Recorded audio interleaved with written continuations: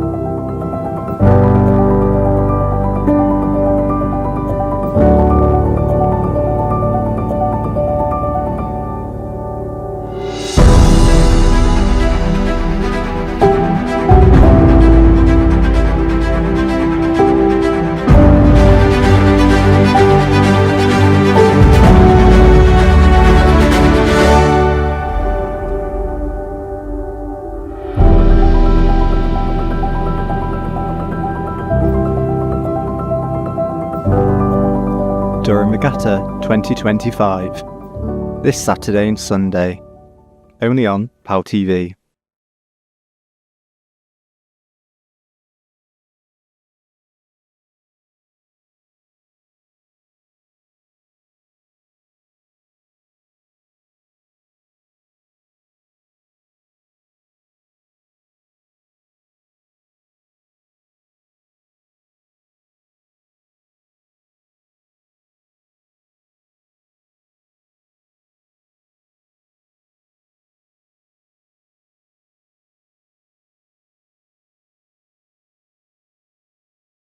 Good morning and welcome to the Durham Regatta Day 2.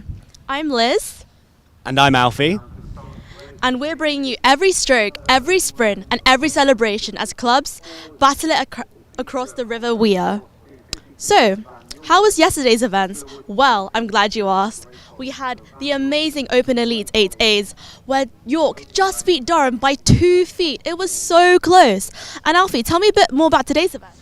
Well, yeah, so today we're switching to a little bit more of a long course format, which also has the very difficult Elvid Bridge to get around, which is the narrowest bridge that you can race across in Europe. So we have a fantastic day of racing ahead of us. So now it's time to hand over to our commentary team.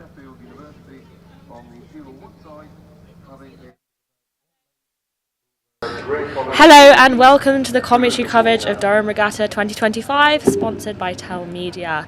I'm Georgie and I'm joined by my fellow commentator Josh Mitchell to take you through the morning races until 11:30 a.m. So this morning we have the long course, the 1,800 metre race from the start line near Dark, along the race course through Elvit Bridge, past the Student Union, along the minute stretch and concluding at Count's House. And we also have the short course races, a 700 metre sprint from the start line near Dark, along the race course concluding just past Bath Bridge. So the current race coming down the racecourse now is race number 2, which is Van Mildert Boat Club versus Grey College. They've just left the start line and they're looking very close. The blades almost like they're going to be clashing, and it looks like Grey are just pulling away slightly now. We're not 100% sure which Van Mildert crew they've put out today, but the Van Mildert Open Cox 4s came third in Band 1, first in Band 2 and fourth in Band 3 at Tyne United New Year's Head earlier in January this year. So this race really could be all to play for. Van Mildert seem a very strong crew and they both seem pretty evenly matched. Yeah, they're about halfway down the racecourse now and they're still pretty evenly matched. I think Grace have the slight edge, just waiting to see how it's going to play out as they come past cuffs.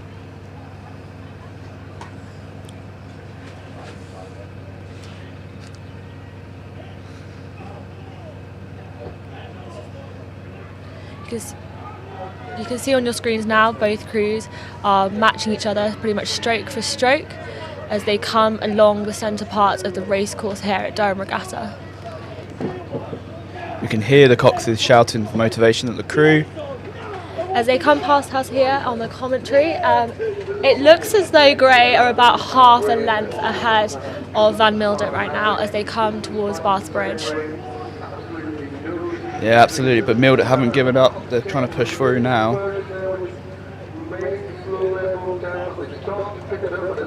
Still very level, this could go either way. Grey still looking strong.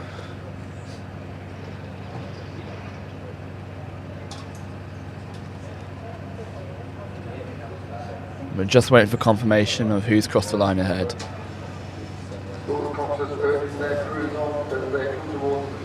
you can see the finish line now on your screens. Expect boats, here they are. And that's looking like a close but a Grey victory as they get very close towards the finish line. And that looks like Grey's taken that race. Yeah, well done Grey, that was a very close race. Van Mildert did not let them get that easily as well. They put up a very good fight. So congratulations to both crews. Yeah, absolutely, some great rowing. We'll probably catch them later on this morning as well as a lot of the finals for these early races wrap up before 11:30. So the next race is lining up on the start line. It looks like Hildbeed versus South, which is race number 4, ahead of race number 3. This race is for the Open Non-Championship Cox Falls A.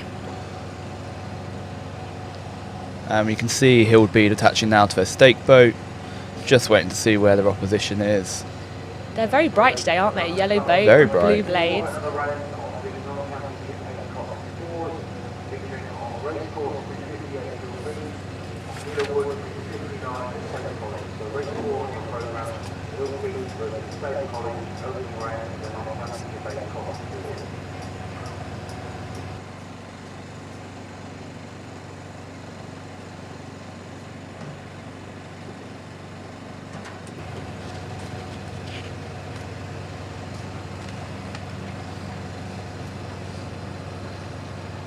And we can see the opposition now trying to attach the stake boat. Looks like they slightly overshot.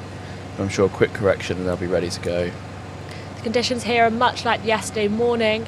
It's slightly warmer here today and a little bit less muggy in feeling, but the river is pretty much as stable as it was yesterday, and far less breezy than we concluded with the races yesterday as well. So hopefully we'll have some nice clean races and it should be a good start to the morning. And both crews are trying to get themselves straight now. It looks like there's a little bit of wind pushing them slightly off centre.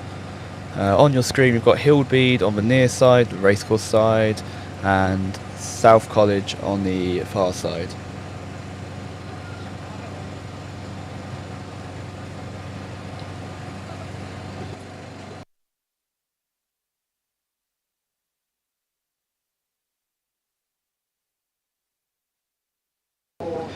And they've pulled away from the start.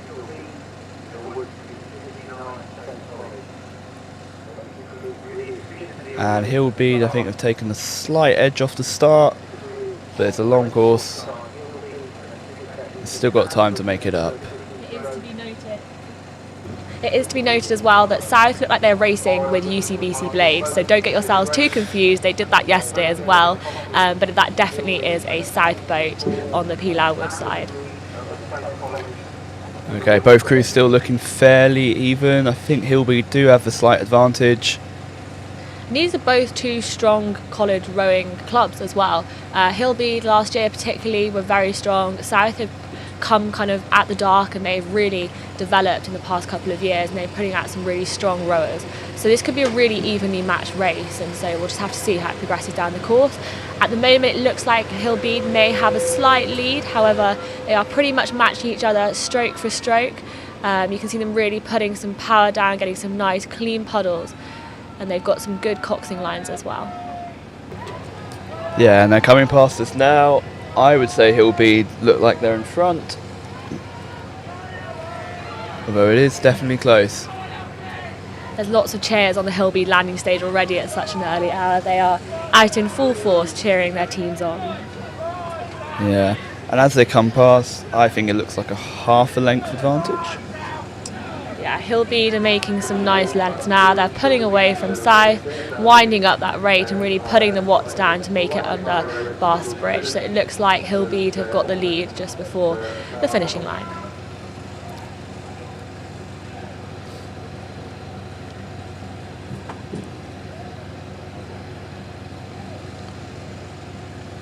That was a really nice clean race though. The puddles are looking lovely as well.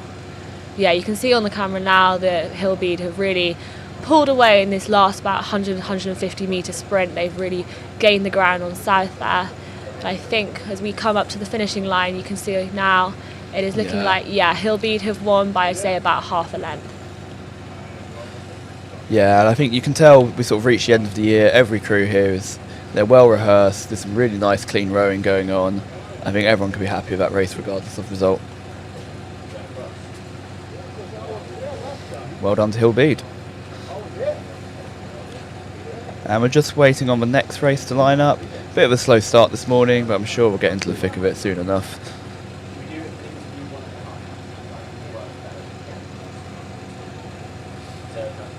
On average, most crews have probably arrived here this morning about 6:30 to get themselves prepped, if not earlier, to get themselves prepped and warmed up.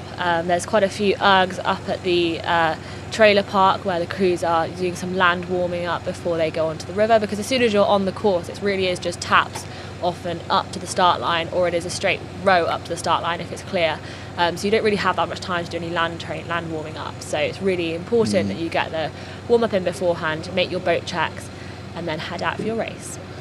Absolutely. I mean, I was out there yesterday and it was about 5 minutes from when we were on the water to starting the race. It really is a quick start.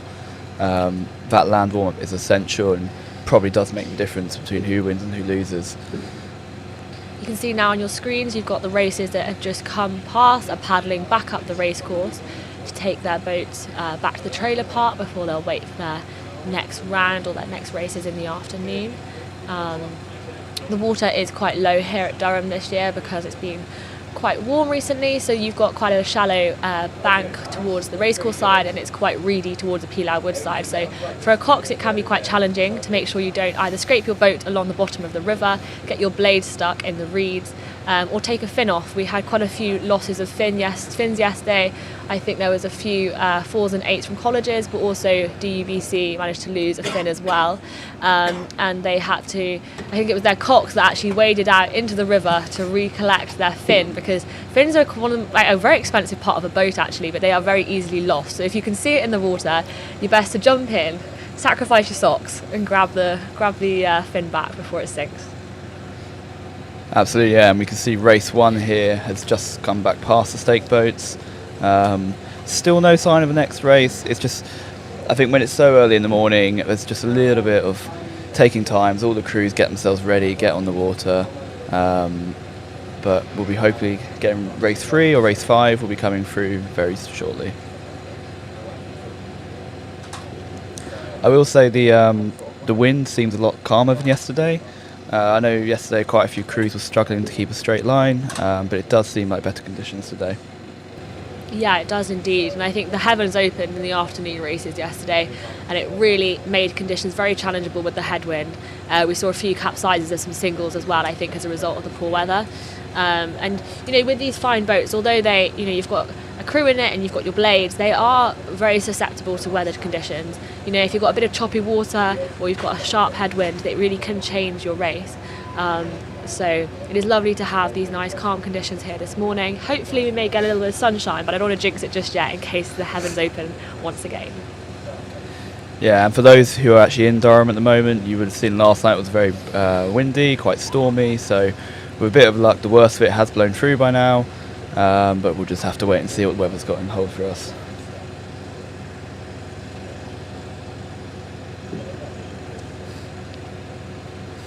A little bit of context on how the regatta kind of runs. So up at Dark there is a couple of fields, normally the rugby fields, that become the trailer park for the weekend, and there's a mixture of boats on trailers, so they're stacked up on trailers, pre-rigged, which is not normally what you have at a regatta, but they're usually rigged and ready to race. If not, they're on trestles and they're either tied down with boat ties, or they have their blades put into the gates in order to keep them stable. So especially under these windy conditions, a concern is that the hulls of these boats are so light they may just roll off the trestles, so you have to kind of anchor them down. It's almost like pegging down a tent, but you do it with your blades instead. So at the top of your screen now you'll see that there is another crew approaching. This could be race 3 or race 5, we'll get confirmation in a second. So they're definitely back on track, they're pootling down the course ready to start their race.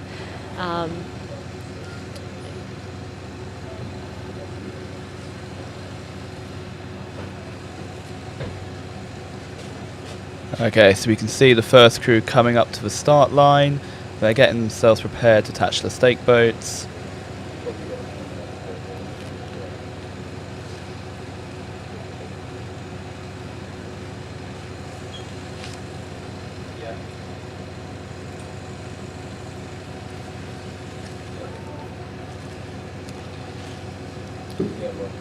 And we can see their opposition is now coming around the corner as well.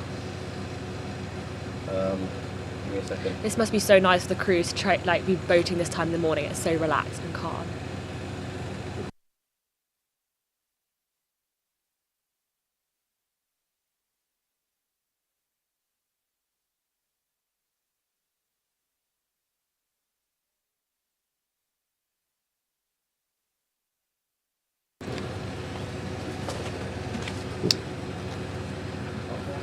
You see in the bottom of your screen now, you've got, I think that's Hillbead paddling back up from their previous race as well.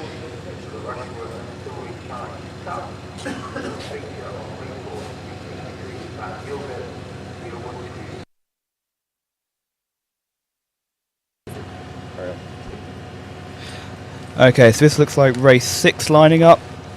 On the far side of the screen we have Yarm School, and on the near side it's Van Mildert Boat Club with their distinctive yellow blades.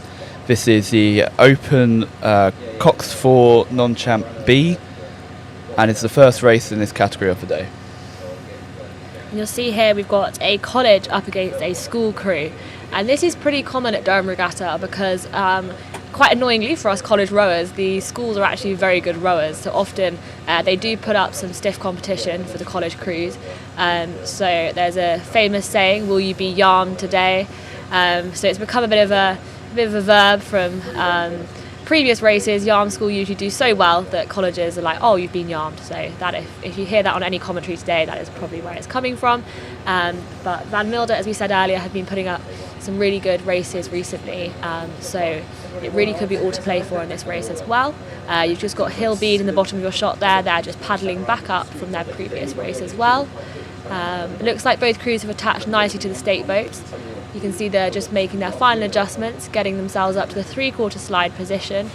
They're squaring their blades, burying them, and waiting for that attention call to start the race. Oh, it looks like Van Mildert have seemed to become unattached from their stake boat. I don't know if they're correcting their line. If you look at the pattern in the water, you can see there's quite a bit of crosswind, probably pushing the boats off course, so they're probably trying to correct for that.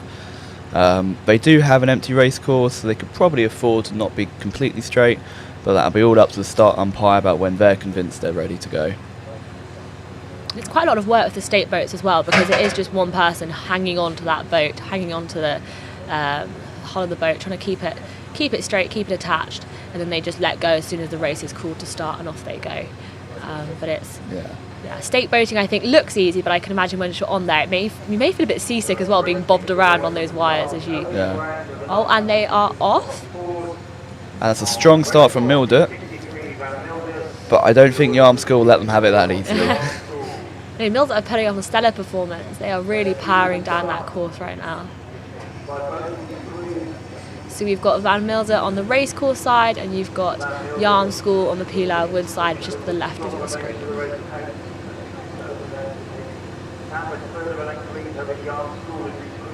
So we've heard if Mildert have just got a slight advantage over Yarm School as they're coming up to the Collingwood landing stage for sort of quarter point of this race, and it's sort of where you lock in and try and keep your lead over your opposition. Yeah, you can see they're really lengthening out that strive now. They're putting the power down through the legs. And you can see they're looking really nicely in time as well, and then the cocks will be calling them on. They'll be really motivating them now at this part in the course, and then you've got Yarm School on the other side, and they'll be trying to gain that little bit of distance that has now grown between the two crews. They'll be trying to gain that back.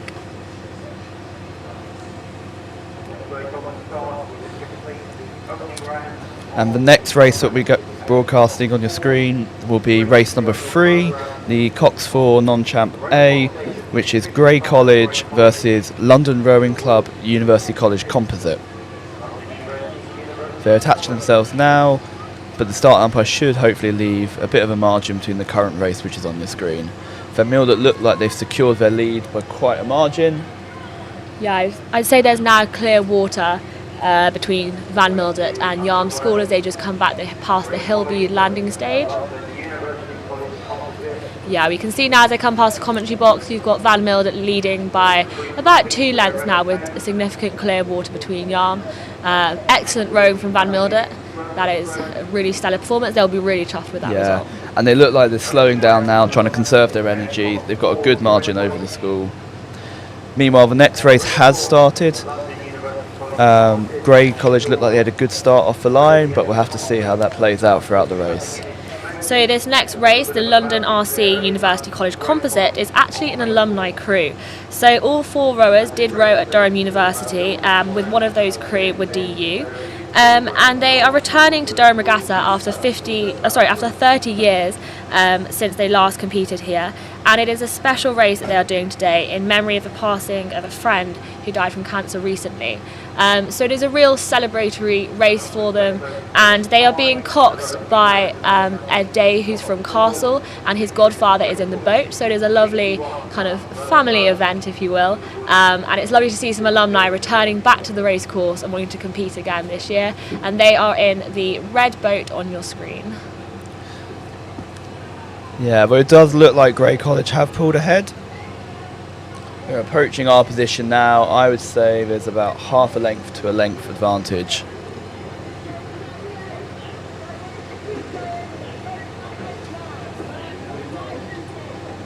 And as you see on the screen, there's over a length clear there. I'd say about a length and a half. Grey College look like they have got it in the bag. They've rode past us now, and I think that lead's extending to almost 2 lengths. Yeah, I think Grey definitely have got the win there, but I think for the Castle alumni, it's just wonderful to get them back out on the water and to enjoy some time on this race course and reminisce on the past 30 years since they were last here. Hopefully maybe one day that might be us, Josh, coming back to race again. Absolutely. And the next race is race number 5, which is the Open Non-Champ B Cox 4, which is Lambton Rowing Club versus Durham University. So this race is racing for the Rushworth and Story Challenge Cup, which was won in 2024 by York University. There are 14 crews in this competition for the Cups. There'll be many races out today. I remember that race. I lost in the finals for them. Oh no! Sorry to bring that back. So on the racecourse side, slightly behind the leaders that are on the Pilar Wood side, you've got Lambton Rowing Club. So this crew is based just a little bit further north of Durham, just above Chester Street. But they are racing on somewhat of home waters here, as they also row on the Weir. And you can see there, as they're in their picture, they do have their iconic tan and black all-in-ones with the stag head design. And in your picture now, you can see both crews coming down the course. Lambton are taking a slightly wider angle, but it does look like they're matching each other now pretty much stroke for stroke, and Lambton, I'd say, have made some ground back. I would agree. They're heading now towards our position.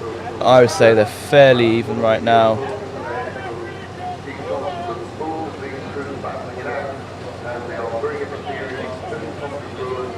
It does look like Durham University are just pulling away now as they come past the commentary box.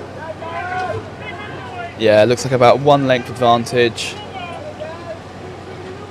You can see on your screens now that that's Durham University 4. They have got a bucket rig going on there, which is where you've got 2 bow sides are next to each other, so like one after the other, and then you've got 2 stroke sides on the other side. That is usually put in for balance, if it works better for the crew in terms of timing. It's just like it's like having a sports car and adding a few little extras to it. It's what you can do with a rowing boat to make it that little bit faster. And as we watch them cross the line, I think Durham University have it.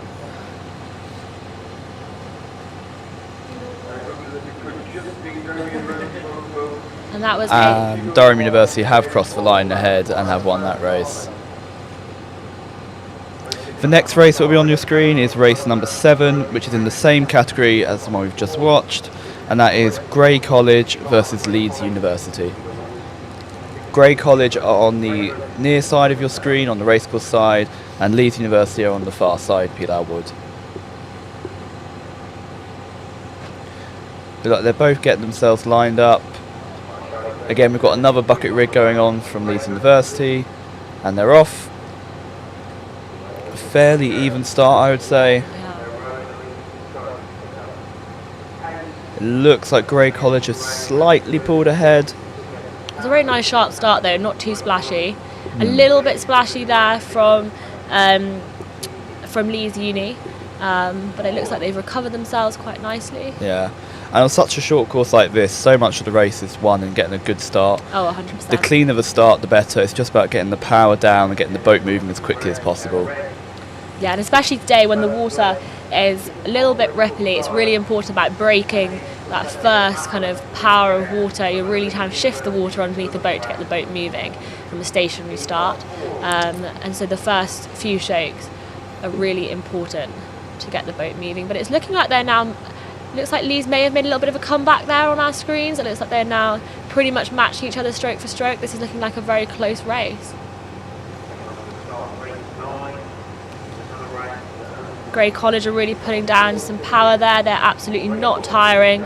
They're not going to let Leeds try and take this back off them. They are really giving it their all. It's looking like a very clean race there. Got some lovely catches from both crews. Oh, a slight slip up there from Leeds, ever so slightly.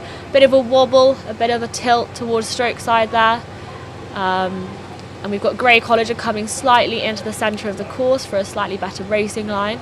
As they come past us now, I think Grey do just have it, but it's definitely still up for grabs. Grey College have veered over to the other side of the river a bit. They're probably going to be told by the marshals to leave. I think they might have hit blades, and now Leeds are pulling way ahead. Yeah, Grey College really slowed down then. It looked as though they got a little bit too close to that Leeds boat and had to watch their catches, and as a result they ended up washing out on the left-hand side of the boat, the bow side of the boat, and it looked like they lost a lot of power then. So I think we can safely say, unless they have some speedy comeback, I think that may be a sneaky win for Leeds University. I think so. I think as they came past, you could see that Grey were on the other side of the marshalling lane. They were probably being told by the marshals to move back over. Okay, and the next race on your screen will be in the same category again, Newcastle University versus Durham School. They've already left the start line, but they are looking very close to each other again. I think they're sticking to the middle. It looks like Newcastle University are pulling ahead, but they are both very close to each other. And this race is for the Open Non-Championship B Coxed Fours. And you can see this on your screen now. You've got the Newcastle in the blue all-in-ones. They're about a length ahead of Durham School.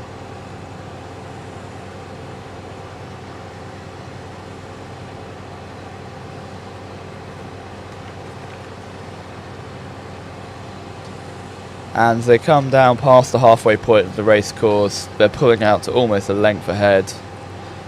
I'd say Newcastle University have got this in the bag. You'll probably even see them start to slow down soon to try and conserve as much energy as they can for the next race.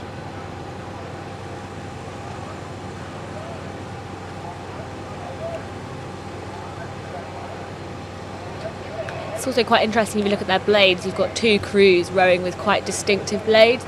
On the Newcastle blades you've got the star, and then on the Durham School's blades you've got their crest, and it's quite unusual compared to the other blades we see mostly on this course, which are either bolt colours or they're often striped or chevroned. So they're pretty iconic to spot, especially the Newcastle ones as well. And the next race is going to be race number 8, the Open Non-Champ B Cox 4, which is going to be St Cuthbert's College versus York St John.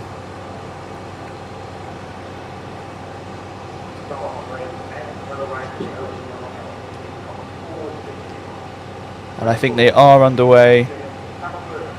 Just seeing now on the finish line, Newcastle University confirming that lead they built up on the race course. Again, another nice clean race. They're doing well this morning. Everyone's putting some nice power down, clean puddles. Conditions look pretty optimal. There may be a slight headwind on the course now, judging by the buffering of that banner. So this race, St Cuthbert's Society, we're not 100% sure again which crew they've put out today, but they're opened Cox 4s, one at Hexham in Band 2 against University College. So they are should be pretty evenly matched against York. As you can. That being said, York St John do look like they have pulled away with quite a big lead. I think we did miss the star. I'm not sure if something happened there, but at the moment it is looking like York St John's race. So the York St John, a little bit of context about their boat club. It is 170 years old and it was founded in 1853, but obviously that's not quite as old as the Durham University oldest boat club, which Josh and I are both from, which is University College, which celebrates its 191st year this year, and it is only 1 year younger than the Durham Regatta itself, which is celebrating its 192nd year. So we've got the bag in the history front, I think. I wonder how many years we can keep saying that.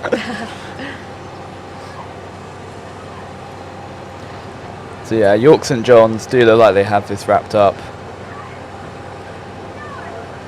At the start line, the next race is getting ready. That will be St Mary's College versus Leeds University in the Open non-champ B Cox 4 as well.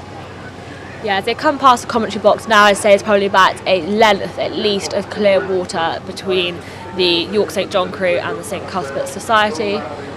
York St John there sporting some very similar kit to what we saw Hill Beedon earlier, similar blades, similar kind of light blue colours. Very common for a lot of rowing crews. And then in the bottom corner of your screen now, you can see St Cuthbert's Society really fighting back in the last stages as they come under Bath Bridge, but it does look like a win for York St John. Okay, and the next race is lining up again, so that's St Mary's College, Leeds University. They've just left, fairly evenly matched start. They're getting quite close to each other. I think the marshals will be shouting at them to separate. Still very close. I think they might have just hit blades. I think they have. But they've both managed to keep rowing, and it's looking like Mary's have got the better deal out of that and have pulled ahead slightly. This Mary's 4 did win their heat against Castle at Hexham, but I think they were knocked out in the semi-finals. At bow seat today in Mary's, we have the Mary's president rowing, who started rowing in 2022 in his first year, and he's now president for the second consecutive year. So it really shows the progression you can have within these Durham College crews, how you can start as a complete novice and then you can be racing in the non-championship B Cox 4 open races at Durham Regatta. Yeah, and you can see on your screen, Mary's have pulled ahead. It's not completely wrapped up, I'd say. They're still at risk if there's a slight mistake that Leeds could row through. But if they keep on at this rate, I think they'll be okay. As we saw earlier with the previous Leeds crew, anything can happen in these races, and especially on a short course, one minor mistake, one slight catch of a crab, especially in the middle half of the race, really can scupper your plans and your opponents can easily sneak through. So it's really important when you're racing, especially when you're coxing, to really make sure the crews push and push right to the line, because it really is all to play for right to the line. You can see some amazing comebacks in the last about 200-300 metre race. This is a 700 metre course, so it is pretty much a full-out sprint. I'd say most crews are racing anything from about 32 up to about 42 on average, depending on the crew ability and the boat. But it's looking like a very strong race here as they come up. As they've just come past our commentary booth, it looks like almost a 2-length advantage. Mary's could probably start slowing down a bit now. And you see them going underneath Barnes Bridge, really confirming that lead they've brought up and worked hard to achieve. You can see Mary's there with the strong purple blades, not to be confused with the DU blades, which are a little bit of a lighter kind of lilac-y colour. But yeah, as you can see on your screen now, Mary's have really made a big lead against Leeds University. They have easily won this race, as Leeds only just passed under Bath Bridge, and I think we can say Mary's would have probably finished their race by now. So congratulations to Mary's. That was a really nice race. I think there's going to be a slight pause in racing now as they set up for the first of the long course racing. So this will involve going past the finish line we've just been watching and through Elvitt Bridge, which, as Georgie mentioned, is the smallest bridge in Europe that you can race through. And then they'll be going down what we call the minute stretch, so past the Students' Union, quite a few of the other college boathouses, and then finishing near Count's House. The total length is about 1,800 metres, and it will really test the stamina and endurance of all of the crews. Indeed, and right now you can see there's some crews just paddling back up the river. The aim of the marshals now will be to try and clear the short course, make sure it's completely paddled through, and then they will then send down the long course. So it's quite, the long course is, I'd say it's a little bit more of a test of stamina, because it's not quite a kind of professional regatta length such as Henley, which is about 2k. It is a little bit shy of that. However, it psychologically feels quite a long race, because you've got this long straight here along the race course. You go through Elvitt Bridge and you're like, oh, it must be done by now. But no, you've got another at least about 800 metres to paddle through, race through. So it is quite a It's quite a test of endurance. It is worth to mention that this morning there are 2 key trophies up for grabs. So across the Durham Regatta as a whole, there are 57 trophies that can be won across both days of racing. But today there are 2 key trophies. So firstly, we have the Durham Challenge Cup. This is the Open Championship Coxless Fours. It is on the long course, and it is the taking part in this race that we have 3 crews. It is Durham Arc, Tyne Arc and Tyne United, and it is pretty much the battle of the Northeast big 3 rowing clubs. There was no event last year, so there were no winners to call back from, but this could be a very tight race. Tyne Arc rowed yesterday against Newcastle and Durham University, and they put out a really good performance. And then secondly, we've got the Grand Challenge Cup. This is the Open Championship Cox Fours, again on the same long course. However, this is pretty much the battle of the unis. So this is 2 Durham University Boat Club races, 1 Newcastle University Boat Club and 1 Tyne Arc, again rowing in that race. This was won by Durham University Boat Club last year. So it really could be all up to play for. It could be another Durham win. We will wait and see. Yeah, and I'd say another challenge with being on the long course is the Cox's ability to steer through Elvet Bridge. It's very tight, it's hard not to get sucked in early, so hopefully we'll see some interesting racing and get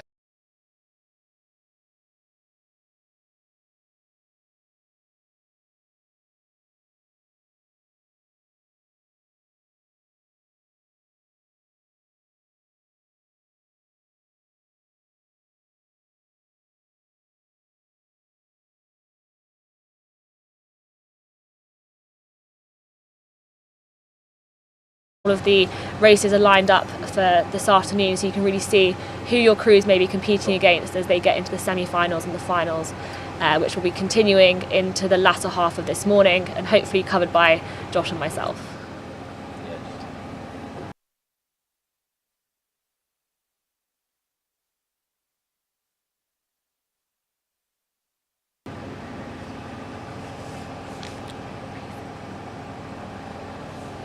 So you can see on your screens now, we've got another 2 crews who have lined up, and we are thinking this should be the long course competitors, as that is the next race on the racing schedule.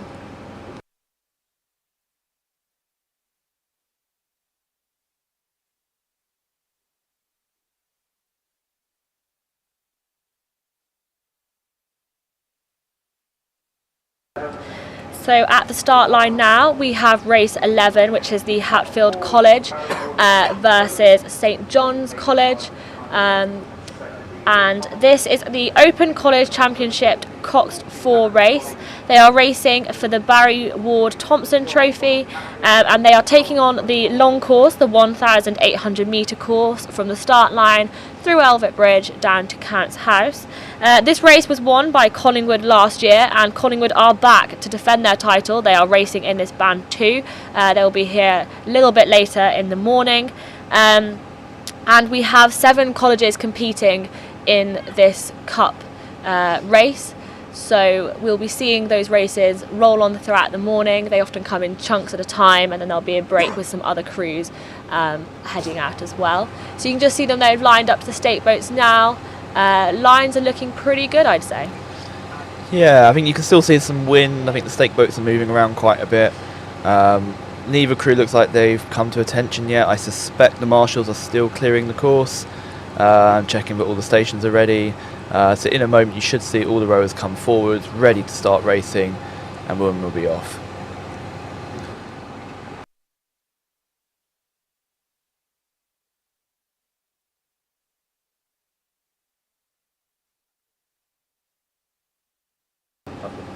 So on your screens now, you've got Hatfield College on the bottom half of the screen. They are the racecourse side, and then you've got John's College on the top half, which is the Pilau Wood side. So they will be racing side by side down the racecourse, and then they'll be squeezing through Elvet Bridge, and then hopefully either side by side again and down the other half of the long course, or if there's a gap built ahead, they may choose to take the central stream channel, which is a slightly faster racing line, and race behind each other if one crew is specifically pulled away from the other. But yes, we're just waiting for confirmation of this race to start, but it does look like both crews are aligned. I think the Cox's hands have gone down, which means that they are in position. I think again they've been told not to get ready yet. If you look, both crews are currently at what we call backstops. They're just sort of sitting back, trying to sort of keep their nerves down, settle in the adrenaline, mentally prepare themselves for the race. It's a long race to run. Obviously you've got your opposition alongside you the whole time. It's sort of a very mentally challenging. The Coxes as well, you've got to provide motivation for the crew as long as managing the race plan, and crucially with a long course they've got to navigate their way through Elvet. I'd say it's a very tight bridge.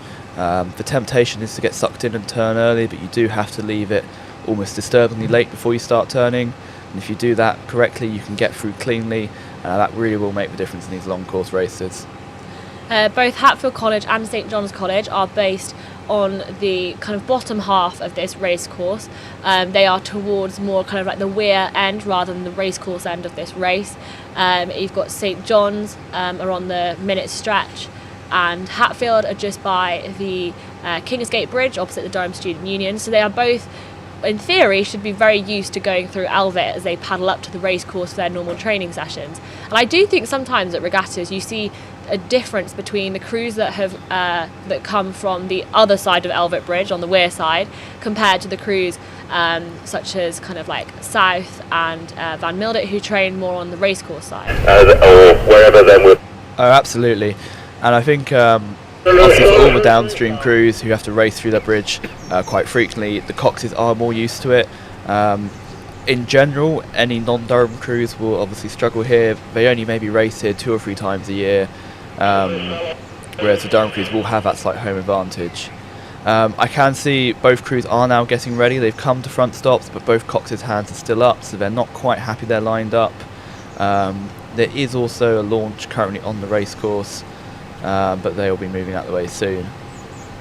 And the hands have come down from the Coxes, and they're off. Powerful start from both of them. Quite a snappy, speedy start from Hatfield in particular there. They were really rolling through that racing start quite quickly.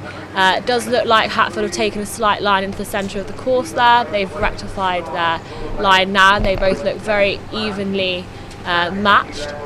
I say in terms of racing experience, I say both crews are pretty well matched this year in terms of colleges. I think Johns have had quite a successful year so far. They're often kind of one of the colleges Durham crews are now looking at as a little bit of a concern in the races. And Hatfield are kind of one of they're the second oldest university college here at Durham, and they are always kind of one of those colleges that you are aware of when you come out to race. So it could be quite another quite an even matched race, and also on the long course it really is all to play for.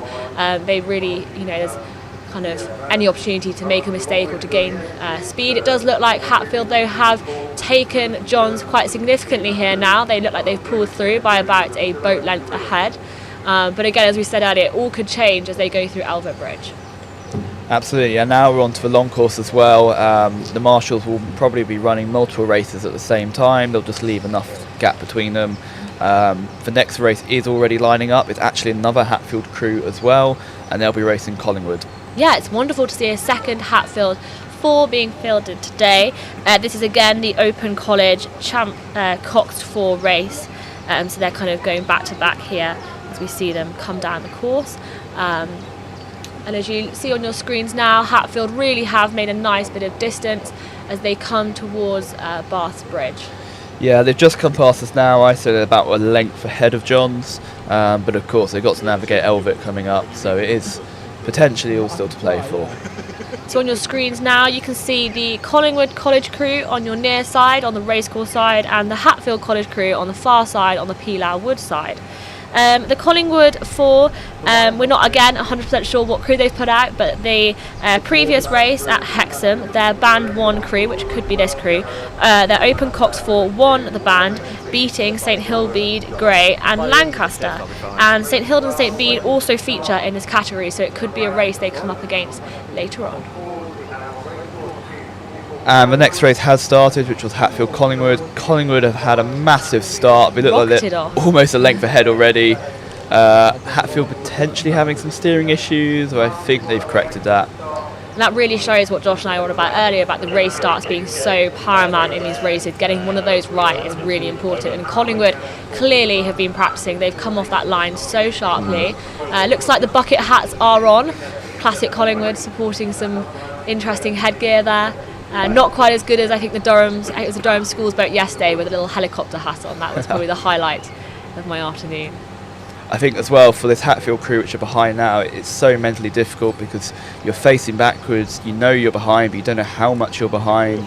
The Cox does obviously know, but they'll have to do their best to try and motivate the crew. They'll be telling you something else. They'll be telling you, we have a lovely Cox at Castle, but she'll always tell you you're very close, but actually you're probably about 2 lengths out. But as we look on the screens now, you can see the first race that we set off earlier. This probably will be Hatfield coming through Alvet Bridge. Looks like both crews pass through there very cleanly as well, but you can really see the sharp angle they have to take. And it looks like the Johns crew, which I think is coming behind, could be in a little bit of a pickle there with the wide angle they took.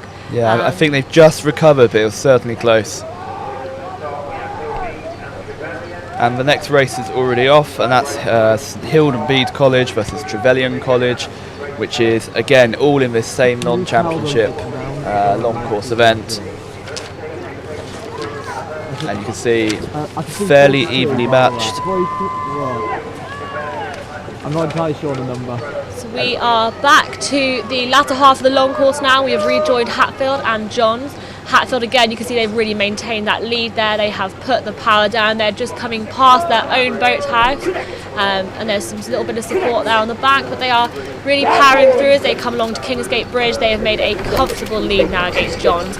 I think unless they have a big error in this race, we can say Hatfield probably have wrapped this one up. But they are looking really nice, clean, sharp line there. They've maintained their racing line, lovely to the bend.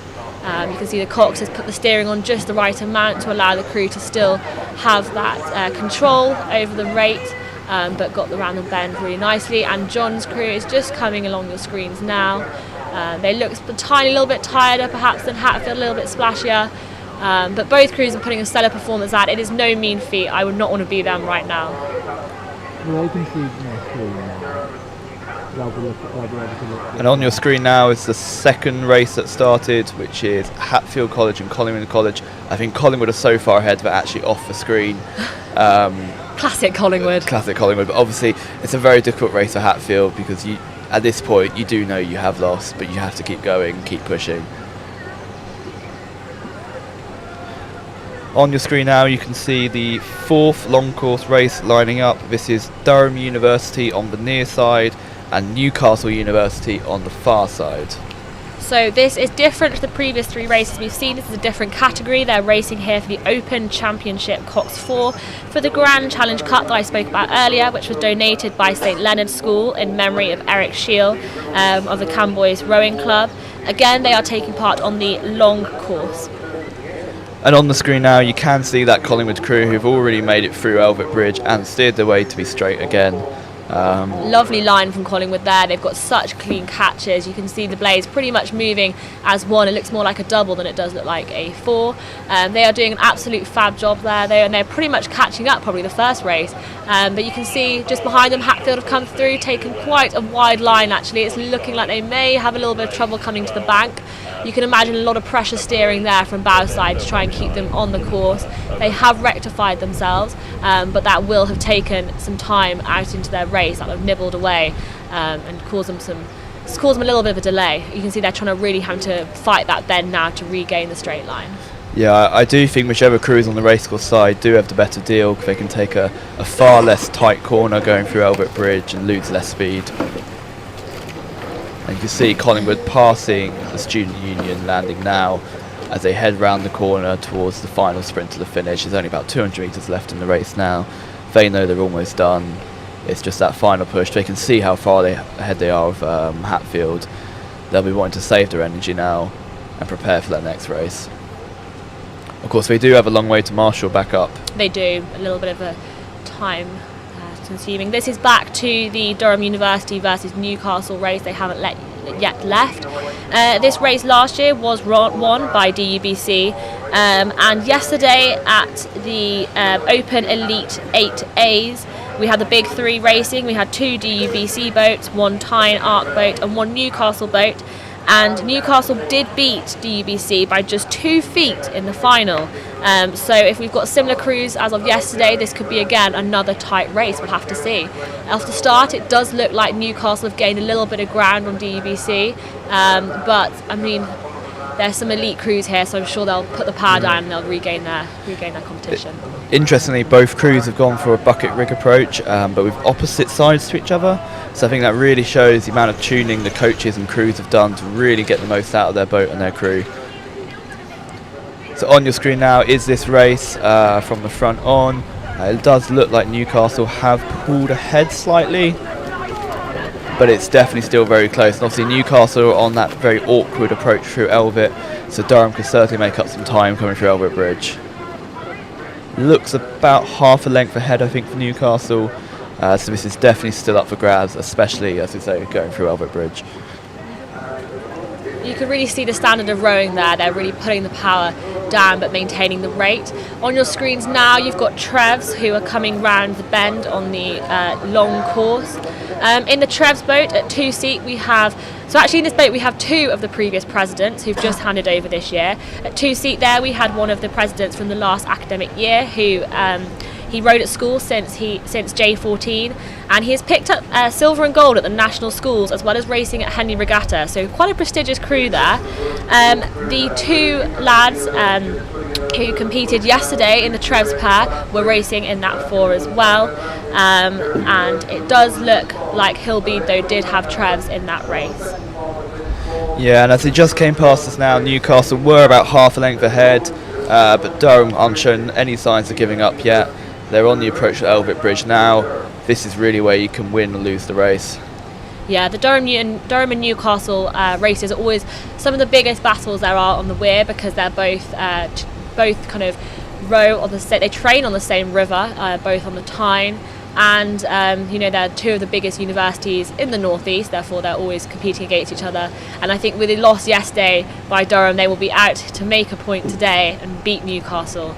So we'll have to see if they can do it. Neither on home water for both crews. DUBC don't train on the Weir anymore. They prefer the bigger and larger river of the Tyne. Okay, and now on your screen you can see the other side of Elvet Bridge. We'll be expecting to see both crews coming through almost at the same time. It's going to be tight when they leave, and we'll have to see who comes out ahead of this scrap. Elvet Bridge really is one of the best places to watch this race, especially for the long course. It's extremely popular for the head races when you have Durham Autumn Sculls. This is a really popular spot to watch them try and squeeze through. It does look as though Newcastle there had to hold up slightly to get their blades through. It looked quite tight on the bow side of this boat, and they've got a very sharp line towards the bank again. This has been a common theme this morning. I mean, you saw their strokes, you had to pull their blade in. That being said, I haven't seen the Durham crew come through, so just waiting to hear what's happened with them. And here they are now. I think Durham there had a slightly better line. It looks like that little bit of a wider bend from Newcastle may have cost them slightly on their lead. And it does look like Newcastle are trying to push back into the racing line slightly, so there may be a little bit of a clash of blades unless Durham can pull away. But Durham have definitely caught up since that Elvet Bridge passed through, and they are looking like they are matching each other pretty much stroke for stroke now. Both crews really giving it their absolute all as they come down towards Kingsgate Bridge and ready to hit the minute stretch and probably kitchen sink it, as we like to call it, giving it absolutely everything you've got, emptying the tanks, chuck it down on the race course, because this is a really important race for both these crews. Durham will not want to give it to Newcastle, and Newcastle will not want to give it to Durham. And you can see there Newcastle are still about a length ahead as we approach the final stretch of this race. It's going to be very close. Perhaps there Durham have a slight disadvantage having a slightly wider bend coming under Kingsgate Bridge there. I mean, this is one of these races, it's a complete, you're mixed up in terms of whether you're going to get a good side or a bad side. I don't think there is a good side or a bad side, because on the racecourse side you've got benefit going through Elvet Bridge, but then as soon as you come on the Kingsgate side, just as we saw, the bend can really push you out. So I think it's actually quite an even race in terms of the bends and the turns you have to deal with. It actually probably evens out. But I think from our screens now we can probably see that Newcastle has just clinched the win from DUBC. DUBC really bringing up the rate there. Perhaps Newcastle taking a little bit more steadier. But it is again another tight race, but I'm sure DUBC will be gutted if they do lose this one. Meanwhile, the next race is lining up at the start line now. This is a women's champion double, which is Durham University versus Sheffield University. So this race, the prizes are donated by the Northern Rowing Service. Again, they take on the 1,800 metre long course. This race was won last year by DUBC, so it'll be interesting to see how they take on Sheffield. There are only 3 crews competing in this women's championship double sculls, with DUBC second double getting a bye to the final, which will be at 11:09 if the schedule runs to plan. So it really could be a DUBC ex-DUBC final if they do well in this first race. Yeah, as you can see, they're attached to the stake boats.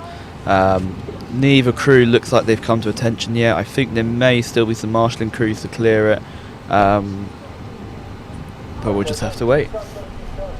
As you can see here on these double sculls, there is no cocks, which means that the bow seat will be steering this boat through power steering, and they'll be checking their shoulder constantly to make sure that their line is correct. So you just saw there in the boat in the bottom of your screen, she did a quick check over her shoulder to make sure they were well aligned from the marshalling lane. They are coming slightly close together there as they kind of finish their race start wind up, but they look as though it could be another close race.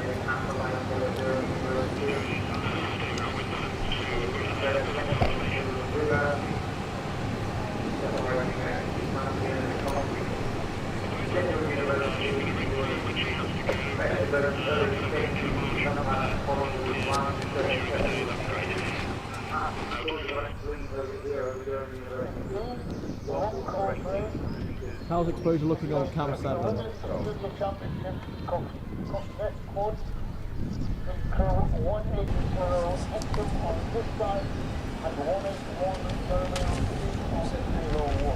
So you have Sheffield Uni there on the Pilau Wood side towards the left of your screen, and you've got Durham University on the racecourse side on the right hand side of your screen. It looks as though Sheffield have built up a little bit of a lead there. Yeah, I think that's Sheffield coming past now with an awful lot of clear water before DUBC come past. So it looks as though, again, this could be a Sheffield win if they continue as they are going so far. And the race you can see on your screen now that's just started is race number 16, which is a women's junior champ coxless quad, which is Hexham Rowing Club versus Durham ARC. So this race is for the Bramwell Trophy, donated by the Boomerang Academy Limited. It's again the 1,800 metre long course. This was won by Durham Arc last year, who are racing in this race right now. So I'm sure they've got all to play for to make sure that that trophy stays within Durham. There are only 3 crews racing for this cup, with Yarm School this time having the bye to the final. And just to go back to the women's doubles, Sheffield are ahead of Durham by about 3 lengths. Obviously we're just under halfway, but as long as they keep this rate up, I think they'll have no issue whatsoever.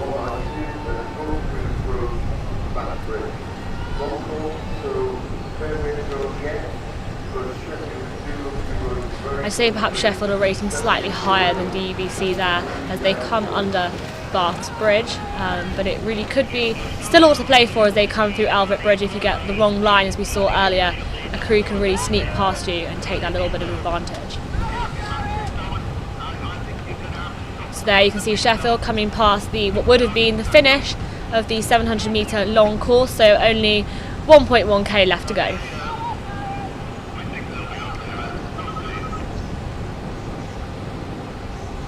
And here we can see the women's junior champ race. So that's Durham ARC, you can see there on your screen. They are racing Hexham.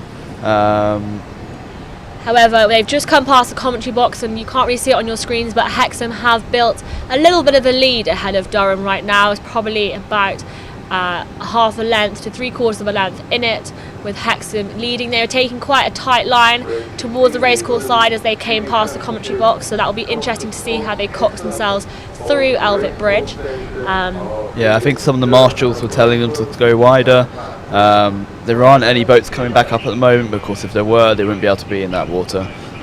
And also it's just a concern, the shallows are so shallow on the racecourse side, you really can end up scraping your blade along. We had a training session just the other day and we remember we could really hear our blade touch, we could feel them touching, but you could hear them scraping along the gravel of the bed because it is so shallow.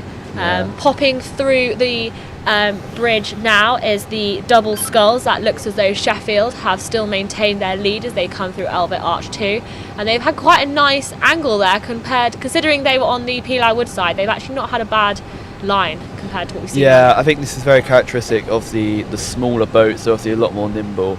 You can see the other double coming through now. Something which could be interesting is the race behind them, which is the women's junior quad. They're going very quickly and they're also about to come through Elvet Bridge now, so I think we might have a bit of an incident where they get quite close to each other. But almost like a head race-esque event now. Yeah, I think we're going to have 4 crews racing 2 races at the same time. So here we go, you can see now we've got one of the Cox's quads will be coming through the bridge now, through Arch 1, which is just off to the right of your screen, so we should see them come into shot. I mean, I guess, are you on now? And here they are now. So they're obviously going as fast as they can. They've got twice as many rowers, they'll be going twice as fast. And I think we might have a bit of an issue where this race in front is either going to have to yield and give way, or someone is going to have to stop rowing. Sheffield Uni there with their slight bumblebee striped all-in-ones, I think it was described yesterday. They have really got a nice rate there. They look really relaxed. They've got a nice settle stroke. They're pulling in evenly into their draw at the catch. They just look quite well matched. I think that's a good pairing from this double. Their catches are very clean, concise. They almost look like they could be a single scull at this point, which is always what you want to see when you're racing a double. You want to see no difference in the blades at the stroke side and the bow side. Coming into your screen now, you've got the DUBC women's double following on from Sheffield. They look a little bit less in sync with their catches, which may be to their detriment, as Sheffield obviously got quite a large lead. But I mean, at this elite standard, the training they put in and the effort they put towards these races, they are both very accomplished crews, so it is a very lovely race to see. Oh, and as predicted, here come the quads. They are catching up the doubles. The doubles may just sneak over the line just in the nick of time, but it does look like the quads have come round. That would be Hexham RC in the lead. They have maintained their lead coming through the latter half of the long course. Dark have not yet been spotted on our cameras, which shows they may be a little bit far behind. Hexham took quite a wide line then coming through Kingsgate Bridge, but they've managed to maintain that racing line now, and I think the double sculls will make it safely home just before the quads come powering along. Oh, and here we see Durham. That's the Durham Arc, also in this race of the Women's Junior Championship coxless quads. They are coming in behind Hexham RC. Quite a bit of distance between these two crews now. Hexham really putting the power down, and they have maintained their lead pretty much since about 200 metres into this race. Yeah, I think that's both races pretty much wrapped up now. The next race on your screen looks like 2 8s are lining up, so I imagine this will be the short course, switching back to another batch of short course races. So this is the women's non-champ A 8+ event, which is Trevelyan College versus St Cuthbert's College. So this is back to the short course. It's only 700 metres, and on your screen you'll have St Cuthbert Society on the far side, and Trevs will be on the near side once the long course events are over. So this women's non-championship Coxed 8 race is for the William E. Neesham Bowl by the Neesham Trust. This was won by Hatfield last year, and they are back in this cup race, and they are racing once again to redeem their title. And there are 7 crews up for this race. We've got Cuffs, as described, who are on the far side. At Hexham, this 8 did beat UCBC, but they lost to Collingwood. However, neither of those crews are racing in this band, so they shouldn't be a threat today. And you can see both crews are at attention. The Cox's hands are now down. Expect to start any moment.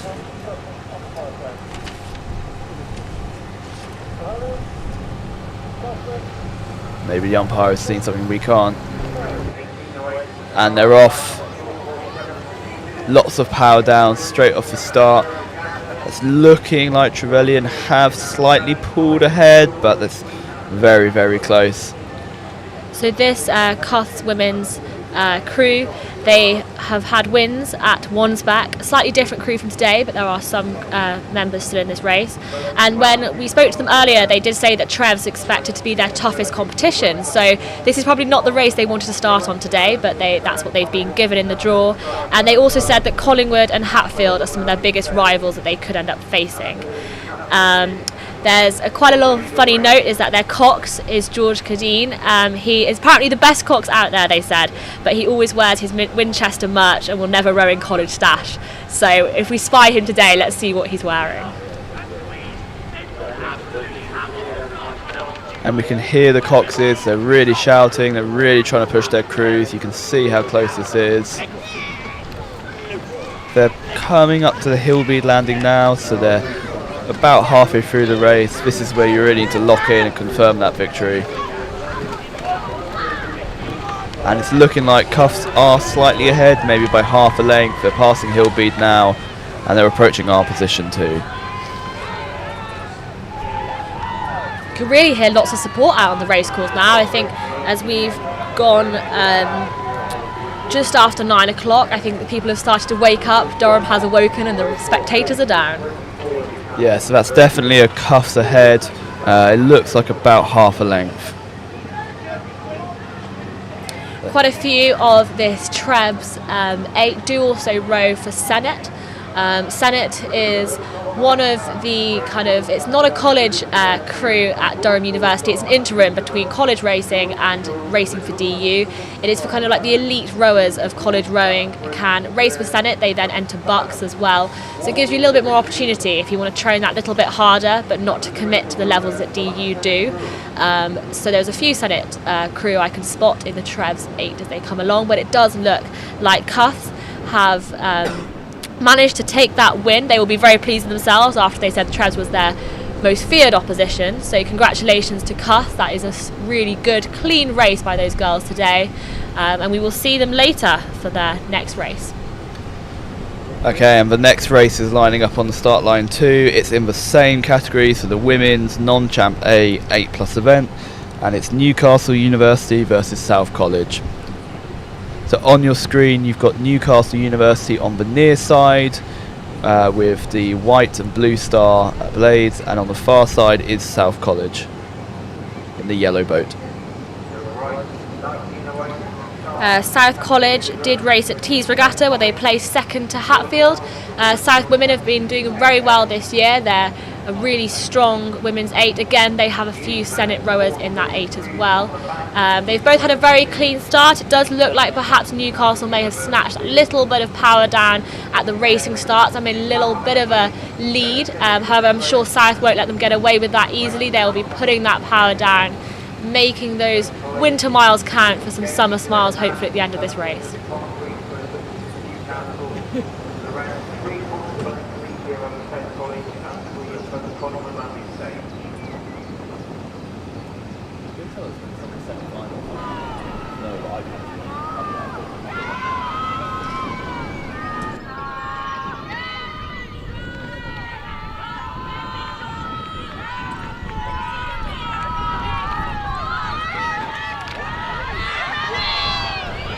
And you can see that Newcastle University has pulled ahead by about a length. This does make them look like a serious contender to win.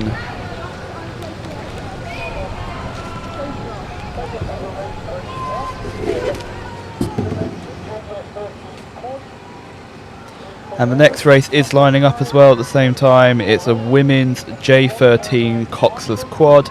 So that means that it's women who are all 13 or under, and it's going to be a coxed race as well. So these tend to be very quick boats, and it's going to be St Leonard's School versus Lambton Rowing Club.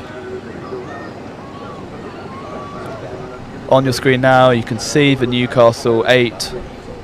They're rowing very cleanly, some very crisp catches on the blades. They're coming through Bath Bridge. They're about a length and a half ahead of South College, and then you'll probably start winding down soon.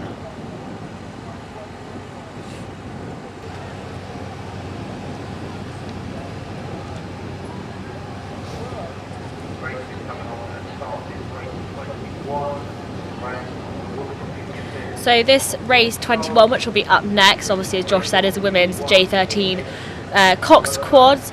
It was won last year by Durham School, but they are not racing in this race this year. There are only 3 crews again for this competition, with Lambton Rowing Club, which is their second crew they've got entered, getting a bye to the final, which should occur at 11:21 a.m. this morning if all goes to plan on racing times. And they're off, and they've had, looks like their free seat in the yellow boat has had a bit of a poor start. That looks like St Leonard's School. Yeah, it looks like St Leonard's School caught a little bit of a crab there, or slipped their blade slightly, and being a quad, it's often a bit hard to recover because you've got 2 sets of blades rather than just the one, so you can end up with people clashing front and behind you, and therefore it's really hard to maintain that position. You often have to stop a little bit and restart, which is what they've done. However, they haven't seemed to have lost too much distance. They've really put the power down to try and claw back that little bit of lead that they gave Lambton. I think their bow seat's having a little trouble. It looks like they're struggling to get their blade in time. As we say, this goes back to us talking about how important the start is. Let's try and get another angle on them. We'll try and work out who's ahead. It does look like a very close race despite the start.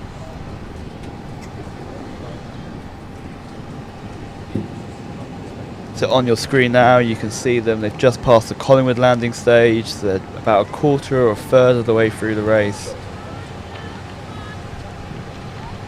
And we've also got some crews starting to marshal back up the race course, so this is going to be another obstacle that the racing crews will have to avoid. So these marshalling crews will be the long course rowers. They will have been paddling back up since we last saw them race down. Obviously it's a little bit of a long course to come back up from, so they'll probably be appreciating this little bit of recovery, and they'll be tucking into the bank to allow this race to come through. It does look that Lambton RC have managed to get a nice lead against Leonards, though Leonards are fighting back. You can hear them calling within their crew. They are really not giving up. They are wanting this. They want to beat Lambton, but Lambton have been putting out a stellar performance so far on this race. But Leonards could claw it back. We'll have to wait and see. Yeah, absolutely, and they're approaching our position now, just coming past Hillbead, I believe.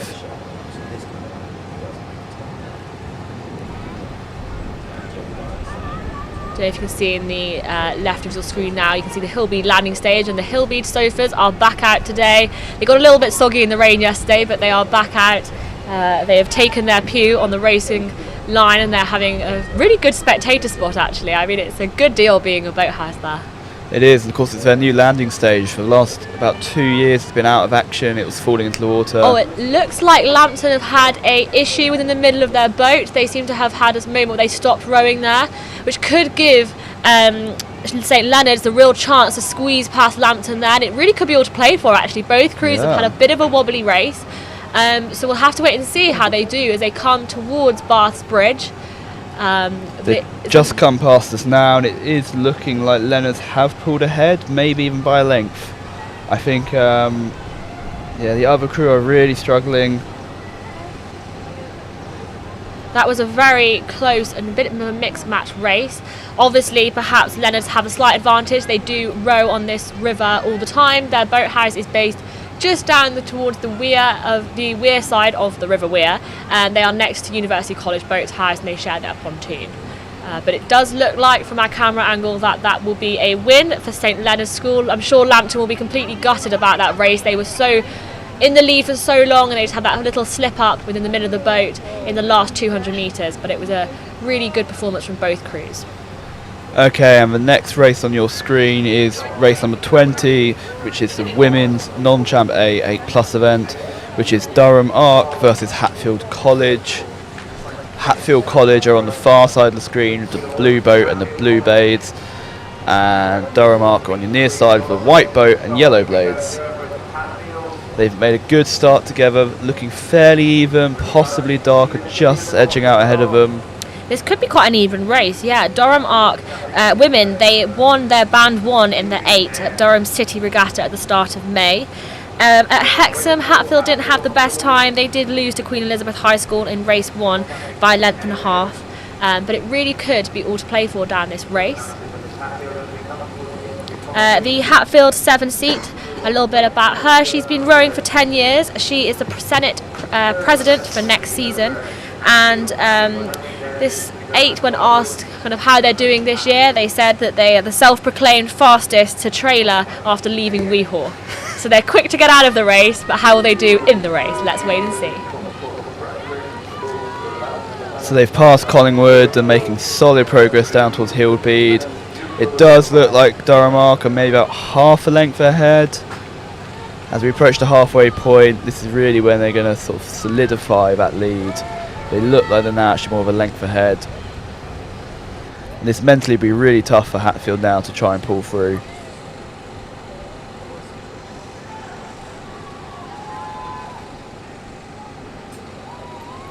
And they're coming past Hillbead now, they're coming past our position. It looks like it's about a length ahead. Yeah, Durham are having an absolutely lovely race. They've really put the rate down nicely. They've maintained their lead they started with against Hatfield. Obviously both crews do row on the wind normally, so this is home water for them, but it does look like Durham have really put the power down, showing off their lovely yellow blades there as they come towards Bath Bridge. And dare I say it, but the weather even looks like the sun's come out now. I think they're all wearing sunglasses in that boat, so I don't want to jinx it, but hopefully it'll start looking a bit of a brighter day. Sunglasses now, raincoats in half an hour. Meanwhile, the next event has started. It is a women's junior 15 coxless quad, which is Yarm School versus Durham Schools. It's 2 schools racing each other. Durham obviously has a slight home advantage. They're used to rowing on this river, but it is only a short course event, so the sort of challenges at Elbit Bridge won't really be an advantage to them or a disadvantage to Yarm. As you see on your screen, Durham Arc have just crossed the line ahead of Hatfield, confirming their progression to the next round. So yeah, that was a win for Durham Arc in race 20. So back to that quad race, Yarm School are slightly ahead of Durham School. So just on this race, this race was won last year by Doncaster Schools. They are not here this year, probably thankfully for both the other crews. There are 3 crews in this competition, with St Leonard's getting a bye to the final, which is at 11:24 a.m. if racing runs to plan. It does look though like Yarm School have pulled nicely away from Durham School and have maintained, it looks like about a half a boat length ahead of Clearwater. Yeah, it looks like Durham School may be the first crew to get Yarm today. And they're coming up to about the halfway point. Yarm is still ahead. It's a very impressive race though for 2 J15 quads. You know, these rowers have probably only been rowing for about a year, maybe 2 years at maximum. They're still very much learning, but look at how lovely their catches are. They look really concise, really in time. You can see the blades all moving in one clean motion, which is exactly what you want from a quad. Lovely clean puddles reflecting in the sunlight there. And both crews are having a very nice race. I do just think that Yarm School are taking a slightly higher rate and maybe have a little bit more power in their stroke, which is why they're sneaking ahead of Durham here. Yeah, and they've passed us now. We're definitely in the lead. We're sort of approaching that final sort of push, final 30 seconds of the race. There's really a nice coxing line as well. I think that must be said for that race. Both coxes maintained a lovely clean line down the course, staying within their lanes, which is always lovely to see. So our screen has just panned to the race finish of the 700 metre race, and you will see Yarm School there coming through to take the win of race 22 women's J15 Cox Quads. I'm sure we'll see them later. Okay, and the next race is getting ready. They're just letting some marshalling crews come through, so there'll be a minute. But this is going to be, I think, our first Masters event of the day. They're racing 2 coxless quads, so one of them will be doing the steering and the motivation, and it's Durham Arc versus Tyne Arc. So on this race, this is the Open Masters EH Handicap Coxless Quad race. So this is racing for the Wardman Yates Trophy on the 700 metre course. This event did not occur last year. There's a Hexham Tyne Arc composite which have a bye to the final, which is at 11:27 a.m. And on your screen now you can see all of the crews that have just finished in the races. This will be some of the long course ones too. They're all rowing back through. The marshals tend to do this in batches, so they'll hold them halfway down the race course and then send them all through in one go. We can see at the start line on our screen that they're still coming through, so I'd expect a minute or two wait while they sort this out.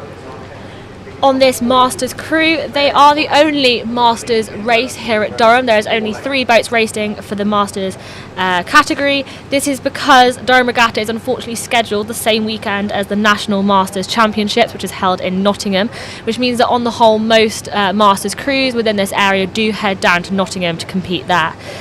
So best of luck to the Durham Arc Masters crew that are racing here from their home turf.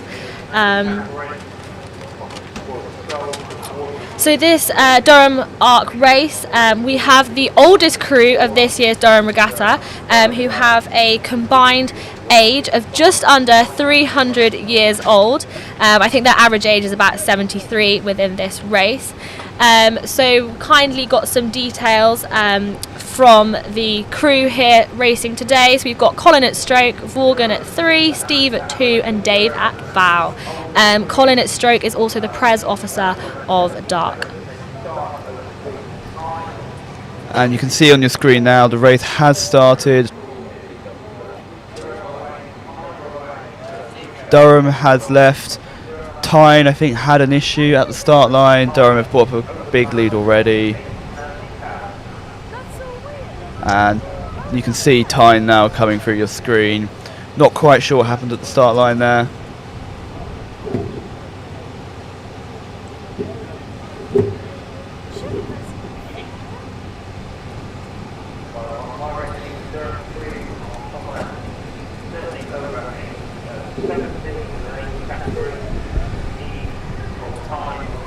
So we've just had confirmation that due to the age differences in the crew, Tyne Arc had a handicap, so they were kept at the start line for longer than the Durham crew, and the chase is now on to see who's going to cross the finish line first. So this Durham crew did actually only learn to row 12 to 14 years ago, so they were a little bit late to the rowing scene, but that's not holding them back, and they are having a good race. They're looking clean at the catches, they're putting the power down, and it's looking like a nice race from them. And you can see the Durham crew on your screen now making good progress down the race course. You can see the Tyne crew is still behind them, but I suspect they'll be catching up quickly, and it will all be to play for at the finish line.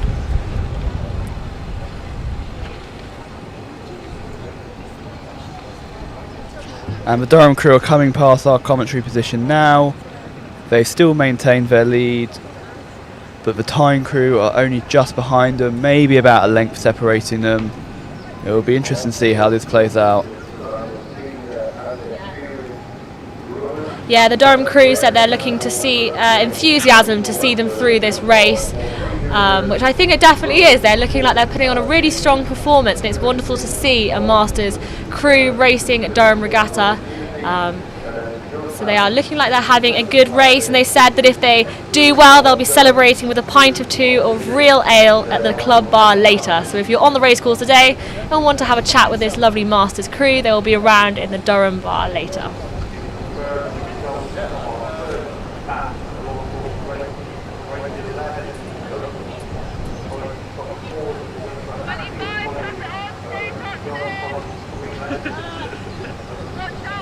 So we're just having some of the long course events confirmed now.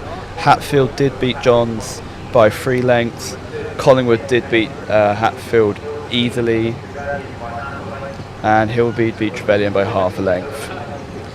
That was quite a close finish, that race. Durham did take a little bit of a line into the other side. However, it does look like that was a win for Durham Arc for the Masters EH handicap race. So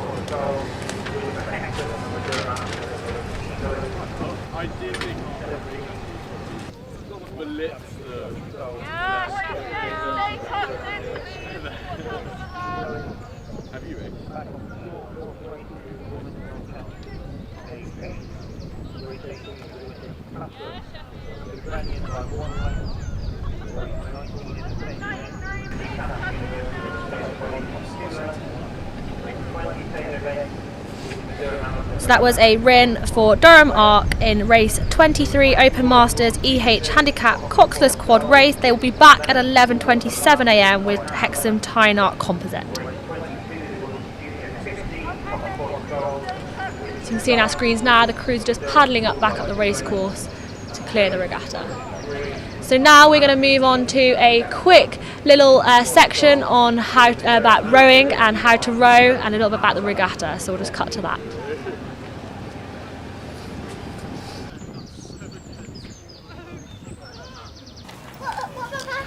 Regatta racing is essentially a series of boat races one after the other. But the important thing to note about regatta racing is it's not necessarily about the time, it's about beating your opponents.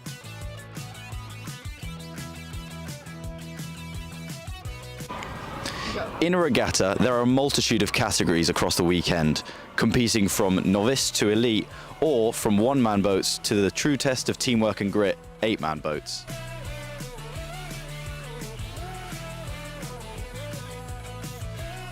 In these categories, teams are placed into a tournament-like bracket.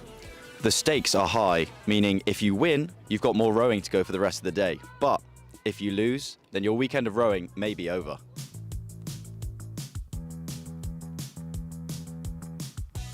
Races begin from a dead start right next to your opponents, and when the starter gives the call to go, they're off.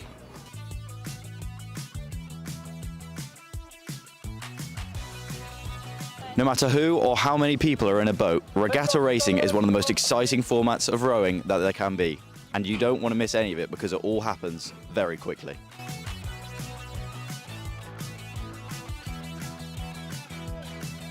I hope this has cleared up the burning question on some of your minds on how regatta racing works, and I hope you enjoy the rest of the racing this weekend. Okay, and welcome back. On your screen now you can see the next race lining up. During the break we had a lot of marshalling crews come back through, so we haven't missed any racing action yet. The next race is race 25, the Open Non-Champ B Coxed 4, which is Van Mildert Boat Club on the near side of your screen with the yellow blades, and Leeds University on the far side of your screen.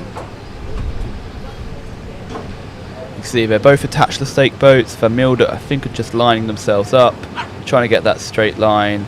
And they're coming to attention, the blades are in the water, and I reckon they're about to be started. Interestingly, their free seat has only just squared their blade now, and they're off. So this is a quarter-final race. Both crews heading off quite well. Van Mildert had a slight wide kind of coxing line as they came off the start line, but it looks as though they may be just in front of the Leeds crew, but we'll have to wait and see. Both crews putting a lot of power down. You can see some nice kind of white splashy pools as they come out from the catch. Oh, it does look like Van Mildert are veering into the racing line of Leeds. Oh, they have really taken a complete cut across the race course. The Leeds are holding up, it looks like, before they're going to hit each other. I reckon they've broken their rudder off, and the race has been stopped. That did look as though Van Mildert had absolutely no control over what happened there. They were veering straight to the right. I would imagine with the shallow water their rudder either got stuck or snapped off. Probably when they took the quite wide racing line at the start there. Exactly, it's so shallow there. The umpires are making their decision, but I suspect, even though it may not be their fault, that Van Mildert will be disqualified. It's extremely hard once your steering goes at a regatta because you're racing at such a fast pace. You can't call these pressure steers to put pressure, which would be where you put pressure down on either side of the boat through the blades, and that would just not be possible at a regatta pace. So you really just are at the mercy of what your steering is doing, and clearly their steering has had a fault, and that has resulted in a crash for Van Mildert against Leeds. Yeah, so the marshals right now will just be first trying to check that everyone's okay, that the boats aren't going to sink, and they'll be instructing crews to either turn around and head back to the start now to get off the water, or either to row on. On your screen now you can see the next race getting ready, but the racecourse still isn't cleared, so they'll be sat there for a little bit. We're just waiting on confirmation from the umpires about the decision with that race, whether they're going to disqualify Van Mildert, or if the rudder is salvageable, maybe it could be re-rowed. This next race on your screen is the Open Non-Champion B4+, St Cuthbert's versus Durham University. St Cuthbert's are on the near side, Durham University are on the far side. On our screens we can see that from the previous race the crews have turned around in the river and are heading back towards the start now. So once both these crews have got through, the next race will be underway. It's unclear what's happened with Mildert, although I suspect that their rudder must have had some kind of issue with the amount they were veering and seemingly unable to correct. Just a reminder that this is the Open Non-Championship B Cox Falls for the Rushwood and Story Challenge Cup. Okay, so Van Mildert is underway now. On your screen you can see their opposition rowing back through the start line. Van Mildert is underway. They're doing a lot of power steering and holding up, so I suspect that their rudder isn't responsive, and they're about to go over the shallows even more. This really does show the importance of getting your initial starting line correct. The marshals are also using this opportunity to get any crews that have already finished races to come back through as well while we have a sort of temporary stoppage. You can see there how shallow the start area is on the racecourse side by how close these boats are paddling up next to the starting boat. You can see their blades are having to lift one over the other in order to squeeze past because it is just so shallow on the racecourse side, and you've really got to watch out for your fins, as we have clearly seen with Van Mildert today.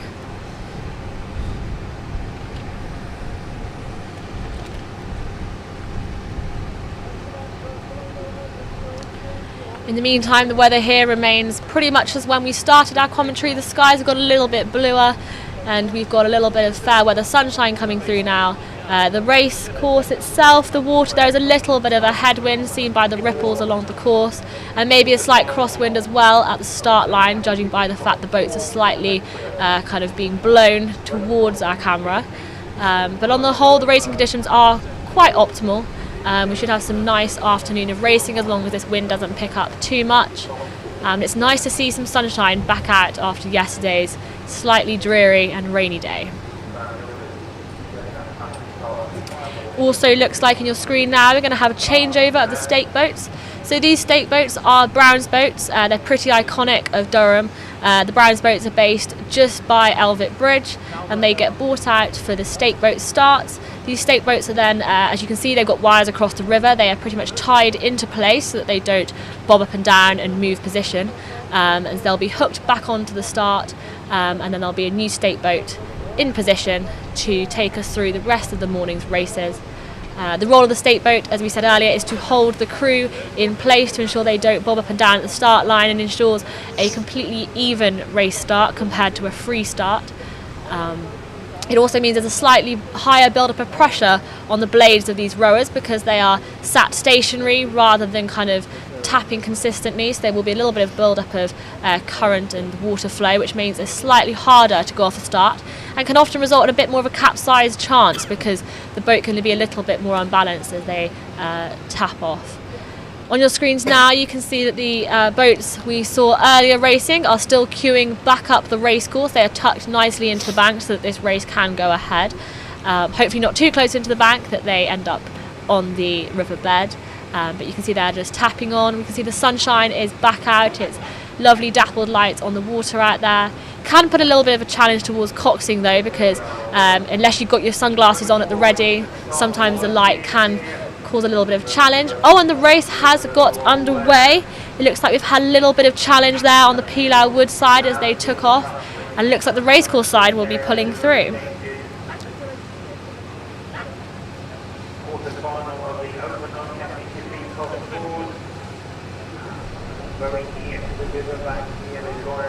Oh wow, it looks like Cuss have taken a really sharp line there into the bank. And they've hit the bank.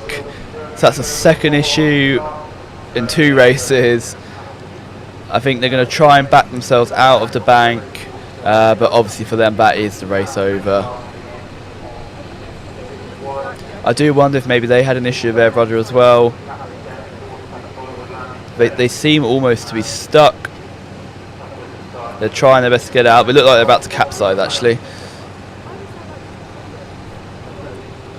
They're still stuck in the bank, we can see on our screen.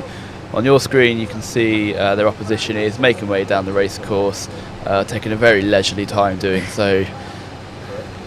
Okay, Cuffs have managed to get themselves free of the bank. The next race is preparing. I suspect Cuffs will just spin around and leave the course there. So you can see there DUBC have completely wound down the rate. They're just having a nice paddle now up the river. The win will be theirs for the Open Non-Championship B Cox 4 quarter-finals. However, we'll have to see how the Cuffs boat fare as they try and back themselves back out of the bank.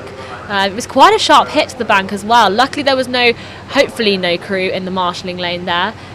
This perhaps in the top screen now, maybe Cuffs having pulled themselves back out the bank. It looks like they are back on the racecourse. They are still veering though, again towards the racecourse side. It must be their steering. They're heading towards some crews which are marshalling. They must have an issue with their rudder. They've hit again. I imagine a marshal umpire will now be telling them that they have to stop rowing. And you can see now Durham University just having a nice leisurely Sunday morning paddle. Yeah, they've just gone past the commentary box here. They're just glancing around their shoulder, admiring the view from the racecourse, and they are taking a steady state, probably the UT2 piece at this point, poodle back down the river. But it will raise questions for the rest of this afternoon's, well, this morning's and this afternoon's races as to how the marshals control the marshalling lane and the start line, where we seem to be dropping fins this morning and causing problems to the steering. It looks as though Van Mildert and St Cuthbert's back to back in these 2 races have suffered from steering problems. Hopefully we'll hear a bit more about that later, but it may be a thing the marshals will be looking into this afternoon to make sure that the crews for the later races are able to have a nice clean race, unlike what we've just seen. In your screens now, that is the Durham crew just coming over the finish line. You can also see they have gone for the bucket rig style again, another very popular kind of rowing style for a lot of these elite crews. They do like a bucket rig, and so that is the race over. That will be a win for the Durham University Boat Club Open Non-Championship B Cox 4s, with St Cuthbert Society unfortunately not being able to finish their race due to a collision with the racecourse bank. Okay, and the next race is getting ready. It is the Open Non-Championship A4 event, which is St Cuthbert Society again versus Sheffield Society.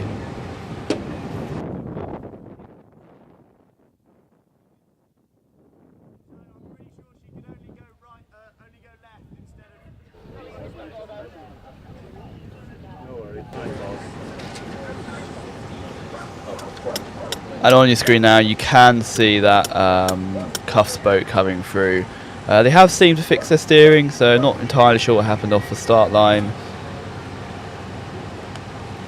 Be a real shame for them though. Like, when you compete in these races, you come here to win, and so they'll be putting all those effort into their training, and it's really unfortunate when you have a boating problem, not a crew problem, because it's really completely out of your control. And the next race is underway. We have St Cuffs on the near side and Sheffield on the far side. And Sheffield look like they're veering over, and they'll be lucky not to hit blades here. They're separated now, but we do have a clean start. Both crews are actually racing. And it looks pretty evenly matched here. Maybe Cuss have a tiny lead. Cuss are racing there with a bucket rig once again. Seat 3 of this Cuss boat is actually a DU dev as of this academic year, but they pulled out just before this term, and they are now rowing for Cuss. That is sometimes quite a common theme across the university. Sometimes students take part in the dev program and then decide that college rowing is more for them, so then they come back down to college rowing and then often enter straight into the more advanced crews because they've had quite consistent and thorough training program from DU. And you can see now Cuffs are only about half a length ahead of Sheffield. It's still a very close race. It's certainly not over yet as they're coming past the Hillbead landing stage.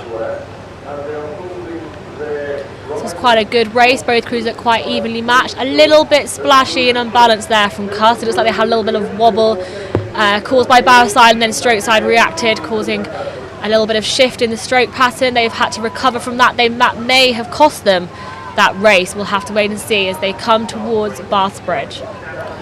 And just an update on that race of Leeds University and Van Milde. Van Milde were disqualified by the umpires, so Leeds University have a bye through to the next round. And as this race comes past the commentary box, it looks like Sheffield have had a tighter and cleaner race, therefore they will take this win. Cuss there once again just had a little bit of wobble on the stroke side, so it does look like Sheffield University, as they come under Bath's Bridge, are just ahead of this Cuss crew, who've put out a really strong performance.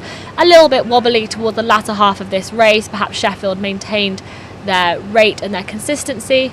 Yep, here we go. As they come onto the finishing line, it will be a win for Sheffield of the Open Non-Champ A Coxed Fours. They will be back again later to race. Okay, and the next race is getting ready. This is the Open Non-Champ B Cox 4 Durham School versus St Mary's College.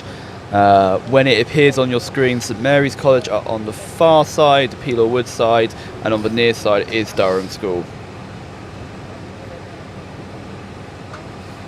So on your screen now, you can see just past the finish line, the crews have stopped rowing, they're getting themselves out of the way. So the end of the finish line, there's a bit of a marshalling pool. So this is where crews will row down, they will tap around and they will do a nice little spin and then come back up. There you've got Hillbead landing stage once again with the famous sofas in position. They are really catching the morning rays there. It's a nice place to come and watch. As we said earlier, they have had a new landing stage after their last one pretty much sank into the river. So they are really using it to its maximum capacity for Durham Regatta this year. Certainly, and you can see the sun has come out, the sunglasses are on, people are making the most of it. So we can just see now some of the marshalling crews are coming back through the start line, so we're just waiting for them to come through before the next race will start. And so the umpires did make a ruling on the incident with Van Milde and found that even though it may not have been the crews or the Cox's fault, it was ultimately Van Milde who hit Leeds and they were disqualified for that.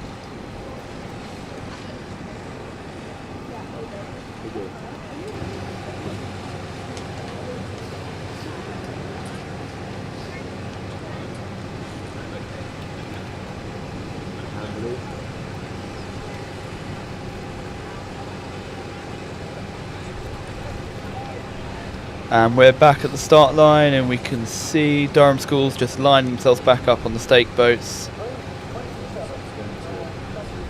So you've got Durham Schools on the racecourse side and you've got St Mary's College on the Pilar Wood far side. This is the St Mary's College with the president rowing again in this race. They are back from when we discussed earlier. Looks like they're aligned and they are off. And that looks like a clean start for both crews. Perhaps Mary's taking a slightly wide line towards the Pilar Wood side, but a wide line on the Pilar Wood side is much better than a close line on the racecourse side, as we saw earlier. Both crews looking pretty evenly matched. It looks like bow ball to bow ball from the footage we're seeing now. They are matching each other pretty much stroke for stroke as they come along the racecourse and towards the Collingwood landing stage.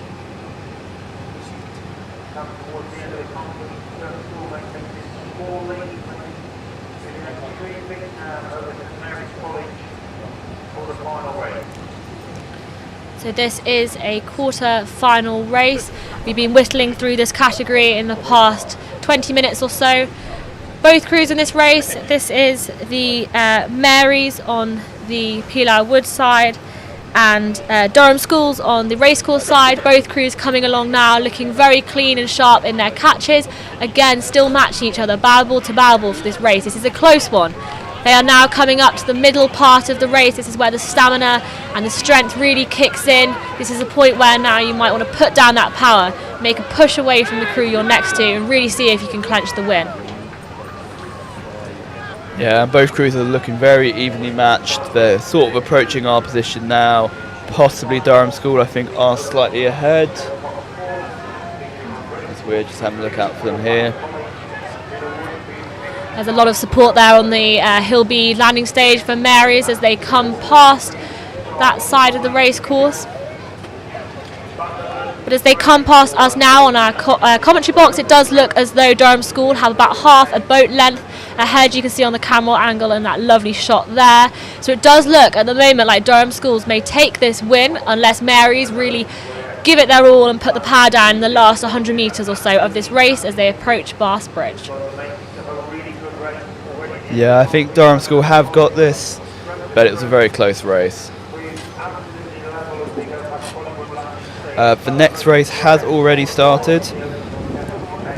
This is the Open Non-Champ A4 event, which is Josephine Butler College versus Grey College.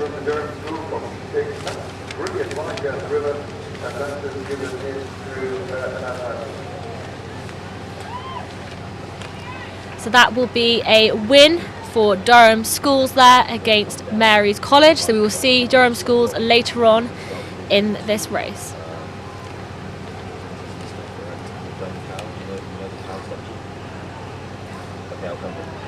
And on your screen now is that Butler College versus Grey College.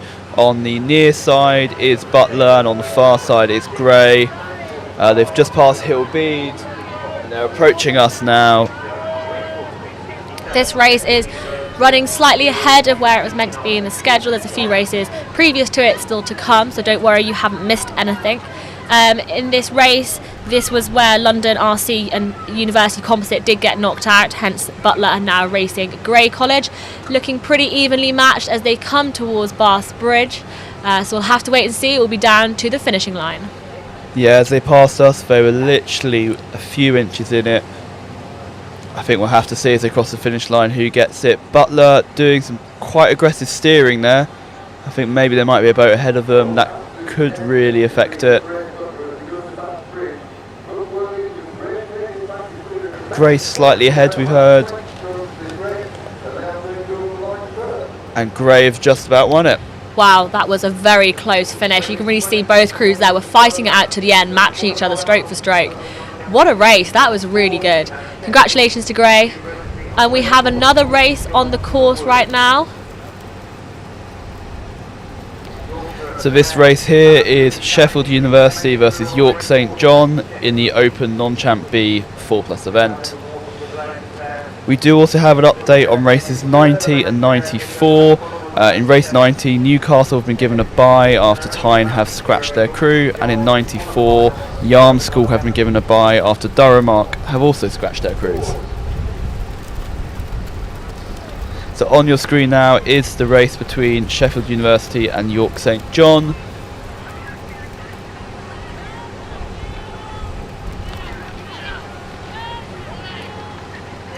On the near side is Sheffield, on the far side is York St John. They're looking pretty level. I think Sheffield are maybe half a length ahead.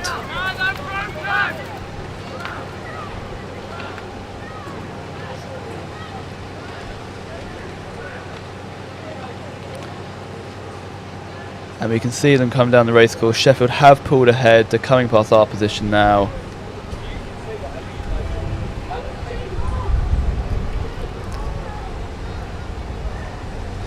And the next race is lining up as well at the start line. That will be the Open Non-Champ A 4+ event, University College versus Grey College. And they're just getting themselves attached to stake boats now. Sheffield have just come past the commentary box here. They are about a seat ahead of the other crew. However, they are not having this race lightly. Both crews are still battling it out as they get towards Bath's Bridge. And they are looking very even.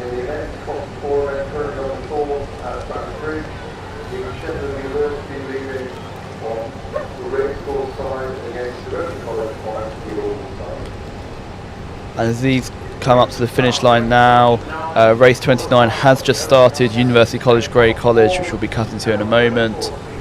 Along the finish line, it's looking like Sheffield are ahead of York St John as they cross the line. So back at the start of the course, which will hopefully is now on your screen, we can see University College on the near side, and on the far side is Grey College. So this University College men's first four, they've had a little bit of a change up of their crew. The stroke is now the men's captain, who has had to switch into this position after about 2 weeks ago their previous stroke dislocated his shoulder. So this men's crew were part of the successful performance at Hoare, where UCBC first 8 placed second out of the 16 crews in a small academic pennant, and they were the third fastest college behind Collingwood and Trevs, and they did beat Van Mildert, who got, I think, knocked out earlier in this round. So we'll see how they do. So they're coming down the racecourse now. It does actually look like Grey are in front by possibly a length. They're coming past Hillbead now and approaching our position too. Yeah. Both crews have a very nice coxing line as they come along. UCBC look a little bit more connected in their stroke, but perhaps Grey have a little bit more power and they're just edging ever so slightly ahead.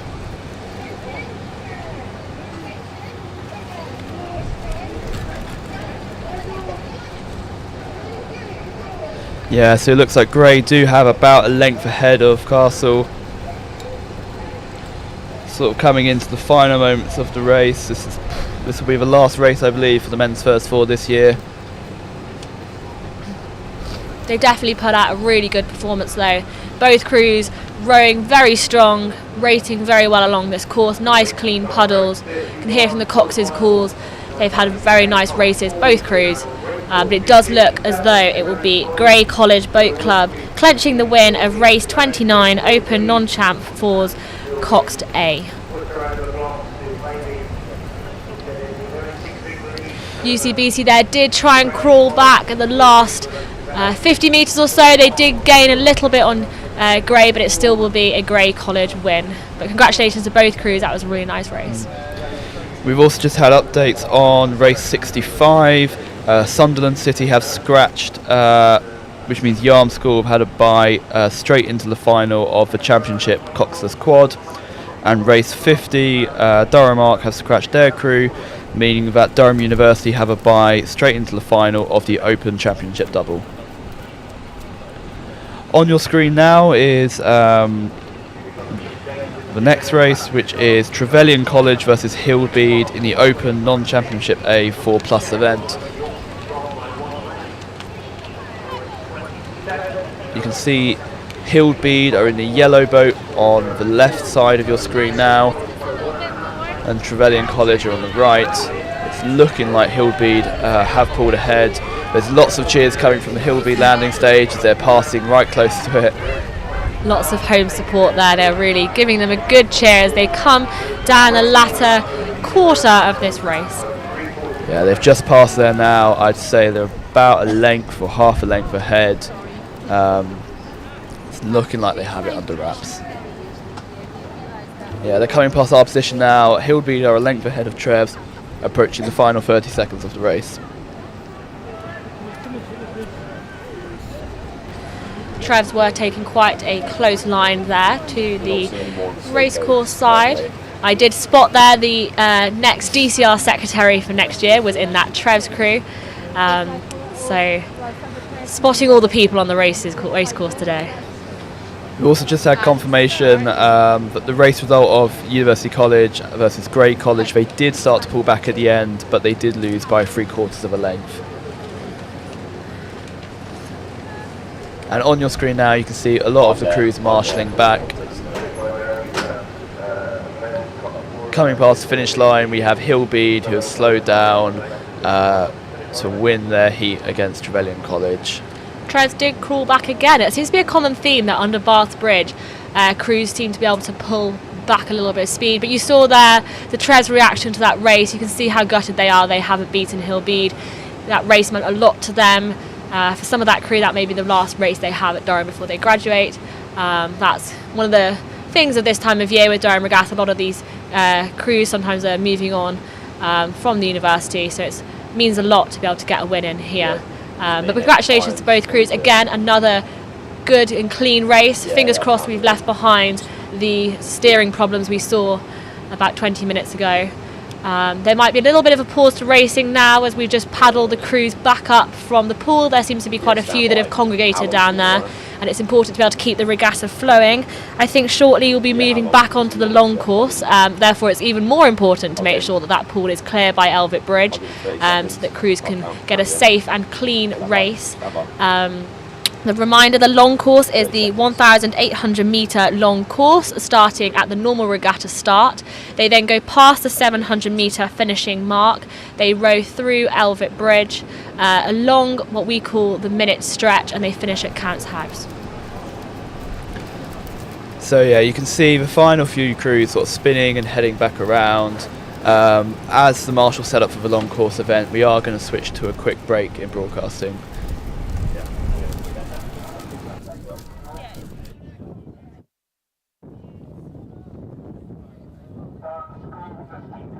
Every June, the serene River Wear bursts into life with colour, competition and tradition. This is the Durham Regatta, one of the oldest and most iconic rowing events in the UK.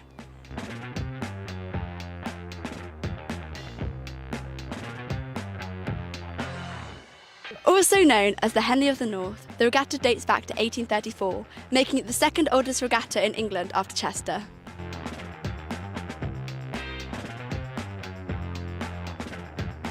The regatta's origins are from a historical annual procession of boats that happened on the Weir to commemorate the Duke of Wellington and the victory in the Battle of Waterloo. It has transitioned into regatta and has become a modern affair after that. But it quickly grew, and Durham University played a key role in its rise. Now, the regatta is a staple in the northern sporting calendar, with fierce competition between clubs, colleges and schools across the UK. Today, over 2,000 competitors take part annually, from elite athletes to novice crews.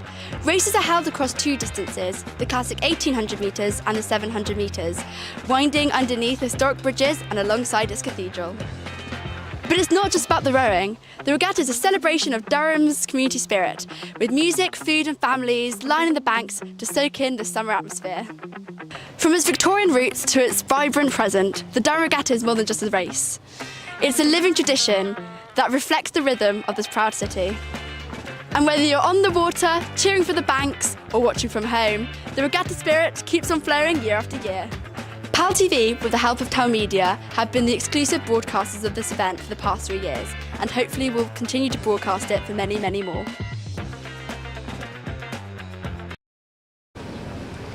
So we drop the Whatever you say. box now, so you can just see along the race course they are just paddling back up. We are still clearing the race course from the previous short course races. Quite a few crews now are currently tucked into the bank. It's a little bit of a challenge for the marshals to make sure that the crews can calmly come up the race course and have lots of space to do so without touching the bank or taking any more fins off. But it looks like all is calm on the race course for now. A few crews just sat there waiting, but hopefully racing will restart soon.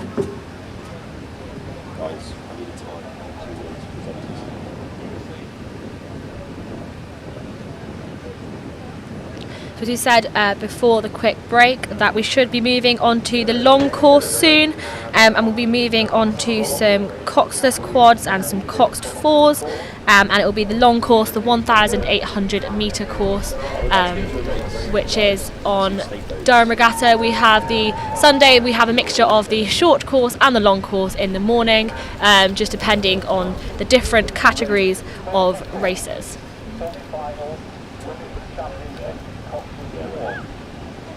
Ready now? Yeah, countdown.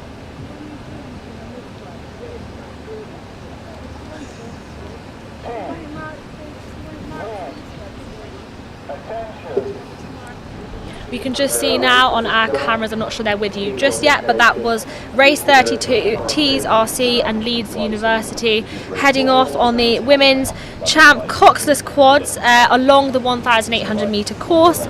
DUBC did win this race last year and they have a bye to the final at 12:03. So we will see them at 12:03 against either Tees RC or Leeds, whoever win this race. So a bit of a close start there. Looks like the crews got a little bit close to each other, but they have now separated and they're underway. It's a long race, they've got to settle in. Both crews looking pretty powerful as they come past the Collingwood landing stage. You are literally about 200 maximum metres into the course right now. Another 1,600 metres to go. And you can see that both crews are pushing quite hard. But there's about a 1 length difference between them at this point in the race already.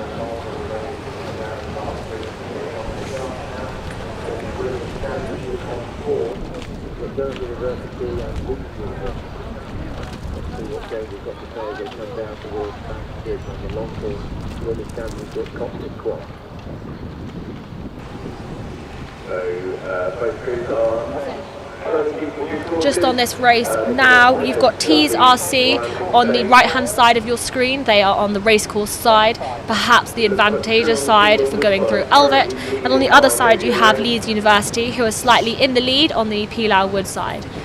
So this is the long course 1,800 metre race for the women's champ coxless quads. They will be heading through Elvet shortly, and we've got another race on the start line. Yes, this next race is the women's champion 4+ event, which is Durham University versus Leeds University. You can see they're lining up now. And they're off. So it looks like Durham University, which is on the near side of the screen, have got the better start. They're about half a length ahead of Leeds University. And Durham University did win this cup last year, and they do have another DUBC crew in the same category, and they have a bye to the final, which will be racing at 12:15.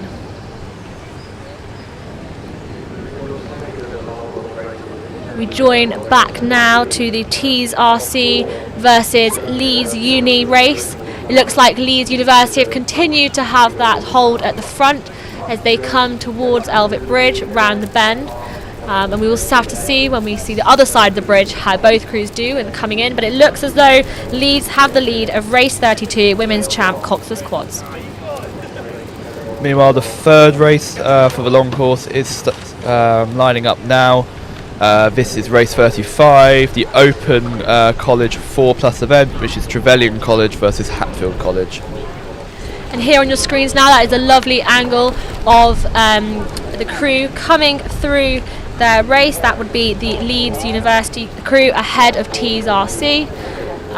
You can see them going through Elvet Bridge. It looks as though their Leeds had to have a little bit of a problem with that angle going through that bridge, and they almost hit on the right hand side, resulting in Tees RC having to hold up their boat so they could both fit through the arch one after the other. So that does look like Leeds University came into a little bit of difficulty there at the arch at Elvet. Yeah, I imagine the umpires will be having a look at that and making their decision about whose fault it was. Meanwhile, the next race has just passed our commentary position, which is Durham University women, who look to be ahead of their opposition by about 2 lengths. And we've gone back to the latter half of the long course. We're now looking at Leeds University still in the lead, followed by Tees RC. I can imagine Tees will not be too happy with the performance of Leeds there at Elvet Bridge, having to make them hold up their crew and slow their race. So it looks like Tees are back on a mission to try and take that win back off Leeds. Leeds have regained their posture, they've regained their position, they've got a nice long stroke going through this latter quarter of the long course. They're coming towards Kingsgate Bridge now. You can see on their lovely uni suits the Leeds plastered across their backs. and they look really nice and in time and really quite powerful as they come under Kingsgate Bridge there, and they'll be taking a little move round the bend, and they'll be onto the minute stretch, the last section of this long course race. Into the bottom of your screen there, you've also got the Tees RC Club chasing that Leeds University crew. Yeah, and I think this goes back to what we were saying about how the non-Durham crews, who they only maybe navigate Elvit once or twice a year, they don't have that knowledge and experience, and you do end up with incidents like this. The third long course event has started between Hatfield College and Trevelyan College. Both of them are pushing quite hard, but they do look fairly evenly matched for now. And you can see now a crew going through Elvit Bridge.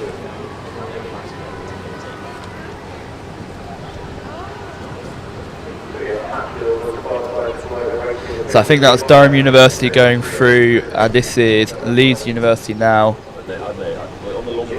Approaching, interestingly taking the second arch. Oh, and Durham University are holding up to. They came through a bit too quickly and not sharp enough at angle. That will have killed their time. Look at that. And you've got the following crew Leeds have caught them up now. They have made back their time. Durham have got a very sharp angle the wrong way on the race course on the river there. They will need to straighten themselves up pretty pronto in order to make sure they have that nice racing line. As you can tell, obviously Durham University crews, they don't race or train on the weir, and they are not used to the arches at Elvit. They are always on the Tyne. Therefore, like the external crews racing here today, they have not got the familiarity with coxing through Elvit, which is a challenge even to the most competent of coxers. It is the narrowest bridge you can row a boat through in Europe. You've got roughly, I think, about a foot or half a foot clearance either side of your blade, so precision is absolutely paramount to get a nice clean angle through this race. It does look like Durham still have maintained their lead. They've had a powerful push back off the bridge. Leeds need to speed up a little bit. There may be some ducks there interfering with racing. Hopefully not a repeat of yesterday. Yeah, I do think when I've raced through Elvit Bridge coxing, I think you're better off slowing down a bit just to get a good line through and then speeding up afterwards.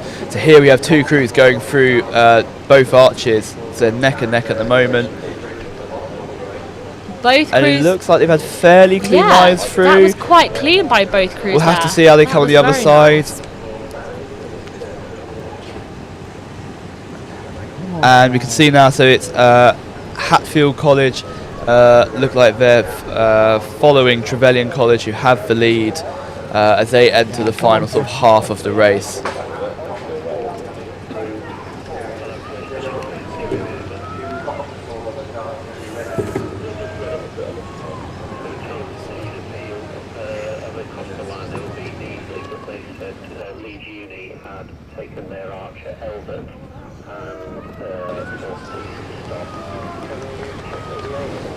So on your screen now you can see the next race, which is race 34, Durham ARC versus Tyne ARC.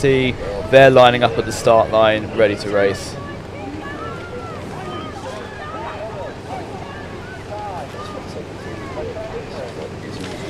So this race at the start line is for the Open Championship Coxless Fours for the Durham Challenge Cup, which, as I discussed earlier, is one of the main trophies here.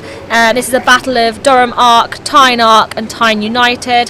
This race is Durham Arc and Tyne Arc racing right now. This race was not done last year, so we've got no one to compare to, but the final will be at 12:12 this afternoon.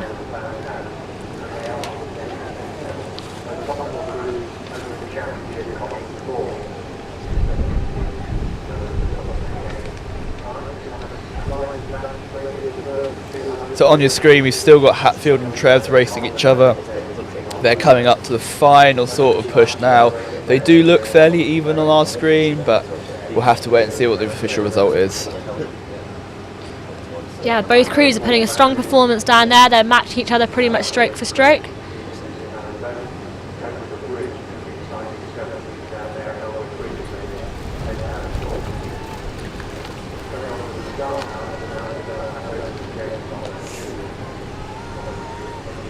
It looks like here we have rejoined the Durham Arc and Tyne Arc race as they come down the middle part of the race course. They are on track to come past Hillby landing stage very soon. So we've now shifted to the start. This is race 36, the Open College 4+. It's Collingwood versus Hildbeed. We've got Collingwood on the near side and Hildbeed on the far side.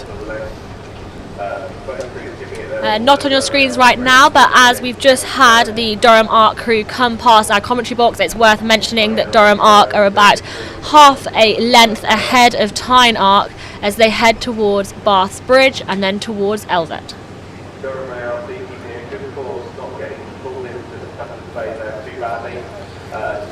So this upcoming race, the Collingwood versus I think it was Hillbeed. This is the Open College Champ Coxed 4. So they're off. It looks like Collingwood have had a very strong start, as they usually do. Collingwood once again here with their bucket rig. This is a bow bucket. They are racing on the racecourse side in their bright red all-in-ones.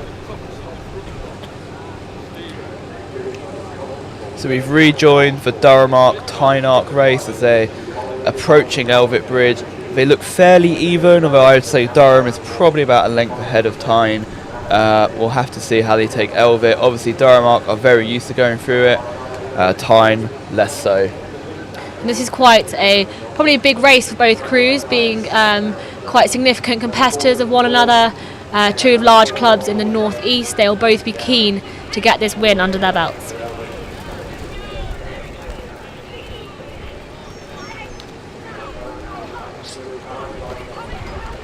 And the first long course race that we had, which was Tees versus Leeds in the Women's Champion Coxless Quad, I've just had word that Leeds University were disqualified. Likely somewhere near the end, probably due to that incident at Elvet Bridge. So Tees RC, despite carrying on rowing in the race, have progressed to the next round. On your screens now, just coming through Elvet Bridge, through Arch 2 there was Tyne Arc. Durham Arc have beaten them to it and they have headed through first. That is a lovely line by Durham, really showing the other crews how you do it. As you can see there, Tyne Arc have had a poor line through Elvet in comparison to Durham, again demonstrating how the benefit of rowing on the weir and rowing through Elvet has in these races. And the race behind them, which was Collingwood and Hildbeed, have just come past us. Collingwood are about a length ahead of Hildbeed at this point in the race. On the start line now is a women's J14 quad, which is St Leonard's School versus Durham ARC. Not the straightest of starts, but they have recovered.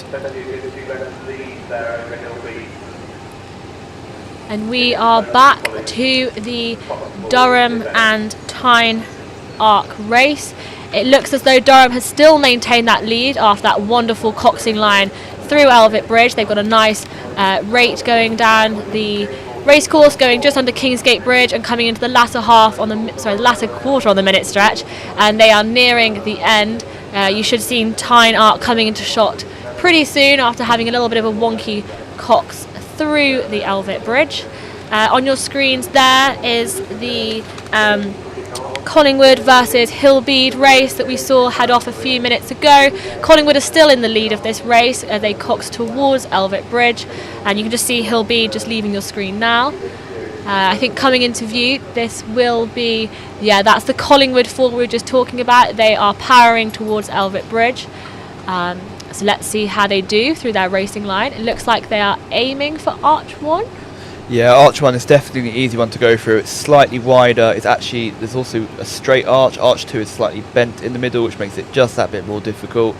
And then you have the tighter line coming out of Arch 2 as well. So Arch 1 is definitely the favourable one here, which Collingwood have taken perfectly through. They haven't hit anything. And Hillbeed, I'd say, have done the same, but with Arch 2, but they now have this very tight turn they have to make. Yeah, you can really see the disadvantage there being on the Pilar Wood side coming through Elvet. But Hillbeed have saved that really nicely compared to some other crews we've seen this morning. They've had a really nice line there, both crews powering down towards Kingsgate Bridge, but it does look like Collingwood now probably have clear water ahead of Hillbead. And just to update you on some of the results from the races we've just watched, the second long course race, which was a women's champion 4+, which was Durham versus Leeds. Durham won that easily, and the race after that, which was Hatfield-Trevelyan, Hatfield won that by 2 lengths. So on your screen now is still the Collingwood-Hillbead race. Collingwood kept their lead all throughout the race, and they're entering sort of the final third, final quarter of the race now, and they'll be looking to keep that lead all the way through. Some nice clean rowing there from Collingwood. They've really had a perfect race. That's probably all they could ask for today. Got a lovely racing line as they come onto the last little bit of the race, onto the minute stretch. They'll be putting the power down now, but they don't need to panic too much because they've got a lovely lead ahead of their competition there as they come round the last few hundred, about 100 metres or so of the 1,800 metre long course.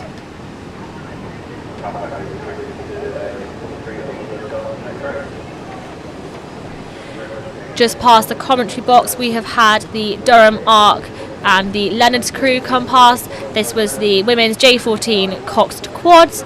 As they came past the commentary, Durham Arc had a significant lead over Leonard's. I'd say probably about 2 or 3 boat lengths.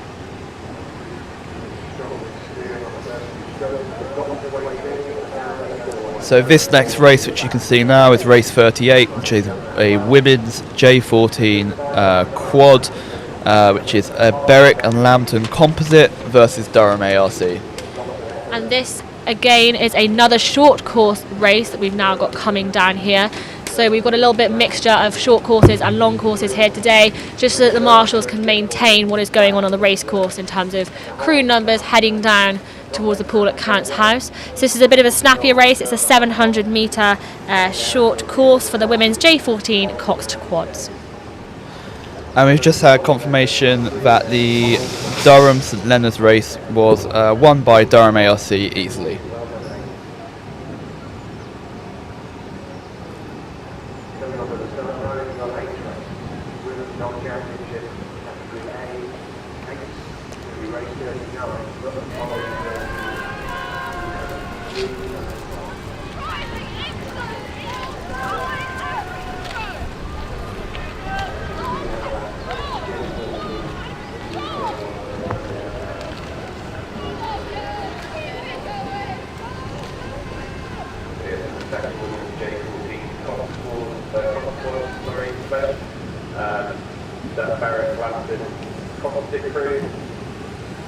Keeping a very good central line on the course. Looking like they have. So this is the St Leonard's School Durham ARC race. It is a women's J14 quad event. They're approaching our position now.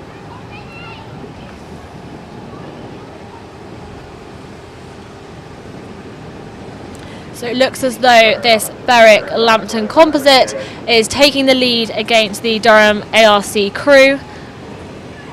The Berwick Lambton composite has got a good lead ahead of Durham, about a length of clear water as they come past our commentary box and they head towards Bath's Bridge. You can see them on your screens now. That is the Berwick Lambton composite with plenty of clean water between them and Durham RC as they come towards the Bath's Bridge just before the finishing line. Very long composed. The Bath's Bridge maybe 2-3 lengths ahead of that Durham ARC crew. So we can conclude from that race of the women's J14 Cox Quads. That was race 38. That will be a win for the Berwick and Lambton composite, and they'll be back later for their next race.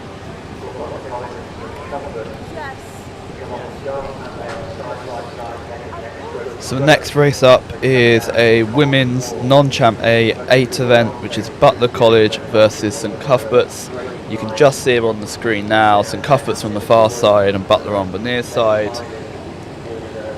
So this is the next round for this race. The first race was taken at 9:03 this morning. So the crews have had a little bit of time to collect themselves, have a snack, have some drinks, hydrate, get ready for their next race. Both crews are looking pretty even now as they come down the race course. They're matching pretty much stroke for stroke.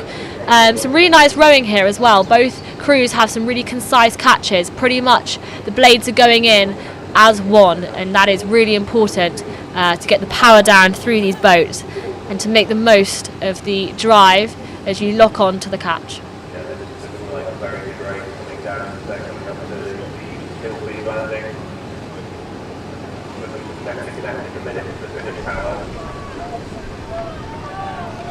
Meanwhile, the Berwick-Lambton Composite and Durham Arc race was won by the Berwick-Lambton Composite by 2 lengths. Still waiting on confirmation from some of the long course events. So you can see the 8s coming now. As the 8s pass our commentary box, it looks as though Cuffs have a significant lead over Butler. They've got probably about 6 of the 8 seats in it. Butler are fighting back though, they are not giving up. This is a close race right to the end for the women's non-champ A8s. Both are college crews, this is home water for them. They're really powering it down to the finishing line. Butler may just be making a little bit of a move on Cuffs there, but I think Cuffs will maintain their race and they will take the win for this category and on to the next round after this. We will wait and see with our cameras at the finishing line.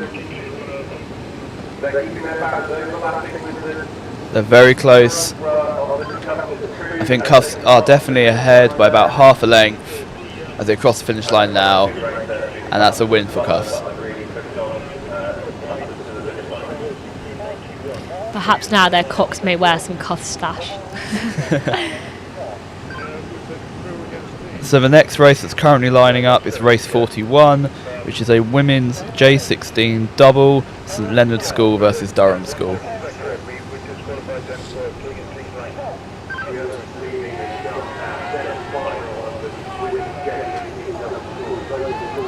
And we have St Leonard's School on the near side and Durham School on the far side.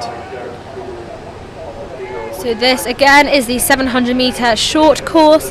Last year Lambton Rowing Club won this this band, however they are not rowing here this year. There are 4 crews racing, competing for this spot, and the final will be at 11:33.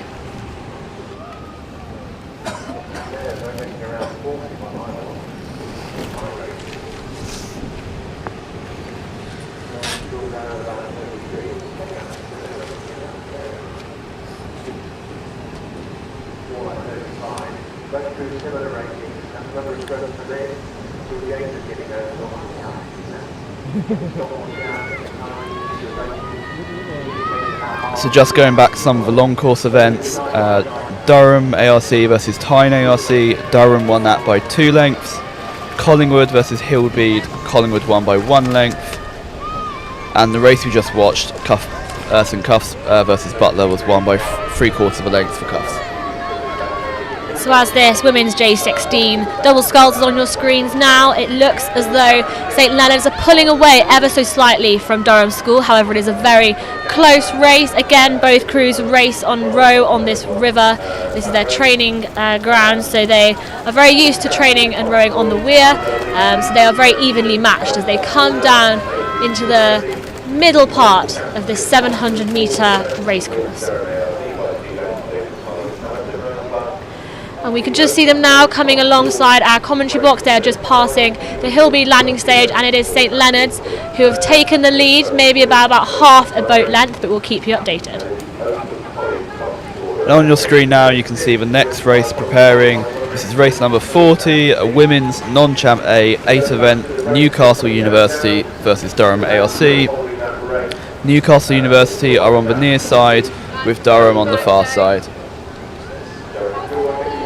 So as that St Leonard's and Durham Schools race concludes, they've just come past our commentary box. They will not be on your screens just yet, but it looks as though St Leonard's have got a clear win over Durham School. They've taken them by about a clear water of a length. And the race you're seeing just now is that women's 8. It looks like Newcastle has taken Durham off the start. Just to clarify, this is Durham ARC, not DUBC, so there's a little bit less of a fighting competition perhaps between the two crews, but it does look like a very strong and powerful race that the ladies are putting down. Just on your screens now is the conclusion of the women's J16 doubles. That was a win for St Leonard's School, closely followed by Durham School.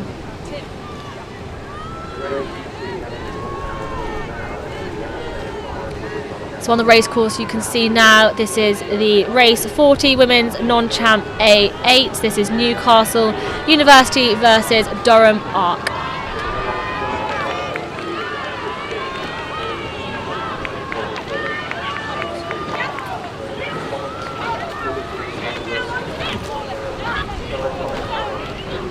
And it is looking like Newcastle University have pulled away from Durham. They have maybe about 6 seats ahead of them now as they come along this middle part of the course. Legs will be burning, they'll be putting that power down as they go past the Hillby landing stage. They're really driving for those catches, making every single stroke count.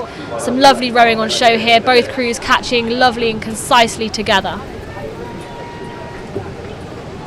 And they're approaching our position now. It does look like Newcastle are maybe about half a length in front of Durham Arc. Yeah, Durham have definitely made up a little bit of ground here, and it is getting a little bit close towards the end, but it does look like Newcastle will hang on for these last about 150 metres as they head towards Bath Bridge.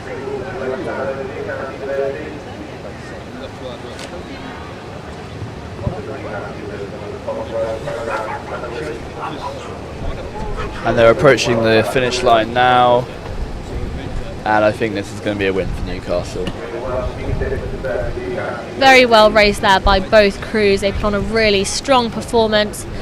Newcastle there having some lovely technique as they finish their race. Those are beautiful catches with their blades. Durham as well. That is a really lovely race to see. Both crews looking very smart out on the race course today, but that will be a win for Newcastle University Boat Club for the women's non-champ A8 race 40, and they will then head on to their next round. And the next race up is race number 43, which is a women's non-champ B8, Grey College on the near side and Leeds University on the far side. So not again 100% sure which Grey crew they've put out today, but the second band crew at Hexham, they lost in the semi-finals to Collingwood, but it should be quite a decent race. The difference between the university crews and these, some of these college crews is that at Durham we are very fortunate to have enough, we'll have the colleges, which means that we have our own college boat clubs, whereas comparatively universities such as Leeds and Lancaster, they have many university crews of varying standards, and some of their lower crews is what we would probably class as our college crew intermediate level, so you can still get some really nice competitive races against the likes of Leeds and Lancaster University, with some of their lower university crews, with their top crews often competing against the likes of Tyne Arc, Newcastle and Durham University. On your screens now you can just see that they are clearing the racecourse once again. The crews that have just raced are paddling back up the racecourse past the start line, ready to go back to the trailer park to take their boats off the water. So I think the marshals are just letting a moment to allow the boats to clear before the next race, which is the race 43 women's non-champ B8 Grey College versus Leeds University, gets underway. And this race is one of the semi-finals, so you are competing for a spot here in the final. The winner of this will be rowing against either University College or Grey College.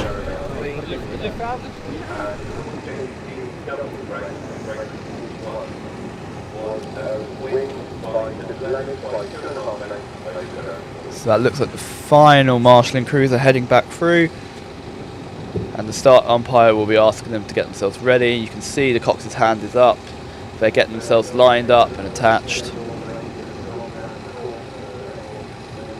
We've just had the DUBC women's crew and the dark men's 4 have just come past us at the commentary station here, and they are paddling back up the racecourse. They may be on your screens soon as they go back up past the start line. They are still waiting for their race to begin. They have somewhat come to three-quarter slide and are ready to start their race. They're not completely stationary and waiting. They are primed and ready to go, so the race should be starting soon. Yeah, well, there we go. And there we go, just as we said it, and they are off. So the reminder, this is the women's non-champ B8, Grey College versus Leeds University, race 43.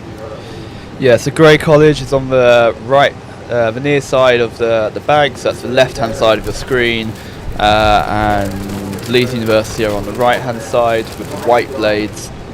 Grey College had a little bit of a wobble off the racing start there and ended up veering a little bit towards the bank. They've then corrected, slightly over-corrected, and headed into the racing line of Leeds ever so slightly. There was a little wobble again on the stroke side. I think Bowside got a little bit worried they were going to hit blades with Leeds, but both crews now have separated and they are having a fairly nice race. They're matching each other pretty much stroke for stroke. You can see the power really going down by both crews.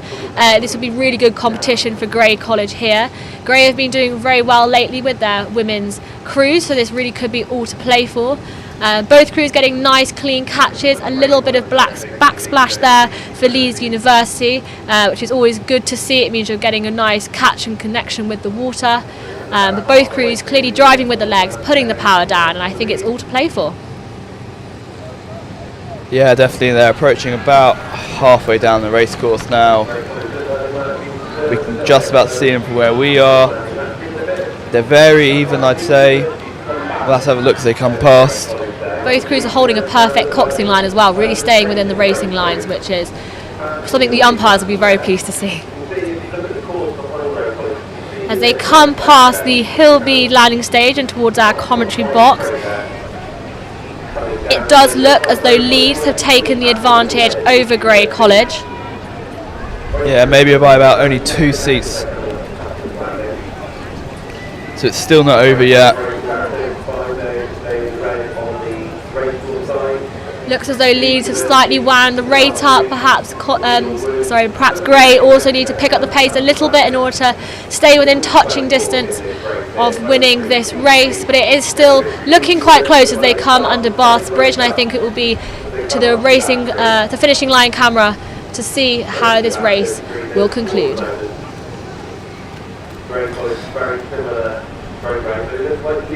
They are getting quite close to each other, but they're coming under Bath's Bridge. Their blades have hit each other. Oh, and you can see here they're caught in each other. They're going to carry this over the line. Leeds will take the win. Wow, that will be frustrating for the Grey crew there. They will be questioning why they ended up quite so close to the Leeds crew, and it's awfully difficult when you're in that position because you can't go anywhere because you've got another 4 blades of Leeds battling ahead of you, and they will just pip them to the post, and it will be a Leeds win for race 43 of the women's non-champ B8s. Yeah, if they're very unlucky, that might be a disqualification for Grey, but it was right at the finish line, so hopefully the umpires will let that go. On your screens now you can just see some of the smaller crews, some of the 4s and the doubles just poodling back up the race course after their race. The race course is once again being cleared by the marshals before we switch on to the next round of racing. Yeah, it looks like we're taking a short break. They're clearing the course first, and then the next crews will hopefully be arriving in the next few minutes.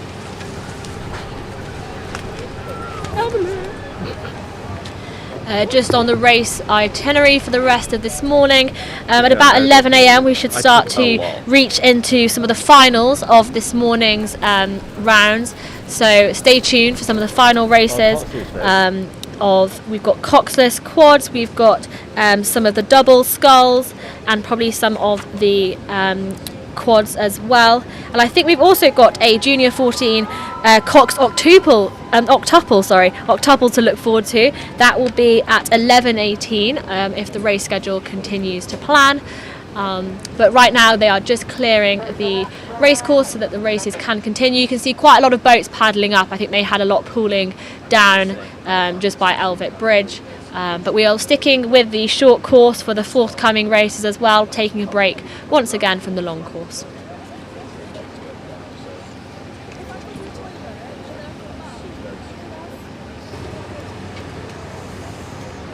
The conditions here at Durham Regatta have maintained the same pretty much since I last gave you the weather update. It is still sunny, more blue sky than we spoke earlier. The sunshine really is coming out. It's looking like a day for ice creams and maybe some bit of sunbathing on the racecourse. The river conditions have stayed pretty much the same. There is perhaps a little bit more of a pickup of a headwind just seen by the ripples on screen now, and it looks as though the crosswind has maintained itself at the stake boat start, which could maybe jig the boats around a little bit on the start lines. But overall the conditions have maintained pretty much consistent throughout the morning, which is always good. So getting the races through their rounds, it's quite nice to have consistent weather for that. So they're all racing on pretty much an even par for this morning's races. And we've got the next cruise approaching now. It's looking like 2 women's 8s. So I reckon this is race number 44, which is a women's non-champ B8 event. It's the other semi-finals, the race we've just watched. So that's Grey College, which is on Peel or Wood Station. That's a yellow boat you'll be able to see in a moment. And they're racing University College, who will be on the near side in a white boat. So Josh and I might be slightly biased on this one because University College is our home crew, and I do row normally for this women's 8, but I've stepped out to be your commentator today, so I hope that was a wise decision. But it's wonderful to see this women's 8 take part. A few years ago, University College women's section of the boat club had kind of fallen by the wayside slightly following struggles after COVID, but they've really picked up in the past few years, and it's absolutely wonderful to see their effort and the commitment they've been putting into the training. Last year, the women's 8 came second in the intermediate 8s, so it will be exciting to see how they do in the category above of the non-champ Bs. We've got the captain in this boat sitting at stroke, so they've been prepping hard for this race. We had a good race at Weehawken as well. Grey College, though, they are one of our tough components. They've equally been putting in the winter miles, and they've been also doing very well. So a slightly larger group of girls to choose from for their crews, I think, a slightly bigger club than University College. Both crews repping the same red blaze, but bearing in mind Castle have the white chevron, whereas Grey College have the stripes. Yeah, and you can see them now attaching to the stake boats, getting themselves lined up. The course is looking quite clear at the moment, so I imagine the umpires will be starting them fairly quickly. So you've got University College in the white boat, Grey College in the yellow boat. They are both attached now, so they're just getting themselves lined up and ready to go. Just a reminder, this is the other semi-final, so the winner of this will be facing Leeds in the final in about an hour's time. So both crews here have come to front stops, 3/4 slide, blades squared and buried. The Cox of Castle has just put her hand up. She's still adjusting her crew. I think the Cox of Grey has also just put their hand up, which means they both are just making some slight alterations. As I said earlier, I think the crosswind is still playing a little bit of a role across the start line, which is affecting the swing of the boat. So you can see they're tapping on with the bow blade. Sorry, no, the seat 2 is tapping on with the stroke side blade. They're trying to push themselves away from the race course direction into the centre of the racing line. But it looks like crews have still got their hands up. Oh, and they're off. They've been started. That is. And they're looking very close. Gray's very come straight close into Castle's water. There's probably going to be some blade clashing. Are they ringing the bell? Yeah, that Stop will be rowing. a stop for now. That could be a restart, or it could be a disqualification for Grey if they've been deemed to enter Castle's racing line and impede the race, which is what's happened. So we will keep you updated, but both crews now will just sit there for a second. They'll wait for the umpire's verdict, and then they will spin and head back. So the umpire have just declared a false start. One of the crews started rowing before he announced go. If they've announced the start, will just be re-rowed. So they're going to be rowing back down to the start now, and they'll have a second attempt. So one of the crews has just been given a warning, just waiting on confirmation of which crew that was.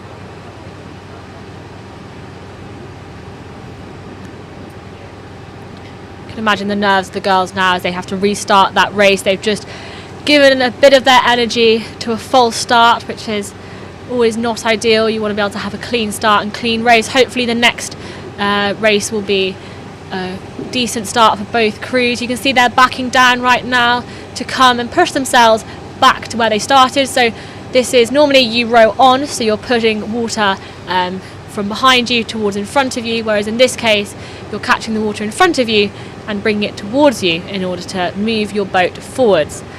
So backing down, you flip your blade round the wrong way and you do the opposite to what you normally do. And as you can see there, Grey have backed down wonderfully. They've pretty much lined themselves straight back up, and they just need to make a few adjustments to latch on to the stake boat. Castle are coming into your screens now. They are also backing down to rejoin the stake boats. It's always quite hard to do the backing down and rejoin from coming back off the race course, but both crews seem to be doing a pretty decent job of it. Of course, this will delay racing ever so slightly, but I'm sure they'll be swift on the races to follow. Just a reminder, this is the University College Women's 8 versus the Grey College Women's 8. And this is for the Race 44 Women's Non-Champ B8s. And this is a race restart if you've just joined us now. So you can see both crews are now attached. The cocks will be lining them up to make sure they're straight. And the umpire will signal the start again. I can say that the wind has picked up ever so slightly since we joined this race. So again, this may cause a little bit of a problem at the start line. But both crews look pretty well aligned once again, and we will see how this race goes. And they are off to a cleaner start, I think. It's looking close. They stayed apart. The umpires have just confirmed it wasn't a false start. They thought both crews were equally at fault, so they called for a re-row. University College does look like they've pulled ahead. This is looking like a very clean race. Both crews have taken a very nice coxing line within their race channels, and it is looking very close between the two colleges. They look evenly set.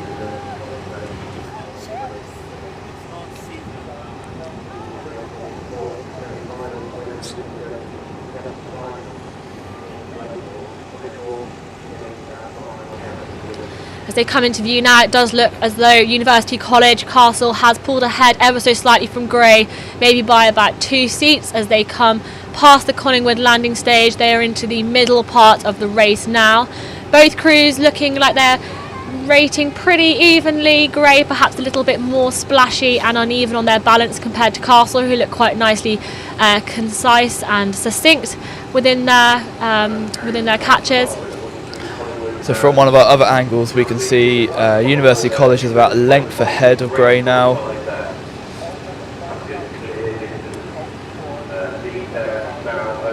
Yeah, it does look like University College have pulled away now, making a nice distance, and it looks like they will be the crew competing against Leeds in the final later on of this women's non-champ B8s.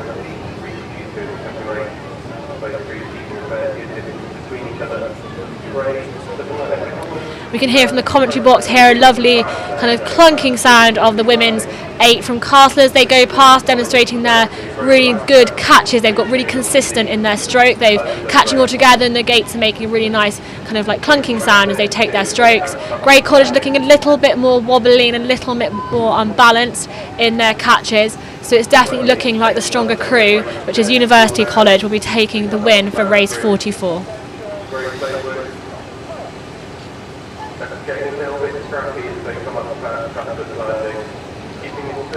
As you can see on your screens now, as the crews pass under Bath Bridge, University College has really taken the lead there, and they have got clear water ahead of Grey College. So that means both Grey College crews entered into this division have been knocked out, and it will be a final of University College and Leeds of the women's non-champ B8s.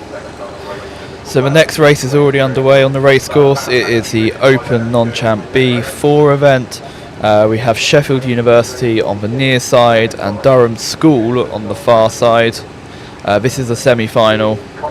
And a reminder, this race is for the Rushwood and Stanley Challenge Cup, which will be presented later on to the winners after Durham Regatta's final races. On your screens there, you can just see the defeated Grey College Women's 8 have finished their race, and they're just sat there waiting to head down to the pool to spin. I'm sure they may have a chat with the Castle crew. A few of those girls know each other, so I'm sure it will be friendly rivalry at the end of that race. We join back now onto the Open non-champ B Coxed Fours as they come down the race course in the first quarter of this race. So we have Durham School on the right hand side of your screen, who look to be ahead of Sheffield University on the left hand side of your screen. They are approaching our position now, so they're almost at the end of the race.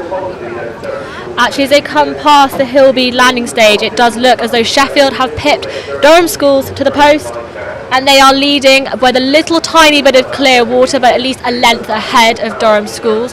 So they've really had a comeback midway through that race, demonstrating that anything can happen in this short course 700 metre race at Durham Regatta. And it does look as though Sheffield will take the win of this Open non-champ B Coxed Fours race 45. So the next race is now lining up at the start line. It is race 45, which is the other semi-final to what we've just seen in the Open non-champ B4 event. It's Durham University on the near side and Leeds University on the far side. The winner of this will face Sheffield University in the final. Here you've got Durham University again with that bucket rig on the bow side.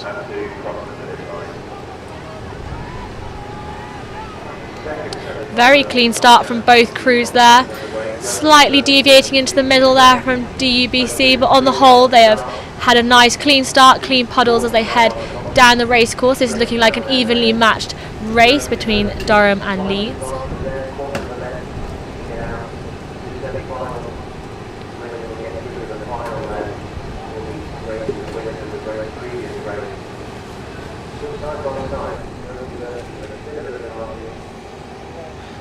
So it's looking very side by side, but Durham University have slightly edged out in front. They'll be looking to build on that lead as they approach the middle of the river.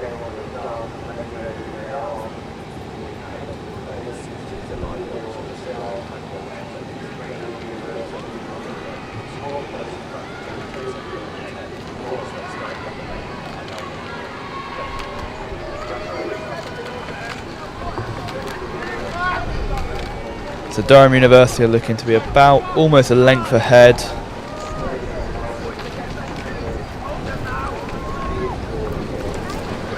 Both crews are having quite a good race though, putting lots of power down. Leeds are not giving up, they are fighting it out to the end, but it does look like DUBC have got some potentially clear water there ahead of them on the race course side, and they will be taking the win of this race. Yeah, so they're in the final sort of 30 seconds now of the race.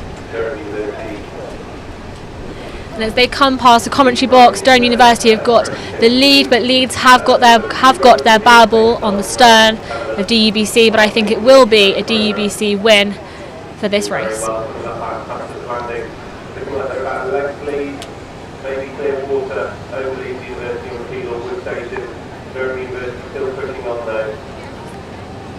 To increase that lead over Leeds University coming up at the back bridge. Going under small amount of clear water there over Leeds University. But I'll pass back to you, Richard, to take on this race. Next race. So we can now see Durham University crossing the finish line, confirming their win over Leeds.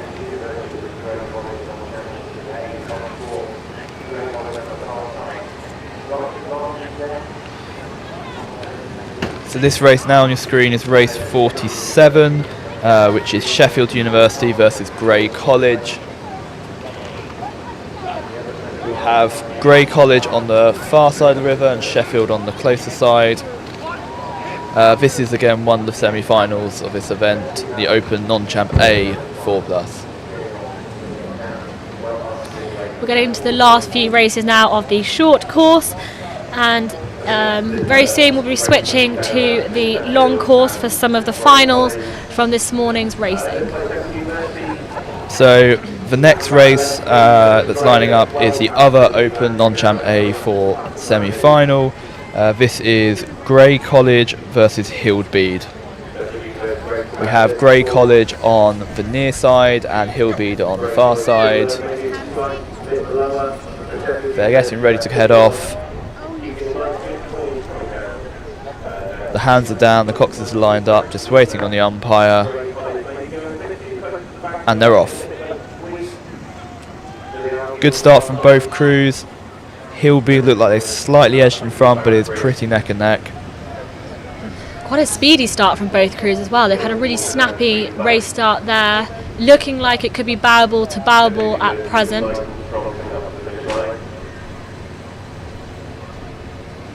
Grey College also looking nice and powerful coming up.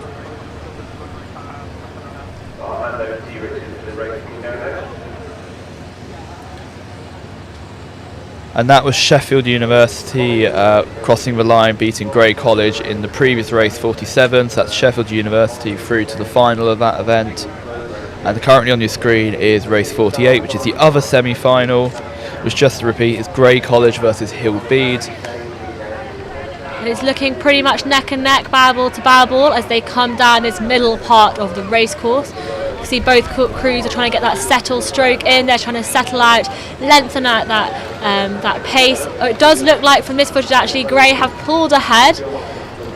It's looking like they have just about made their move. I think Hillbead still have their barrel on Grey's stern, but it does look as though Grey are taking the win for this race as they just passed the Hillbead landing stage. Hillbead are getting lots of cheers there from their home crowd. But Grey is about a length ahead of Hillbead at the moment. They're entering the final section of the race. They're passing us now, and there is distance between them. There's about half a boat length now of clear water between Grey College and Hillbead, and it will be Grey College with the win for the Open Non-Champ A Coxford. And we've just been told that the Hillbead boat is an alumni boat who they've made the journey back up to Durham to compete for their old college club. Good effort then from Hillbead. That was a tough race for them, but it's lovely to have the alumni come back and take part in Durham Regatta. It just shows how fond it sits in the memories and their hearts to come back and race once again and represent their college colours. And that's Grey past the finish line, confirming the win.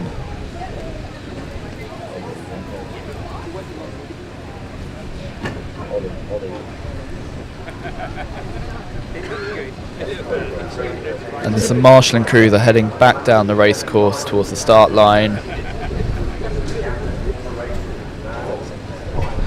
And I think we're going to be switching to the long course races in a moment. So there's going to be a short 3-4 minute break as the marshals clear the course and prepare to go back to the long course racing. We'll be passing over to a segment now from some of our other presenters.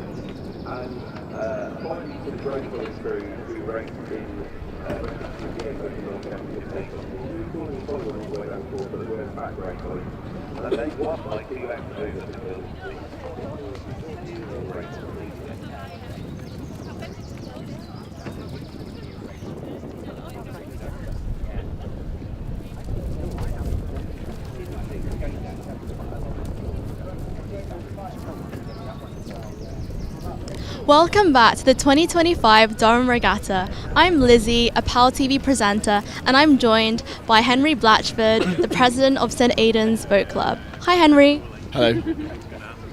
So how have you found the regatta so far? Have you been on both days?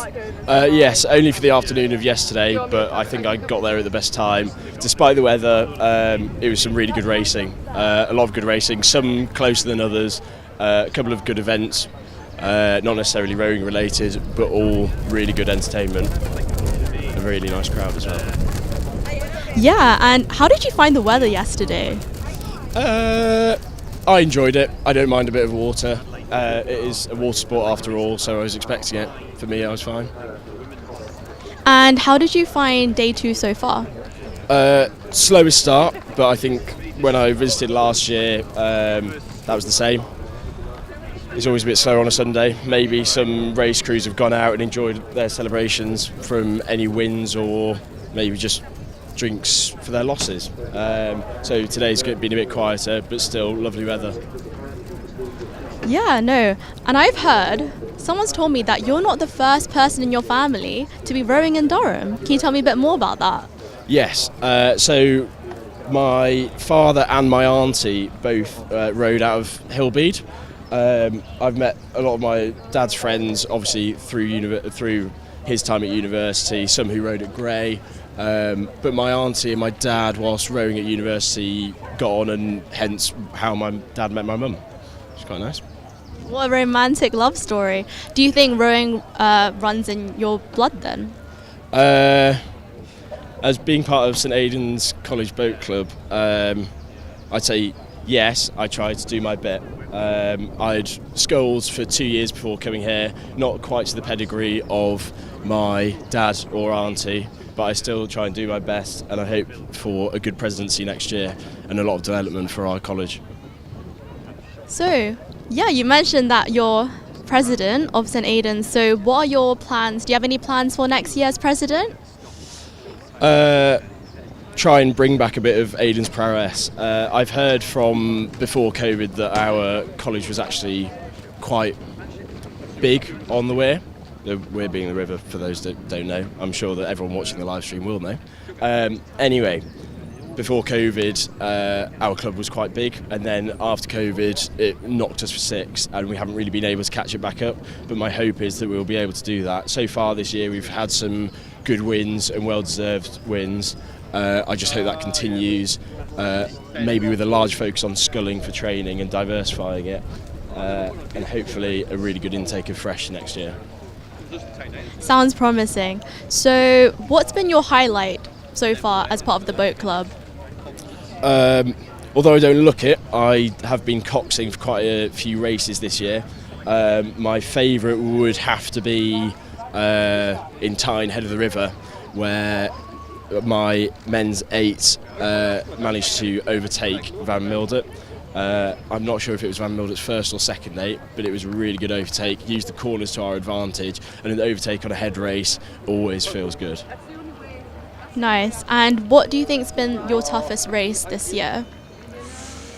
Our toughest race this year, I'd say, was at Durham City Regatta. I was coxing the novice women's second boat, and we had a good race against Chads, despite some, 3 crabs, but we recovered them and still managed to take the lead and win for the first heat, but then got beaten by Hatfield on the second. Despite that, it was a really good race, and there was a lot of effort and very clean rowing as well, so I was very proud of my girls for doing that. Aw, that's so nice. Well, what race are you looking forward to today? Are there any particular that stand out to you? For me, I'm just soaking up the sun. Sadly, Aidan's aren't in any events today, so I'm really enjoying my time, just with the sun. Thank you so much for your time, and yeah, I hope you enjoyed. Thank you for your time. Thank you. Okay, well, we hope you enjoy that interview. We're now going to be cutting to a brief Q&A video that we pre-recorded a few days ago.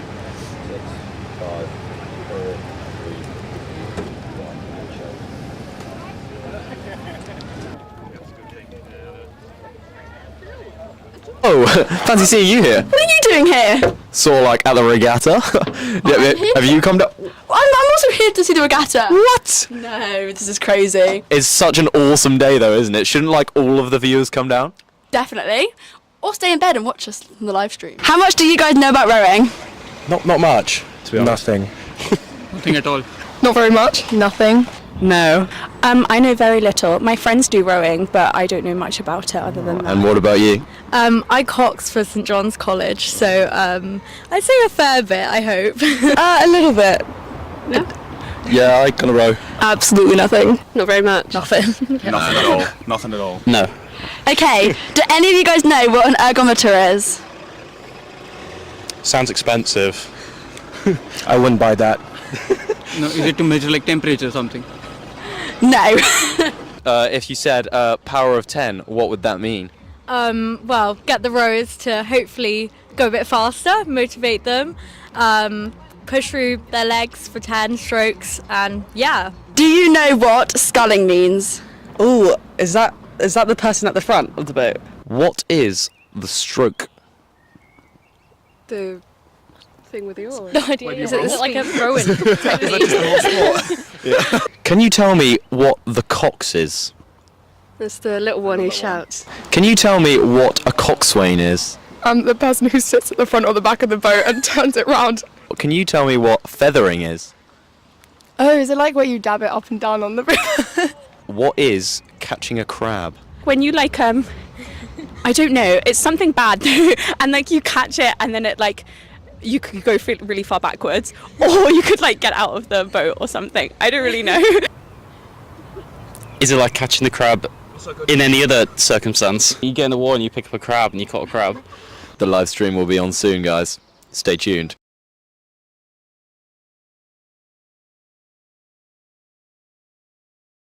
Break, the marshals have been clearing the course and preparing for the long course. What we have now is a series of 4 or 5 finals over the long course events. The boats you can see on screen at the moment is for race 49, which is the final of the women's junior champ coxless quad, which is Yarm School on the near side and Hexham Rowing Club on the far side. So a reminder, this is for the Bramwell Trophy, which was won by Durham Arc last year. So it's definitely going to be changing hands to either Yarm School or Hexham Rowing Club following this final race, race 49.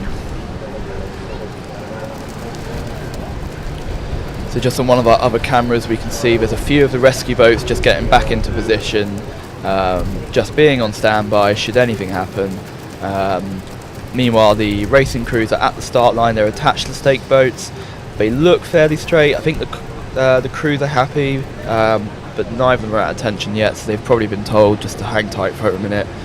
Yeah, there is a launch just driving past the commentary box here, not far from Bath's Bridge, and you often have to let the race wait a second for these launches to pass because the wake of the launches can affect the racing line for the cruise, so it's just best to let the water resettle and then the cruise will start. As we can see on your screens, they are still sat pretty much at backstops or just blades on their laps. They haven't really moved yet to get into the racing position, suggesting that the marshals and umpires are just letting them wait there for now whilst we see the launches on our cameras scoot down the race course onto the long course to get in position, as Josh says, ready for the long course race, which is the 1,800 metre race. From the normal start line, they go along the course, they go past the 700 metre finishing mark, they go through Elvit Bridge, which is the narrowest bridge you can row a rowing boat through in Europe. They then continue along to Kingsgate Bridge by the Student Union.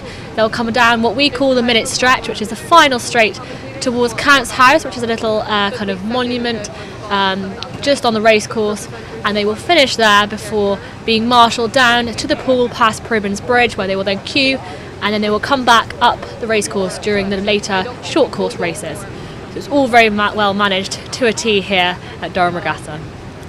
And just a reminder with Elvit Bridge, as Georgie said, it's the narrowest bridge in Europe that you can race through. Both crews here are not from Durham, so this is it's quite rare for them to have a chance to row through here, especially at race pace. Crucially as well, neither of these crews have coxes, so they can have to manage this themselves while facing backwards. Makes it that much harder as well. And as you can see, they have just set off. It looks like Hexham Rowing Club on the far side has a slightly better start, but it's a long race and anything can happen, especially with Elvit Bridge. Yeah, I'd say both crews that had a very explosive start. They were speedy off that start line, really high rate, short, snappy strokes, which is just what you want to get that boat moving. Hexham perhaps a little bit more successful in this. They really push forward, but it does look like Yarm are not going to be giving up. They are giving them a good fight for their money. So look at them, they're both pretty much, I'd say, bow ball to bow ball now, matching each other stroke for stroke as they come up the first quarter of this 1,800 metre long course.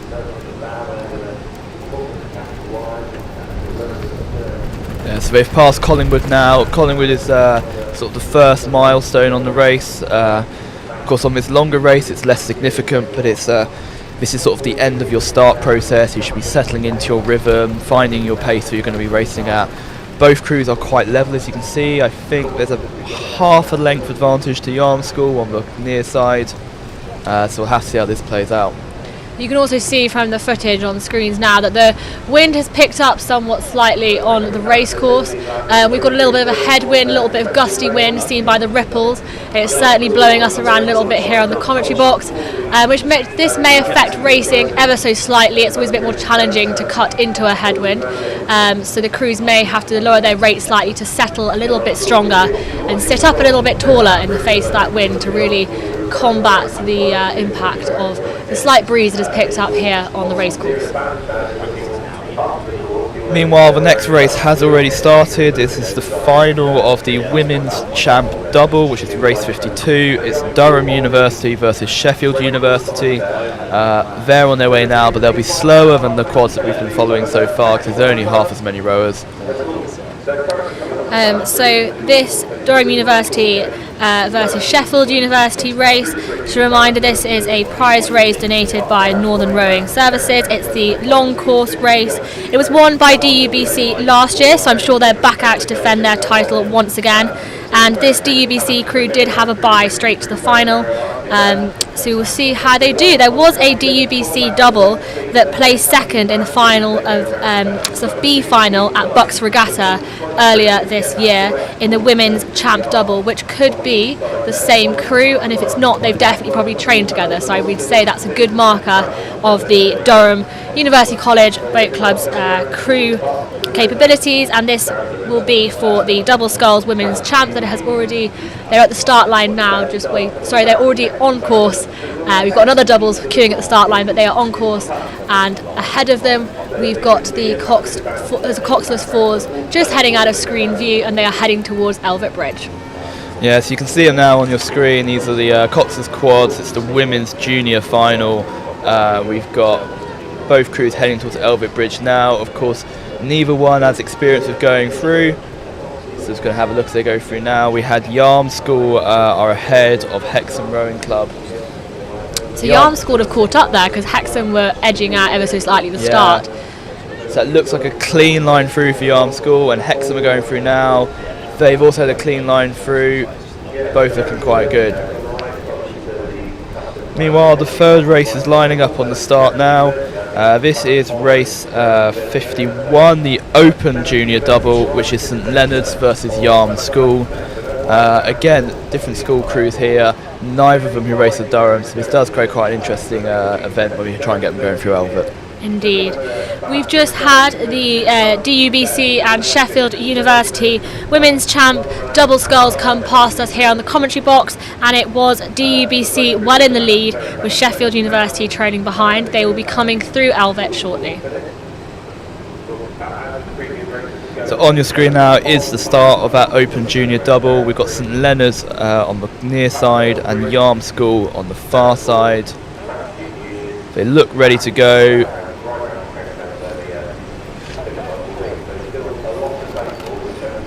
Just waiting on the start umpire to start this race, and they're off. Punchy start from both of them, looking fairly equal, I would say. Yeah, they do. They match each other stroke for stroke there on the start line. Both very similar starting styles as well. It seems like they have the same kind of St Leonard's is heading towards Yarm School a bit.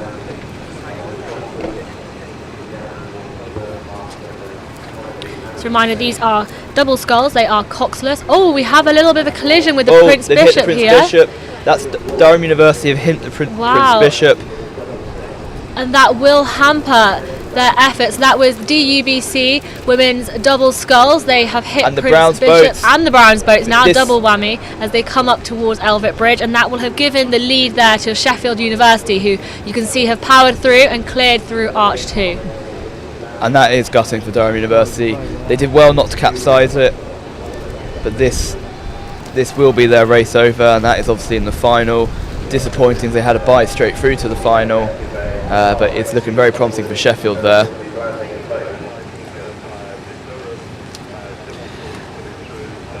And the next race, the final race of the short course finals lining up is race 53, which is the women's junior champ doubles, which is Yarm School versus Lambton Rowing Club.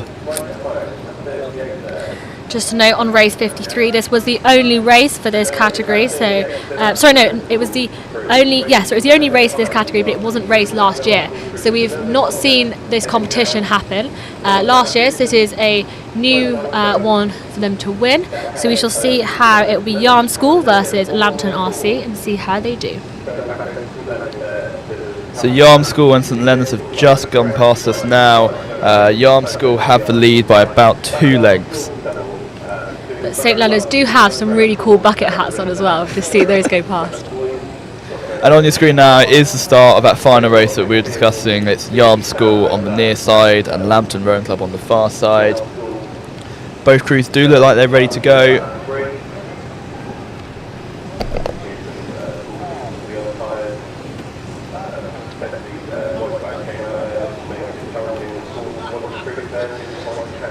And we should mention as well that race 50, which was the Open Champ double final between Durham Arc and Durham University, the Durham Arc crew have had to pull out of that race, so Durham University have won it by default.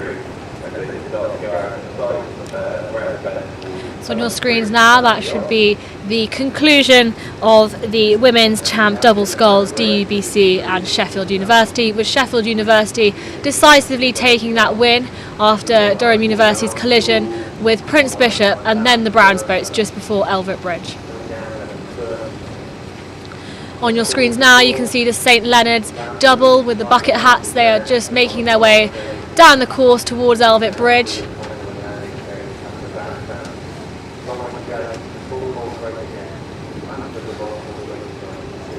So this is the last of the long course races. There are 4 more finals on the short course to come, and they'll be getting ready in a moment. For now though, we can see Elvet Bridge, and both crews are approaching it at speed and both seem to get through. Obviously these boats are quite a bit smaller than the 4s we saw earlier, so they should be able to get through a lot easier. They can also turn a lot easier, so they should find it easier to navigate even though they don't regularly do it. And that was a good take of Arch 2 there by that double. A lot cleaner than we've seen previously. And we are now on to the next quad race. So this quad here is race number 54, the Open Junior Coxless Quad. This is between Durham School and Yarm School. Durham School are on the near side, Yarm School are on the far side, but this is on the short course only. And once again, there was no race for this last year, and this is the only race of the day for this particular category. They have seemed to have come back-to-back stops, suggesting that they have not been given permission to race by the marshals. There must be some delay on the course further down. And Yarm School Lambton have just come past us. Lambton Rowing Club seem to have the lead at the moment in this race. It looks like a very close race here between the 2 junior championships women's doubles. Looks as though the headwind has died down somewhat on this course. There's a little bit of a ripple across the water. Still a little bit breezy, but the headwind seems to have decreased slightly. I'm not 100% sure how it is down on the long course, but it does look a lot calmer than I think we've seen previously this morning. You can see there the doubles coming to the end of their race, both putting the power down now, looking very strong and collected as they take on the last few metres of the 1,800 metre long course.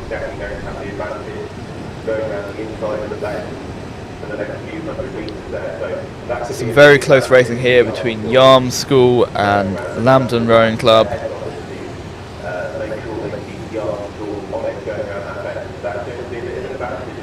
very close. They're going to have to take alternate arches. You've got Yarm School on the the left of your screen. You've got Lambton just leaving the screen now, and they were on the right.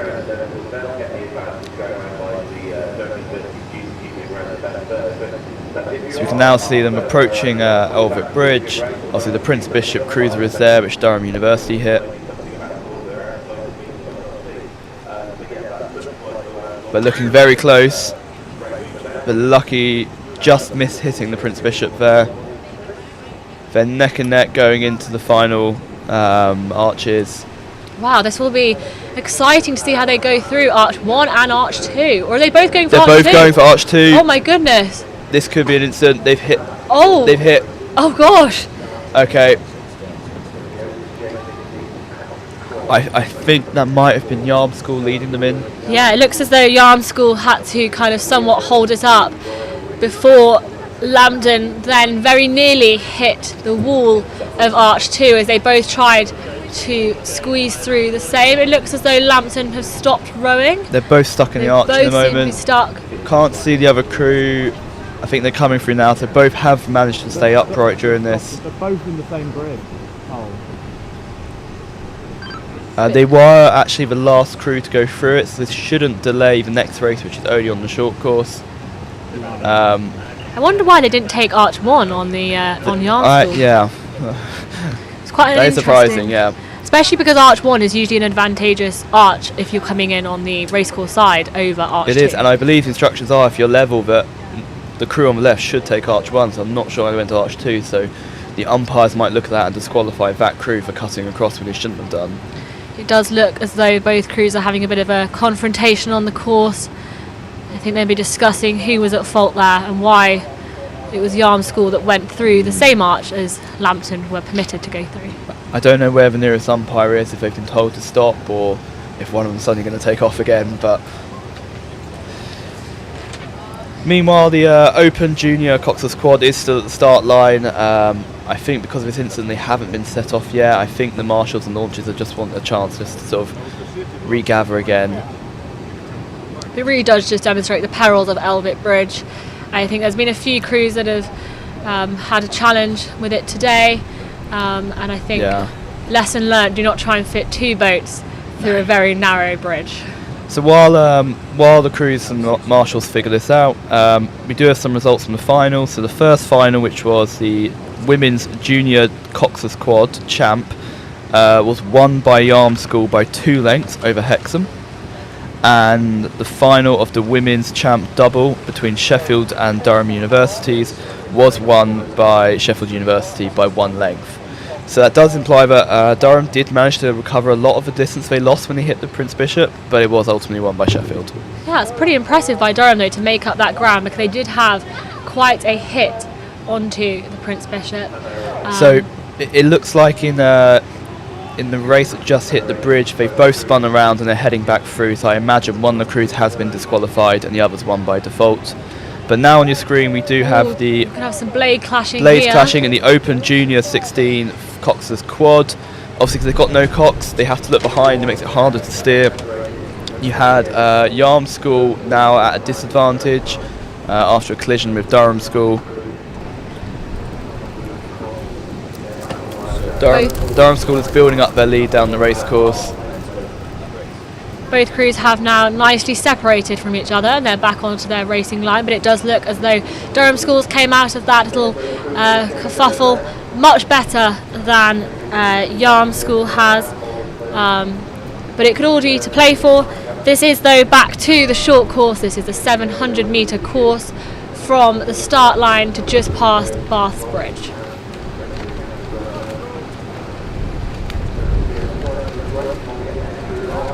So we've just had confirmation that in the crash at Elbert Bridge, Yarm School were disqualified for veering across into the second arch. Lambton might need to carry on and complete the course in order to be eligible to win the trophy, but Yarm School have been disqualified. Just shows that split-second decision they made, and it cost them the race. And this is potentially the issues with having the coxless boats. one of the rowers alongside rowing has got to make a decision about steering, what they're going to do. Possibly they just didn't know they could go through Arch 1, but they have obviously now paid the price for that. Meanwhile, in the Open Junior 16 Coxless Quad, Yarm School are still behind Durham School by about a length. They're approaching the finish line now. On your screen you can see them coming under Bath's Bridge with Durham School ahead by about a length. Pretty strong race though by both crews, but it was Durham Schools who did tip them to the post for the win. Meanwhile, at the start line, the stake boat operators are being switched over, so there'll probably be a 1 or 2 minute pause as that's dealt with. And that looks like Durham School has comfortably won that final, beating Yarm School by about 2 lengths. That was the final of the Open J16 Coxless Quads.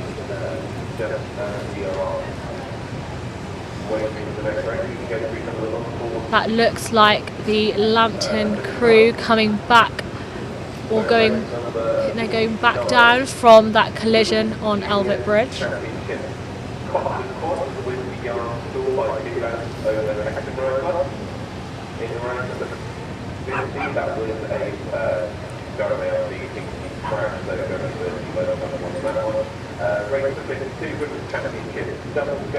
Yeah, it looks there as though the Lambton crew have been told to continue down the course, probably to make them eligible for the win of this category. They are just taking a nice light rate paddle down the minute stretch to Count's House to conclude their race and recover from their collision at Elvet Bridge that disqualified Yarm.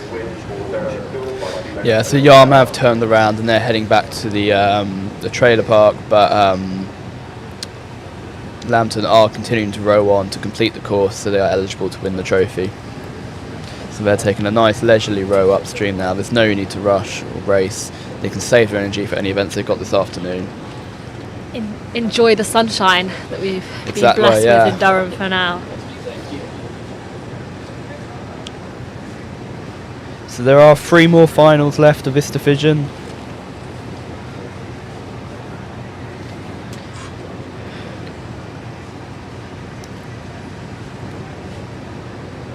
So that's still the Lambton crew you can see on your screen. They're just taking a little pootle down the river to finish at Count's House. Probably not the race they'd have wanted, but a win all the same, but not under the best circumstances. But we'll be seeing them at the presentation evening this evening after the conclusion of Durham Regatta 2025. Yeah, and some of the marshals have just been swapped around now. Some of them have all been on the water for about 2-3 hours now, so they're all getting rotated around. And then we've got the next of our finals to come, which should be the Open Junior 14 Coxed Octuple race between St Leonard's and Lambton. So this is a race where there's 8 rowers, but each rower does have 2 blades, so there's 16 blades per boat. It can make sometimes quite the spectacle trying to see all 16 blades be in time with each other in such a tight course as well. But when they do get going, they are incredibly fast boats, so it should be good to see. I believe this is just a straight final with only 2 entries into the event, and I think they're coming in now. This race was won by Yarm last year, but they are not competing this year. But no, the octuple races are quite exciting. They can sometimes lead to what looks like a little kind of caterpillar down the race course, or a Mexican wave depending on technique. But as Josh said, they are extremely powerful crews. So we look forward to seeing that race very shortly. So on your screen in the moment will be race 54, which was the Open Juniors Coxless Quad between Durham School and Yarm School. They are attaching to the stake boats at the moment, and then we'll be lining up. You can see on your screens now that the regatta spectators has really picked up. The sun is out, people are making the most of coming down. I think you can see there the Durham Amateur Rowing Club and Durham School's marquees. There is a bar at Durham Amateur Rowing Club site, hence probably why there's a lot of people there and soaking up the summer rays on this lovely Sunday, nearly lunchtime at Durham Regatta. And we can see that the crews have come to their racing start position at the stake boats, ready to begin the next race, which And just a reminder, this is only on the short course, so it's back down to the 700 metre course. It's only about 2 minutes worth of racing. Yarm School have had the better start there. They're about half a length ahead already. So it's looking like a promising start for them. And on such a short course, all they need to do now is just hold this off, and they should be able to win the race. Yeah, that was a really speedy start there, and it definitely gave them some good distance between their opponents. And as you said, yeah, they just need to hold that down. Coming towards the Collingwood landing stage, it looks like they have maintained that lead. But I'm sure they will continue to battle on. They will not be let off lightly. So they're passing Collingwood now. This is about a third of the way through the race. They should have found their rhythm by now. They're catching together, just pushing the boat through the water. There is quite a bit of wind picking up now. It is a headwind, so you're going to have to fight against that, just to make it a little bit more difficult for you. But they seem to be coping with it well. Both crews looking very neat and tidy in their strokes here, as you can see from our view on Bath's Bridge. They've got some nice clean catches, especially the crew on your Pilau Wood side on the left of the screen. They have got a really nice catch, looking pretty much united within their technique, which is probably powering them a little bit further forward than the other crew. The crew on the racecourse side has had a little bit of a wobble there that will slow them down ever so slightly.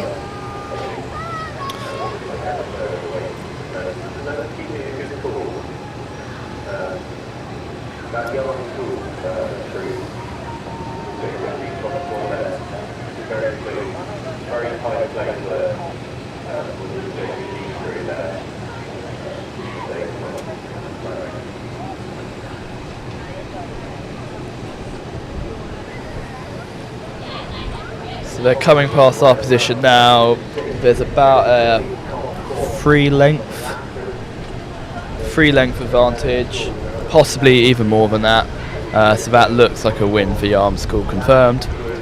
The next race that's just started on your screen is race 57, which is the Women's Junior 15 Coxed Quad. This is also the final between St Leonard's School and Yarm School. St Leonard's School are the white boat on the left of your screen, Yarm are the yellow boat on the right of your screen. It looks like St Leonard's have pulled away by about a length and a half already.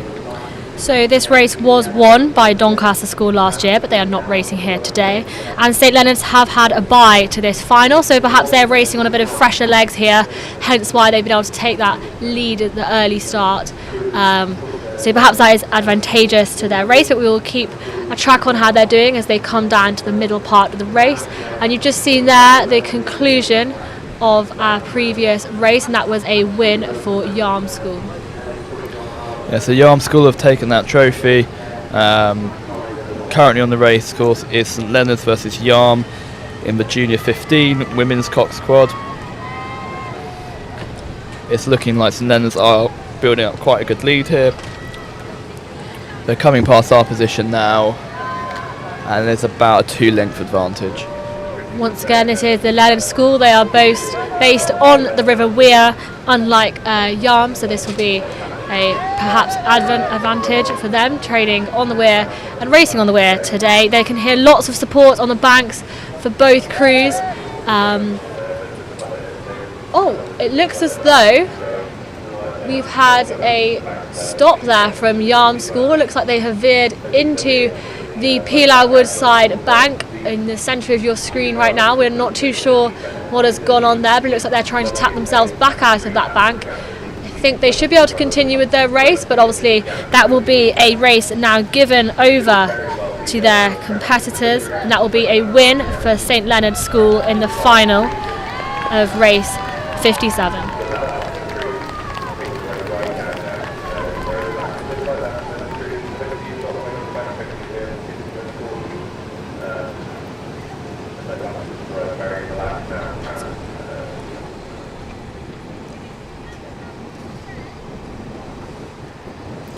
So the race that's lining up on the start line now looks like the race number 58, the Masters Coxless Quad.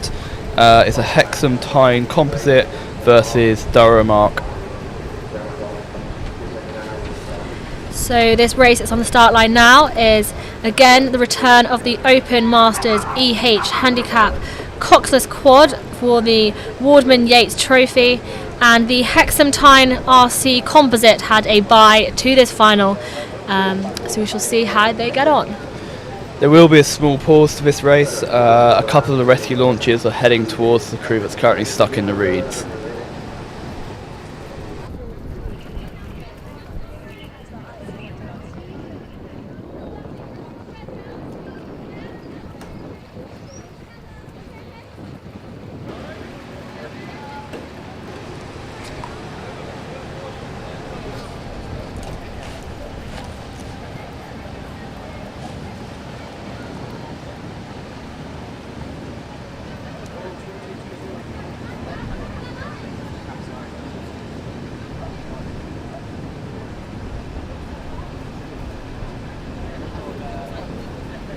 The launch is heading back down river, so it looks like they may have dealt with that crew that is currently stuck in the bushes. We're not 100% sure who it is.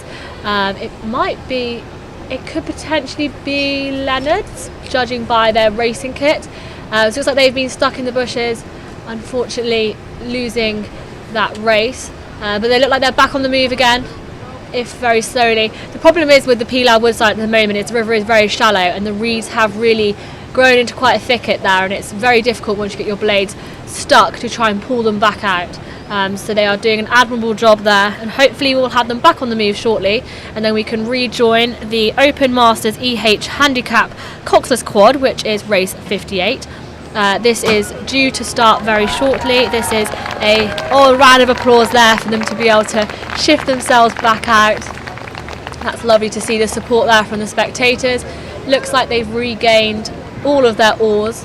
I don't think anybody is injured as well. That's just the launch checking them over, making sure they're happy to continue down the course and to clear the race course for race 58, which is the final Open Masters EH Handicap Coxless Quad. We have a return in this final of the Durham ARC crew we discussed earlier. They are the oldest crew here competing at Durham Regatta, with a combined age of just under 300 years old, and I think an average age across the crew of about 73. So best of luck to them for rowing on their home river, and we will join them shortly. Just on your screens now you can just see that Leonard's crew are turning round. I think they'll join the marshalling lane a little bit earlier up the course than normal, just so that they're not having to row all the way down to the pool and turn down there. They're just being given permission to turn a little bit earlier, so they can join the marshalling lane and get out of the line of racing as soon as possible. So the next race that's coming up, just a reminder, is the Coxless Quad Masters EH event. This is a Hexham and Tyne Arc composite on the near side and a Durham Arc crew on the far side. Just a reminder, because of the age difference between the crews, one of the crews will have a handicap, meaning that they can start a little bit before the other crew, just to even up the playing field a little bit.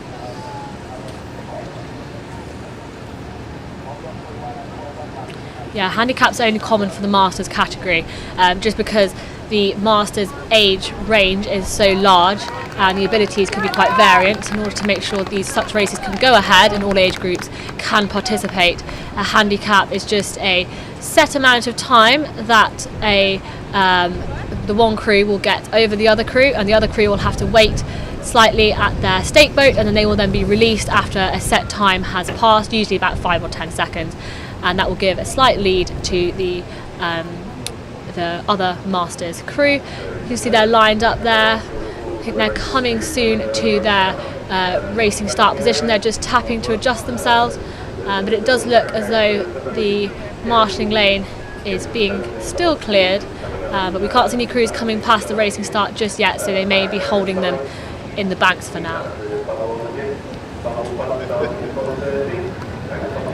So just waiting for the marshals to clear the course, and once they're happy with it, it'll be over to the start umpire to start the race that's on your screen. The headwind here at Durham has once again picked up ever so slightly. Just from a commentator's box here, as we look over to the Hilby landing stage, we can see a few ripples reappearing in the water suggesting it's got a little bit windier once again. But the sun is out. It's been actually a beautiful day so far, so fingers crossed that continues for the rest of the afternoon. It'd be nice to get a sunny Durham Regatta day. We had a bit of a grey start, but the cloud is slowly burning off, showing the blue sky, and it's feeling a little bit more like June than the April showers that we experienced yesterday. And on your screen at the moment you can see some of the marshalling crews just coming back through, making use of the fact we've just had a small pause just to come through, watching the shallow waters, and then we'll have the next race underway.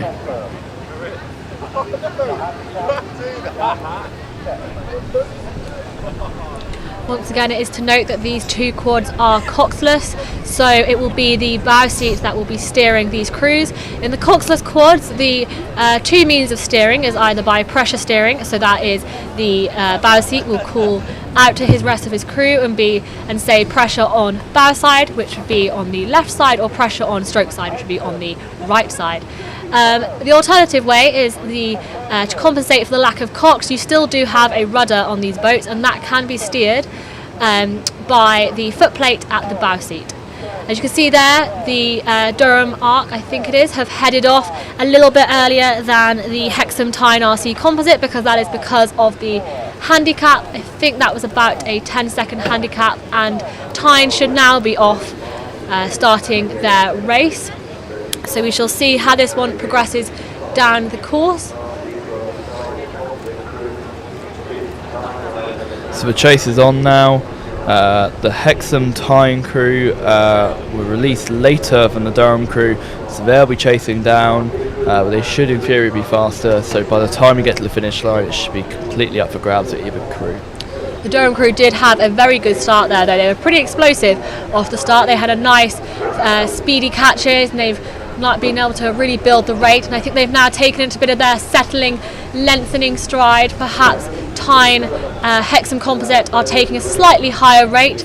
They are really eager to catch up there. You can see they're putting the pressure down, whereas Durham has slightly settled into their rate a little bit earlier than the Tyne Hexham Composite. But as you can see on the screens now, that handicap has really closed up now, and the Composite crew are really chasing on to Dark. It will be whether Dark can hold out for the latter half of this race.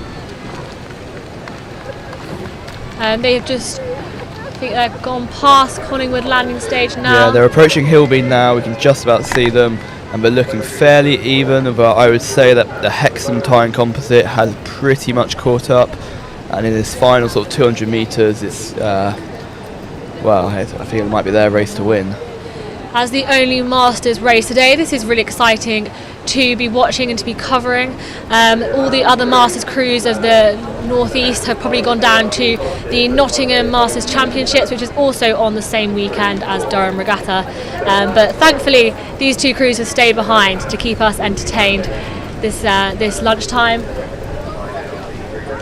They've come past us now, and the Hexham Tyne ARC crew are definitively in the lead. They've managed to catch up from the handicap, and I think they'll be going on to take the win. Yeah, it looks like the Composite crew has taken Dark by about a length, if not 2 lengths by now. But Dark have put in a really strong performance there, really amicable effort by them. They've done a really great job, but it was a close race. But I think it will be the Hexham and Tyne RC Composite Crew 163 that will take race 58, the Open Masters EH Handicap Coxless Quads. Okay, and the next race that's starting is the Open Junior 14 Coxed Octuple event. So when it comes on your screen, you will see that it's 8 rowers but 16 blades per boat. You hopefully get a sense of just how important it is to be in time with each other and be coordinated. If they can get that sorted, these boats are very, very quick, and there's a lot of power put down from them, so this could definitely be a very entertaining race.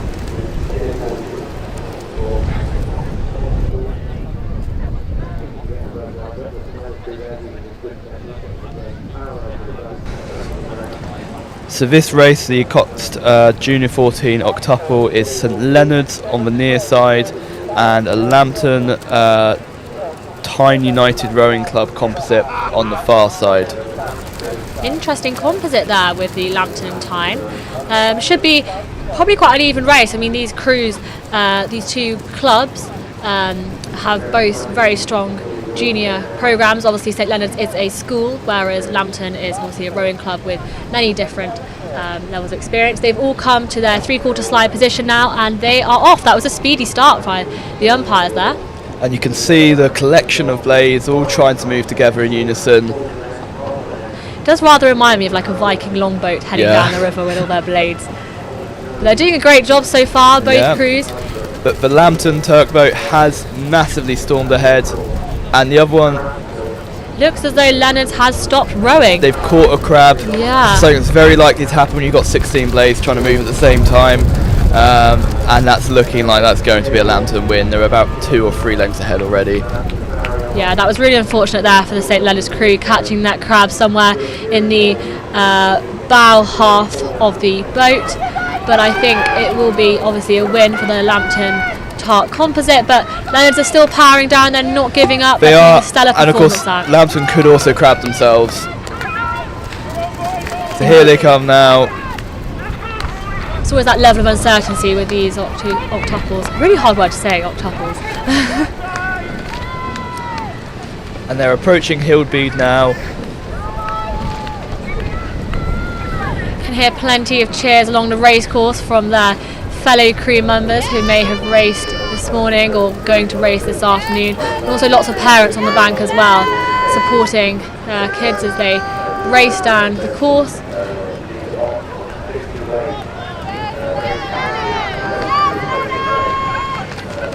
Interestingly, the Lambton and Tart composite, you've got Lambton taking the stroke pair and the bow pair, and then the middle, the powerhouse, the engine room of the octuple has been taken by the Tart additions to the boat.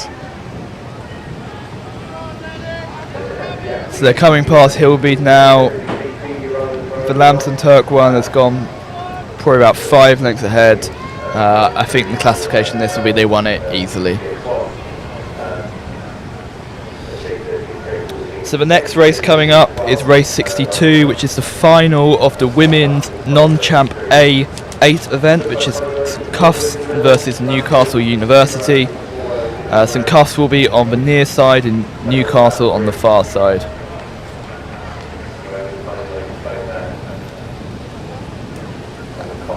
And the Lennon's octuple's just gone past us now. Yeah, that's going to be a hard race for Leonard's there, especially when you've had that error really close to the start of the race, and you've just got to get your head down and just paddle down the rest of the course because you can't go anywhere else apart from finish it. So it's really mentally quite challenging for them, but they've done a really stellar job to keep rowing and just power through. But congratulations to the Lambton Tart composite that has won that octuple sculls. I'll get it right one day. So just to repeat, the next race that will be on your screen is the women's non-champ A8 final, which is between St Cuffs, which is on the near side, and Newcastle University on the far side. Cuffs have the green blades and the black boat, whereas Newcastle have their white blades and white boat. There's just some marshalling crews coming past as well, and then they'll be off on what is the final of the women's non-champ A8 event. Just on your screens there, you had the Leonard's crew coming in from their race that just concluded, and they will be marshalling down now towards Albert Bridge, turning at the pool, and then we'll be paddling back up the racecourse. The wind has definitely picked up. It's blowing us around a little bit here in the commentary box. But you can see on the river it's creating quite a sharp, snappy headwind for the next crews to deal with. Luckily these crews are not small boats, otherwise it'd be a little bit hair raising I think if you're a single out there right now. So it shouldn't affect them too much. They'll just have to sit up firm in the headwind, but hopefully this wind will die down as the afternoon continues.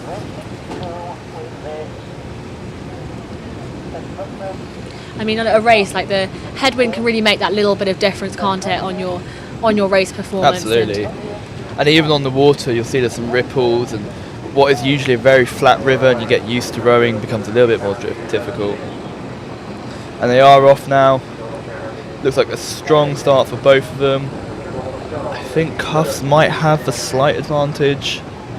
This will be an interesting race because I doubt Cuss this year has raced against a university crew such as Newcastle. Exactly, and So you'd this is- expect Newcastle to be beating a college crew. but- Indeed. This is completely an unknown for both crews. You can see Newcastle there on the Pilau Wood side with their iconic star blades. They are matching each other pretty much stroke for stroke as they come down in the first about third of this race. They will be settling out their pace now, winding out from their speedy racing starts that they've just had, and they'll be really calling for those settle calls now. The coxes will be really telling them to dig deep, settle in, lean back, embrace the catches, power through the legs and get that drive down. As they come along towards the Collingwood landing stage, it does look as though Newcastle are a tad in front, maybe by about 3 seats, but it does look as though Cuss are not giving up. They are fighting for every single stroke in this race and they are putting down a really good performance. So coming up to Hillbead now and towards our position as well. They are both looking very level. I think Cuthberts do have the slight edge. Cuths are looking a little bit more splashy though than the Newcastle crew, which they've got to be careful of, especially in this wind, in case they can catch a crab. But it is looking still pretty close. And this shows the experience that Newcastle will have training on the Tyne, which is a lot choppier than the Weir, which Cuss will be training on. Yeah, there really is about 2 seats lead for Newcastle University right now. Cuss completely still have the opportunity here to make a final kitchen sink, push it to the end. The Cox will be really screaming at them right now to try and get as much power down as possible, but it could be that it's all too late and the Newcastle crew may pip them to the post as they come towards Bath Bridge.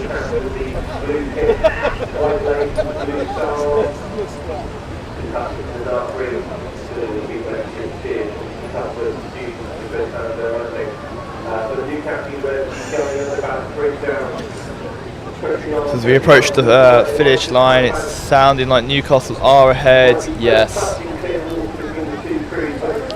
Not far behind though, Cuss. That was a really impressive effort from Cuss, considering they'll never have faced a crew like Newcastle before. That would have been a tough race for them, but congratulations to Newcastle, but equally congratulations to Cuss. Yeah, Cuss did very well there to make it to the final and compete at that level against Newcastle. I think it was only 3/4 of a length.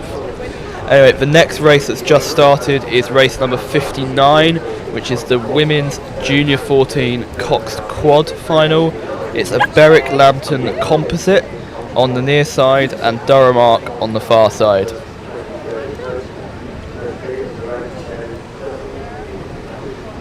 So they're approaching Collingwood now, they're incredibly level. This is looking like another bow ball to bow ball situation. Both crews looking really evenly matched. I think they're rating by eye roughly about the same, and they're not looking splashy at all. They've really embraced this slight challenge of the headwind. You can see the tape on this bottom corner of this screen is really buffeting, showing how windy it is down on the racecourse this afternoon. But they are really coming up the racecourse with a good set of pace. However, it does look like it could be the Berwick Lambton composite crew that have pushed ahead of Dark. They're looking like they've got nearly about a full length ahead of Dark now. They look like they're rating slightly higher than Dark as they wind up into the middle section of this course. Yeah, they're approaching the Hillbead landing now, so they're sort of coming into the final, about third of the course. But it looks to be about a length and a half between them. The Berwick Lambton composite looks like they're going to take this win over Durham Arc.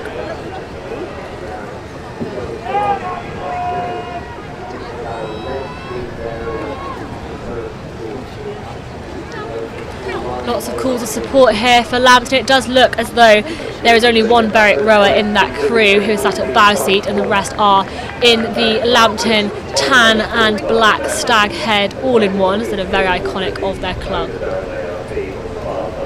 But as they go past us here on the commentary box, it is that composite crew that have taken the lead against Dark, leading now by about a length and 3/4 ahead of Dark as they come into the Bath's Bridge, the view that you're seeing currently on your screens.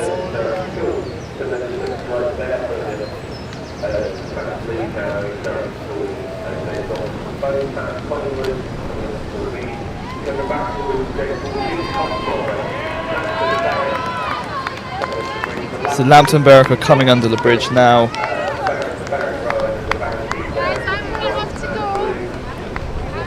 There's about a length and a half between them. and they've taken the win over Durham ARC. Very clean race from both crews there, though. That was an impressive power put down, and I think Lampstead have been doing really well today. They've been I think they've had a lot of good results today. I mean, they did that octuple just now, and so the next race is race number 60, the women's J16 double, which is St Leonard's versus Durham School.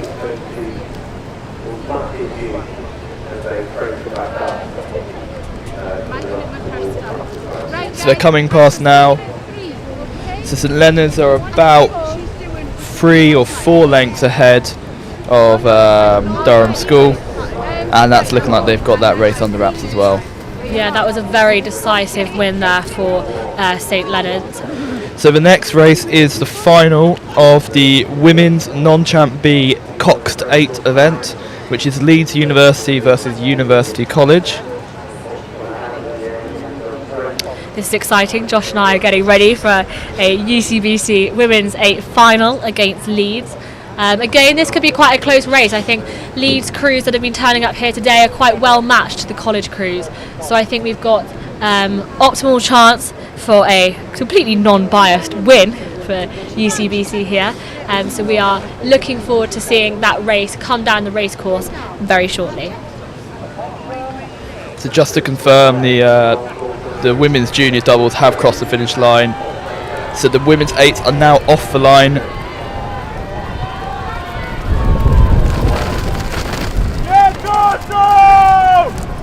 God, you can hear some Castle support. That is our Castlemen. They are ready. They're primed on the bank for some cheering. We've got a lot of supporters here today and quite a few alumni up as well, which is really exciting. It's looking very even. I think Leeds might have slightly pulled in front,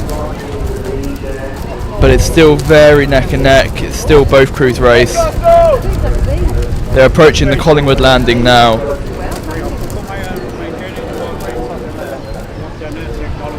And University College taking a slightly wide line towards Collingwood. You can hear a lot of support for Castle here, one of the local Durham crews. I think we may outnumber everybody else on the racecourse today in terms of support. Castle taking a very nice line along this course. Leeds have taken it slightly close to the racecourse marshalling side, and it does look as though University College are pulling ahead, and they may win this race, which will be really exciting. It will make our barbecue celebrations tonight that little bit sweeter. And it looks like the Cox as well has gone towards the bank to try and get that cover from the wind. They're about a length ahead of Leeds now. And they're approaching the Hillbead landing stage now. And they're coming past Hillbead now. And they're about a length ahead of Leeds. Come on, girls, this is looking like an exciting race. They're coming past our position now. There's about a length, just over a length in it. It's looking like a win for University College. Oh, this will be an easy win for University College. They have now got clear water between them and Leeds University. So this will be a win for University College in the women's 8 non-championship race.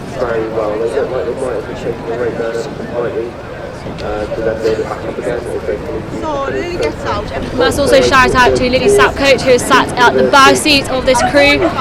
Massive thank you to her for racing with the UCBC squad today.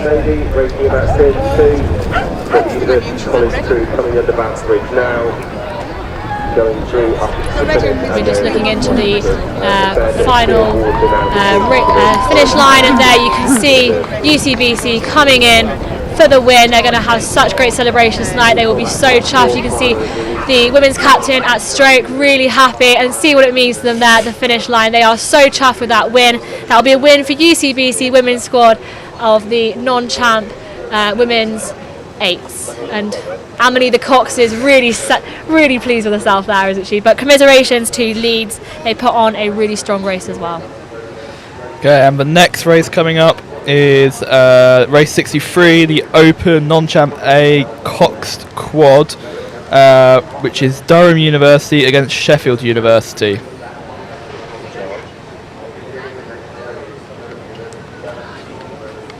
Correction, it's not a Cox Quad, it's just a Cox 4.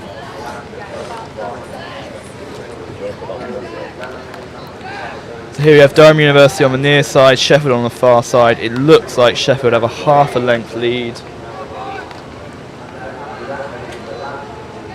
And they're coming up to the Hillbead landing stage now.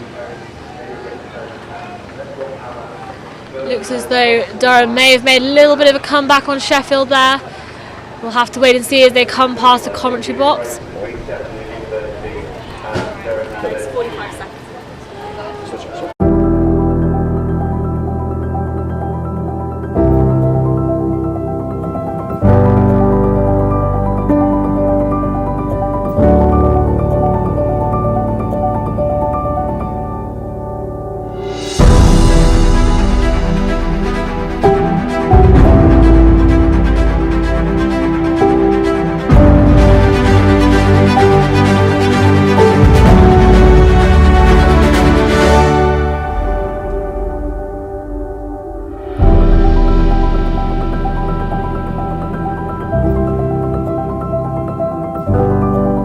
Durham Regatta 2025.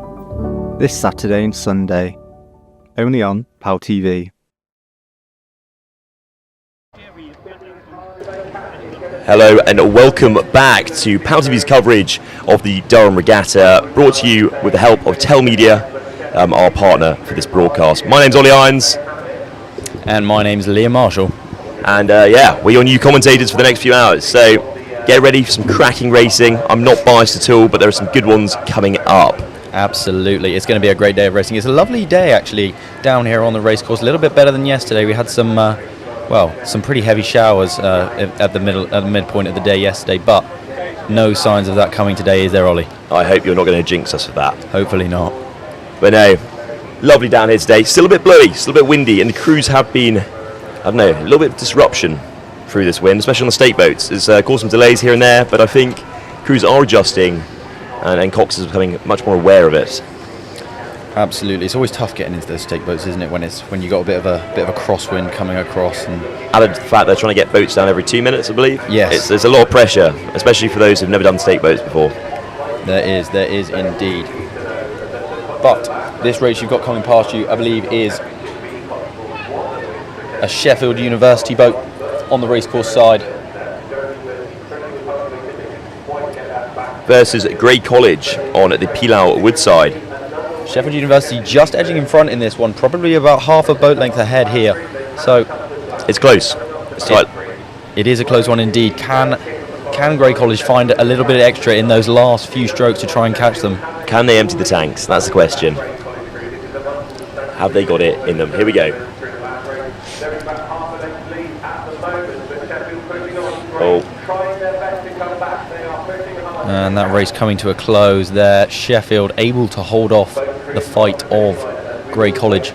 A great win there from Sheffield Uni. Indeed. So currently Marshall's taking the time now to move boats up to the starting point. It's a real logistical nightmare actually, and I don't think anyone quite realises how hard a job it is as a marshal. You know, no one's happy with you. Cox is shouting at you, and you're, shouting back at them, and there's just a lot going on. Add to that, obviously, a fair few new rowers, especially this afternoon. We're going to see some good NOV racing. There's a lot going on, and they're just trying to get people up. And it is a challenge. I mean, there's something ridiculous, like several thousand people compete over the weekend. It's wild. Unbelievable. The scale, dear viewer, you're not seeing it the same way you do if you were here in person. Yeah, massive thank you to all of the organisers of the event, and also to our partner Tell Media for their wonderful support for PalTV over the past few years and on this broadcast. We thank them very much, and will from Tell Media, as none of this would be possible without them, as this lovely feed is from one of their cameras. So thank you very much to them. Yeah, big shout out to Will, Tell Media. But looks like we've just got a little bit of a break in rowing, as Ollie was saying. Getting the boats through in that filter lane, you can see on your screens right now, and you can see a bit of the attractions that we've got brought down here to the racecourse. Some tents for some of the clubs. Durham School showing their logo very well on the stream there. That's a good plug from them. Oh, very clever, very pragmatic. And it's nice to have the option. It's a very good event. It's nice to bring the communities together. And actually, it just reminds you of what a community rowing is up here in the northeast. Seeing the same boats, seeing the same crews, and all coming together at the end of the year for Durham Regatta. 100%. Almost like a rowing hub in some ways, isn't it? The northeast. It's there's a lot of crews from all over some areas up here. You've obviously got Durham, a massive hotspot for a rowing. You know, with Durham Amateur Rowing Club, a very set in stone club there. Durham Uni Boat Club, all of the colleges, and then you go to Newcastle and you've got the Tyne there. There's many clubs coming out of the Tyne. Many clubs. It's a rich rowing area in the UK. Is the northeast? It very much is, and it's lovely to see. And actually, having rowed up the northeast, it's nice to have some sun. But anyway, enough about that. We're now going to take you to a lovely little bit video explaining the origins of Durham and the Dun Cow, which we'll see now.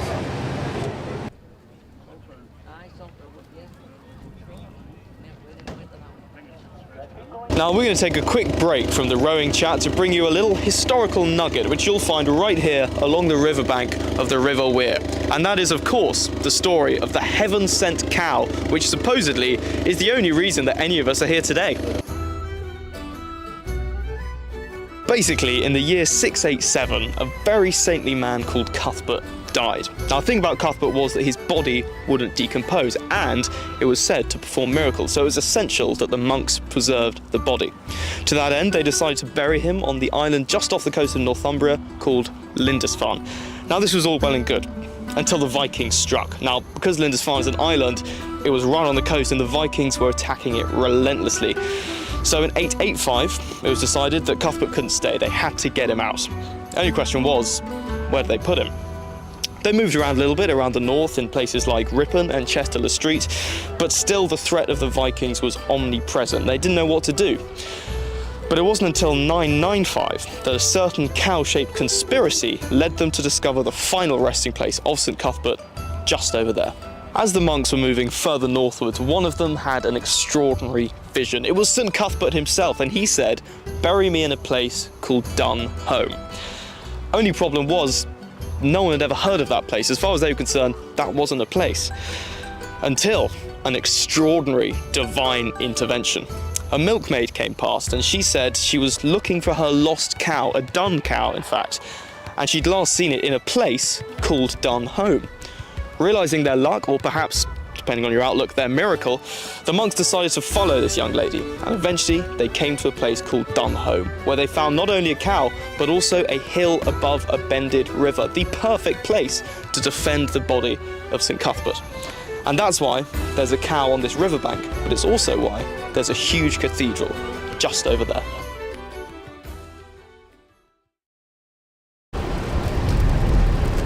We're so back. We hope you enjoyed the little history bit there, led by our former head of news, Dickie Griffiths. Big shout out to Dickie. Brilliant video, very informative. We're now back for what should be a very interesting race. Again, the last time I saw a quad on the start line with DU, actually, scratch that. Last time I saw 4 people on the boat from DU on the start line. It didn't end very well last year. So I'm hoping for some cracking race. Luckily, they're not on the peel outward side this year. Exactly. I'm sure that's an event that many a Durham rower remembers, all over the Rowan Facebook page, wasn't it? So hopefully not a repeat of that. If they went into the bank from the racecourse side, that would be certainly something special. I'm sure the umpires would have something to say about that. Absolutely. So just a reminder, this is long course racing that we are getting into now. This is race 66 between Durham University on the racecourse side at the bottom of your screen right now and Tees Rowing Club on the top of your screen, and all of these long course races that you're about to see are finals. So this is for the cake. This is to get the silverware. Some big races coming up. Indeed. Pots aplenty. Absolutely. Obviously the presentations will be happening later this evening. There is over 60 trophies handed out across the weekend here at the regatta, so plenty to go around, but you know, out of like you said, there's so many competitors, so not many actually get their hands on it in the end. Many dream of glory, not all achieve it. But you know, as I was saying yesterday, when I had the lovely option to guest commentate for a little bit, you know, you miss every shot you don't take. Absolutely. Anyway, we're getting ready to start here at front sides. Here we go. Oh, a little adjustment there. Again, as we mentioned, there are gusts of wind and it is making it challenging. Here we go. Both crews seem to be off well, in time. Very lovely. So, long course racing. Ollie, have you done a bit of long course racing in your time? I've done Durham Head, Durham City Head, I think. Yeah. That was an interesting one. I'll be real with you. Our Cox ended up taking us into Elbert Bridge, but it's still quite good fun. Obviously, coming from the opposite direction, you're not racing anyone the same way, and that's where the tension for this comes in. It's those lines, it's that space. The weir's quite tight, and it's quite a bendy river, for lack of a better word. So it's interesting to see what lines Cox take, and yeah, how they make the most of their relative position. Yeah, and despite the fact this is a longer race, Durham University stamping their authority on this one very early on, almost at a body length, even just going past Collingwood Boat Club. So they are not holding back our Durham University. Yeah, they've got a good length there, but the question is, can they hold it? I don't think so. But yeah, it's still early on. It's an 1800 metre course, I believe, and yeah, it's something could happen. Hopefully it won't. You never know. Like you say, that Elbert Bridge is dangerous. We've already seen today a couple of crews collide together, trying to go through the same arch in the previous session. So, anything can happen in these races, especially in the long course, when arguably more opportunity for things to go wrong. So for those of you who have not been to Durham, Elbert Bridge is regarded as the narrowest rowable, bridge kind of gap in Europe. Again, this is what I've heard. I haven't seen it anywhere bar online, but it's very much an oft-repeated point. But it is tight, and actually the line does matter. It's not like going down on Hall, going between the bridges on your way past Fulham. It's tight, and if you muck up, and especially in a Coxless site, that's going to have consequences. And just to update you on things going on the Weir as well, just at the top of your screen you might be able to see race number 68 beginning, and that is our open college category, the Cox Fours. That's Ollie, I'm sure you'll be happy to hear Hatfield on the racecourse side against Collingwood. So that is, I'm sure that is hyped up to be a good one for them. Oh, I'm sure it will be absolutely cracking. I'm looking forward to seeing it. I have a lot of faith in the crew. I've rode with some of them before. Hopefully today should be a good day for them. Hopefully they bring home a pot. You can see them on your screens now as the camera just straightens up to really give us the true view of the start here. Hatfield lagging behind a little bit. We didn't get to see the start, so unsure whether that was an error or whether this is just Watts, but I'm sure, as I said, it's a long course, and there's a chance this could change. I mean, there's a length and a bit in it, and I don't know. It is Collingwood. Collingwood a strong force in the college rowing scene and just the rowing scene in general, to be honest. They love it. They do love it. They love going give them a race they'll go to. I think they went to France actually this year. I believe they did, yes. They love it. They are basically in their own work. Well, I'm sure they'd love this. I don't want to feed into egos too much, but in many ways a mini DU, and there is a lot of DU talent that ends up circulating through Collingwood just due to sheer size, resources, and just a very general rowing prowess. But let's hope Hatfield can make up this gap. Oh, we just cut down to New Elbert Bridge as we've got T's coming past. Again, lovely camera work here, and this is a new angle for us. We didn't have this last year. Now we're cutting down to our SU camera. Here we go. DU navigated Elbert quite cleanly. This is where the challenge for the commentators really comes in. There's a lot going on. There's a lot of races, and it gets even better when we'll have boats later where they don't have their own club blades, they don't have their own club boat, and the order gets mixed around. So we have this real fun game we like to play called Guess the Club, and hopefully pronounce it right, as I have been told in the past. But yeah, easy lead there for DU. Back to Hatfield, trying to close the gap. They're struggling a bit, and let's hope they've got a bit more in the tank, because we're still quite early on. Hatfield should be able to go through arch number 1 here, so they do have an inside line going into this bend, so potentially a chance to make up some ground there. Obviously it does equal out when they go past the Student Union, as there is another bend going the opposite direction, but we're back on the course again at the straight, and this one is actually a Durham University derby. 2 Durham Uni boats for the Women's Championship Cox Falls here. So the racecourse side Durham University boat taking the early lead as we cut back to this event between Collingwood and Hatfield. Collingwood there going very close. So in Hatfield, I can give you a little lineup. We've got Henry Hayes, president of HGBC. Big up Henry, coxing the boat, followed by Thomas Roth in bow seat. Again, a keen rower coming from Sculling, from Camis, up in the northeast. He's been a real asset to HGBC this year, and also just quite good chat. More generally, elsewhere in the boat, we've got Ben Bird, Freddie Cunningham, and Noah West. All very involved, all part of the first 8. This is the men's first 4 in their final. Trying to close that gap as we come towards Hatfield's own boat club and landing stage. Let's see if they can do it. On your screens now, back on to the Durham University derby that we've got going on the racecourse side. Really, stamping their authority on this one. About a length and a half, maybe even pushing 2 lengths as they come past and towards Bath's Bridge. As you can see them there, looking strong is the sweeping of Durham University's racecourse side boat. Not holding up anytime soon. No, they are not. But this is what it's about. We've had this chat earlier when we were prepping for a live segment, and actually, it's all about knowing yourself, knowing your limits, and knowing how to work with that. I think there's especially more novice crews, there's a very tendency to rush at the beginning, and you see it on some of the race starts. They're not connected, and the boat's not getting connected. They're not sitting it, and they're not together. And so instead, you've got what I affectionately call a dyspraxic caterpillar. But we're not getting any of that here. This is some high-level rowing. Hatfield, rounding where Van Mildert Boat Club used to be. Gone but not forgotten. Still trying to close that gap, but it's only getting bigger. But at the end of the day, it's about taking part. Not to sound like a primary school teacher, but it is about taking part and being involved in this momentous day. I think there is something to be said. As long as you finish, that is the main part. Absolutely. Taking part and finishing, even if you don't win. At least that's what I tell myself when I lose a race. Exactly, it is all about the taking part, and like you say, so many competitors here taking part, such as these 2 boats on the course right now. Race number 67, it is the Women's College Coxed 4s. This is Collingwood on the racecourse side in the red versus the College of St Chad's on the Pelorwood side, looking pretty equal here in the first couple of 100 metres, but as we say before and we'll probably say again, it's a long old course. It is a long old course.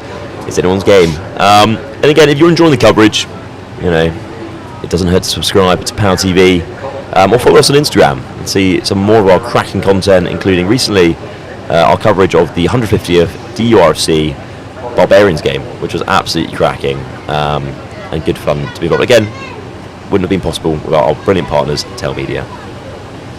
Wonderful day that. It was a wonderful day, so sunny. But anyway, back to the current, present sunny day. But back to the Durham Derby. The gap's only getting wider, coming past the HGBC landing stage, 89, racecourse side, pulling ahead. Coming past our camera, nice close up there from our brilliant cam ops. Again, this wouldn't be possible without all our volunteer members who are all doing this in their own time. They're not paid, bringing you some amazing coverage. Yeah, just really solid rowing there from those guys. Just so in sync. They, the DUBC guys, they put in a lot of work, don't they? They do. I mean, I think it's something ridiculous, like 16 sessions a week. My roommate in first year was a DU rower. Oh, he's a dev squad, and I don't know how he did it. How do you balance that? Oh, you do see the outcome when they're on the water, though. It shows. Well, you'd hope it would, wouldn't you? Yeah, no, DUBC, very successful rowing club, always performing well. I believe they did well at the Bucks Regatta this year. Yep. They had the Met Regatta last week as well, where they picked up a bit of silverware there in a couple of their boats. But back on the weir, we've got another race beginning, and that is your race 69, the Open Champions Coxless Fours between Tyne United on the racecourse side and Durham Amateur Rowing Club on Pelorwood side. For those keen rowing enthusiasts, on the racecourse side, we've got a lovely bucket rig there, which is always up to see. And let's see if they're up to it. Let's see if it makes any difference to the speed. For the less keen rowers out there, Ollie, why would a crew potentially want to rig their boat in a bucket format? I'll be real honest with you, Liam. I just think many people do it because they're like, oh, it's pretty flair, free speed. But no, it's about power and balance, to the best of my ability. I've never actually rowed in a bucket rig. I'm not one of them, Wattsmen. Unlike some bowman. But yeah, there's many reasons, multiplicitous, one might say. But yeah, essentially it's about making sure that boat rows as best it can, and making sure that it's not imbalanced. But also because they can. Why not do it? Why if not? you can? Yeah. But yeah, coming through Albert Bridge here, and again you can just see quite how tight it is. And I think what's so lovely about Durham Regatta, obviously being the second oldest in the UK, is the fact that generations of rowers in the North East have rowed through those arches. In fact, my granddad went to Durham School many years ago, and there are photos somewhere of him doing the exact same in the Durham School boat. And it's wild, it hasn't changed. If you've seen some of our trailers, some of our content, especially from previous years, you may have noticed that it doesn't look very different from the footage we have from the 60s archival or from the 90s. It literally looks like it was taken yesterday. Durham, a real old city, isn't it? It's not really changed much since those days, and neither has this competition, being 192 years old, the second oldest, just behind Chester in England.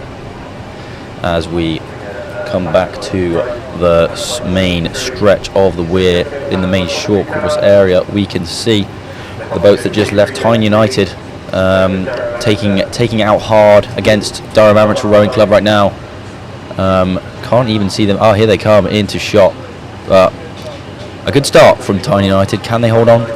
We shall see as we go into the later stages of this race. But now back in the college category with Collingwood showing Chads how it's done as of now. Indeed. Who would have thought? But yeah, they're a force to be reckoned with on the way. Oh, here we go. Next race. Attention. Well, ladies and gentlemen, this is a race that you will not want to miss. It is a big derby between Durham University and Newcastle. Newcastle University on the racecourse side, Durham University on Pelar Woods side. Both of these teams will be wanting to have bragging rights more so over the other in this race. For a second there, I had horrific flashbacks to last year when I saw a very similar boat on the same side of the river end up going into the side of the river. But luckily not. Skillful coxing there, little correction. And again, the wind, you can't see it on the stream, but you can definitely feel it here. It has an impact. Us commentators placed up a little bit high in the Cuts Boathouse balcony. So yeah, we can certainly feel the wind up here. But we cut back to just past Elvet Bridge to the Tyne United Durham Amateur Rowing Club race, where Tyne United still holding strong, just fixing their line a little bit there. But we cut back to this. That's a hefty lead there.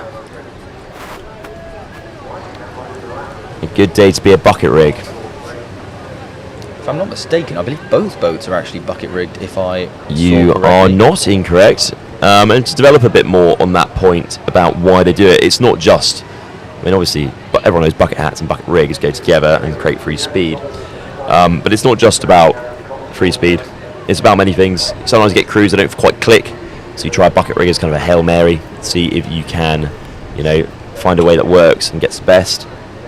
But furthermore, it can also allow for minimal steering, because obviously the more you steer, the more you impact the performance of the boat. So it's the optimal way on paper for a boat to go in a straight line, and that's what you want. You don't want to be going zigzag. I know when I've coxed in the past, oh god, it doesn't even go to say. But yeah, and you want those straight lines. You want this straight, consistent, path. So yeah, many reasons, and yeah, they just look flair. So.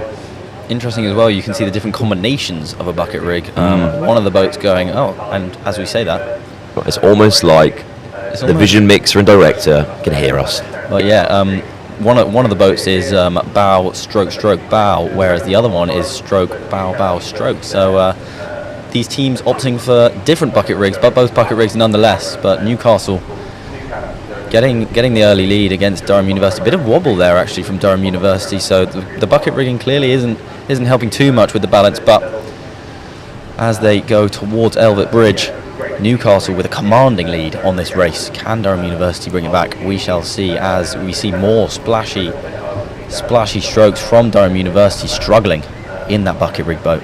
Indeed. Here we go. Going past, of course, the premier vessel of the river, the Prince Bishop, We're not sponsored by them, but I thought I'd just mention it. And I don't know if it's on today. It may have happened yesterday. But quite often, there's a stoppage in the racing to allow the Prince Bishop to navigate the waters. So when that happens, what a sight. What a sight. Queen, King of the river. You have to make way for the party boat that is interesting there. Interesting line there. Little clippage of the Browns boat. That's quite wide. Here we go. Going through the Albert Arch. That was very tight. Wow. It's like watching Fast and Furious. It really is. Except from everyone is in an all-in-one and Absolutely. wearing massive, oversized, reflective sunglasses. Flattering stuff. So all of the, as I mentioned before, all of those races on the long course, all finals. So the winners of all of these races will all be greeted with some silverware when they are done. Indeed they will be. But you know, as we sit here, waiting for the boats to come and clear up as they go up, what I'd like to know is, you know, dear viewers, if you're watching, if you want to shout out, or if you just have a question, please do use the amazing live chat function. Soon to be, I'm going to have hopefully a little poll put on there. Question TBC. But yeah, anyway, at the moment we've got the boats working their way up to the start line. Just cut back to the long course here. Newcastle, still tidy, still together. Coming around by Van Mildert Boat Club, or where Van Mildert Boat Club used to be. Now, for those of you, and I think this was before your time actually. I believe it was. And it was before my time as well. Oh. I think it was before anyone who started at the university, bar a PhD student's time, or staff. Essentially, it just burned down one Christmas, and no one knows why, or no one at least is fully aware why. There are many theories abound. I really wanted to make a little conspiracy theory doc for this for Regatta, but I was told no, because apparently it would have been quote unquote opened us up to libel. But yeah, still not repaired, still not replaced. But just, you know, the empty husk, a very useful marker on the river. Anyway, DU coming down, trying to regain, trying to finish strong, even if they can't win, keeping their heads high, sitting up tall, put a bit of power down. Yeah, and you mentioned markers there briefly, Ollie. I think that we're a great river for markers along this stretch of the Weir alone.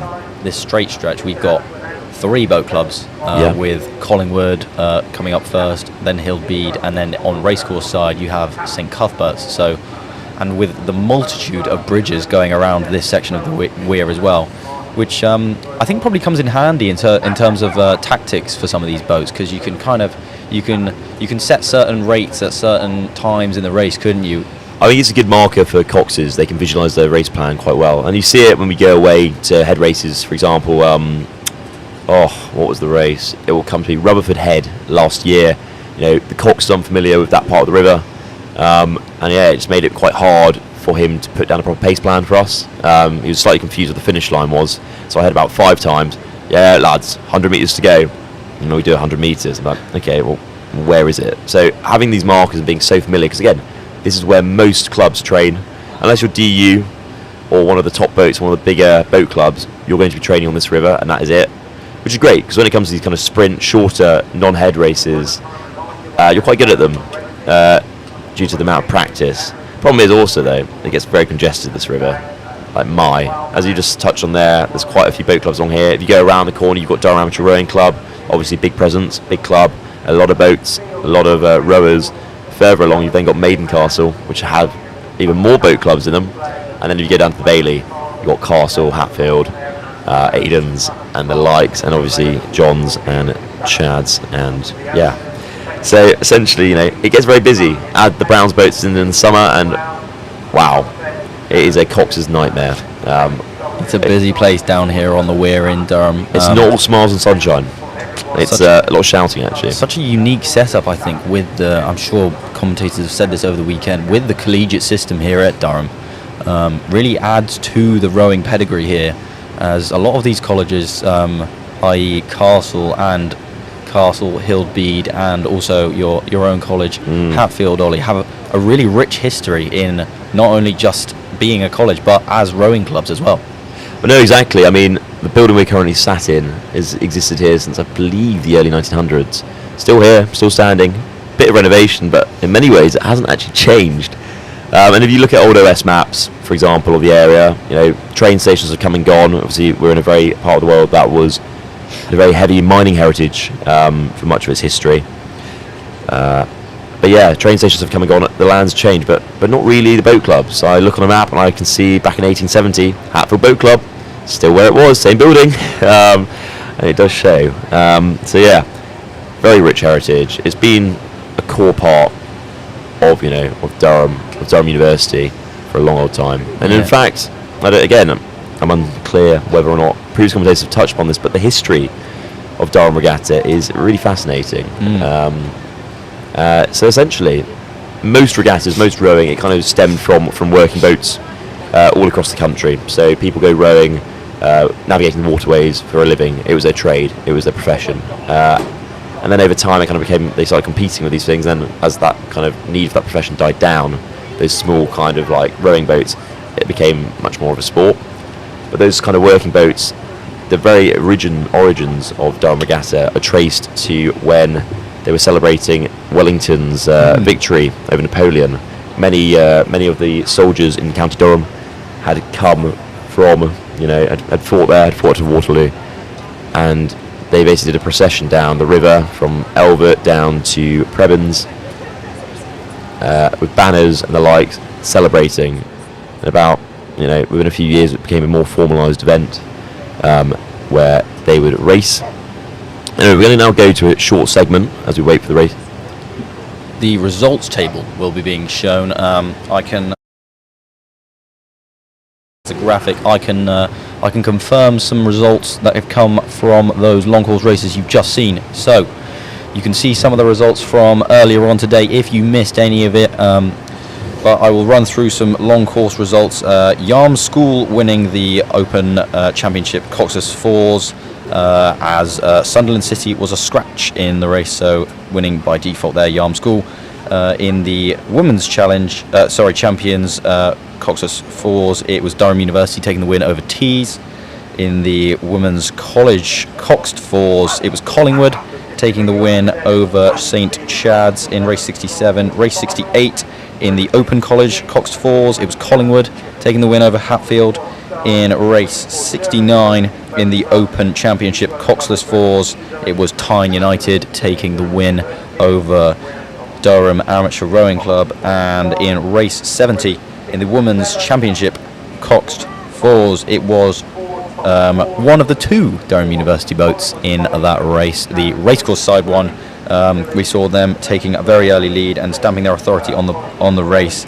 I have not got confirmation of the last long course race, race 71, the Open Championship Cox Fours between Newcastle and Durham. But whilst watching that race, we saw Newcastle take a really strong lead throughout the race. So my assumption would be that they were able to close it off, take it home, and that's a little roundup of the long course results that have just happened. I believe that is all of the long course racing for the weekend, and now we will be back at the action-packed short course races, the 700 meters, nice and short races. You can see some of the races to come up on your screens now. Got a lot of championship races here, some non-championship races as well. All of those rowers will be looking to get some victories under their belt, get those British rowing points, as some people will want to get. But now the results are finished and the schedule is gone, so we are back on the weir. So back. And starting us off for the restart of short course races, we've got race 72, the Open Novice Coxed Fours, a race between two Durham Collegiate Colleges, one being St Mary's on the racecourse side, repping their iconic purple colours, and my favourite college. Your favourite college, Ollie, is Hatfield.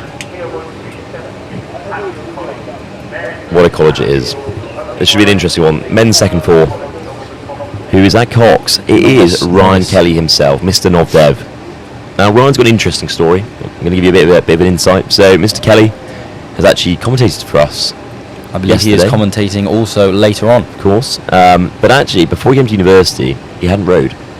Oh. And within the space of 2 years, he's managed to go from a nov to a core member of HGBC. Absolutely brilliant coach. He's put in so much time and effort running the Nov Dev program this year, and putting them in a very strong place, actually.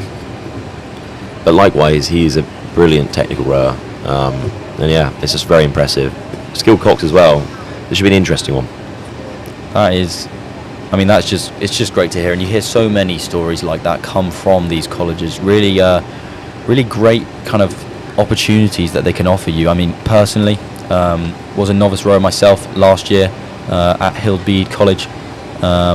So I was given the opportunity. Grew up as a swimmer, but this time given the opportunity to have my say on top of the water as opposed to in a rowing boat. A great opportunity, just an opportunity that all these colleges offer for such a small fee. So, like I say, people like myself and Ryan able to benefit from this lovely system that we have here at Durham University.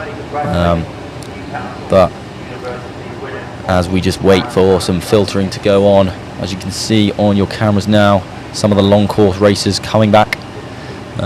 Rowing, I said yesterday, rowing kind of a pretty inconvenient sport in the sense that you do these races on the short course for maybe 2 minutes, but you've got to be in the water on your boat probably about half an hour before that race, and you'll probably end up spending another half an hour after the race still on your boat in the water. That was certainly the case for me last year when I competed in this very category that is about to be rowed.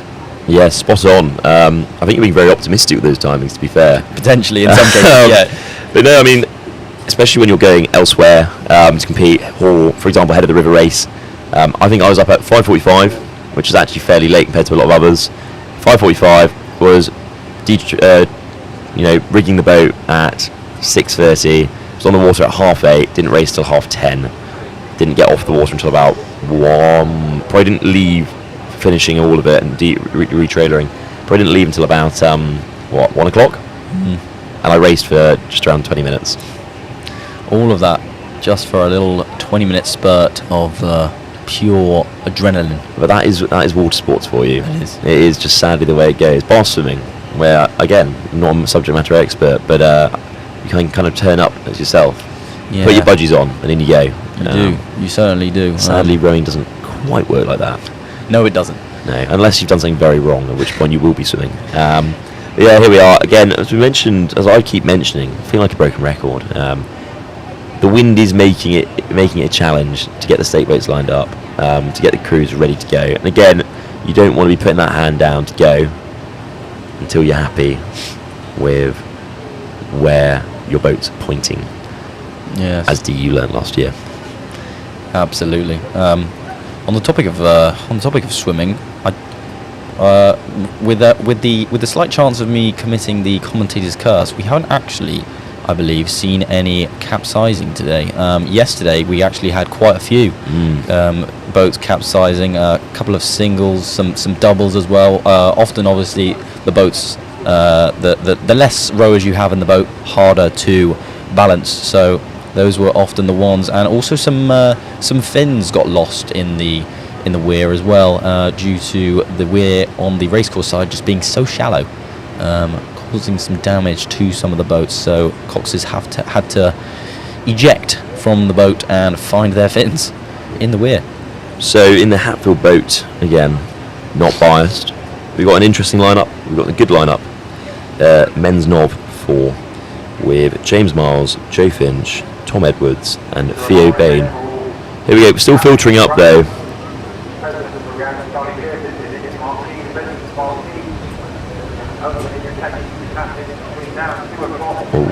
Now that is exciting.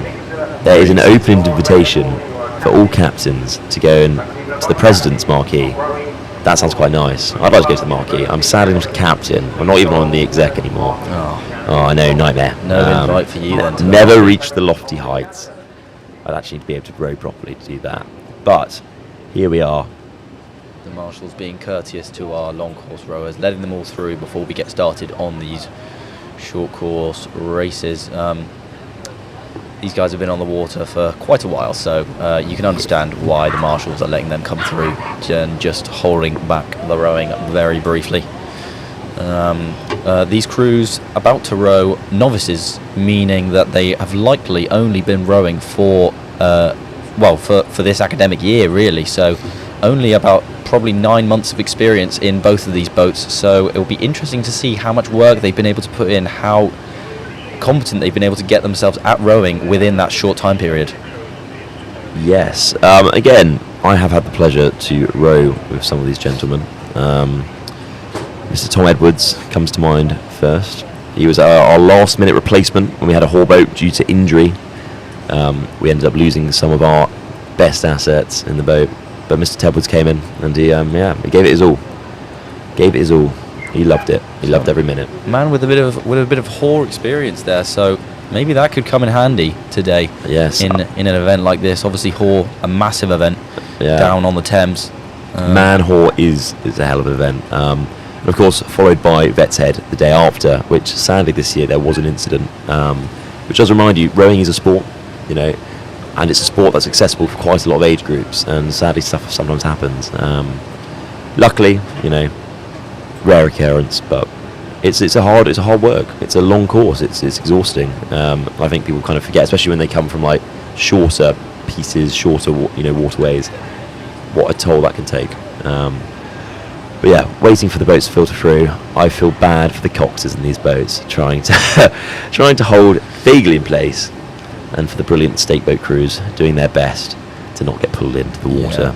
Such a hardship in rowing, just getting yourself into position for the start in the first place. Like we were saying, a sport of inconvenience. A sport of inconvenience indeed, but a sport we all kind of weirdly love.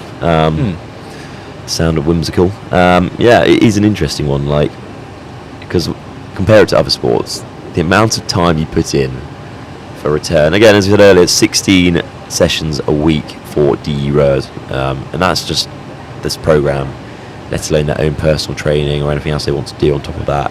It's a lot. And you think about it, you're racing tops like 20 minutes, and that's on a big head race. And to be fair, you should be nowhere near that if you've done it properly. So yeah, it's a lot. There's a lot going into it, and I think that there is a lot going on for those crews, and a lot riding on it. And it is an amazing feeling when you suddenly see another crew go past them and you go babble, and you watch their faces kind of turn a little bit like confused, maybe a little bit angry. It's amazing. It's not so nice when you're on the receiving end, as we found at Hall. It was pretty humbling actually. But yeah, hopefully, I think this may be the last of the boats going up. So crews are going to reset, get their lines ready. I've been told actually that the cocks, potentially, they look vaguely similar on my screen, could actually be Mr. Ben Bird, former men's captain of not DU, don't want to loft him up too much, of HCBC. Sadly no longer captain, and sadly also on the water, because he could have gone to the President's Drinks last year if there'd been such an invitation. But yeah, crews resetting. Mary's trying to get themselves into a position they can start. This has been a hell of a start. I'm on the edge of my seat with excitement, waiting. There's so much tension now. Let's see how this goes. This bout is really poised now. Indeed. The tension has been building over these past 5 or 10 minutes with these two crews waiting eagerly to get started. And I think what will be really interesting in this race, in particular as a Nov race, and again, Sunday afternoon often, a lot of Nov races, is to see those race starts. There's a lot riding on it, because it is such a short course. All it takes is one person to get to throw off the boat, and suddenly, how do you recover that in 700 metres? You don't. Well, you could, but if you haven't panicked. So let's hope they've drilled it well. They're getting excited, a little bit of leg slapping, you can see it there. They're pro athletes. Getting the muscles ready. ready. Sunny's down. It's getting serious. It's getting locked in. It is getting serious. Pit Vipers on if they have them. Oh, hand has gone up from Hatfield. Once again, still struggling. Yeah, I competed in this category last year, and as you were saying there in the start, we had a little mishap in the start. I was sat in the 3 seat, having just switched over to bow side for my first time. Were you the mishap? Which was always fine. I wasn't actually. It was the stroke. who was sat directly in front of me, his base plate came off. Oh, lovely. So Collingwood proceeded to steam off. We always like to say if that didn't happen, we would have beaten Collingwood, but you know, Massively they so. we let them have that. You let them have it. Well, you know, Hillbead is known as that charitable college, the Venerable Bede, of course. But yeah, I mean, a similar mishap for me when I raced in Durham Regatta many moons ago, back in my first year. Scratch crew, wooden boat, bow seats feet were taped onto the boat. And I was put in stroke seat for the first time on the day. Cox didn't have a Cox box. We raced against Yarm. What a humbling experience. Ooh. But if it wasn't for the boat, and it wasn't for me stroking it, and it wasn't for the Cox not having a Cox box, we probably would have won. I'm sure of it. Oh, 100%. Yeah, we just let them have it. You know what I mean? Like, you've got to encourage the future. Bar all those generation. factors, the result would have been wildly different, I'm sure. Of course. No, to be fair, I do love a bit of North rowing. It's really interesting to see how far people can progress in the year, and also it can be quite entertaining when see how they deal with stuff going wrong, because stuff does go wrong. It does. It's water sports for you. It is the nature. I took my camera down actually the other week for one of the races, and one of our North boats was out. And I've never seen someone do feet out rowing mid-race. But it's a lovely photo. I won't name the poor man. He knows who he is. But yeah, there's a lovely photo of him out looking like he's just trying to do some sort of core exercise. Hands on his blade, feet fully out, socks fully on display. What a time. What is going on here? Mary's really just really doesn't like the stake boat. No, they're not fans. This has happened over the weekend a little bit, and I think marshals, to just try and keep things going, have just told boats to kind of start rowing. Oh, really? From this position, just because we're holding up the program too much. So we could see that happen very soon. Not 100% sure what's going on. A little break in the rowing. So you know what, audience, you've got the lovely chance to watch these guys try and get in and listen to mine and Ollie's wonderful voices. Isn't that right? Welcome to the ASMR part of our broadcast. Luckily, we're not going to subject you to that. But what we are going to subject you to, while we're waiting for this to crack on, is a bit more about the history of Durham Regatta. So, as I was saying earlier, before we did a little changeover to our results, very, very soon you will be seeing the lovely graphic created by our wonderful Toby in the... Hi, welcome back to the 2025 live broadcast of the Durham Regatta. I'm Liz, a presenter at PalTV, and I'm here with Emily Lambie-Proctor to ask her some questions. Hi, Emily. Hello, thank you for having me. No worries. So what is your role? Like, what do you do in rowing? So I'm the cox, so I'm the one person who sits at the front of the boat and shouts at everyone, basically telling them what to do. I think a lot of people think you've just got to be short and shouty, but it's a bit more than that. You've got to kind of lead the boat. You set the tone for everyone else in the crew. So if you're stressed, everyone in the crew is going to be stressed. So you've got to be calm. You steer. I forgot to mention that last year that I steered the boat. My mum actually didn't know that I steered the boat, but it's my role to make sure that we got a safe line, basically, and to motivate and carry the team through. And have you done any races so far? Yes, we've had 2. I was in the women's 4. We made it through our first qualifier, and then we lost out in the semi-final, so no final for us today. But I've got one more in the afternoon with the boys, and then a whole other day of racing tomorrow as well. That sounds amazing. So how are we feeling about the upcoming races that you have? A little bit nervous, can't lie. It's always a bit tense. The river's quite small, and as a cox, keeping your crew safe is quite a big role. And coming up on the marshalling lane with 2 crews racing towards you is quite scary. So a little bit nervous for that, but excited. I love the part when you actually start the race and then you get going. That is so much fun. You can lose yourself in it. But yeah, nervous. Amazing. So how have you prepared for this year's regatta? So a lot of training. So regatta season kind of starts in May. So we start training then, going out in the 4s. But a lot of race planning, so writing lists of what calls to make, how to prepare for that. Because the cox also makes calls during the race to help the rowers row better, essentially. And so I wrote a list of those. Lots of sleep. It's good to sleep. But basically just been prepping for the month of May and June on this river, actually. Practicing our starts and all of that. So yeah. Wow, that sounds like a lot of work. Personally, I have so much admiration for you as a Cox. It sounds a lot of fun and a lot of preparation, and good luck with the rest of your races. Thank you for having me. Thank you. Thank you so much. And away we go. Hatfield, nice start there. Mary's trying to catch up. They're not going in together. As I said earlier, it is a bit of a dyspraxic Caterpillar there on the Pilar Wood side. They're trying to reset, trying to get back in time, but Hatfield's got that lead. Now, of course, there was a bit of a delay there starting for any of you who've just joined us due to attachment issues, as the umpires just told us. But we're now moving on. Hatfield, comfortable lead. Looking strong. Pretty tidy rowing, actually. I'm proud. I'm very proud to see our knobs. It's like a butterfly, you know. They've gone through. This shot here from our camera on the bridge, a great shot to be able to tell kind of how in sync the rowers are. You always want blades to be entering and being raised at the same height. That's what keeps the balance on the boats well. And yes, you're right, Ollie. Hatfield looking pretty in sync here. So well done to these guys who have only been rowing for probably about 9 months. It's excellent work from these guys. Mary's struggling a little bit there on the racecourse side.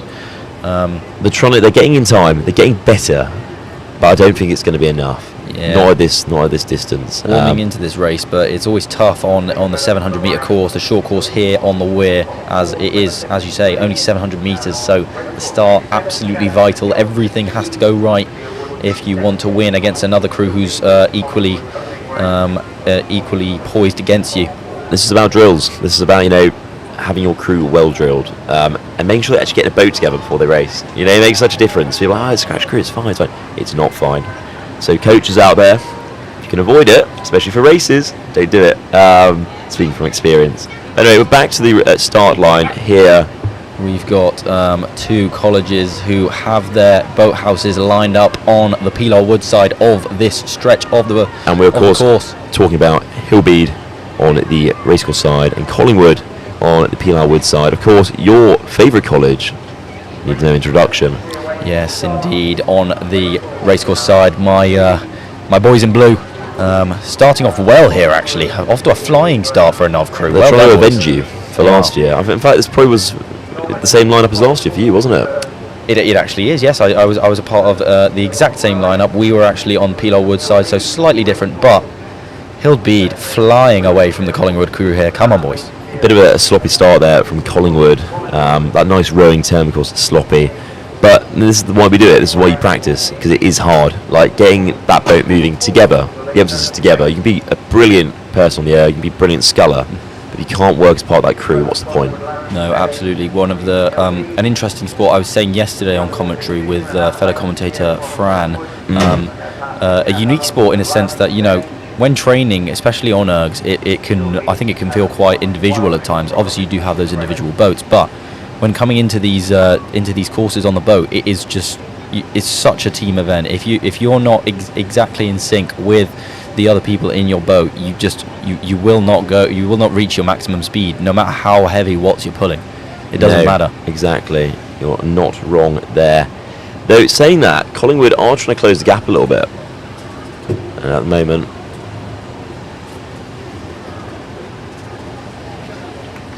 Hillbead coming up on their home turf. You can see the crowd gathering down there by the brand new Hillbead landing stage that's just been fixed. It was out of action for a few years. I've actually never boated on the Hillbead landing stage myself, but Hillbead getting a lot of cheers from the crowd there as they are just extending this lead, it seems. Rowing really well are the guys out there. The 4 men in the Hillbead boat looking strong. Looking good. And again, Collingwood thought they could regain that, but it's looking unlikely at this point.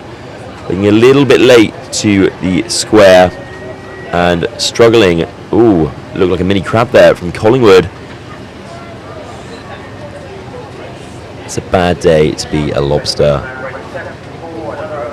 But here we go. Hillbead still looking strong, finishing together, going in together. Lovely from Hillbead.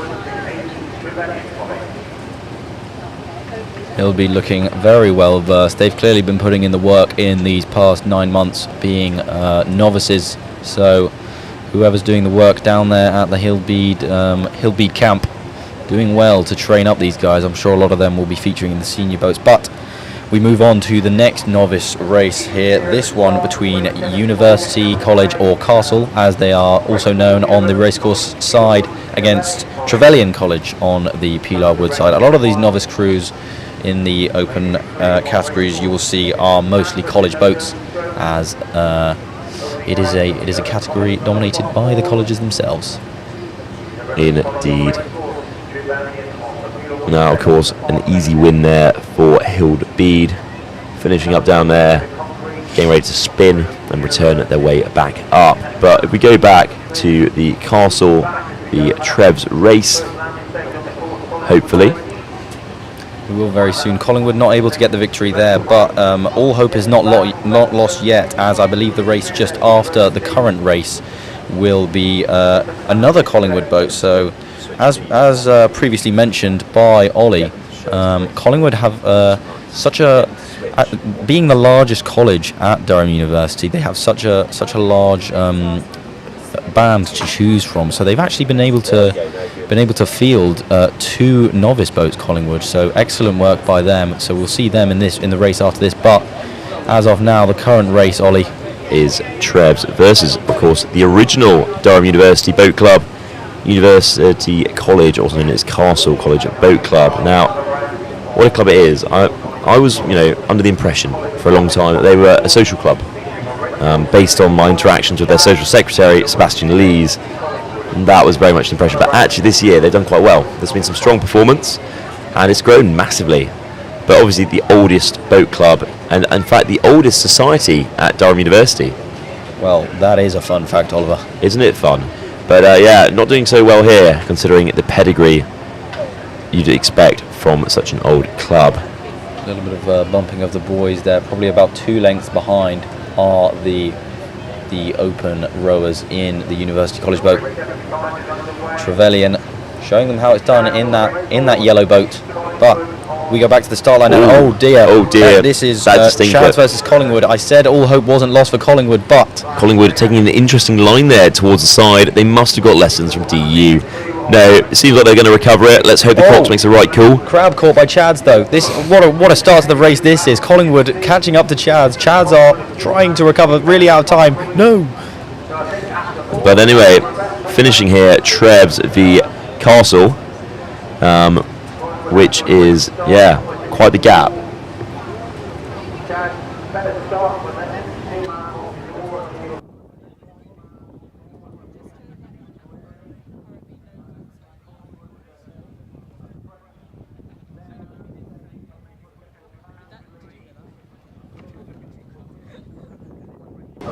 Now coming down, Collingwood has pulled ahead.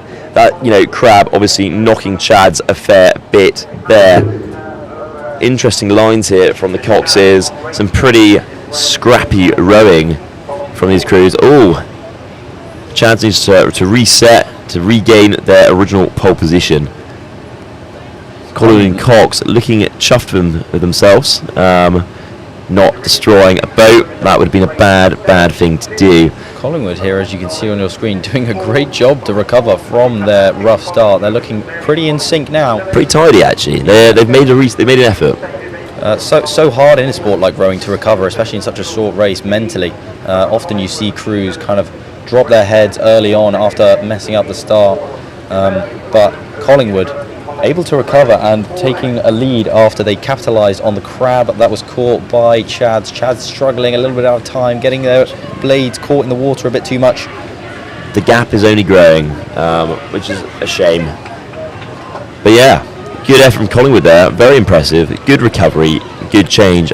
I have to say that is probably one of the most, anyone's game kind of start I've ever seen. It was a very interesting race to watch. Getting to see the start, getting to see both colleges start off with mistakes. Collingwood able to recover from their mistake, which they committed first. As Chads, you can see, just struggling to keep in time here. But Collingwood doing some tidy rowing themselves. So despite the messing up the start, which, as many rowers will know, starts very tough. Indeed it is. Starts will often involve 5 strokes that won't be full strokes, as you know. It's it's a marathon, not a sprint. You can't go into full strokes straight away. You've got to wind up the gears a little bit. So you will often start on a very high rate, doing some half strokes or even sometimes quarter slides before settling into a proper rate of rowing. Indeed. But Collingwood, victorious on this occasion, will get through this heat into the next round of the competition. The credit of Chad's good effort not to just stop. They kept going, even when they knew it was highly unlikely they were going to regain that position. So good effort from both crews there. So of the colleges in this novice category so far, we've seen Hatfield see off Mary, so they're through to the next round. The College of St Hilda and St Bede seeing off Collingwood, also through Trevelyan beating off Castle or University College, and Chad's now losing unfortunately to Collingwood. So those 4 colleges all cementing their place in the next round, and we've got a few more college races coming up very soon, but the marshals just letting some filtering go through from the rowers that have already finished their race. As you can see, coming up on 1 p.m. here at the racecourse by the weir,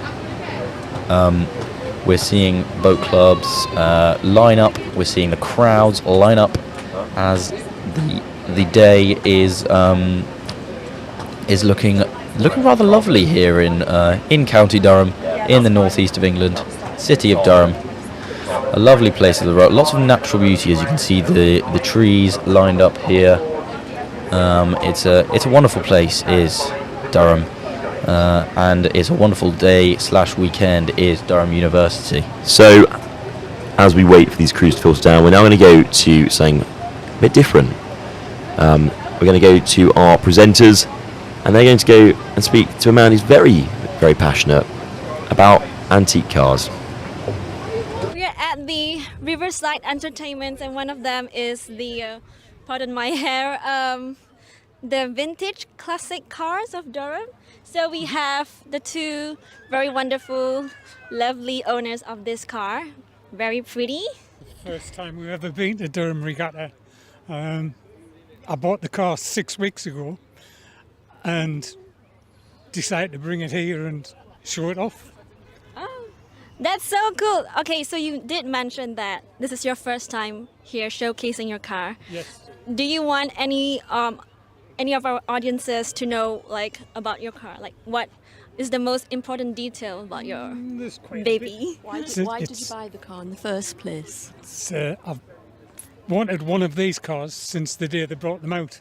This one's a 1974. It's his dream car. Ah, that is lovely. Okay. Hello there. I'm from Durham City. You're from? Durham City. Yay! Okay, so can you tell us more about your pastel blue, very cute car?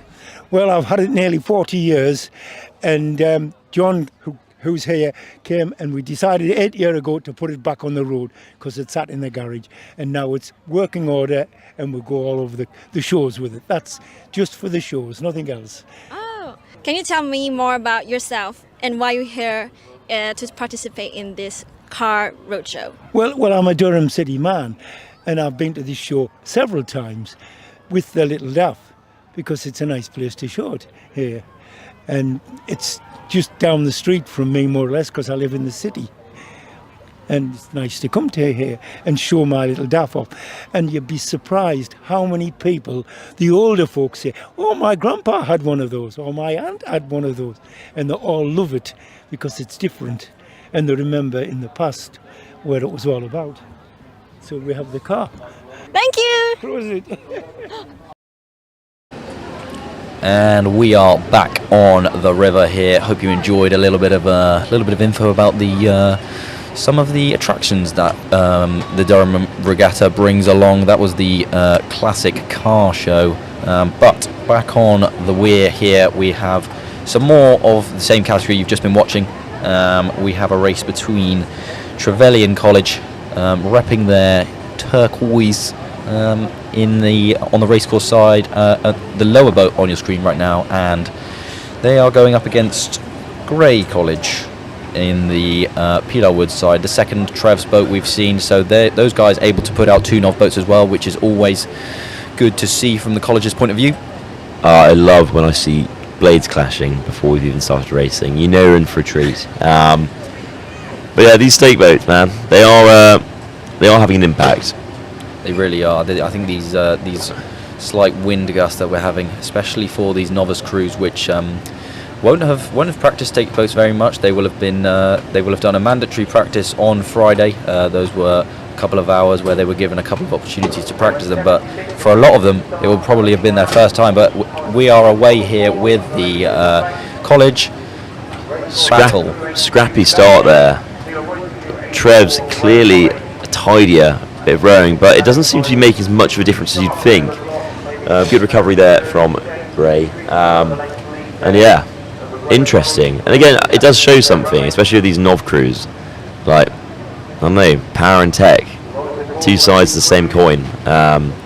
You do see some of these Nov crews where they've got someone absolutely huge in strokes here, and you're like, wow, and they're sloppy as hell, but it doesn't matter because they've got the watts to make it, irrelevant at this level. Yeah, I think often some of these novices will have come from a sporting background, some other endeavours they will have done in their youth. So some of them being exceptional sportsmen, but rowing a very technical sport, hard to learn. So often being unable to translate across the sports. But these guys having a good race here, no huge mistakes between the crews, and not much between them on the course either. Trev's with the slight advantage, probably about half a boat length, but it's all to win, really. Always quite entertaining as well, seeing DU Dev Squad, of course. A lot of those, as you say, ex-sportsmen, ex-swimmers. A lot of ex-swimmers actually going to rowing. Maybe ex-rugby, don't want to do the contact at uni. It's always funny seeing these very, very big people trying to get into these not so big boats, especially singles. You think, how the hell is that not capsized already? And hey, this race is actually quite tight. I'm eating my words. It is. Despite such a sloppy start, they're quite tight, and they are leading very slightly. Crew 84 there. Look at the Cox. Cox is getting excited. Just coming past the commentary box, it is literally bow ball to bow ball. They are neck and neck in this one. So Collingwood able to recover from the deficit that Trev's created before. It's really going to go down to the wire here. Now you can actually see that Gray is a little bit higher on the rate than Trev's, which is doing wonders as they pull away because they're connected. They've got that higher rate, they're putting that power down. They know their limits. I do think Trev's probably should be going a little bit higher rate. They're quite leisurely at the moment. It does seem that way. It kind of reminds me of seeing like the Masters rowers go out at my home club. Saying that they are much better tech-wise than I ever will be. The Masters, not the Novs. Stroke there of Trev's just a little bit. Oh, and here we go. Wary, but Grey College. Nice race that. Actually, pretty good recovery from both crews. Good effort from both. Always interesting to see over these short course. So many races are won in the first kind of 100 meters. You can almost predict who's going to win. But in this race, a lead being overturned by Grey College, able to recover against Trev's. So Trev's unable to get 2 boats into the next round, but they do have their previous boat that rowed in the next round. So we will be seeing more of Trevelyan College in this category. Indeed, we will.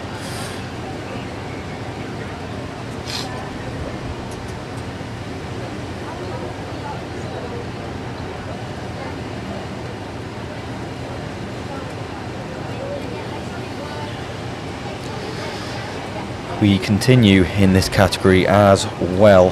As you can see, some more rowers lining up. That is the crews of St. Cuthbert's on the racecourse side. They're a little bit off your screen now, off to the left. Once again, struggling to get to these stake boats due to these winds. And on the Pilarwood side, we have Stevenson College. Steve-O, indeed. What a college indeed. Of course, formerly headed Stevenson College Boat Club by Gustav Lloyd, keen rower, a man who's done Hor many a time. Yeah, what a club. There we go, Cuffs putting themselves into position, fighting the wind. It is getting very blustery here actually. I don't know if you can hear it over our microphones, but the trees are rustling. pretty gusty down here. Pretty by gusty. the race course. Yeah. And there we go. Hands still up from the cuffs cocked. They're trying to make a few little corrections to their course. But this is the thing that makes it so challenging for racing on days like today. All it takes, you think you're fine, hand comes down, big gust just as you set off. Maybe one of your guys misses a stroke as well. Before you know it, you're into the wall. So let's see how this one goes. Hand still up, hands coming down from Steve from cuffs there. And away they go, race 77. Oh, looking very scrappy there from Steve on that start. They've recovered a little bit, but they're still out of time. Very scrappy. It is the dyspraxic caterpillar. It has returned. They are just not getting it together. But interestingly, Cuffs has it together, and they're still in line with each other. So again, power and tech. You know, two sides to the same coin. Absolutely, Cuffs on the racecourse side here on the left of your screen at the moment, repping their iconic green on their blades and their unis. It does seem as though Steve-O have managed to recover from their rough start and settle into this race. Half boat length lead, I believe, at the moment. It's hard to make it out until they come past us, which will be fairly soon, actually. It will be. We will likely get a straight shot on this camera as well, so we'll be able to truly know how different these boats are in the distance that they have completed. As you can see, Ollie was correct. There is about half a boat length lead for St Cuthbert's Don't sound so surprised. Apologies there. I have full confidence in your eye angles, Ollie. In my rowing guesstimates. Now, for the viewers, you can't really imagine what our setup looks like. I'm going to use one word to describe it. Village. We have a screen. We have two screens. One of them works. The other one is just black. It's like a windbreak. And then we can just occasionally poke our head over the top. And we can see the boats coming past us now. And wow, what a view. Actually watching from St Cuthbert's boathouse, seeing St Cuthbert's take over a boat, probably a boat and a half's lead now, so they're just extending their lead over Steve-O. Steve-O were recovering, but Cuths holding them off and saying no. Indeed, they have found their rhythm. But, you know, Steve-O's still fighting, trying to get there. There's a hell of a lot of, I think, keenness not to lose. Some interesting body positions from the men in the Steve-O boat. Often you find that with the novices, you see the back collapse quite a lot. You see a lot of hunching, as you can see. There's some leaning over from some of those guys there, but ideally you want a fairly straight back, apart from a little bit of extension just at the end, to maximise your power. It's very, very leg intensive rowing, which I think is a common misconception for those who have never rowed before. You've got the seats on slides, as you'll see them moving backwards and forwards in their boats. This allows the usage of the legs when it comes to rowing in a boat like these. So often saying it's probably about 70 to 80% legs, and then just a little bit of usage of the arms to kind of finish off the stroke, and a little bit of use of the back as well in the same vein. Indeed. And I think that is you hit the nail on the head there. There is just such a keenness to either use all your arms, or collapse a little bit, get a bit tired, and you start to lose that tech, and that's where it falls apart. You got to hold yourself to account and hold those in the boat to account as well. Because as soon as one goes, it makes it harder for everyone else. Technique's so important. I think a lot of people just think, I can pull some heavy watts on an erg, so therefore surely I'll be good on the water. But if you don't have that technique, if you're not entering the water clean, if you're not keeping your back position correct, someone who maybe pulls a lot less watts than you but has better technique will benefit more, and their boat will probably do better than yours. So I believe we were just told by the announcer we have Chads on the Pilar Wood side and Gray on the racecourse side, lining up. Here we go, trying to get themselves into position, trying not to hit each other. There was a win there for the last race, 2.5 lengths lead. This is from Calves. the last of the heats in this category. We've seen 7 races in the college novice category. The open one, we'll see the women in action very, very soon as well. So good to see these guys out here on the weir, getting a chance to get some competing in, get some experience before next year, where you'll see some of these guys in some senior boats, I'm sure. Indeed you will. It's always interesting to see the pathway, because often, as you say, like, a lot of people end up going from Nov to going into a senior boat. Wicked, great. But there are those who don't. Some people just get stuck. They are a Nov. They are a Nov life. Living the life of a Nov. And they just get stuck in the same Nov scratch boats and start to think, well, why am I here? Why am I here? Why have I been left behind? Again, rare. Oh, talking of left behind, they're leaving that stake boat behind at the moment with that manoeuvring. Let's see if they can get themselves into position. Yes, the weather here is interesting today. It's quite gusty. There's a lot of cloud, rolling cloud cover. And so you go from being quite a nice temperature to being just a little bit chilly. Shorts probably not the cool for today. No, unfortunately, I am representing the shorts as well. Likewise. But yeah, probably not the play, especially when we're sitting in cover with the sun. It might be a bit better, but we are thankful for at least a bit of sun coming through, as yesterday in the early stages of racing there was no sun to be seen at all, fully grey, and a really sudden downpour as well mid-racing. But back to the present, as we see Grey College here getting off to a rough start. They were unable to get into time with each other, so it will be Chad taking the early advantage, already a boat length ahead. Ooh, that is not what you want to see. I'm sure their coaches are, I don't know, having some sort of existential crisis. But no, in all seriousness, like, it is just so critical to have a nice race. But as we've seen also in the previous race, a nice race start. But as we've seen in the previous races, it's not decided. Especially with these kind of boats, something could go wrong. It may go wrong. And when it does, let's see if they can capitalise. They're trying to reset, getting into time, but it's still a bit scrappy.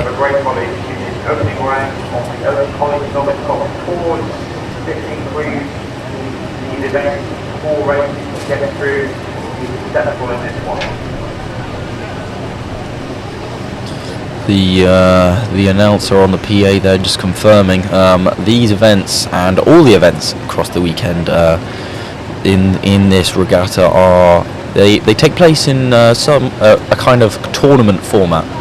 So these guys rowing in heats, or sometimes referred to as round one. They will then go through this round if they win, which Chads are looking to do right now.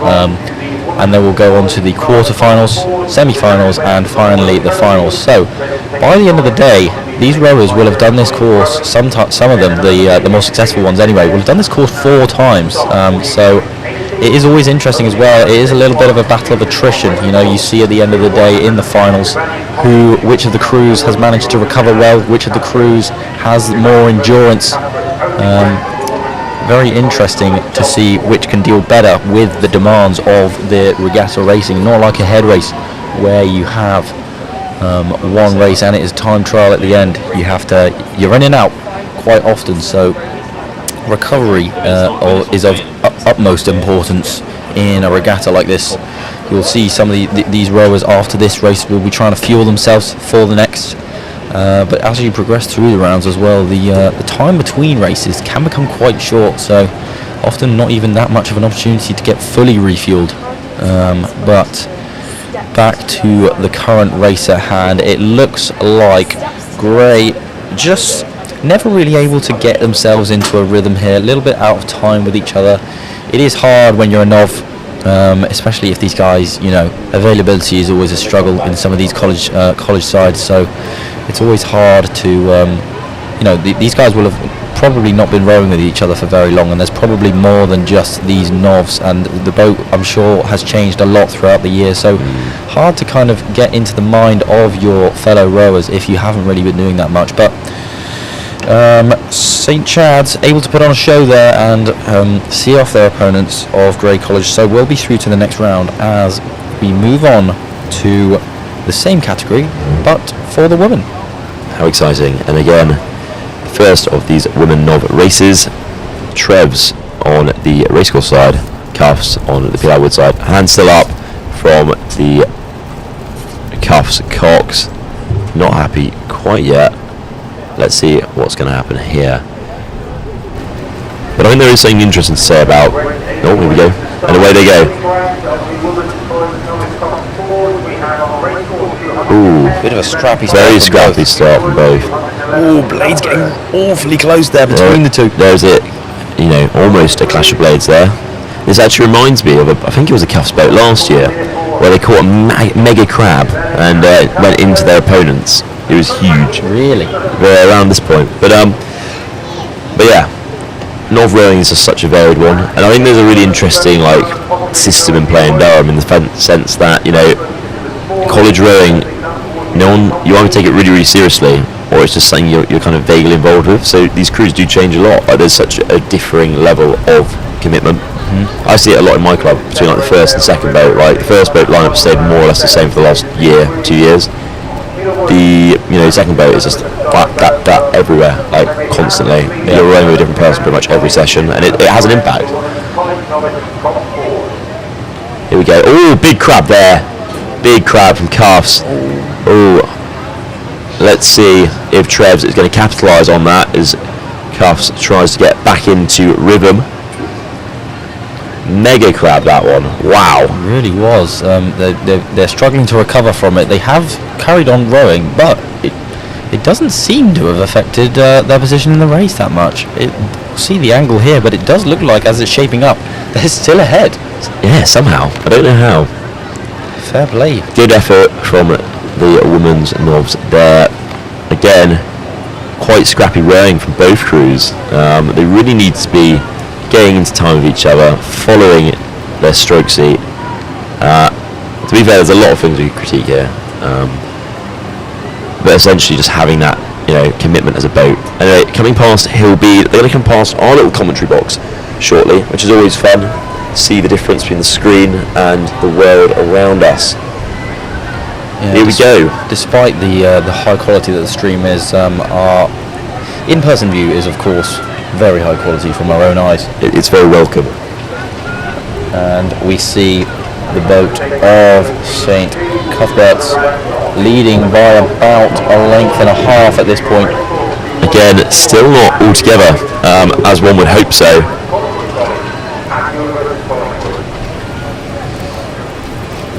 Oh, still struggling. Oh, look at this. We've got an angle from the other side of the river. We can see our brilliant camera operator over there with the roaming cam.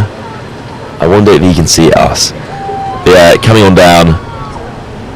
Trevs still behind. Cuffs ahead fairly substantially and managing to maintain that.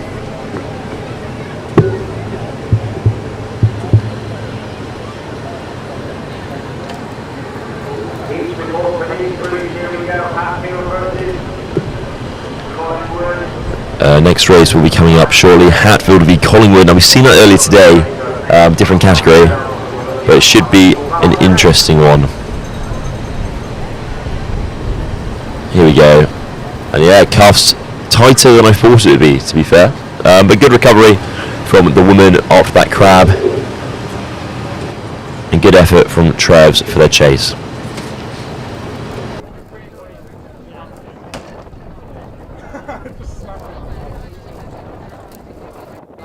Ooh, what's going on here? That is an interesting position to take there from the women's NOV 4. Again, Henry Hayes in the cock seat, president of HCBC.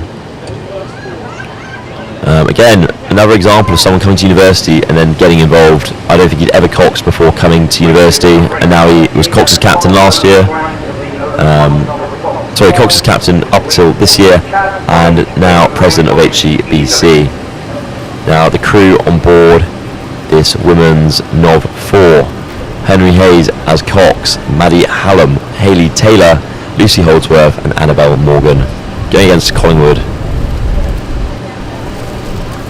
You'll see here Collingwood commandeering a wooden boat those often used when getting novices into the water for the first time.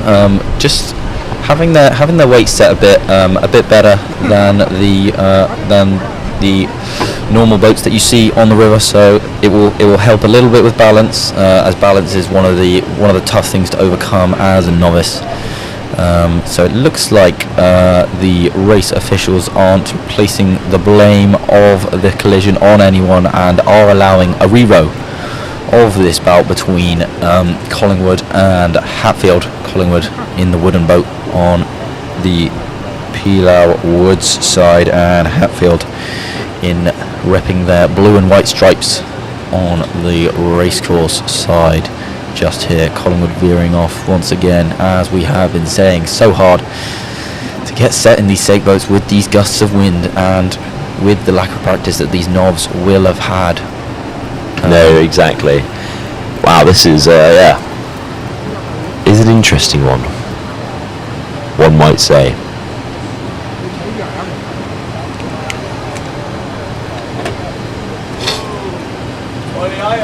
Oh no, I can see a man from Castle, Mr. Charles Owen, former DU man, now turned back to Castle. He's down there with his bucket hat and accompanied by a former member of HCBC.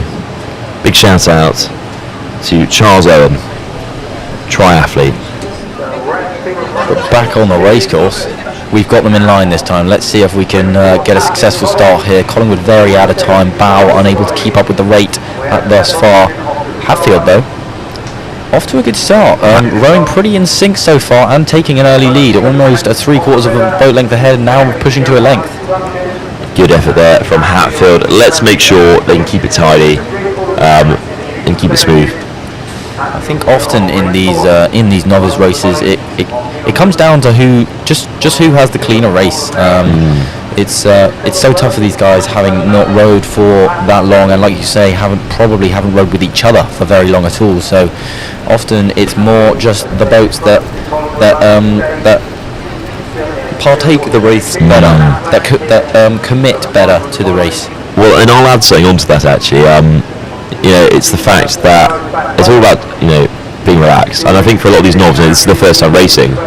It's a lot of pressure. There's a lot of people on the banks, and they put this pressure on themselves, and they get all tense and they start rushing stuff. And when you start rushing, it's when stuff starts going wrong. You'll always hear coaches go, "Oh, relax your shoulders a bit. You're all right. Don't be so tense." But that's why they do it. Like the ladies here, looking pretty relaxed on the whole, fairly tidy, and it's doing wonders for them. So Collingwood there taking an interesting line.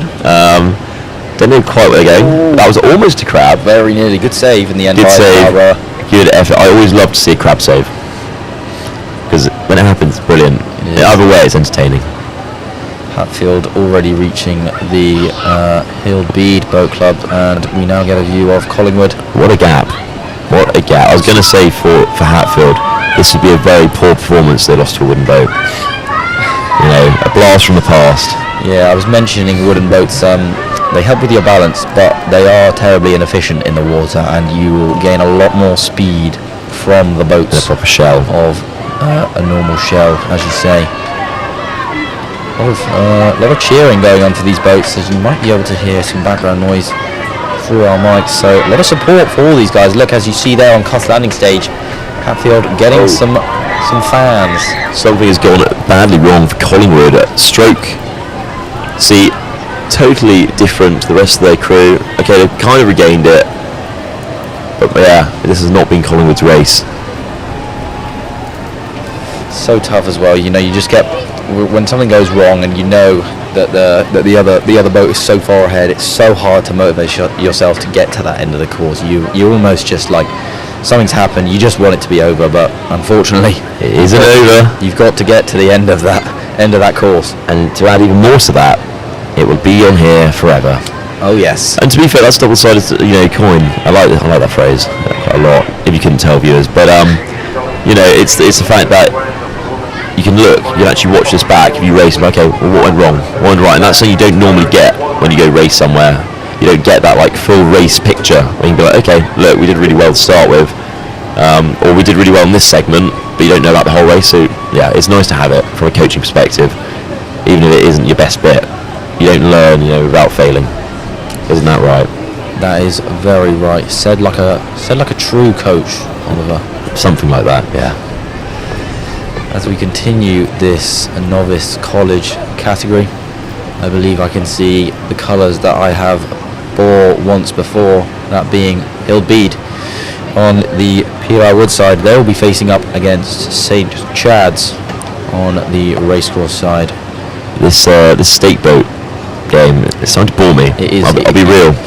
It is tough to watch, and it is I'm sure it's tough for these rowers. Now, Ollie, you can see here a difference in the two boats as the coxes are in different positions. You can see a bow-loaded cox in the St. Chad's boat and a stern-loaded cox in the Hillbead boat. You can indeed. So you know what? There should be some free speed here. There should be. There really should be. Often you'll see in these novice boats, and you probably have been seeing.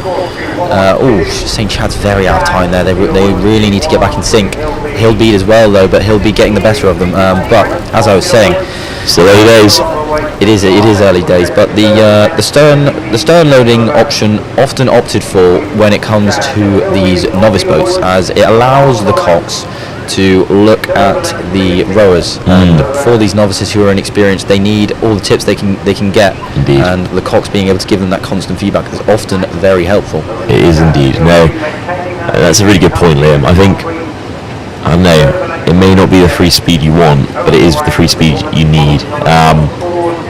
An interesting start there from Chad. I think it goes back to the point of tension. People are very tense in the boat, and they think, okay, shit, I've got to get this all out. The adrenaline's going, and actually it just gets sloppy. It gets really sloppy. Just got to chill. Great advice there. Great coaching advice. Just live rowing. But yeah, there is something to be said about just remembering and putting it all in context. No one here. Well, actually that's not quite true. But the majority of people racing here are not going to the Olympics. They're also probably not going to Henley. It's just you should do it for fun. You shouldn't put pressure on yourself more than you need. It's lovely to win. I don't debate that. It's just it's no point in getting too worried about it. You've got to start somewhere. So on that totally unrelated vein, I'd love if we could have a poll put up. Tell me your favourite kind of boat. Viewers. Are you a quad kind of person? Do you like a four? Do you like to scull? Do you like to be on a single? Or do you just love an 8? Let us know.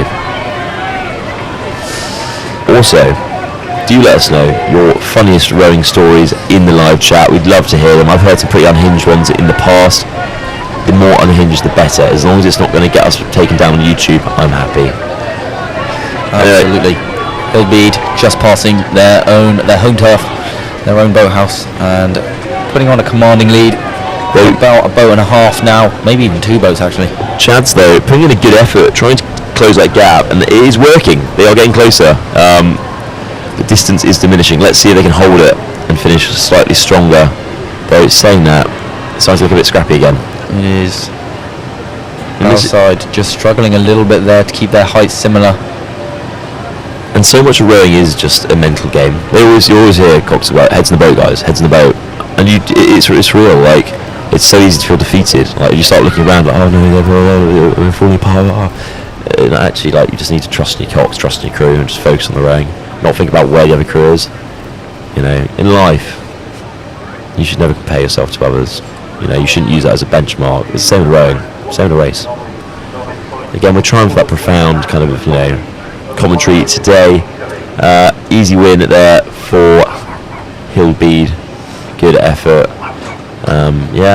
Free speed from Chad's it wasn't enough. Yes, Chad's opting for that bow-loaded bow-loaded boat. Yes, it's good from me. The bow-loaded boat. Able to.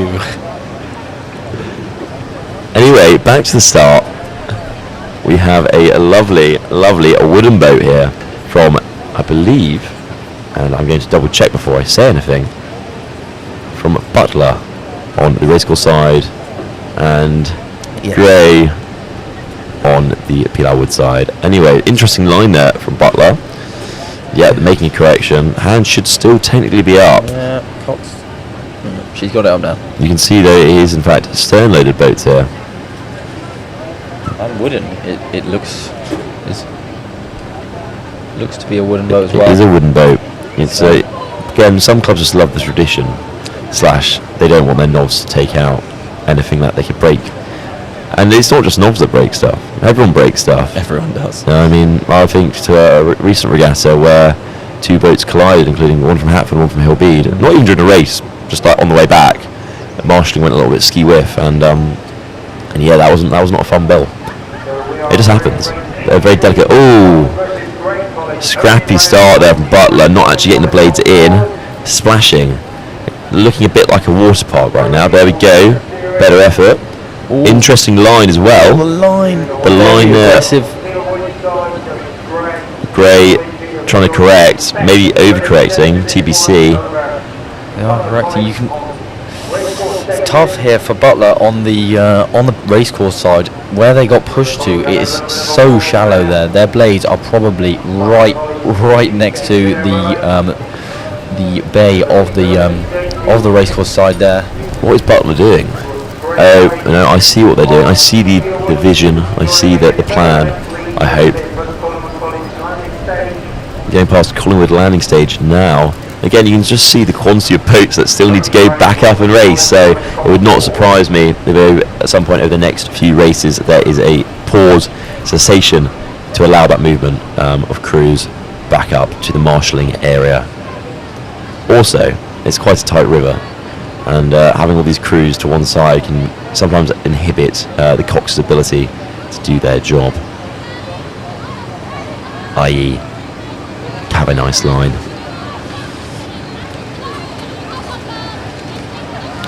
Indeed, but it is the boat of Grey College on the Pilar Wood side that is taking the lead here, coming up to about the halfway point, about boat's length. A really good recovery here actually from Butler. They got off to a really rough start, but seem to be putting the watts down, seem to be getting more in time, and are gaining quite quickly on the Grey College team.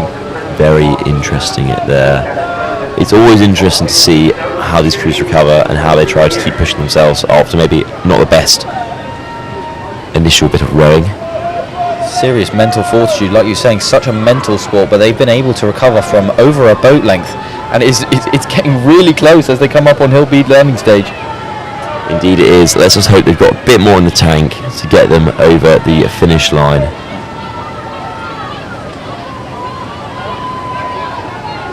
Just dying off a little bit now. I think they put in a huge effort to try and get back the lead, but Grey College able to hold it back up to about a boat length's lead over Butler. And again, we've got our fancy roaming camera there, getting some content from the other side of the river. Look at them go. I can hear a lot of chants for Butler. Of course, Josephine Butler College, one of the newer colleges, or at least its current site, one of the newer locations in Durham, surrounding what is called affectionately the Mound, sharing that site with Stevenson College. Yeah, and having a boathouse underneath the listed Dunelm House, home of the Students' Union at Durham University. What a building that is. Also, home to our offices. Anyway, there we go. Butler trying to finish strong, in time to their credit, more or less. However,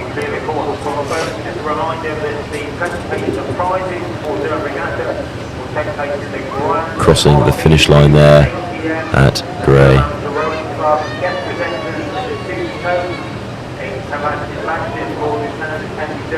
Lovely little zoom in it there. Still going, and I think that a lot of crews forget that as well. When you get to the finish line, you can't just stop. As much as you'd be hanging out, you can't just stop. You've got to keep pushing. But yeah.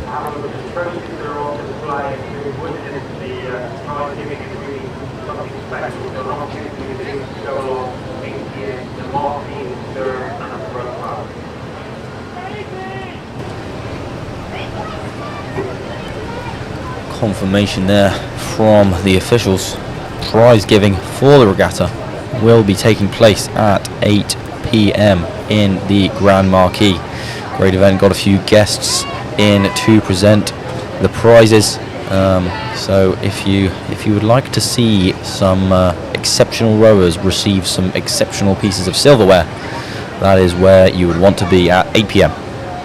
Indeed, and as Joshua Vickers says, I love plate. You know, who doesn't? 60 prizes, some plates, some pots. They got it all. What a nice way to be recognised.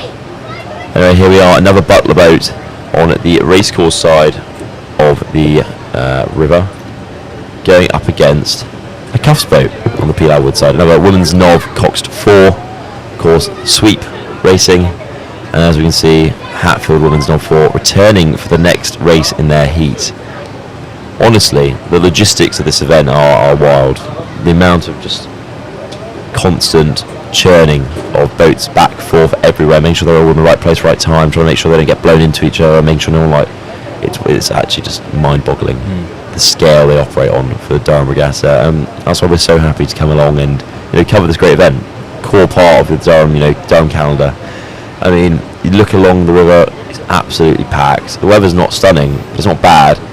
And it's absolute banks on both sides of the river, just packed with people here to support their friends, family, colleges. It's lovely. The community is out. It truly is. I'd say a typical summer's day, typical England summer's day here in the city of Durham. Even a little bit cold. A little bit cold, a little bit cloudy, but pleasant enough. Race 84, off they go. We start off with the second novice boat from Butler College, up against Grey College. Apologies, that was St Cuthbert's on the Peel Outward side. Pretty clean starts from both, so good to see a Nov race starting off well. Both boats able to start well. Butler struggling with their timing and heights of their blades a little bit, but pretty even coming up on Collingwood, so it's still anyone's race at this point. Indeed it is. I love this angle of the camera. I love being able to look up the river. You can see the next cruise getting ready to go, and while you don't quite get the perspective of how much space there is between the boats, it's quite hard to perceive that. It's still just very interesting and very telling to see the way that the crews are performing, the way those blades are coming in and out of the water, the way they may not even be going into the water, as it seems. Yeah, a very useful angle, I think, for these novice crews, as coaches will be able to look at the angles and tell the novice crews, look at this, your blades are a little bit out of time, you're at different heights, and they'll be able to show them the angles from some more experienced crews, which we'll see later on in some of the championship races, and say that's what we are aiming for. Exactly. And of course, my initial takeaway would be tap down, please, tap down. But yeah, coming along, Butler leading ever so slightly, but it's actually pretty tight. Close race here as they come past Hillby landing stage. Oh, anyone's race. Very much. Still slight lead from Butler. A lot of Butler supporters out in force along the river. Crab from the bow seat of Cuths. They're now well out of time. Major crab into the bank they go. Dear. It's not what you want to see. Butler obviously capitalising on that. Probably feeling quite chuffed that they don't have to properly race. Doesn't seem there's to be any damage on the Cuffs boat. No, I think. Yet, luckily. But yeah, very unfortunate there for Bow to have that happen and have it filmed by PalTV. Anyway, they're trying to manoeuvre it out, get themselves back into the race, roll on through, and finish. Unfortunately, that crab just a little bit too catastrophic for Cuth to be able to shake it off and give it one more go. So Butler coming towards the finish now. Very chilled finish for them. I'm sure their cocks told them, don't need to waste any energy here, ladies. We've got another race coming. As you can see them crossing the finish line there. Nice tidy finish there from Butler. Cuffs. Oh, we're on to our next race. Commiserations to St Cuthbert's, but we move on to race 87. That is Collingwood on the racecourse side against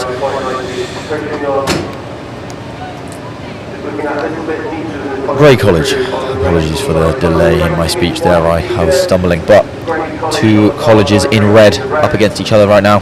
Collingwood on the racecourse side, Grey College on the Peel Wood side. Pretty even starts from these two. Indeed.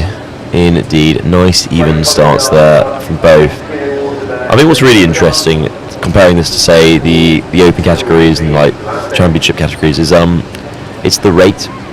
You know, watching these crews go, that is a very low rate, like really low. It's wild that they're going at such a slow rate, and you kind of see it when they're on the water as well. You compare it to say some of the races we've seen earlier today, some of the fours, the elite fours.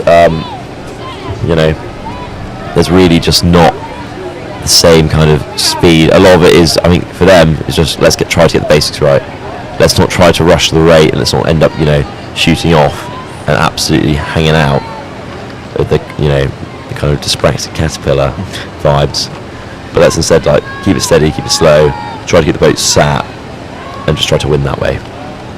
Absolutely, it's Grey College very close to us right now, as you can see them edging awfully close to Hillby landing stage. We saw Cuths in the last race catch a crab at this point and go into the bank. So will they escape the curse of the Hillby side of the river? So far, so good. So far, so good. Moving a little bit away from the bank, still awfully close.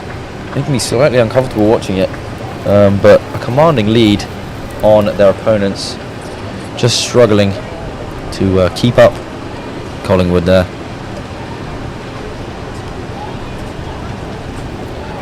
So if this race stays how it is and Grey see off Collingwood, that will be both women's novice Collingwood boats out. Out, indeed. So Collingwood unable to make it past round one here in this category, unfortunately.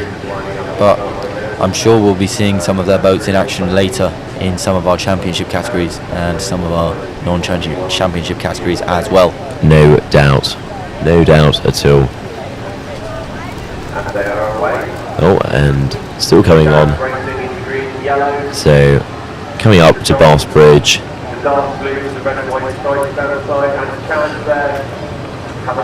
There we go, a lovely finish there from Grey.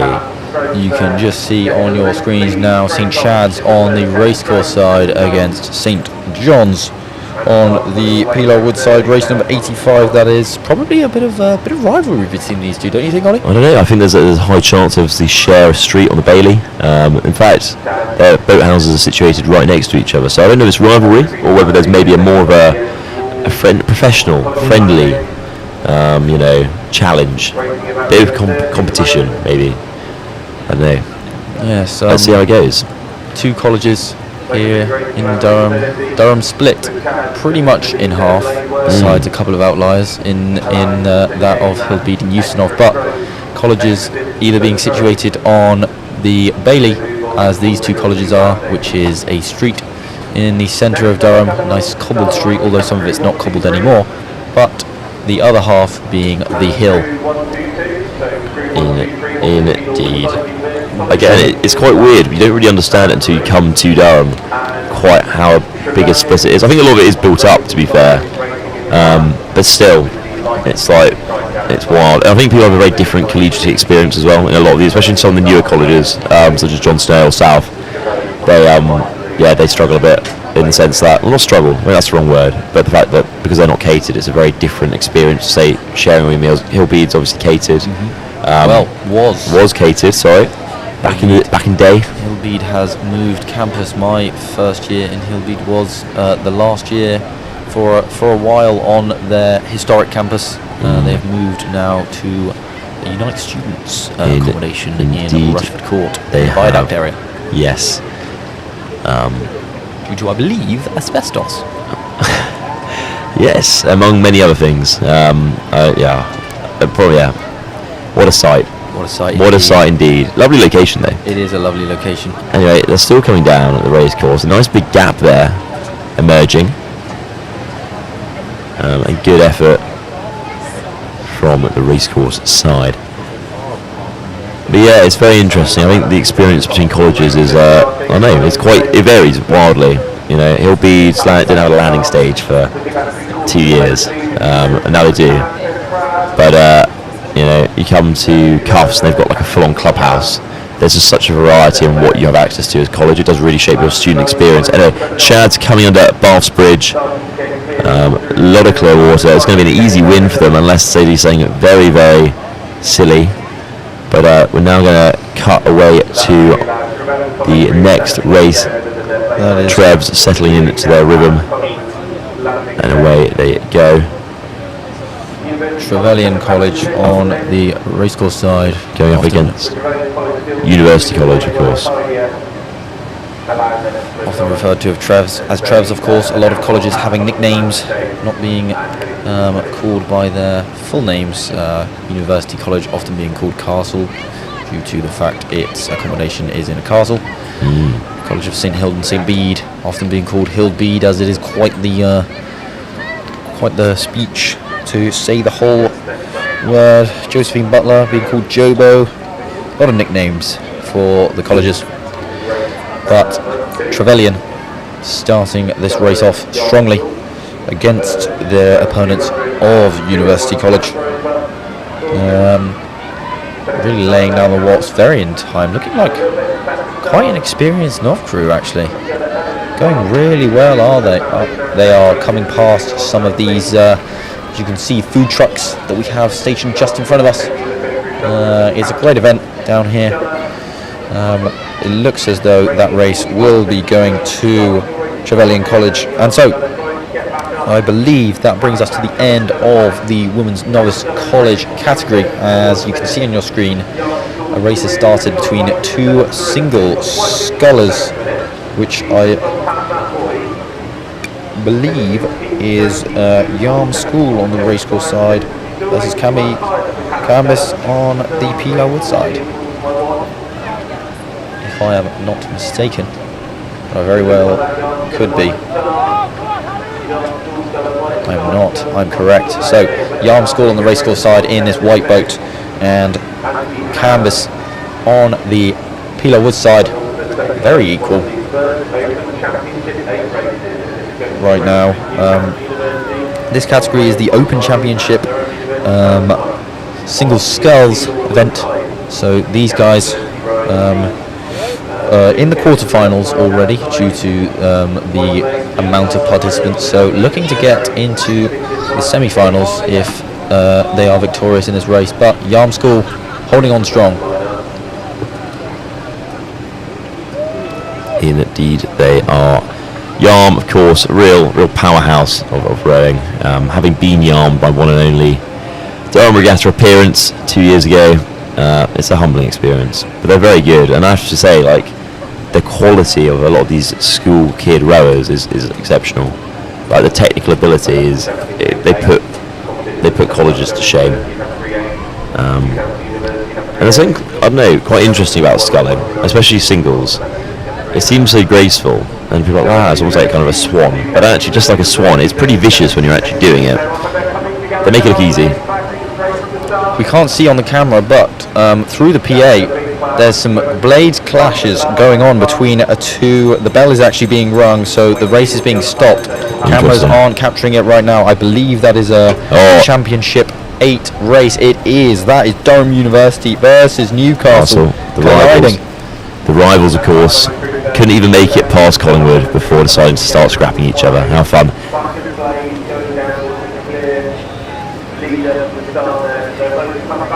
Seems as though umpires or / referees deciding that nobody particular was at fault there, so just coming back for a re-row, not giving any warnings or any disqualifications today, which we love to see, because this is a race that we are really looking forward to. Some Open Championship racing between two powerhouses of Northeast rowing, Durham University and Newcastle University.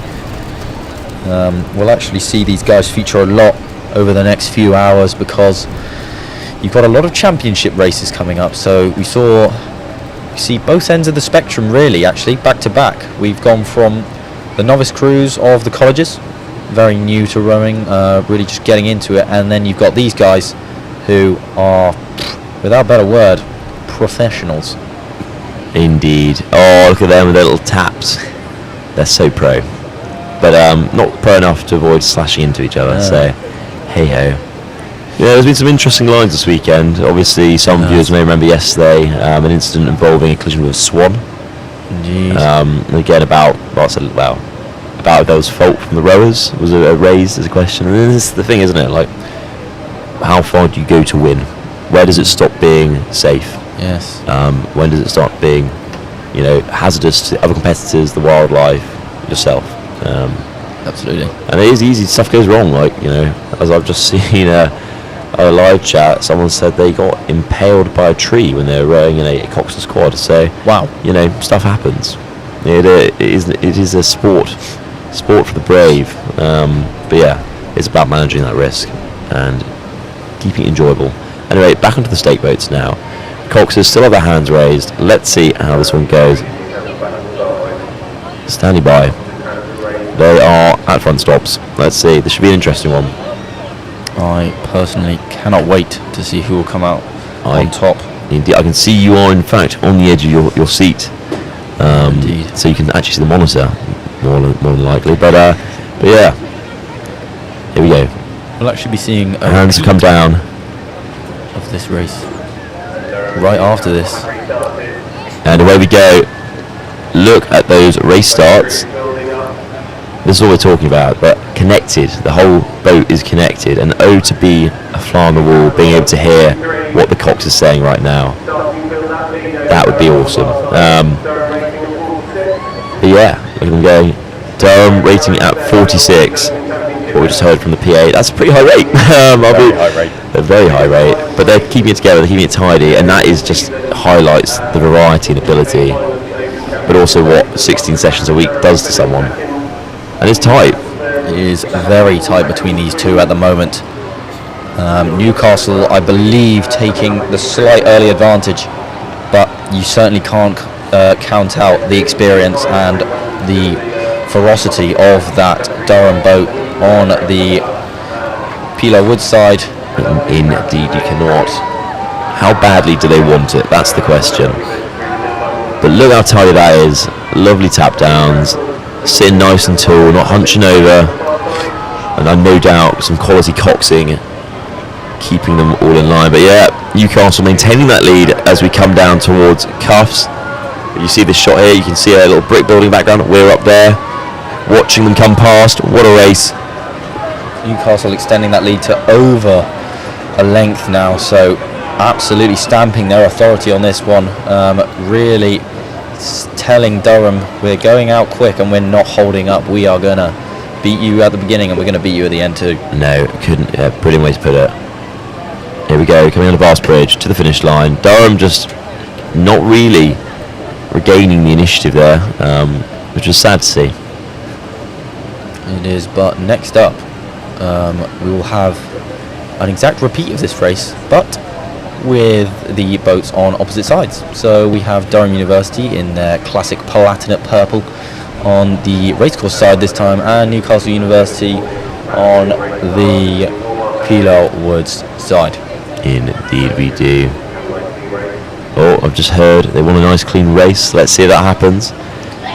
I hope it does. I'm not going to lie.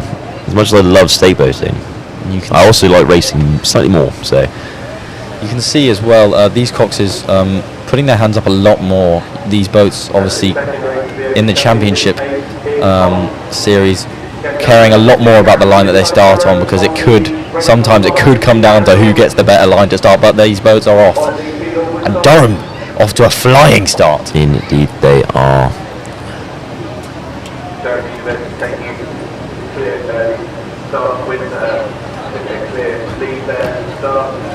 A clear lead there from Durham University, though it's not exactly a decisive one, and when just coming up past Collingwood, similar rates to the last race, Just to remind you, this is our Open Championship coxed octuples, or eights, should I say. So these are this is the creme de la creme. These guys are very, very good at rowing. A lot of them competing at regattas. It is regatta season, so they're probably on their 5th or 6th weekend in a row of competing in these competitions, but making it look like they've just got out of bed and are fresh as ever. These guys are. Indeed. Coming up to Bass Bridge. Here we go. Getting closer. Coming past the lovely commentary box, and that is a large lead. That is decisive, and I'm glad to see it. And of course, I think I could be mistaken. I probably am mistaken. Disregard that. Thought I saw a familiar face in the form of Hatfield's own Bertie Harris, who I believe is competing today. Just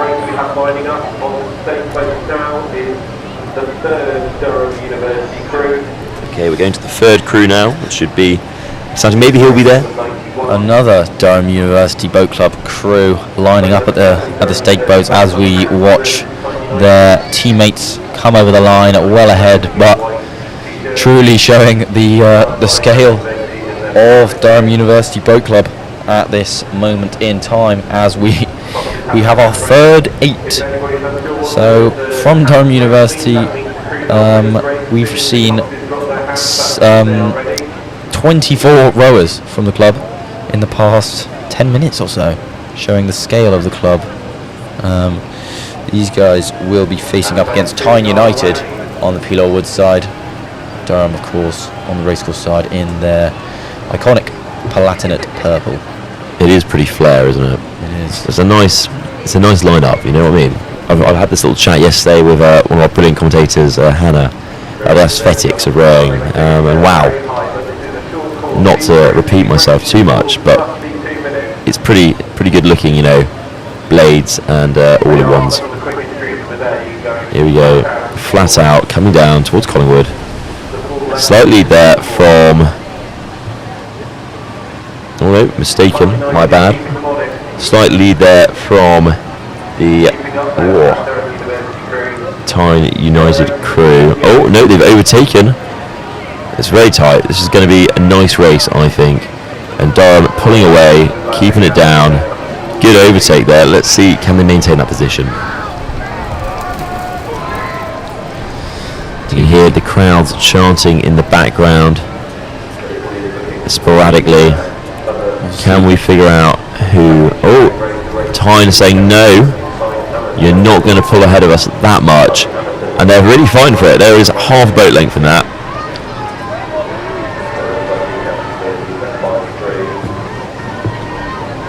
Just absolute synchronization from these two crews. As I said before, the Open Championship in this category. So these guys fighting for some serious silverware. Indeed they are. So they will be exceptional rowers. Let's see, can they keep it going? Can they keep that lead pushing along? I think they can. I think Durham's got it now.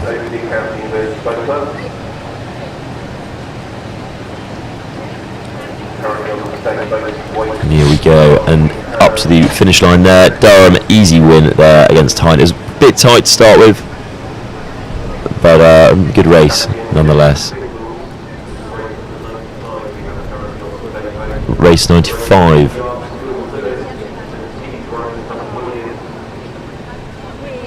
We're now going to our next race, which is Yarm versus Tees. Yarm School on the racecourse side.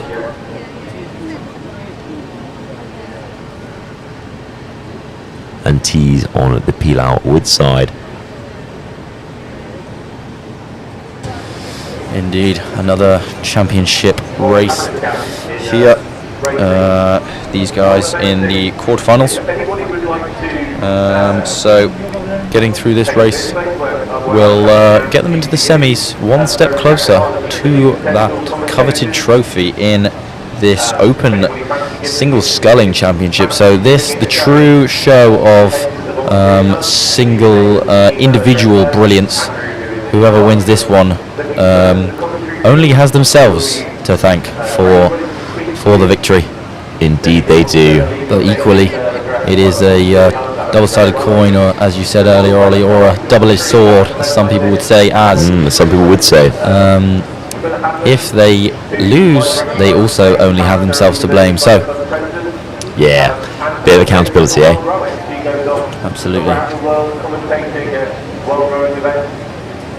Just doing some marshalling as we have been doing quite often in this regatta here. I've been saying constantly, it is a logistical nightmare. Indeed it is. I can see some very smiley faces in the DU8s that are currently working their way back up to the marshalling area. In fact, I did see Bertie Harris in one of the boats. What a guy. Big shout out to Bertie. Key member of DUBC and occasional member of non-member of HCBC. Never forget where you're from. Absolutely, remember your roots. Exactly, and what club to be from. But anyway, waiting for this marshalling to go on. We're just going to let them move those boats along. So yeah, I do love an Open 8 race. I had a really good one actually myself in the summer. Didn't win, upsettingly. So, we're going to take a quick break from the broadcast with us at commentary to go for a little bit of an interview with one of our rowers here at Durham Regatta this weekend. Hello everyone, I'm Bernice from PalTV, and today we're doing a live broadcast of 2025 Durham Regatta. So today we have Cosmo from Hillbeat as an alumni coming up from Oxford. So do you want to give the audience of like what is your rowing career and what more about yourself? My rowing career. Yeah. I don't know whether I really have a rowing career. So I rowed at school and then with some minor successes, and then came here and had 3 lovely years at Hill Beach, which was wonderful. So we did we got beaten 2 years in a row by Collingwood in the final of College Fours. That's probably the highlight of my successes. But it was great fun. Had a great time. Lovely boat club. Lovely place to row. Yeah, really enjoyed it. Yay, that's very nice. So I heard that. I think you know about the new landing platform that here. Yeah. Yay! Yeah. So what do you think about it? I think it's fantastic. I mean, when we were here, our landing stage it had subsided, and so all the concrete had fallen apart. The wood was starting to stick up at angles, and it meant that whenever you got the boat out, especially when it was low water, your riggers were so high that the boat was almost collapsing in. I think one guy went into the scull once and just flipped because he was at such an angle he couldn't get the blades in. So it's great to have such a nice, brand spanking new landing stage. I think it's a little bit high. It looks quite difficult when it's quite low. I wouldn't want to get the boat in myself, but it looks lovely. And yeah, it's really kind of the college to invest in it, and hopefully it'll be very useful, because I know we were having to carry our boats down to Collingwood, and if you have to walk about 300-400 metres every day, it's a good bit of training, but it knackers your back after a while. So yeah, I'm very thankful it got replaced after I left, so that I didn't ever have to do that. Okay, so what do you think Hill Beach should install next? What other additions that you think would be beneficial for the rowers of Hill Beach? Well, I know we've just bought a new, I say new, it's very second-hand, but a new quad, which is really exciting because we've never had a quad before. So I think we're having Hillbead's first ever quad racing this weekend, which is very exciting. So maybe another new boat, something like that, you can always do with the new boat. Or maybe, I think we've only got 4 working ergs left, so maybe at least one other working erg would be wonderful. But otherwise, I think what's kind of wonderful about Durham College rowing is the amount you do with very little, and the fact that you haven't got great equipment, but you just go out, have a fun time, row, and still row fairly well and manage to have reasonably good times. I think that's the best bit of it. Yeah. Yeah, I think the camaraderie. Oh, that's. Okay. That's gone badly wrong. Live. Anyway, so Hillbeat, if you're watching this, you know what to do. Okay, to end off with this interview, can you describe rowing in 3 words? Rowing in 3 words. Harmonic, rhythmic, power. Very cool. Okay. And we're back to the racing. We hope you enjoyed that little sidebar there, little interview with the alum. And yeah, here we go. Race just started.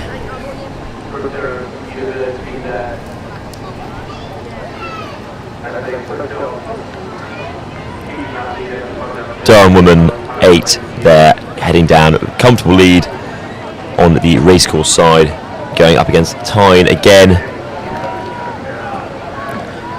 Now Durham University, Clearwater opening up, nice big lead there, and again higher rate there from the Durham University boat. However, we're still fairly early on. We're coming up to Hillbead, we're going to be coming past our amazing, lovely, all the adjectives, commentary box. And yeah, they're just tapping along. Just a quick update on what you briefly missed whilst you were watching that wonderful interview with a Hillbead alumnus. There was a race between Tees Rowing Club and Durham Amateur Rowing Club in the Open Championship Single Sculls, which I believe Durham Amateur Rowing Club took the win in. So some more races happening in the quarterfinals of the Open Championship Single Sculls, but on the weir right now we are in the Women's Championship 8s, Coxed 8s. So Durham Uni showing us how it is done. Proper tidy rowing there. Oh, how flare, nice little show off. They can actually sit a boat, unlike many crews we've seen today. I would include myself in that category. Very nice. Anyway, into the singles there from Lambton and Durham at University. Of course, Lambton, fairly heavy hitter in the north-east. Durham University single on the Pilar Wood side. Lambton coming up the racecourse side. Comfortable lead there, though Lambton seems to be trying to close it. The Lambton rower, Craft College, trying to keep up with the Durham University single sculler out there. That is Seeley. Oh, we can see one of our presenters there, Mike, behind her back. What a cameo. But yeah, still going, still pushing along. You can see the absolute hodgepodge of boats waiting to go into the marshalling area. Isn't that right, Mr. Marshall? That is right, Mr. Coming from a marshal, there is a lot. As you can tell, we have fun here. Now we're going to be going to another Lambton race shortly.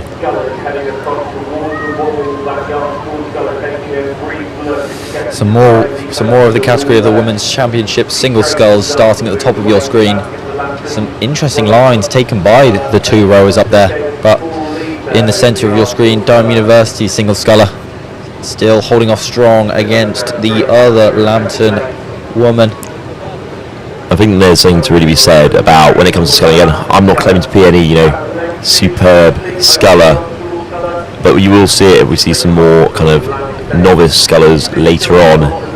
It's just how slow and smooth it is. Like, it's all about that smooth. It's such a tippy thing. I've seen so many people going. In fact, yesterday, of course, those of you who tuned in, quite a lot of capsizes, mainly from the scullers. It's all about that balance, control, and keeping it flat. Not as forgiving as an 8. And that's what you find. The smaller the boat, the less people in it, the more that you notice your own failings. Anyway, back to another race with Lambton going up against Yarm School. Lambton, of course, on the racecourse side. Yarm School on the Pilar Wood side. Of course, pronounced Lambton, not Lambton. I had that correction last year. Oh. Similar with, of course, another big northeastern rowing entity, Cami. Of course, I had the mistake of saying Camboise, which was great until I went to work on Monday after the regatta, and my boss said, "Oh yes, I love the commentary." However, it's Cami, not Camboise. His wife had been rowing for Cami, so that was a humbling experience. Yes. Tough as a tough audience. Yeah. Tough crowd, but in this race between Yarm School and Lambton, it seems as though it's a pretty close one actually. The Peeler Woodside rower of Lambton, apologies, Yarm School, taking what looks like about half a length lead here, so close one, can't call it just yet, have to wait and see how it pans out over the last kind of 20 strokes or so. Indeed we do. Now, going back earlier to our lovely interview with the alum of Hillbead, keen-eyed viewers may recognise him from previous content we put out about 2 years ago actually, our dating rowing show called Catching Crabs. Catching Crabs. What a show that was. I believe we may have shown the segment yesterday actually. Oh really? Yes. But Mr. Van Steenis himself appeared in that production. What a show it was. Just a throwback there for any keen-eyed viewers. Again, this will be the, I believe, 4th year of covering Durham Regatta live, which is just, it's brilliant. To many, many more. Indeed. It's changed so much. Mainly for the better. In this category of the Women's Championship single sculls, just starting at the top of your screen, you now off your screen, but that was the Chesterless Street boat on the racecourse side going against Tees Rowing Club. So you see in this category a lot of a variety of boat clubs representing in the single sculls. University boat clubs often focusing more on sweeping. Yes, indeed. I mean, that seems to be the tradition around here. You very rarely see a college scull out and about. I think my club only got, well, we had the boat, we didn't have the blades. I don't know how long the boats existed for, but we got blades this year, but before that it was all sweep. And so in many other college boat clubs it's the same story. It's just a done thing. It's what they teach in novs, it's not a sculling thing, and that's very different of course to those people who have gone through school rowing. You know, you're not allowed to sweep when you're a child because of like developmental imbalance and the likes, because it's all like one-sided. Yes. So it's quite a change in the way that rowing is taught at that older level.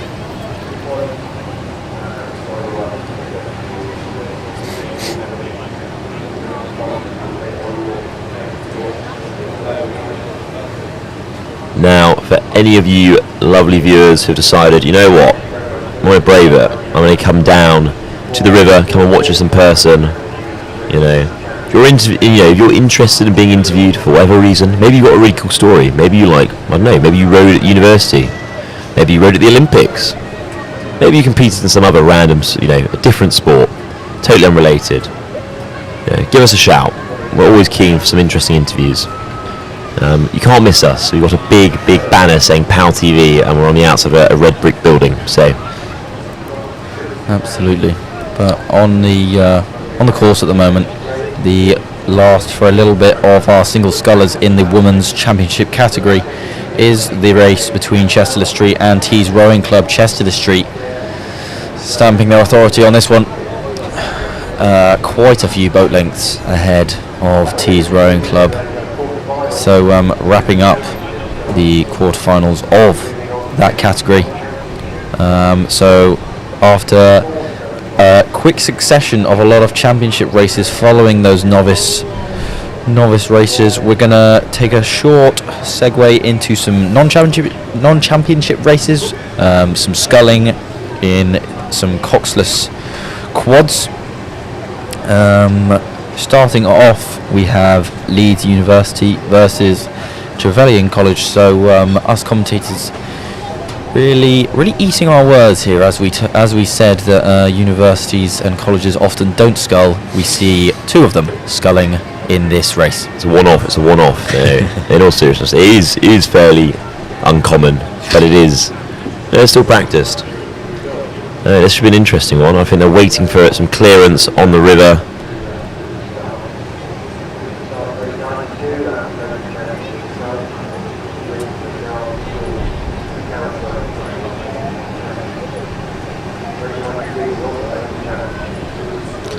That's what they were waiting for. That's a new technique. And again, I feel like a broken record, but this gives such flashbacks to last year's DU antics, where I saw many DU men pulling their boat through the water as it slowly sank into the weir. Not sure quite what's happened here. I'm sure we'll get some more clarification shortly, and we'll let you know when we do. But yeah, niche. I'd also mention it highlights quite how shallow the river is as well.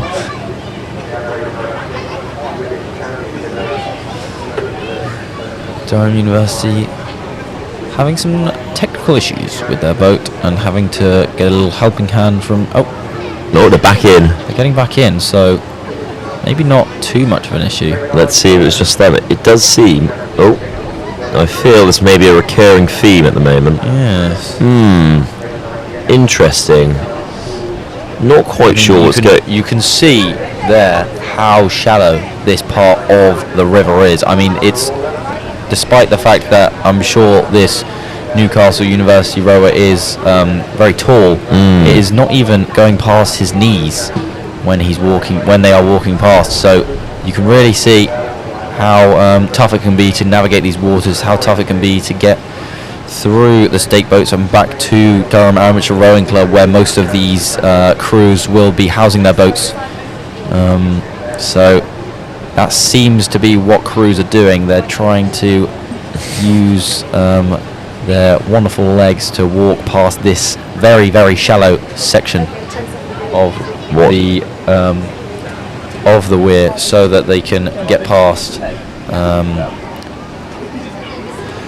So, as we wait for the waders to do their thing, we're going to go to a live interview on the waterside. At the bank on the side of Durham Regatta, and I'm here joined with ex-Olympian Will Fletcher, who is the current DUBC head coach. Hi, Will. Hello, how are you doing? And I'm just here to ask you a couple of questions. How have Durham been doing today? Yeah, really well. We've had a few frustrating races, but a lot of good races, and it's always nice to come and race at our local regatta. You know, obviously on the weir, it's fantastic, and it's quite cool actually. It's the first time I've really been down here for a long time, and seeing all this kind of classic cars, and then all the food and all the little families, and then there's a medieval thing going on there. It's really cool. Yeah, it's really cool. It's a great atmosphere, and I've seen quite a lot of the DUBC parents as well. Yeah. Really there to support. Yeah. No, they are. They're amazing. They've got a little food tent down there for everyone, and it's fantastic. Yeah. Yeah. And what's been your favourite moment of the day? I know that the Durham 8s raced Newcastle earlier. Yeah. It's probably actually watching both the top Durham 4 and top Newcastle 4 crash into Elbert Bridge. That was actually quite funny. Oh my goodness! Oh God! I know they had to restart a race earlier as well for clashing blades. There's always been a rivalry with Newcastle. Yeah. No, it's always good though. It's a friendly rivalry. We do enjoy the rivalry. It's good. But it's fantastic that we can come here and race each other. It's good. Yeah. And that's also because Durham and Newcastle both train out on the Tyne. So right next to each other, there's always going to be a little bit of intensity for the head of the race season. And heading into regatta season, how are you feeling for Henley? Are we prepared? We are prepared. They've done a heavy block of training, so they're a bit tired, bearing in mind this is their day off today and they're here racing. Oh my gosh. And then we leave for Henley on Tuesday. So yeah, we've had a good training block and we're quite excited. Yeah. Thank you. And we're just going to be returning to the commentary. So thank you so much for joining us. Well, no worries. See you later. See you soon. Thank you. And we're just going to be returning back to the commentary now. We're still on the embankment. So hopefully. I didn't realise we were salmon fishing today, but hey ho, I guess sometimes rowing just isn't quite as glamorous as one would think. So wading through, clearing the area. Still no clarification exactly why this change has had to happen. I don't know if the river level suddenly dropped. I don't know if someone's ended up ripping a fin off the back of one of the boats. But what I do know is there's going to be some very soggy rowers.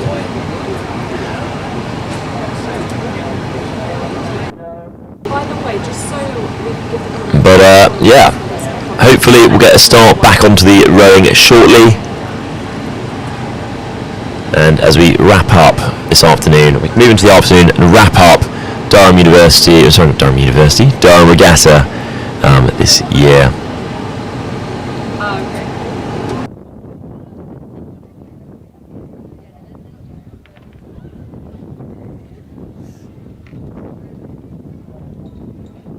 So we have just had clarification from our brilliant operations team. The river is actually, well, as you can see, very shallow, and especially with these larger boats, they're struggling to navigate on the inside bend, especially on those larger boats such as the 8s, which we haven't really seen as much of until this point. Yeah, it's not fun to rip something off the bottom of the boat. Well, it would be good business for the DU boat hand, not so good for the clubs themselves. No, rowing not a cheap sport. A lot of these boats worth a pretty penny. So making sure, just getting their, I would say getting their hands dirty, but no, it's getting their legs, getting their feet wet, getting the dogs dirty. Yes, indeed, to make sure that they're not damaging these expensive pieces of equipment. And it's very easily done. I do remember my first year. I think it was John Snow Boat Club. One of their crew ended up taking, it was like novice cocks, and ended up being elevated because other cocks were leaving, really shallow down by Maiden Castle, and they ended up ripping the fin off the bottom. And now's an expensive repair job. So yes. We're off on the race in the Eat Your Words race. Indeed, it's this one between Leeds University on the racecourse side and Trevelyan College on the Pilowood side, representing with their turquoisey blue colours over there, Trevelyan College, but very equal, but they're getting very close. Ooh, crab.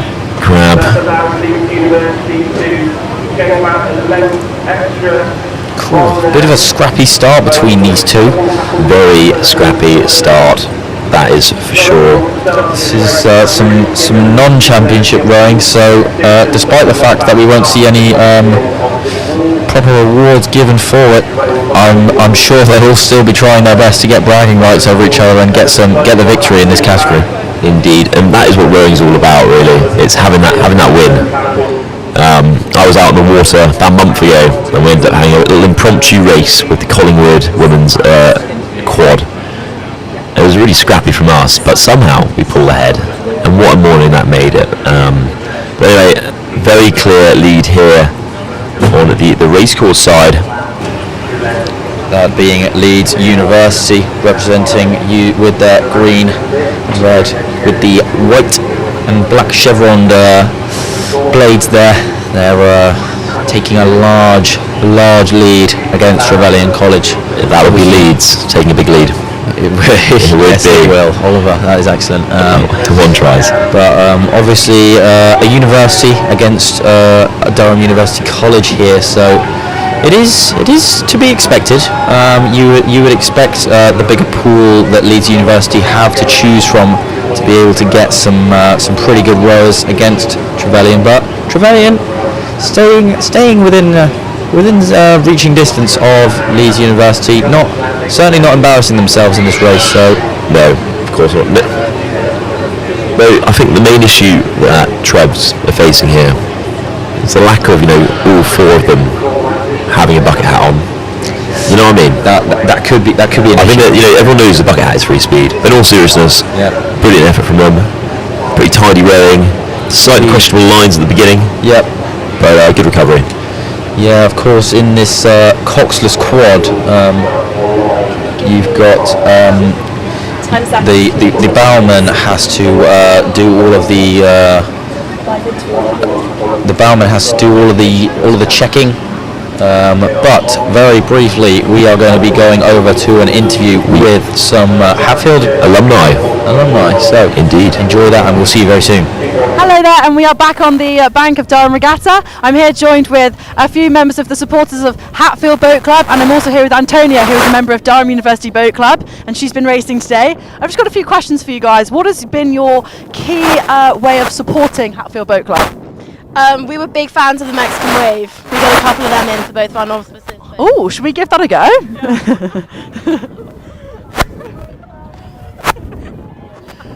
Wow! Have they been enjoying? Have they been enjoying that? Antonia, and how's been racing today? What's been your favourite part of the day? Racing's been amazing. The highlight of the day was probably racing the other Durham 4 in the final, which Wowzers! Can't wait to see how that turns out. Thanks everybody, and we'll be back to the commentary very, very soon. So.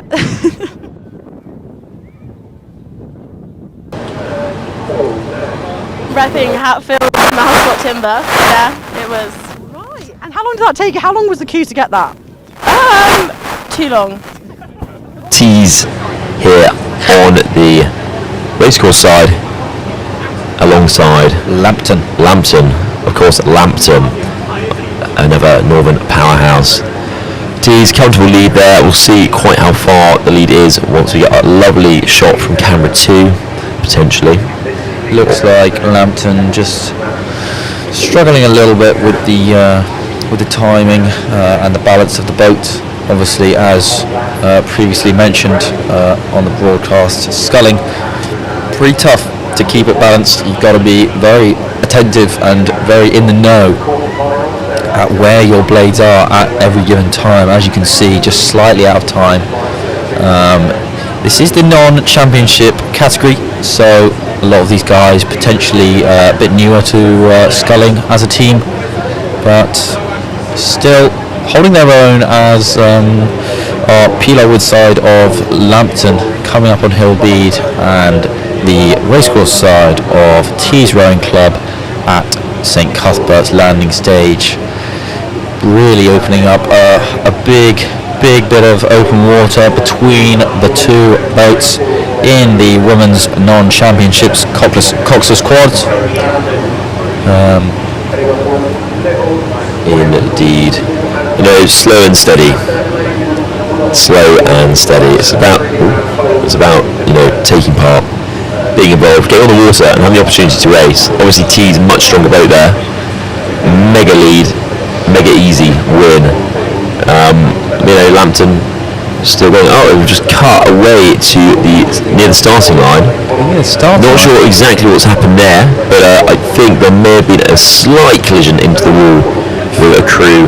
If I am not mistaken, I believe that's race 102 between Durham School and Yarm School, and I believe that's Yarm School who have gone awfully close to the bank there, and so really letting Durham School get far ahead as they have some struggles at the start. We've seen that quite often, haven't we, Ollie? The start just so important to get right.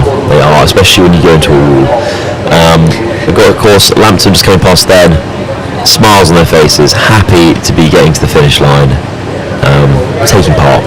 Anyway, Yarm School massively behind, and I wouldn't be surprised if that's knocked them a little bit. I mean, I'd be knocked if I've just gone into a wall at the very beginning. It tends to have that effect on people.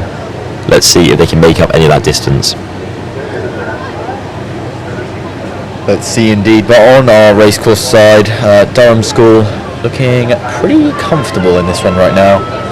Indeed, of course, Collingwood. Oh, I'm sorry, I am awfully mistaken. This is Collingwood College coming up on the racecourse side, meaning that it is Lambton Rowing Club who had the issues at the start, taking a very interesting line now. I'm not sure if the bowman there is aware that they are heading right towards the bank of the racecourse. They must be aware. Stake boats. That is, we're back on our open novice coxed fours here. The category that we saw earlier, just after the long course races that begun. So this is the second round of that, the quarterfinals. This was about between Hillbead and Trevelyan, but the bell rung almost immediately there to bring a stop to the race. Both colleges, though, backing it down to get back up towards the stake boats. So it seems as though we will see a re-row of this. They will get another chance to try and get off to a good start.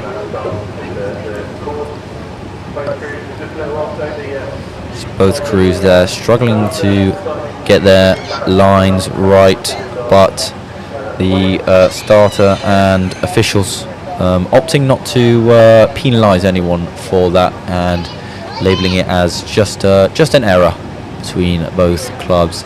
allowing them to re-row. Often probably slightly more lenient when it comes to these novice crews, as you know, they are inexperienced. They're not necessarily fighting for some serious silverware as some of our championship races are, but obviously bragging rights is very serious, arguably more. Lambton will not be having any of those bragging rights, I don't think. I think that is the second Bush, or is that the same one as before? It potentially is the same one. Interesting. They've been stuck a bit. They've got themselves out. They've got themselves out and they're moving, clearing the course for the next competitors once the officials are ready to send them down. That may have been the prompting of the bell being rung. Maybe the starter decided to start the race even though there was still a bit of commotion on the course with those rowers. So bring it back. Indeed. To go again.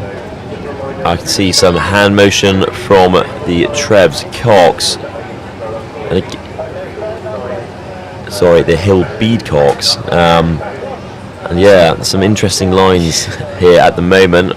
Hands are still up for the Trevs Coxswain and also the Hill Bead. They've just detached from the stake boat. Trying to correct that now. And then they are back. There is a little gust blowing along the river, which is probably not making that any easier. Yeah.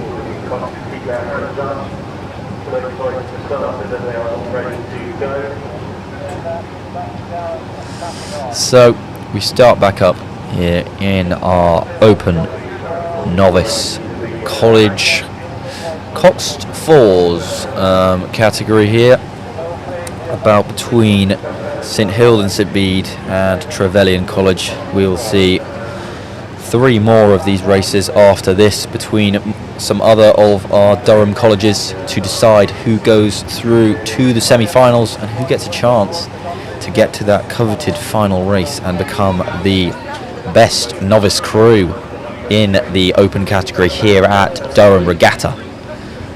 Some serious bragging rights that we'll have over the other colleges. Obviously the college that is victorious will probably be pretty happy with the future of their boat club, but we are back. We're starting this race for the second time. Hildbede versus Trevelyan. Hildbede on the racecourse side, Trevelyan College on the Peelwood side. It is looking like there are interesting lines there. Let's see how that goes.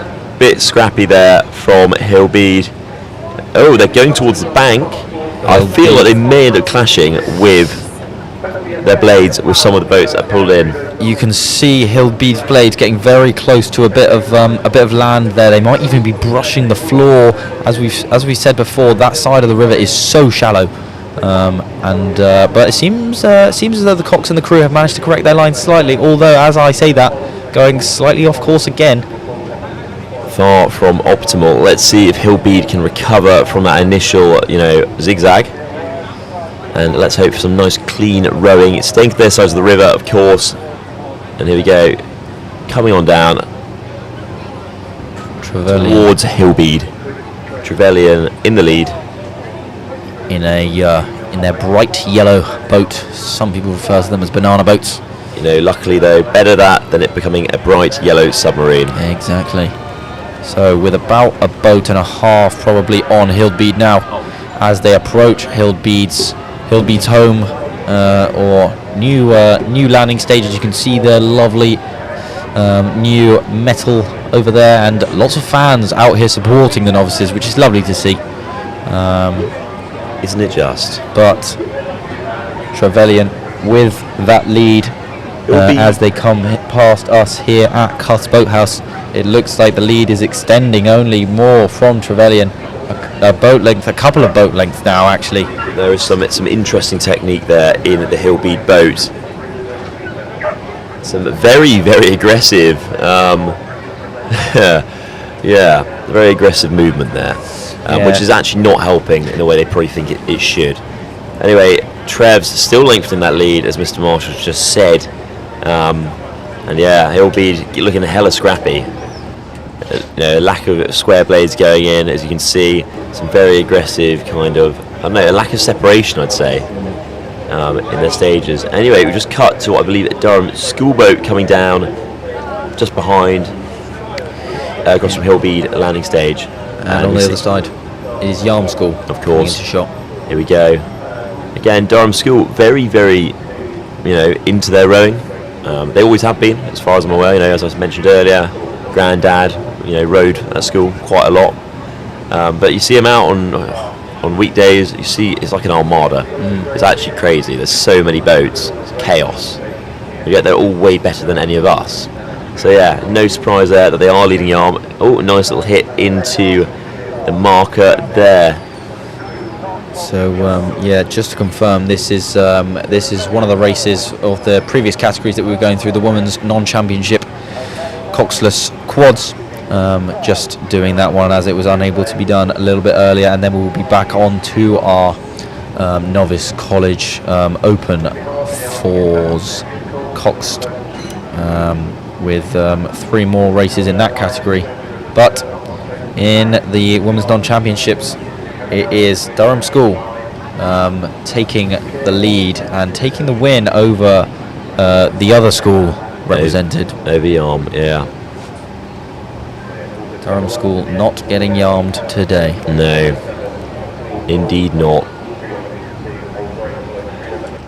Oh, and I think we're going to have another race coming down now. Got Grey College. Grey taking the lead. Collingwood slightly behind. Collingwood nearly colliding with some blades of the Interesting. of the rowers sat in the filter lane. So you would hope, being having the cocks at the front, you'd be able to see these things coming up. But hey ho, must be a lot of splash. There must be. Grey taking the lead early here against Collingwood. So race at 1:07, and I think we will be coming up for a little break after this race. Anyway, Collingwood trying to close that gap. TBC. Again, some pretty aggressive technique there, but the blades are not going in square, and they are losing a lot of power from that scrappy rowing. Nonetheless, still catching up to Grey. Collingwood surmounting a bit of a comeback here against Grey. The two Durham colleges, both repping red, although Collingwood in white tops today. They're putting up a fight. They're not letting Grey have this for free. Indeed, they are not. They're fighting hard. And again, we can see them just going past our lovely commentary box. Liam nodding affirmatively. How interesting. So, quite good fun up here. Lovely view. And even better, because the camera's just appeared. You may even get to see the commentators themselves, / our world, after this race. So, here we go. Coming up to Bass Bridge. Cox, Shouty Man. Bucket hat, well, not even bucket, boonie hat on. It's not enough for the free speed. It is not enough. Here we go. Cutting away to the finish line. Grey easily coming to the finish line, though Collingwood catching up. Interesting lines being taken by these crews. And there we go, win for Collingwood. No, win for Grey, sorry.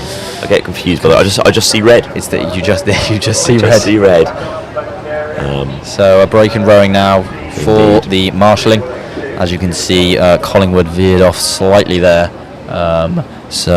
towards all of the boats waiting and filtering, and you can see as well in shot right now at the end of the race, even more boats. So bit of time to reduce some clutter in the program.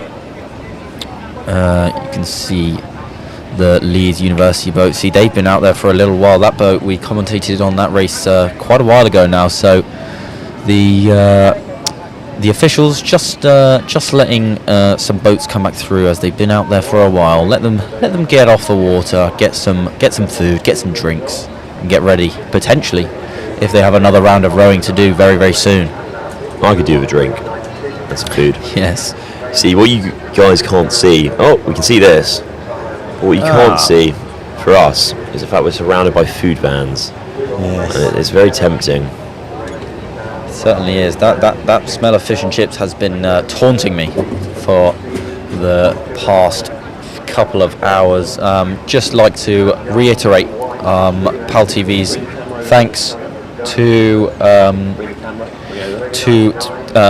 Tell Media for their help with this broadcast. They've provided lots of equipment for us, and none of this would be possible without Tell Media. So to demonstrate that, we have a lovely camera here, which is going to show you our world, hopefully, if the director chooses to show it, and to show the lovely view we have, or not have. Yes. TBC. A demonstration of some of Tell Media's equipment, actually. So, in fact, yes. Once again, shouting out Will from Tell Media, who has very helpfully come along and helped us put on this brilliant show for you guys. He is just indispensable. Absolutely. And I know this because whenever I'm on the communications channels, I just hear, "Where's Will? Where is Will? Where's Will? My camera's not working." I mean, that is. And I can actually see Will right now. That's freaky. Oh my lord! Oh my! You can see Will. He's just appeared. That's crazy. That is probably most common phrase in the PalTV communications of the weekend. Where's Will? I've got something broken and he can fix it, so I need him. You look for a man with a beard and a Tell Media hat. That's the man. And that's the guy himself. He's there. He's normally carrying some sort of cable. But yeah. So, after that brief break, it looks like, cameras showing some filtering, but on the starting line, getting ready for some other racing, it is race 109 in the women's non-championship B's Coxed Fours. That is lined up on the racecourse side, Butler College, one of the colleges here at the Durham University, and on Peelwood side, Leeds University. So two educational institutions lined up there, but the break in rowing still occurring, as you can see, as the river is very, very busy at the moment. Very busy. Almost like the original procession from where this came from. Obviously 1815, celebrating Waterloo, and then an annual kind of commiseration of their hero, Wellington. The immortal Wellington. Immortal in his victory at the Battle of Waterloo. Indeed. Not just a good song or station. Not just a good song. Yeah, indeed. But no, I think they are going to prepare to start the racing soon, fairly shortly. It does look like they're pausing on the filtering of the lanes, potentially to allow for racing to continue. Try and keep the schedule on track. And here we do actually have racing going on now, which is very exciting. Apologies, the race has already started. We were unable to get some camera feeds of the start, but Butler College on the right of your screen on racecourse side, taking the deficit as of yet, with Leeds University taking the lead in this non-championship B Coxed Fours race. Indeed, quite a hefty lead that is actually. Low rate all around, what we can see, and in fact, you can see Butler just going by our lovely, lovely commentary box. Indeed, this is the non-championship B's fours, so they aren't competing for any proper championship silverware, but once again, as I've said many a time, they will be looking to get the win either way. Yeah, very unfortunate we've start. We've just got some clips of Hatfield struggling to get started. Sorry, not Hatfield. How dare you, Liam? Apologies. I hate to. How could such Hatfield slander? Hatfield slander. A lovely start there from Hatfield. Obviously, John's not quite so lovely. They just really wanted to go see the bush. But yeah, you can see shortly a Hatfield hefty lead there from the boys, pushing away. John's trying to recover a little bit, but that must have thrown them. I'll be real with you there. Yeah. And yeah, let's see if Johns can make up even a minuscule amount of that gap. Yeah, this is quite entertaining. Yeah, it's a tough start to the race for Johns there. Tough watch. Yeah, tough watch. Unfortunate, but so this is us. I know sometimes with a regatta can be quite hard to follow, as it's not the most linear of events. Timetables, schedules need to be changed often, so kind of going backwards and forwards between categories here. But we are back in the open novice college novice for Coxed Fours. Indeed, we are. Now, some viewers may have spotted there were some bubbles floating around over the race course. That's new to me. I don't know who did it. I don't know why they do it. I'm but, not sure of the origins of the bubbles. What is the omen? You know what I mean? Yeah. It's like an oracle. But yeah, Hatfield doing brilliantly. Again, some quality coxing there from Benabird, schoolboy rower from Clifton College. Brilliant effort there, leading the lads along. And very hefty lead. We can see a few other boats trying to make their way up to rejoin the marshalling line. But yeah, very easy win there for Hatfield. Don't want to jinx it, they're not quite over the mark yet, but yeah, you never want to call it too early, do you? If you call it too early, especially here in the commentary box, you may be subject to what is known as a jinxing. But St John's, this is a hard you can watch. see struggling to get towards Hatfield, but Hatfield, look at Hatfield basking in their victory. Look at Joe Finch, he's a happy man. Ted Woods, his normal self, they're happy to be done. It's a brilliant effort. Anyways, John's trying to catch up. Cox clearly just having a slight, I don't know, moment. Thinking, how have I managed to hit not only the bank but also the buoy? But you know what? But at least they're finishing. They are, and John's having a quite strong finish there. They looked fairly in sync, rate low, but a smile on as their I face. say, these guys are novices, so likely have only been rowing for 9 months and probably have not done much rowing together before. And especially with this winter, Yes. the amount of sessions that were Oh, cancelled was like huge, especially under the rules. Yeah. Around novs. So- But yeah, so we've obviously talked to you guys a lot about our lovely setup. So why tell when you can show? So we're about to do that. We've got a brilliant tour in store for you. So at the moment, we're a little bit out of focus, but hello, I'm Ollie, this man over here. Liam, Mr. Marshall, as Ollie's been calling me a little bit in this broadcast, but this is what we've got going on here on the balcony of Cuth's Boathouse. And it's how it works. Yeah, so as you can see, a lovely commentary box here. Lovely commentary box next to Oliver, the live feed, so it's going to be a little bit of a kind of a loop going on there, but and also my lovely monitor, which is showing me some really vital information right now. Yeah.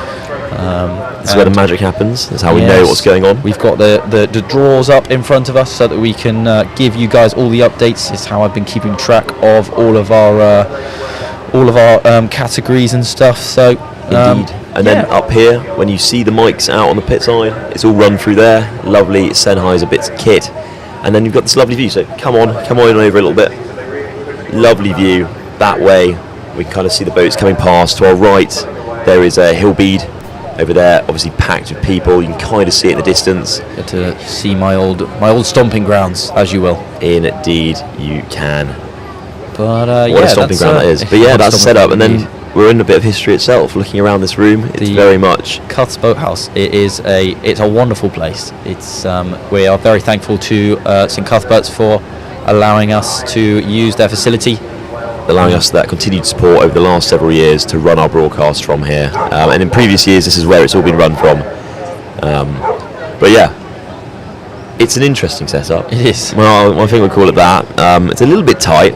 It's a little bit constricted. It's cozy. It's cozy. It's cozy and it's not though. Yeah. Because, as you may see here, there's not really that big a gap. So if you want to get out, it's a get the calves in. It's a bit of a squeeze, to be fair. Bit of a squeeze. But as you can see, some rowing going on in the background. So very soon we will cut back to our live feeds on the cameras and give you the updates that we want to give you. But thank you very much for joining us here in the commentary box. Indeed. And we'll get back to it very soon, as you can see right now. So this is some sculling we've got going on in the women's apologies, the J15's Cox Quads. So this is event race 111. This is between Lambton Rowing Club on the racecourse side and Yarm School on the Pilar Wood side, and just there on your screen you see Yarm School coming away with the victory on the Pilar Wood side, showing Lambton that they just wanted it a bit more, it seems. Indeed. coming up after that, we will have St Cuthbert's on the racecourse side with Chad's on the Pilar Wood side. Coming on down, quite tight actually, but let's see if there can be any distance between the two. Early days still, haven't made it to Collingwood yet. See, what you guys can't probably or shouldn't be able to hear is we can hear the PA announcer, and it's really interesting to see where there's like agreement and where there's just a totally different train of thought. I don't think you'd get the same, level of amusement. No. From the PA, but it's very helpful for us. Yes, it is. They are very experienced rowers or / ex-rowers themselves, so they're providing us some good insight whilst we're doing this. Indeed they are, and they're also making sure we know what boats are actually coming down, because it's quite hard to see from where we are. You may have seen the mega tree in the way. Yes. It does add a certain level of challenge. Yeah. I know Chad's with a slight lead there, half a boat length. Let's see, can Cuffs catch up? Can they catch up? Can they overtake? And can they hold it down for the rest of the race? Some a battle between the colleges here. Battle of the Bailey, battle of the Greens. Battle of the Greens, I like that. Yeah. I like that. As they approach Hill Bede Boat Club, it does seem the Pilar Woods side of Chad's with the edge at the moment.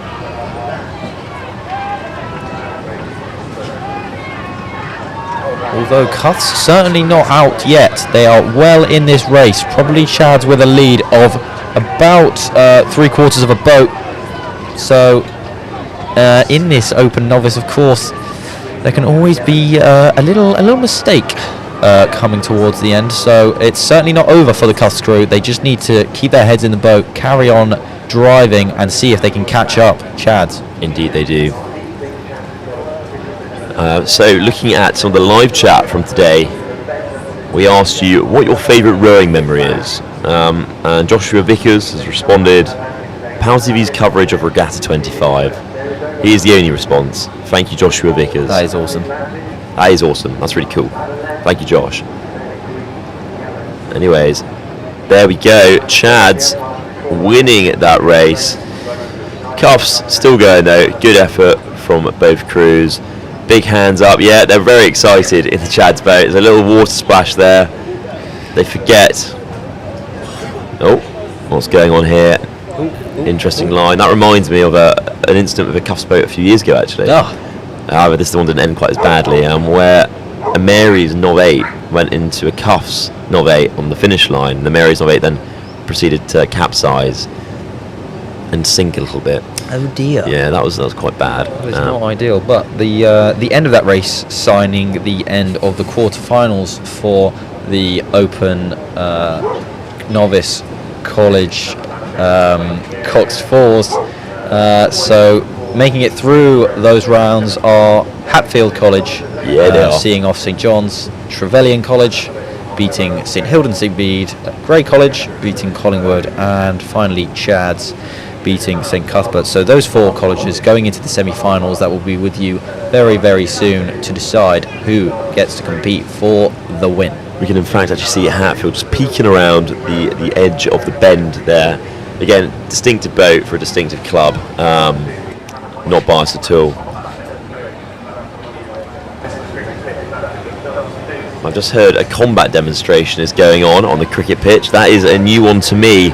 I did not expect such an event at a rowing regatta, but hey ho, they've got it all here. They've got a Mr. Whippy, they've got a like a kind of amusement park, they've got a ton of food stalls, they've got a few charity stands, and they've got a combat demonstration. Yes, so you know do. what?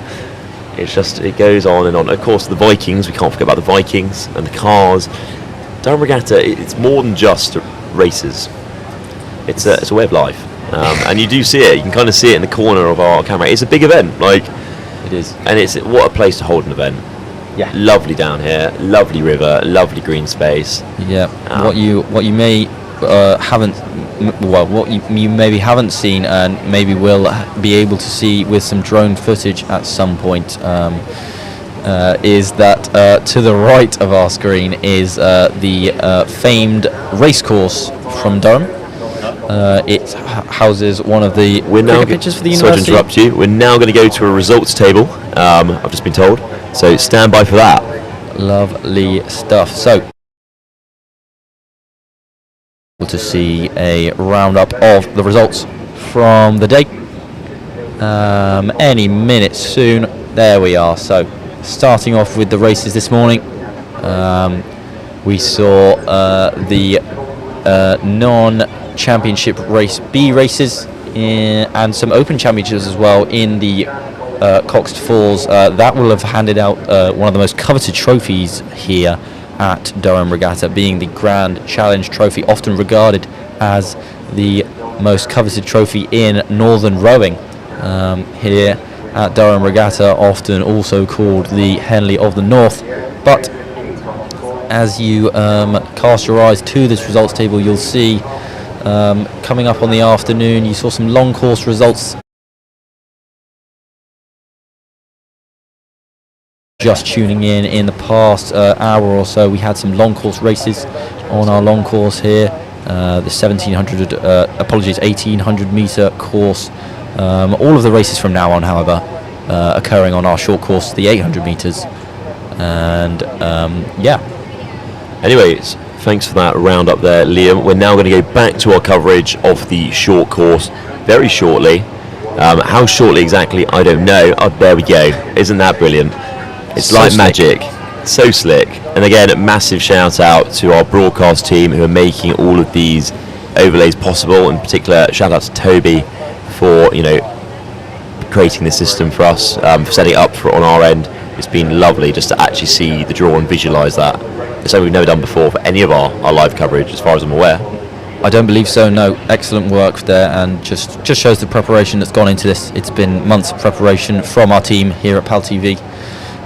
But enough of us. We go to the River Weir at the stake boats by the White Line with the crews from Newcastle University and Durham University. Indeed. Durham on the Pilar Wood side and Newcastle University on the racecourse side. Yes. This is the Open Championship Coxed 8's crew, so some sweeping here from these two sides. This is the semi-final, so the winner of this will go through to the final. We've actually got a replica of this race right after, with both crews also being Newcastle and Durham, and they're also in the same side of the course. So potential for some finals that include both crews from the same rowing club if results were to go that way. But right now, a very close race between Durham University and Newcastle Uni. We're looking forward to them coming down alongside the river near where we are. As you've seen, the absolute pad that is the commentary box, which is funny because it's not actually a box, it's a balcony. Anyways, high rate there from both crews, still very tidy, coming past Hillbead landing stage. DU in the lead on the Pilar Wood sides. If you wanted to watch some high quality rowing here this weekend, this is the kind of races that you want to see. These guys at the top of their game. Durham University with the lead over Newcastle Uni at the moment. It looks like almost a full boat length. So Durham University looking to solidify their place in the final of the Open Championship Coxed 8s here. Indeed they are. And actually, looking like that lead is only getting, greater. Newcastle Uni losing out. The question is, can they close that gap a little bit before we finish? That's to be seen. Of course. Coming under Baths Bridge. Newcastle with the opportunity to redeem themselves in the race that should be happening very, very soon as well. A repeat of this race. Not right now, but you will see that on your screens very, very soon. But for now, we go to some women novice college rowing, which will be between Hatfield College and Grey College. This is event 115 for those following the schedule live. We are pretty much on schedule, only about 5 minutes behind, which for a regatta, very, very impressive from our organisers today. Very good going. I mean, we've talked about the chaos of marshalling. But yeah, that's really good. Normally at this time, we're way behind. Not this time though. We're quite lucky. Yeah, some excellent organisation. But we're back into the women's novice Coxed 4s. Hatfield seem to get the advantage off the start. Grey College struggling to get into their rhythm just a little bit here. Hatfield going strong on the racecourse side, representing their dark blue colours, Grey College in their red on the Pilar Wood side. So back to the aesthetics though. Blue bow, blue blades, blue all-in-ones. They stand out, don't they? They really do. But red, there's a lot of red on the water. And when you know what they say about grey. What do they say about grey, Lynn? Oliver, I'm very confused. What do they say about grey? Grey by name, grey by nature. So let's see Hatfield. Hopefully, I should have known. Pretty should have. You should have seen that coming. It's a big setup. It was. But anyway, carrying on. Grey, to be fair to them, are catching up a little bit. Let's see if the Hatfield women can hold that position. If not, further it. Use their excellent start to their advantage. It's fairly tidy rowing there from Hatfield. Some late squaring. Some very late squaring actually, and that is going to hurt them. That's going to hurt putting the power down. But they're still holding a comfortable lead there. Of course, being coxed by the president of the club himself, Henry Hayes, who is absolutely locked in. Look at that man. He is locked in. He is. Look at those. Yeah, he's good. He's good. Certainly is. Hatfield putting on a show here in the women's novice coxed fours category here, the quarterfinals. Indeed, they are. And you can see at the top of your screen the race I was talking about previously. The essential rematch of the race before this one between Durham University and Newcastle Uni, but that to come and more on Hatfield, and what a race they are having. What a race indeed.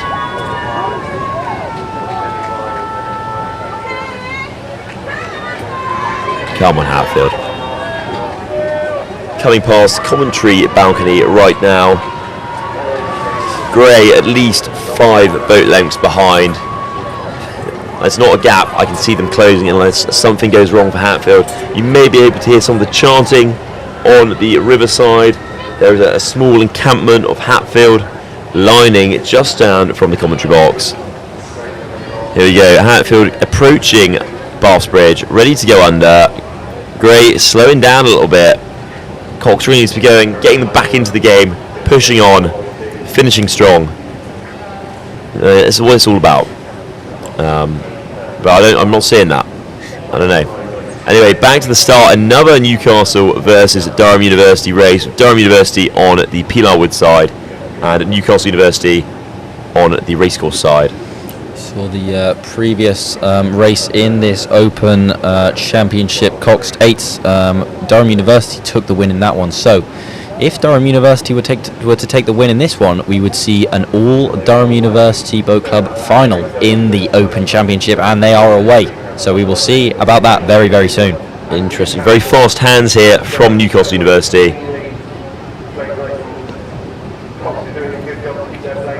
Interesting line there from Durham. It's very interesting, as the PA is made very clear, almost in time with each other. Holding almost exactly the same rates are the squads. You can see just quite how many people are out today to come and support and watch this, and especially this afternoon as it's warmed up a little bit. Interesting. DU slightly ahead of the Newcastle Uni boat, but it's still early days. Still very early days. Gone past Collingwood. Half a boat length. Let's see, can they maintain it? Durham University on home waters, but doing most of their training on the Tyne anyway, so... Newcastle catching up. In fact, Newcastle in line is neck and neck. Certainly no, the race can't be decided just yet. Coming past Hildbead, and we'll be able to see them in person up here in the commentary balcony. Newcastle have surmounted a bit of a comeback here. Durham University still holding the advantage, but there's only about a quarter of a boat in it. Newcastle coming up on Durham University. What a race this is. What a race. You can hear the crowd. They are excited. They are riled up. This is tight. This could go down to a photo finish. We might not even be able to confirm who wins this one on commentary if it keeps going the way it is. Newcastle surmounting an amazing comeback. The Cox must have said some really inspiring words to get them up to this as they come under Bath's Bridge. Who's going to win it? Who is going to win it indeed? Here we go. Durham University in the lead. That is a close. I can't call that yet. We're going to have to wait. I can't say no. I'm not going to make any predictions. I don't want to be wrong. Don't want to jinx it. We'll stand by to hear from the umpires the outcome of that. I'm just hearing awe, silence from the crowd at that finish. I think everybody's just kind of taken aback by what a race that was. As I said previously, if Durham University were to be granted the win there, they would go through and face Durham, but if Newcastle were to, equally, they would face Durham in the final of the Open Championships Cox Eights. But until we hear news on that, we go back to our women's novice college races in the Cox Fours. With St. Cuffs on the racecourse side and Hillbead on the Pilar Wood side. Funky little transition there we've seen from the director. And I have got confirmation on the result of that last race. It was given to Durham University Boat Club. So, 2 Durham University Boat Club boats in the final of the Open Championship Cox Eights. Very, very good race from Durham there, and I can't wait for that one either. Likewise.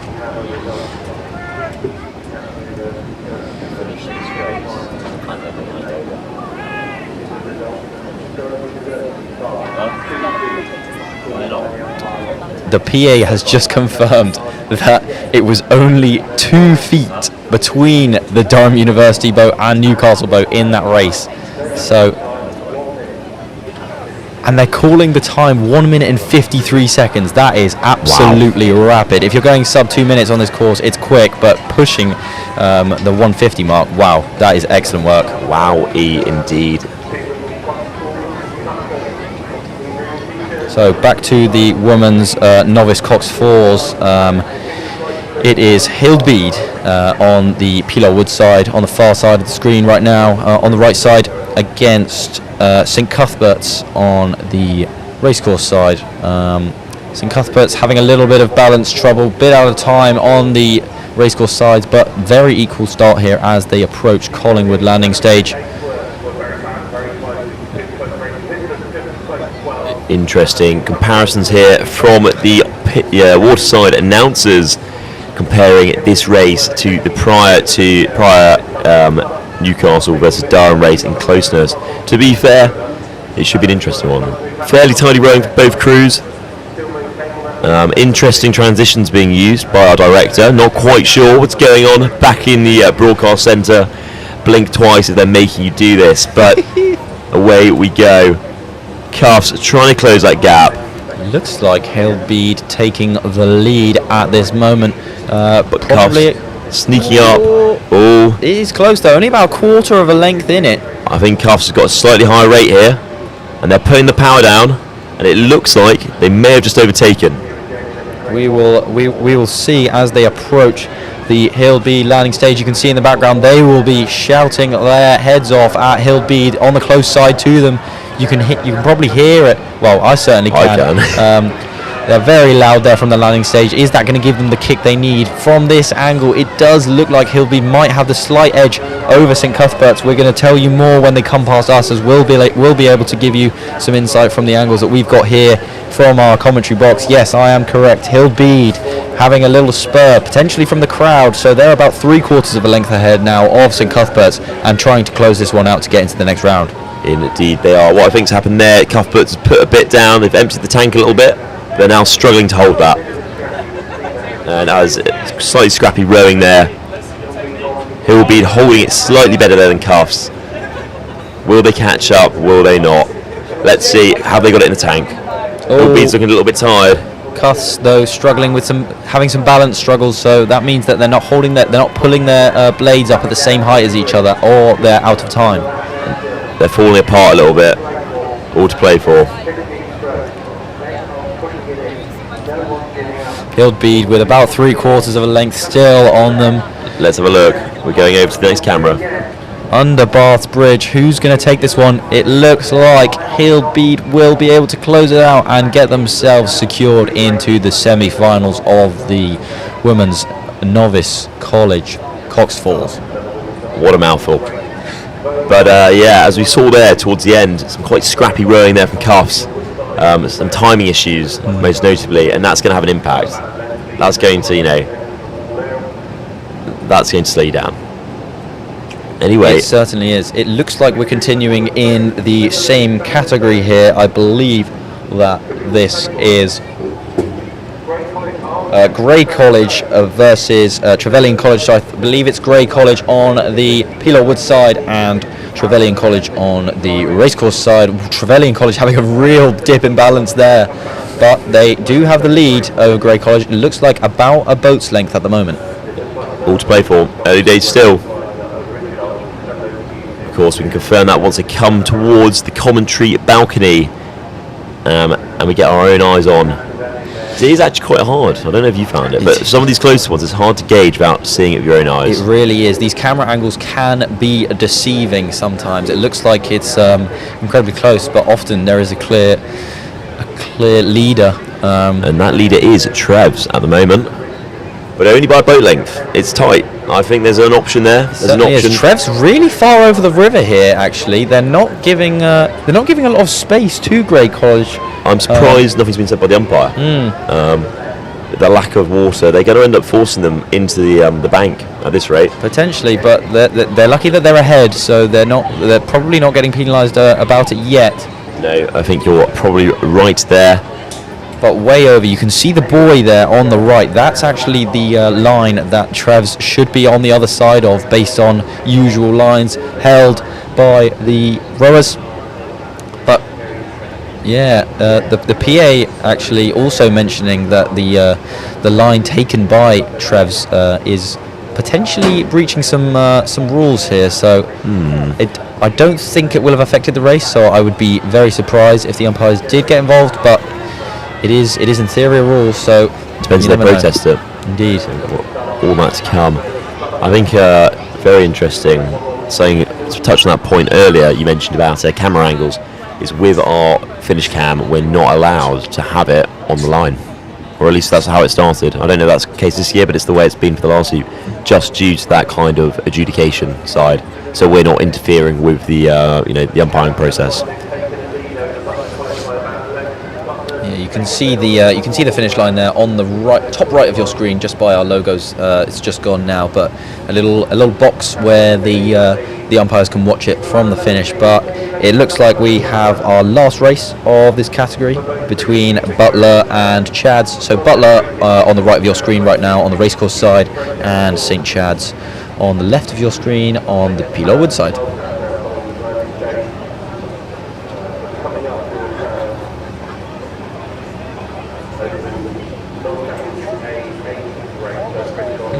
Once again, just to remind you as the viewer, this is the women's college novice Cox Fours. So this is the quarterfinals as well. So winners of these races in this category go through to the semis, get to race again, get to come out here again, and fight for survival in the competition. A pretty close race here between Butler and Chads.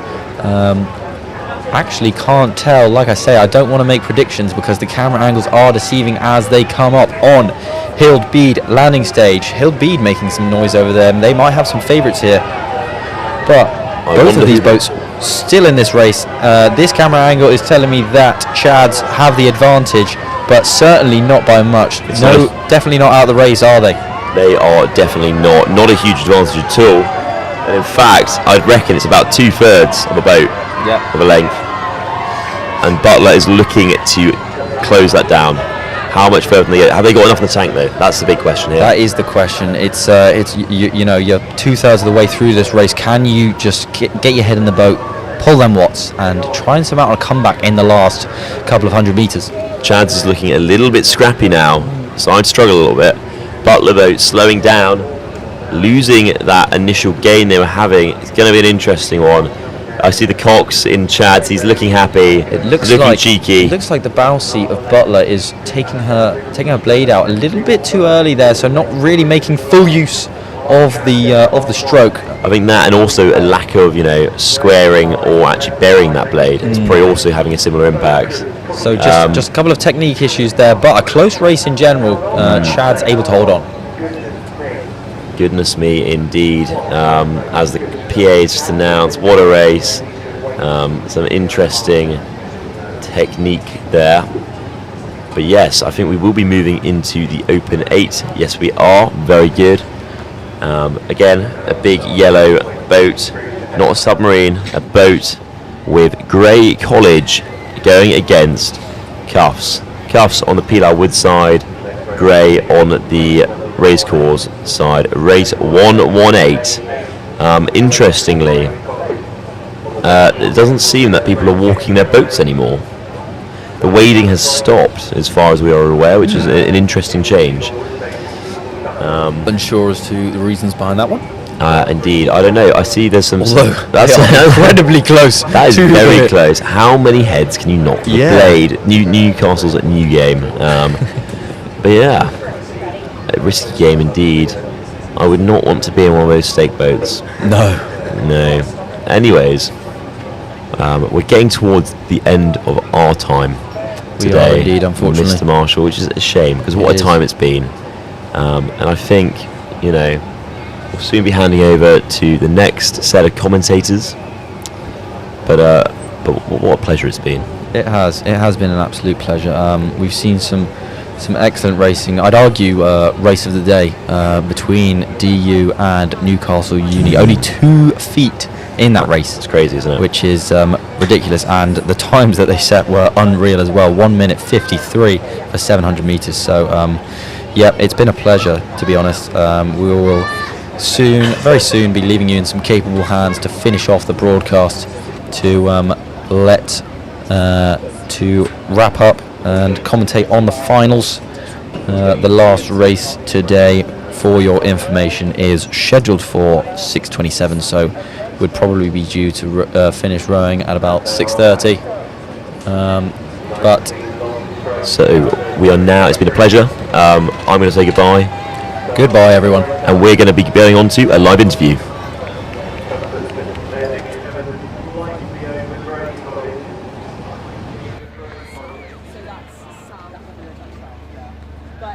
Sometimes they won't go with orders. Yeah, but that is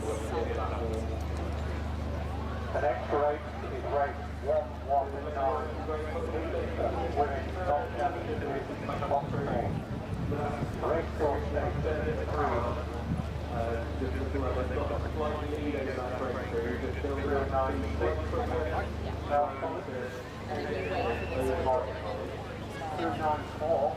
If you can make sure that at the end of the shift that wire and the power pack gets back to Emily Powell. Okay. Can you plug my phone in then? That's USB-C. Oh no, wait, hold on. I've got a drawer up there. Gorgeous. Yeah. That can plug into it.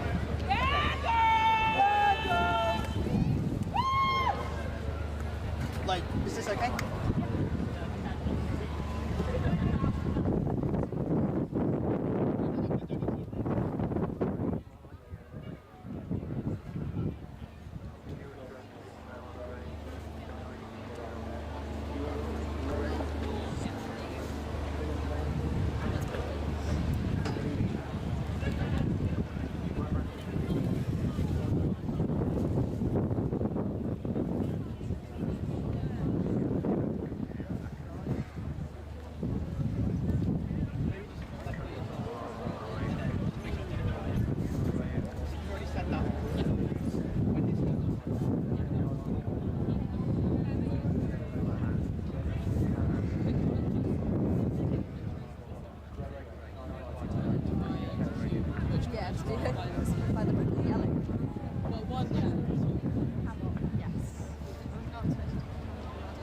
No, it's not. We don't like the ladder.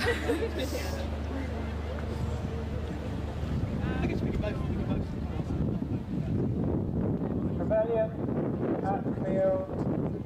Attention. Go.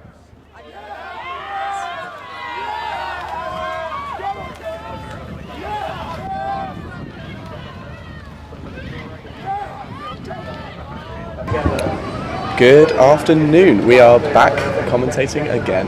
I'm Ryan Kelly and I'm joined by Noah West today. Sorry about the delays with the changeover, but we are now commentating once again. The current race right now is race 120, the 119, women's non-champs fours, Trevelyan College versus Hatfield College.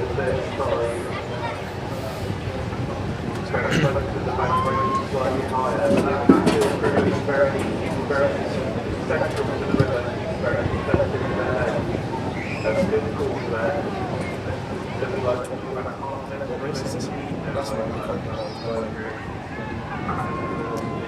is 20. Okay. So.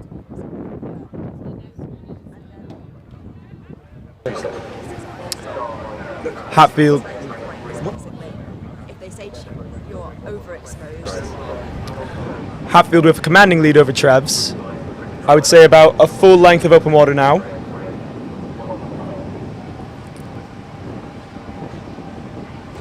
Here we are, both crews are coming down the line. Just going past Hildby landing stage now. Seems quite even now.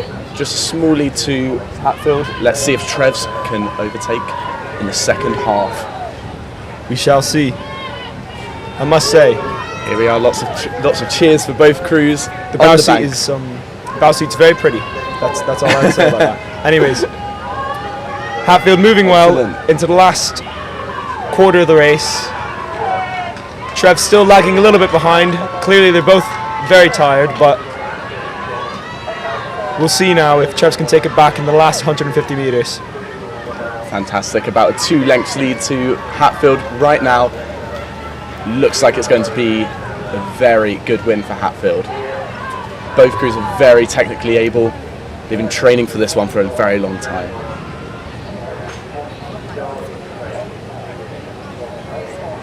And Hatfield starts to pull away into the semi-finals. Okay, lining up on the start line now is race 120, another women's non-champs A. We have South College versus St John's College. And here you can see Hatfield crossing the line, taking the win. They'll be going through into the next round. Here we are, St John's College. Some very good strokes there. Very technically able and clean catches. Taking a good lead over South College right at the start. And Johns has pulled away to an incredibly commanding lead right off at the start. South will be lagging behind trying to catch up. Look at that considerable distance between the crews. However, there's still a lot of time left in this race for South to pull up to Johns. Absolutely, it's still anyone's game right now. Can South get it back in the second half? Looks like Johns have the superior technique. They're moving very fast. That being said, South is creeping up. Maybe with a final spin at the very end of the course, they might be able to close the gap. However, as they are passing Cuths, it is beginning to look less likely as Johns begins to pull away slightly farther. Great racing from both crews. It looks like Johns will take the win on this round. They'll be going through to fight up against the winner of the winner of Hatfield. So yes, I guess of the previous Johns versus Hatfield. Johns will be Hatfield. The semi-finals there. Two very clean boats. As you can see, Johns is bucket rigged. I didn't notice. Yeah, no, I didn't either. They were rowing so clean. So for the viewers at home, bucket rigging is when the middle pair of four will be both on the same side. So it's a very interesting choice, but it can make the crew faster if done properly. And as we can see here, Johnson's most certainly done this properly as they come over the line to then face Hatfield in the semis. Beautiful rowing there. And this next race, just about to come down, is race 121 between Durham Amateur Rowing Club and St Cuthbert's College in the women's non-champion fours. There we go. You can see St Cuthbert's on the left-hand side of your screen. It looks like quite an even start so far. Both crews have been powerful at the start. Cuts a slight edge of a dark. That being said, dark is never one to let down.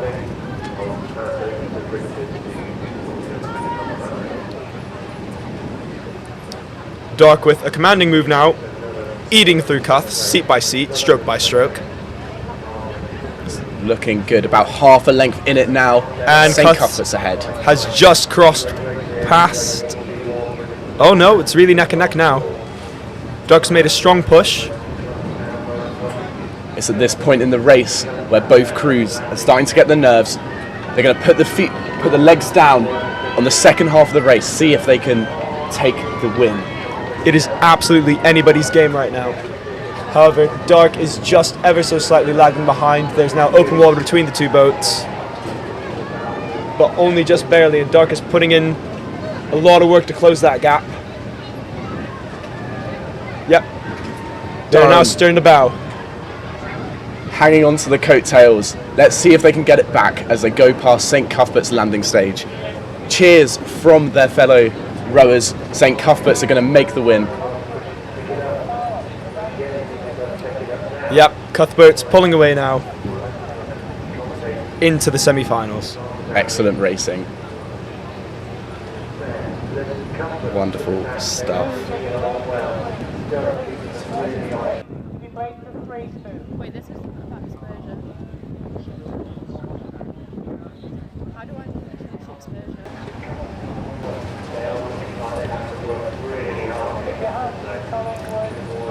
Okay, coming across the line then.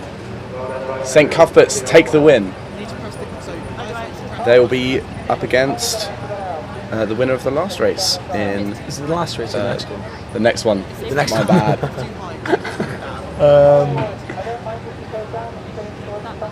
Right, yes, and that should be race 122 coming up next.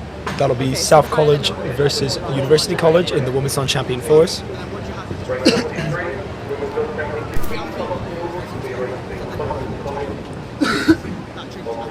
Here we go.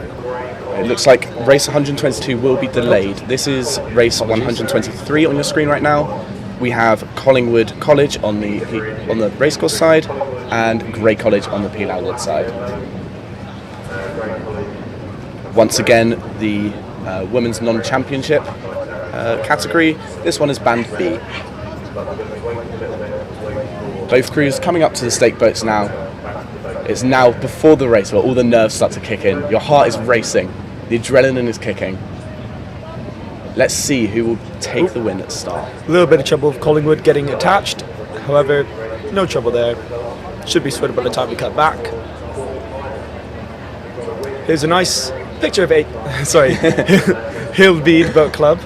As you can see, they've got a beautiful new landing stage made of iron. Very helpful during these recent months where the water levels have been incredibly low and getting sessions out for Hillbead has been slightly difficult. Yeah, very exciting, brand new landing stage. We had an excellent turnout from crowds today. Seen hundreds and hundreds of people coming to support their friends and family in the races.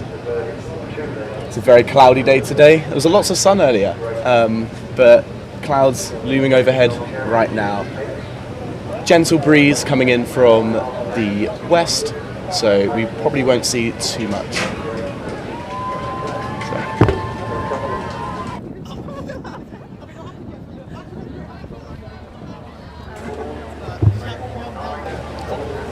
Yeah.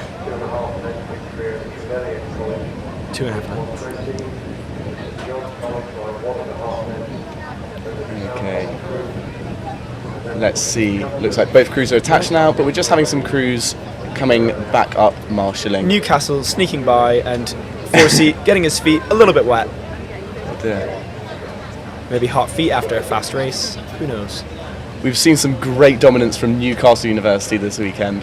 Let's see if they can take another win in the finals of their 8s racing. As someone who had this happen to them earlier, I will say one of the most tense moments as you're about to race is when all the other boats from previous races have to pass through that narrow little slot just by you. Absolutely. Here in Durham, the River Wear, we have a very narrow river, so racing, 2-lane racing like this is made quite difficult. So bear with in moments like this. We're going to have crews eking up the edge of the riverbank there, coming up back to the start line to trailer their boats. So we're going to have pausing in the middle of racing, but only momentarily.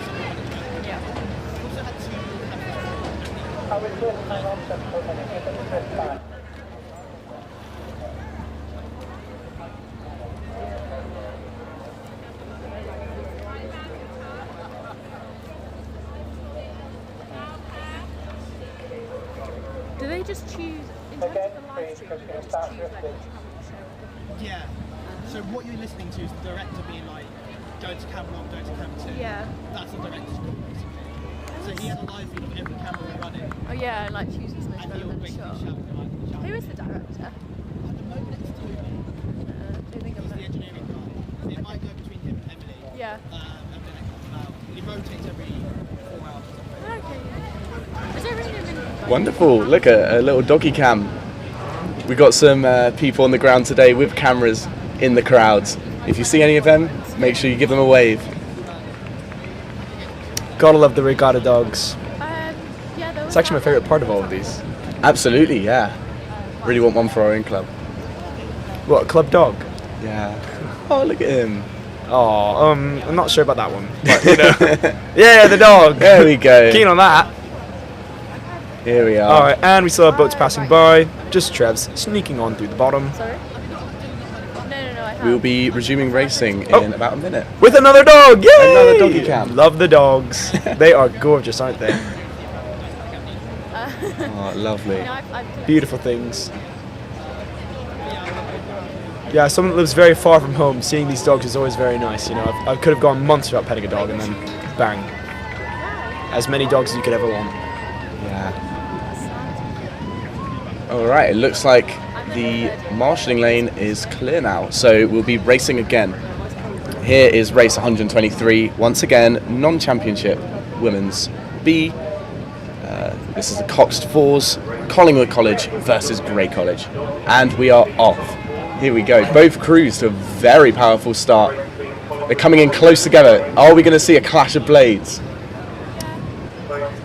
Oh, it would seem not. Very evenly matched between these two crews of Collingwood, on a slight edge. It looks like Grey actually is starting to eke forward a little bit. Oh yeah, look at that. Maybe Collingwood will be able to take it back as they pass their home turf. Absolutely. Both crews local to Durham, part of Durham University. These colleges all coach each other.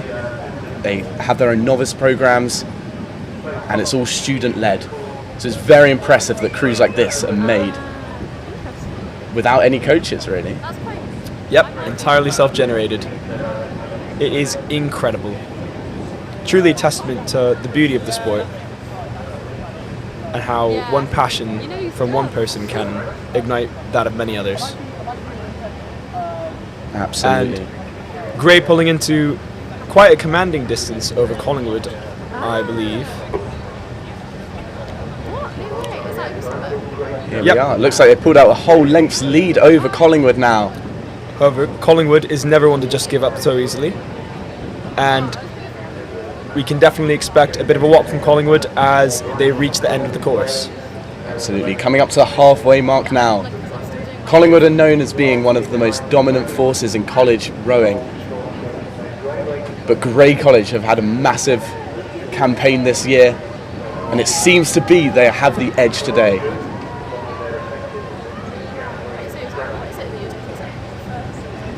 That gap has lengthened to about 1.5 lengths now, and only seems to be widening as we reach the final stretch of this race. It looks like Grey's going to take the win on this occasion. A very well put together crew, synchronised. And Collingwood coming shortly behind. Very tough race. Red, white and black, duking it out on the water. Okay, and coming up next will be race 124. Another women's non-champ Bs, St Mary's on the racecourse side and St Leonard's School on the Pilau Wood side.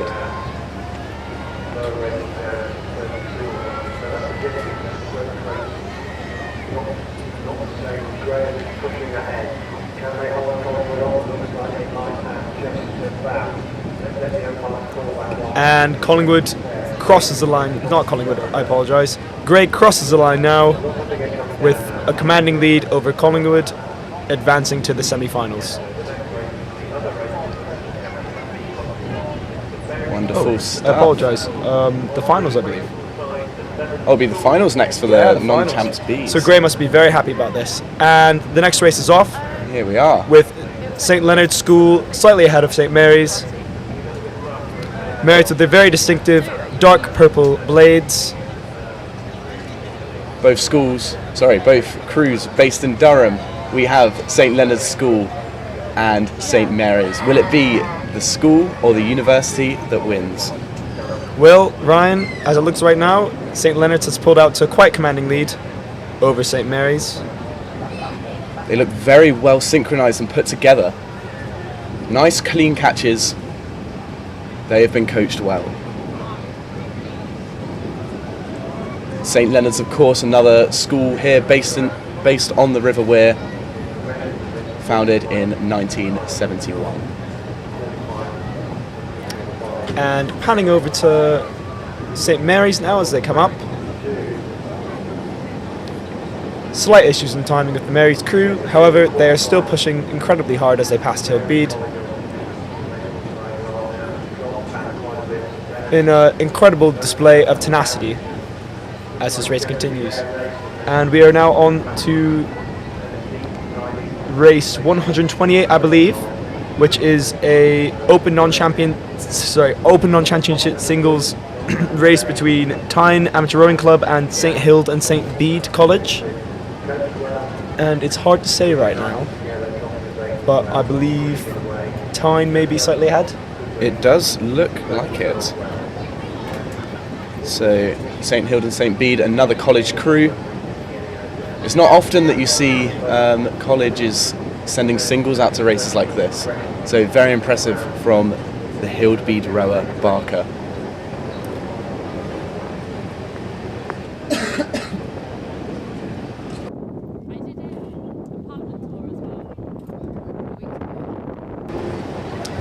Here we are, St Leonard's taking the win. Oh, and Tyne beginning to cement a commanding lead over Hildbeed. Typically you'll find in college rowing that most rowers row sweep rowing, which is to say out of one side of one's boat with one blade in both arms. This is scull rowing, where one rower holds two blades going out of both sides of the boat. Absolutely. Both two types of rowing. Both are difficult in their own ways. It takes a lot of coordination and mental strength to row a single like this. You can imagine, by yourself in a boat, it's just you and your opponent. Very big mind games. Hildbeed appears to be jonesing for a slight clash of a buoy. However, he has narrowly missed it. Will he kiss it with his rigger? Oh no, he will not. Just about avoiding the buoy there. That being said, he is also pulling up on Tark. Here we go, the next race here is the W Non-Champs A, another Cox 4, South College on the racecourse side and University College on the racecourse side. You can see South College have opted for another bucket rig. Let's see if it works out for them this time.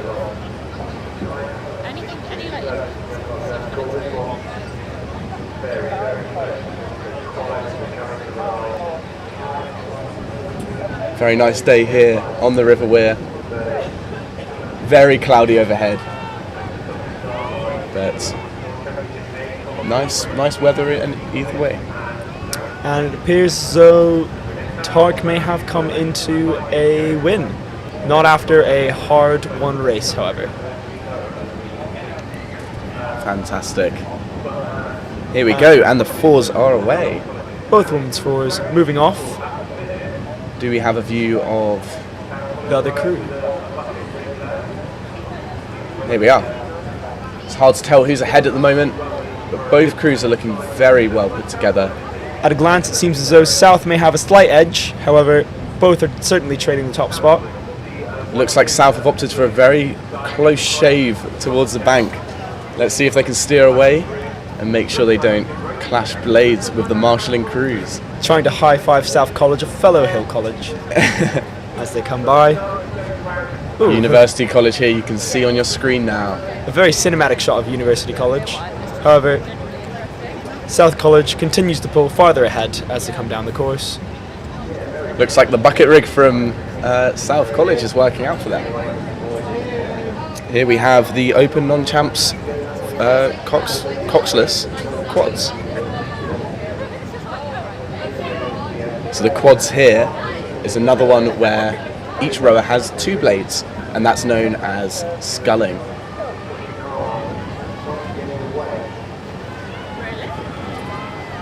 And South pulling away to a slight lead over University. Here we go. Very well raced from South here. Their Cox choosing a mighty line, cheering them on, talking them through the race plan. Now they're just going to make the last couple hundred meters to the finish line. A fantastic effort from University College as well, fighting till the very last stroke. And it looks like you can see the quads in the background there. It looks to me like Sunderland City have they hit the bank? Oh, perhaps, yeah. Oh, they're going very close to it at least. That being said, they've certainly not fallen behind by much, if that is the case. A very good recovery from them, but it looks like St. Leonard's have taken the lead in the first half.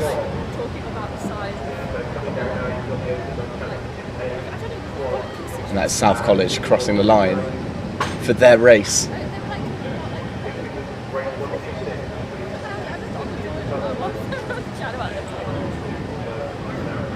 Here's a view of the coxless quads.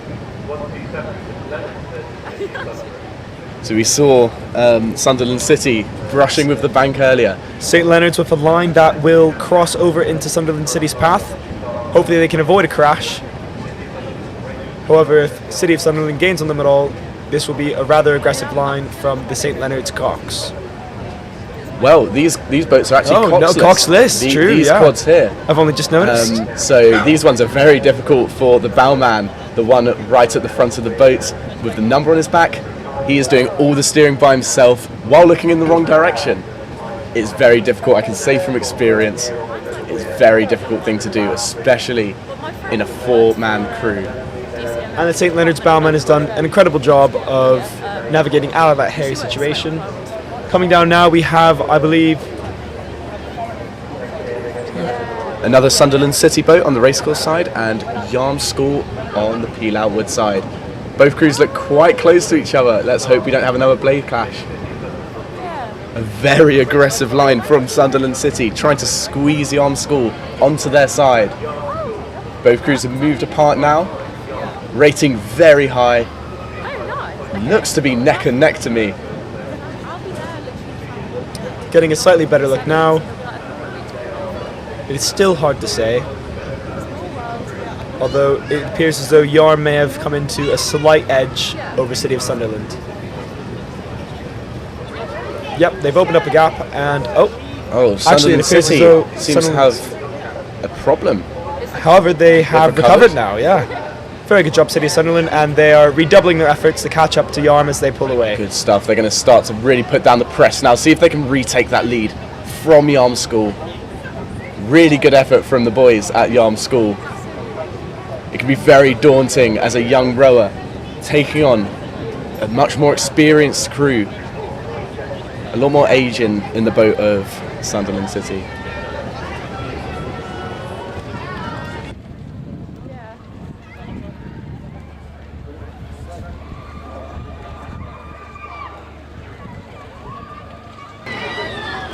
Okay, Sunderland City taking a little bit of a snaky line. But they are really putting down some press now. Yarm has taken advantage of this opportunity to pull well ahead. That being said, Sunderland is continuing to pull up a tiny bit on Yarm, but will it be enough to cross the line first? From a glance, it would appear not as they cross under Bath's Bridge. Looks like underneath Bath's Bridge, Yarm School, tongue twister there, Yarm School have about 1 length lead over Sunderland City, and it seems to be they will take the win and move on to the next round.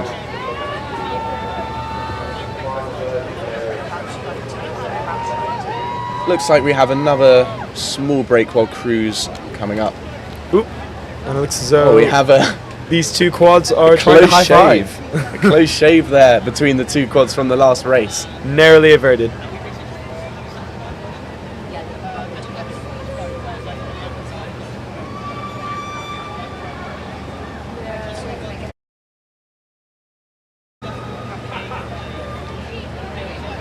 Lovely view of the cathedral there. The city of Durham. Here we have the results of the previous races. Some very good racing this morning. Saw lots of crews from colleges, schools and universities across the country. Fantastic job to all the crews who raced this morning and those who won. Over the course of the weekend we have 60 events, all with pots to win, trophies to win, and thousands of rowers coming in from all around to see if they can stake their claim on the River Weir.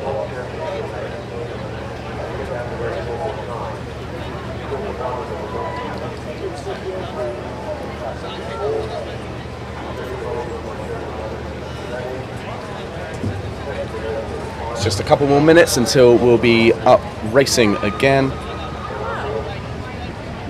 The next race will be another non-champs A Coxless Quad, Hildbeed versus Northumbria University.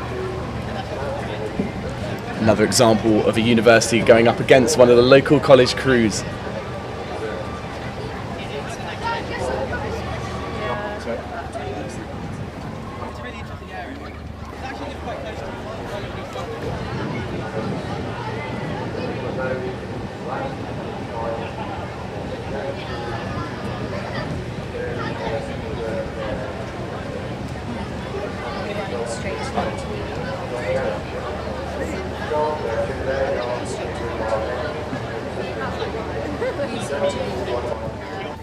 Yeah, like it's like the whole culture and just seeing that like world of work, isn't it? I literally met a guy who now works for the Times, but I used to work for him for the Broadcaster. So he was the editor-in-chief, and he went on to work as a political Northumbria. Good afternoon and welcome to our live coverage from Durham Regatta. I'm joined with some members from the UCBC Women's First 8 who won their category against Leeds University earlier. Ladies, can you just tell me what this win means for you and for the club? Yeah, so we were just so excited. Both Emily and I are finalists, so this being our last 8 race, our last race at Durham Regatta all together, we were just overjoyed that it could end with winning a pot. We wanted it really badly, and I would say even a bit more than Leeds potentially. We were on the line, we were having a sentimental chat, and it was lovely. Yeah, so this was a university crew against the college crew, and obviously the college crew won. Do you think, why do you think that is? Do you think that's a testament to your hard work as a college crew, or was it, as you said, because you really wanted it? And were you nervous going into the race against the university crew? Yeah. I mean, going up against anybody I find out racking, it's so all the eyes are on you. It's a lot of pressure, especially for Cox, because everyone's trying to look at where you're going. But I think don't really get nervous against against the crew. I'm just the same. Well, thank you so much for joining us. It was great to chat to you. Congratulations on your win, and that's all from us on the riverbank.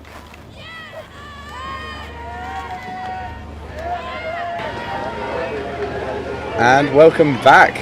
We are back commentating again, and we are back racing again. Here we have the Open Non-Champs Singles.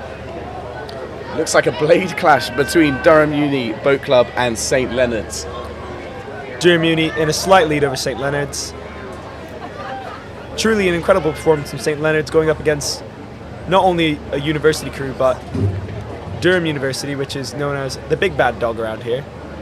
Yes, Durham University are usually the ones to take a lot of wins here at Durham Regatta, but it seems today at the 192nd Durham Regatta, Newcastle Uni are taking a lot of wins. Yes, that is true. I wonder who will win the championship finals later on. Yeah. And Durham maintains a slight lead over St Leonard's. That being said, there's no open water and is certainly still anyone's race. Oh, I stand corrected. There is now open water. Durham University opening up with a incredible walk as they reach the latter half of the course, going past Hill Deed.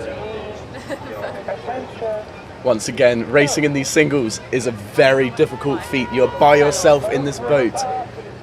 It's such a mental challenge, especially when you are behind in a race like this, to really make the push in the second half. Right. And coming off now is race 133, also in the Open Championship singles between Yarm School and Tees Rowing Club. And here we see Durham and St Leonard's finishing up now, coming past St Cuthbert's. Durham still on a slight lead. That being said, it is still potentially anyone's game if St Leonard's pulls a very strong finish. Very well raced from both crews here.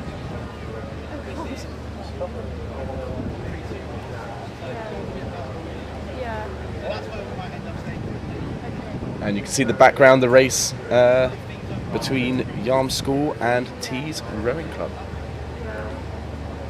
And here we see Durham finishing up nice and leisurely, having opened up a considerable gap on St Leonard's, moving on to the next round of competition. Well done to both rowers. It can definitely be very daunting rowing a single race like that. Absolutely. Over the course of these single races, we will be having multiple going down the course at the same time. So, speaking of which, here comes Yarm and Tees Rowing Club. I am excited for a bit more Yarmage, Yarm carnage. That being said, it appears as though Tees Rowing Club has begun to establish a bit of a dominant lead over Yarm. That being said, they're currently overlapping and Tees has snuck into Yarm's lane. Oh, being corrected now. I would say it's about 2.5 lengths between them. Commanding, but certainly still up to Yarm to see if they can pull ahead. Coming under Bath's Bridge now. Certainly a commanding win for Tees Rowing Club. Wonderful stuff from both crews. The next one coming down the course is another non-champ single, Broxburn Rowing Club versus Leeds University. I believe this is them here.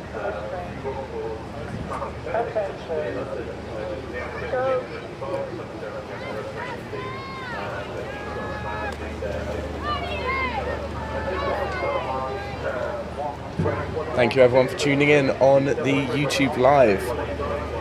Please drop in the live chat. What crew are you rooting for today? And we can see now race 132 in the Open J16 doubles between Yarm School and Chester Street. They're the ones in the background there. Oh, in the background, yep.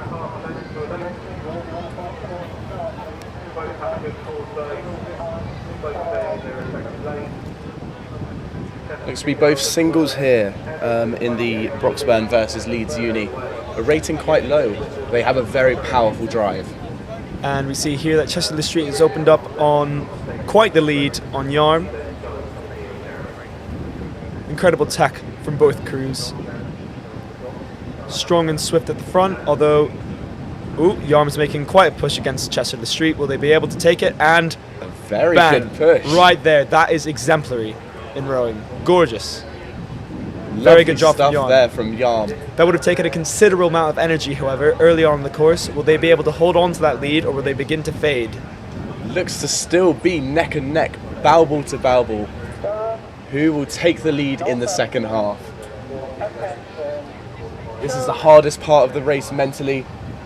And Chester Street is holding on, have regained their lead, and is by only half a length though. Actually, so it's still all to play for. It appears as though Yarm is closing up again. Yarm making a massive push in the second half. Very impressive. 200 metres of the race left to go.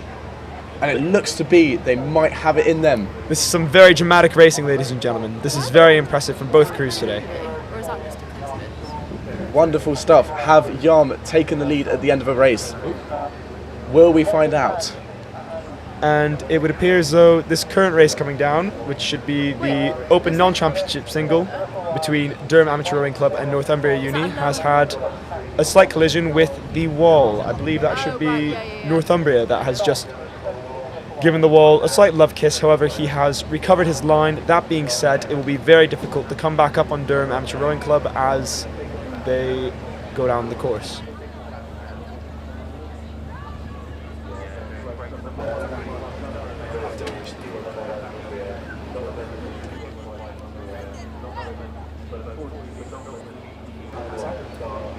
I think I went the wrong way, but it's made it really dark.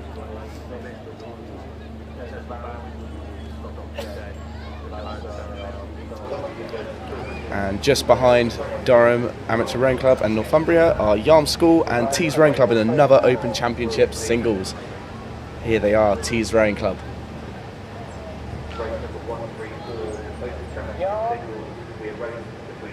Oh, and a shout out in the YouTube chat, Lakey from Durham Amateur Rowing Club. He's racing right now. He is on the racecourse side, just coming up towards the finish line. Yeah, Lakey. What a commanding lead from Lakey today. Very good showing. And lining up or just coming off now should be race 204, also in the Open Championship singles between Yarm School and Tees Rowing Club. If you look just in the back, they've set off now. I'm sure we will cut to them soon to have a look at how they are doing. And apologies again, while we're racing these small boats, it can be quite chaotic. Multiple crews racing at the same time. And what a commanding win from Durham Amateur Rowing Club. Fantastic stuff there. Opening up nearly half the course on Northumbria. Very impressive. Here we are, Chester Street versus Yarm School. Looks to be quite neck and neck here. Could really be anyone's. Wow. Yarm is pulling ahead. Very close. Rather impressively. Chester Street will have to up the rate just a bit to see if they can catch up to Yarm as they pull further ahead. Oh, never mind.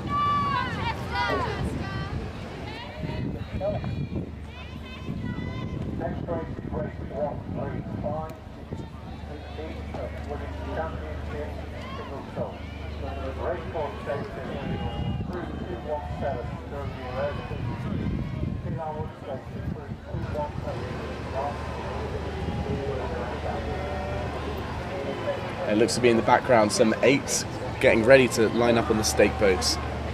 So only a few more small boats until we're going to see some really fast crews.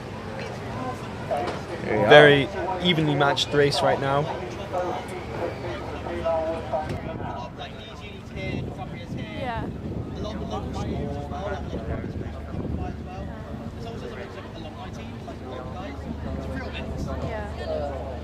And it's not like, say, the boat racing one where it's like 2, 3 spikes. And It's just continuous racing. lining up now should be race 135 in the championship singles between Durham University Boat Club versus Yarm School. Once again, what could be a very daunting race for our man in Yarm School. That being said, for our woman in Yarm School. That being said, there we go. They're certainly not going to falter in the face of adversity. Fantastic start from both ladies. Looks like on the racecourse side there we're pulling away. Yep, Durham University off to a very impressive start. Yarm taking a bit of a dodgy line, but quickly correcting it as they come by. Who knows, maybe even Durham University is not to be spared from the yarmage. Do not be alarmed. It seems Durham are going to win anyway.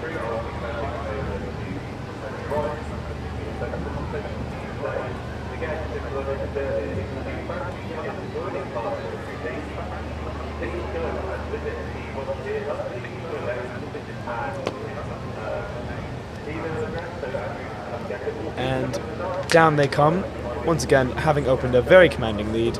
And I believe, oh yep, we're cutting back to the Durham University and Yarm race, and they're still bow to stern, very much anyone's race, although Durham University is making quite the push right now. Look at that, opening water. What a push from Durham University. That is very impressive in the single. Very gorgeous tech.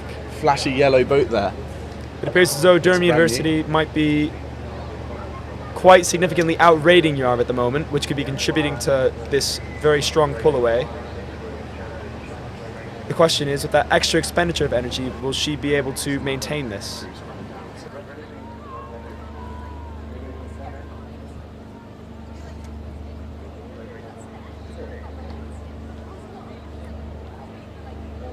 Here we go, very good rowing from Durham University Boat Club.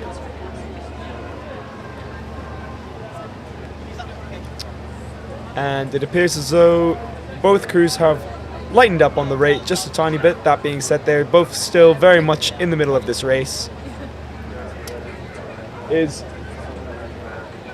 Oh wow. Yep, still a couple of lengths up on Yarm. Durham University has pulled cleanly ahead. As they approach Bath's Bridge, I see little way that Yarm will be able to make up this considerable gap. That being said, both ladies here have some excellent tech.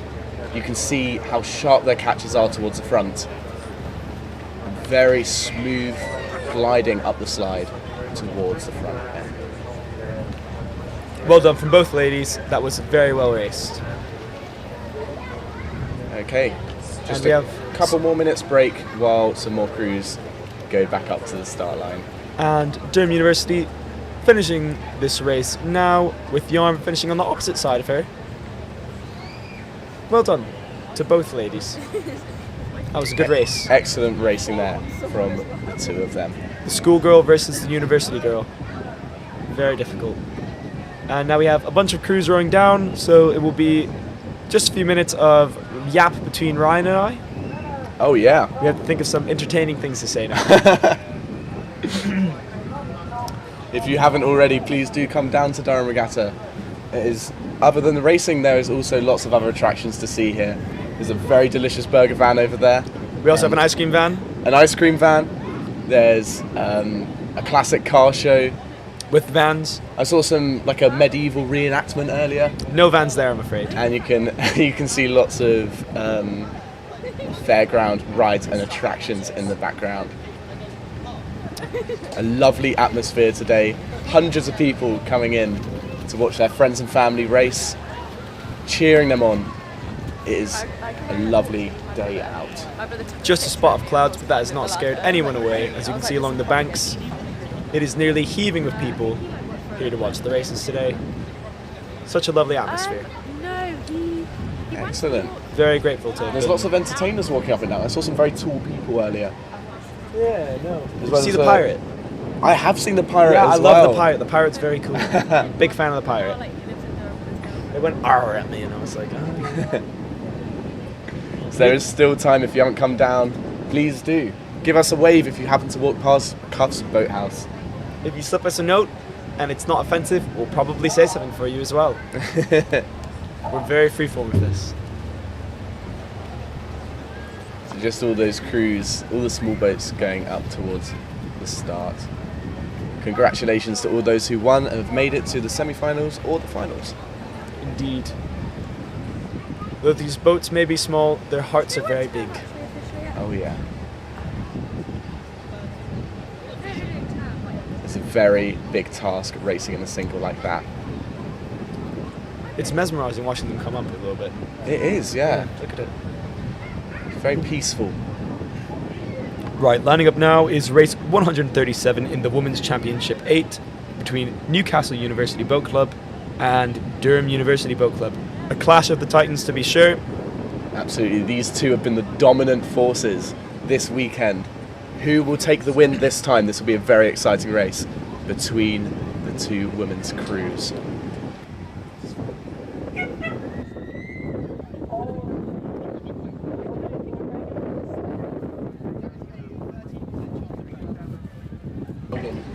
Right, yep. This will be the final between Newcastle and Durham University, so truly a lot riding on this race. Previously in this weekend, Durham University has taken some slightly nasty losses to Newcastle, and I am certain that Newcastle will be seeking to maintain this lead. That being said, will Durham be seeking to take back what was once theirs? This will be a very exciting race. two of the best university boat clubs in the north. Truly Titans of the North. This is going to be some incredible racing here, guys. I'm so excited. I really couldn't say who it's going to go to, honestly. This is going to be very a interesting. very race. evenly matched race I'm expecting here. Both coxes putting their hands down, ready to start, and they are off. Newcastle to a very slight lead off the start. That being said, Durham University is known for its very, very strong starts. Absolutely, both crews so close together. And here, I believe we might be seeing this strong start in effect now as Durham University pulls out to not even a single seat ahead of Newcastle. I wouldn't expect this to change much over the course of the race. They should be trading bow balls all the way up past Bass Bridge. Watch how synchronized both crews are with each other. So smooth up the slide. A very defined finish from both crews, particularly the University of Newcastle. That being said, Durham University appears to have pulled ahead in front of Newcastle. Yep. Oh, and they might even be opening up some water. This is actually quite surprising. Wonderful stuff from Gorgeous. Durham University Boat Club. A whole length already. I'd hate to be biased, but on Planet TV we tend to root for the boys in purple. Oh, however, Newcastle is not one to give up so easily, and they're making a consolidated push against Durham. Will it be enough as they cross the halfway point? I'm a very big fan of Newcastle's very distinctive Blue Star blades. They are very pretty, aren't they? And so is their rowing. Yes, that is true. That is very true. Have a look how well put together they are. So technically able. These crews have been training for hundreds and hundreds of hours, months and months, for a win like this. And it looks like it's going to go to Durham University Boat Club. That's what I was just about to say, Ryan. I mean, tech is one thing, but the water speaks for itself. And the water seems to be saying Durham University. Look fantastic nearly showing from both crews. 2 full lengths up on Newcastle. Truly an incredible finish, and I'm sure the women of Durham University Boat Club are absolutely stoked right now.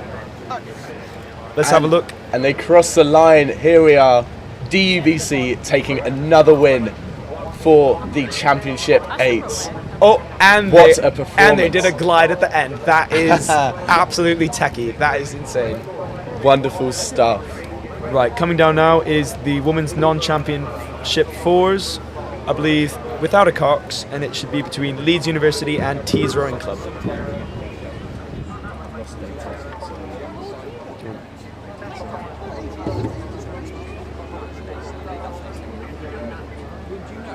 Yeah, this one.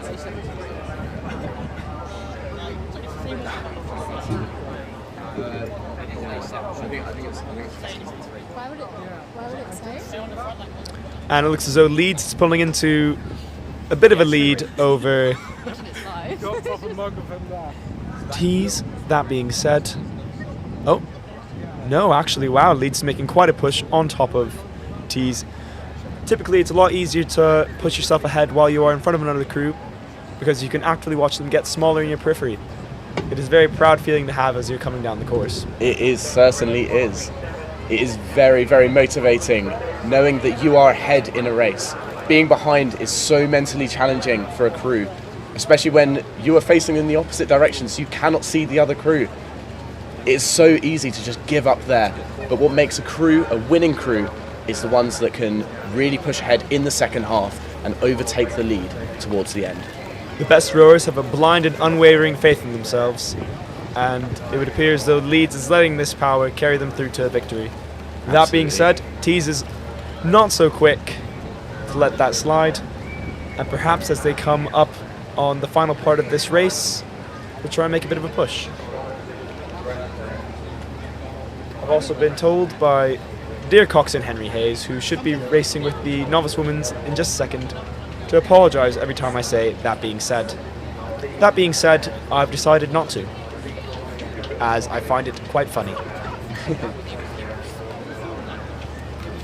And it looks to me that Tees Uni have gotten the win there in the women's non-championship. Absolutely beautiful. Look at that. Lovely rowing there. Catching in time. Beautiful. Well done, Leeds Uni.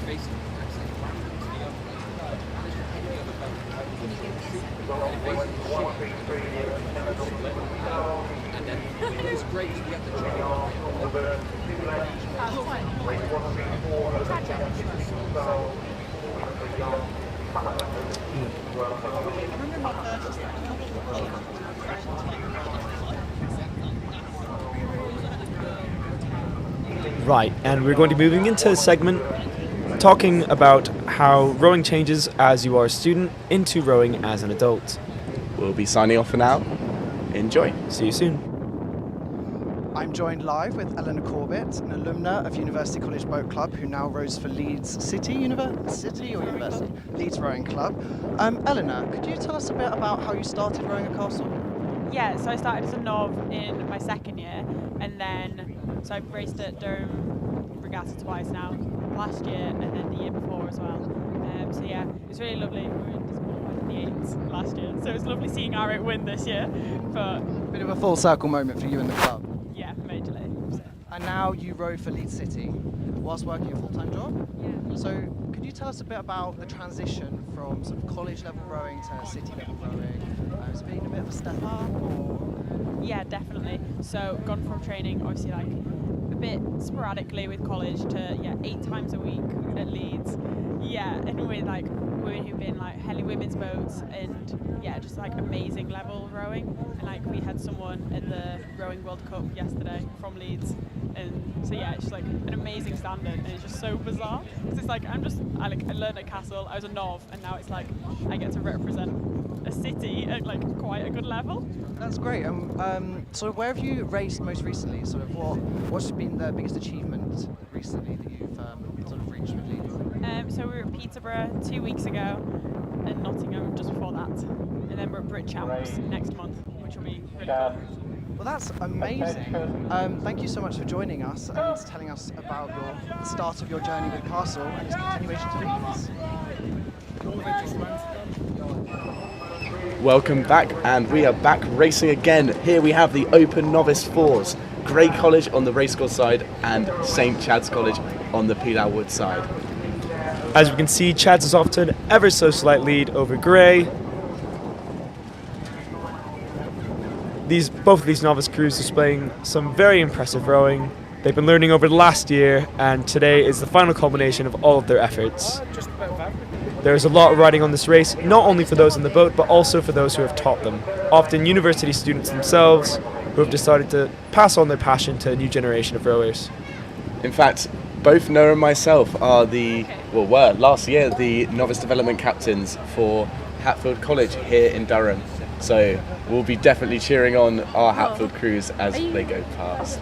We do in fact have a little bit of skin in the game, I'm afraid. As we will see in this next race that is just lining up now between Hatfield College and yes, it is them.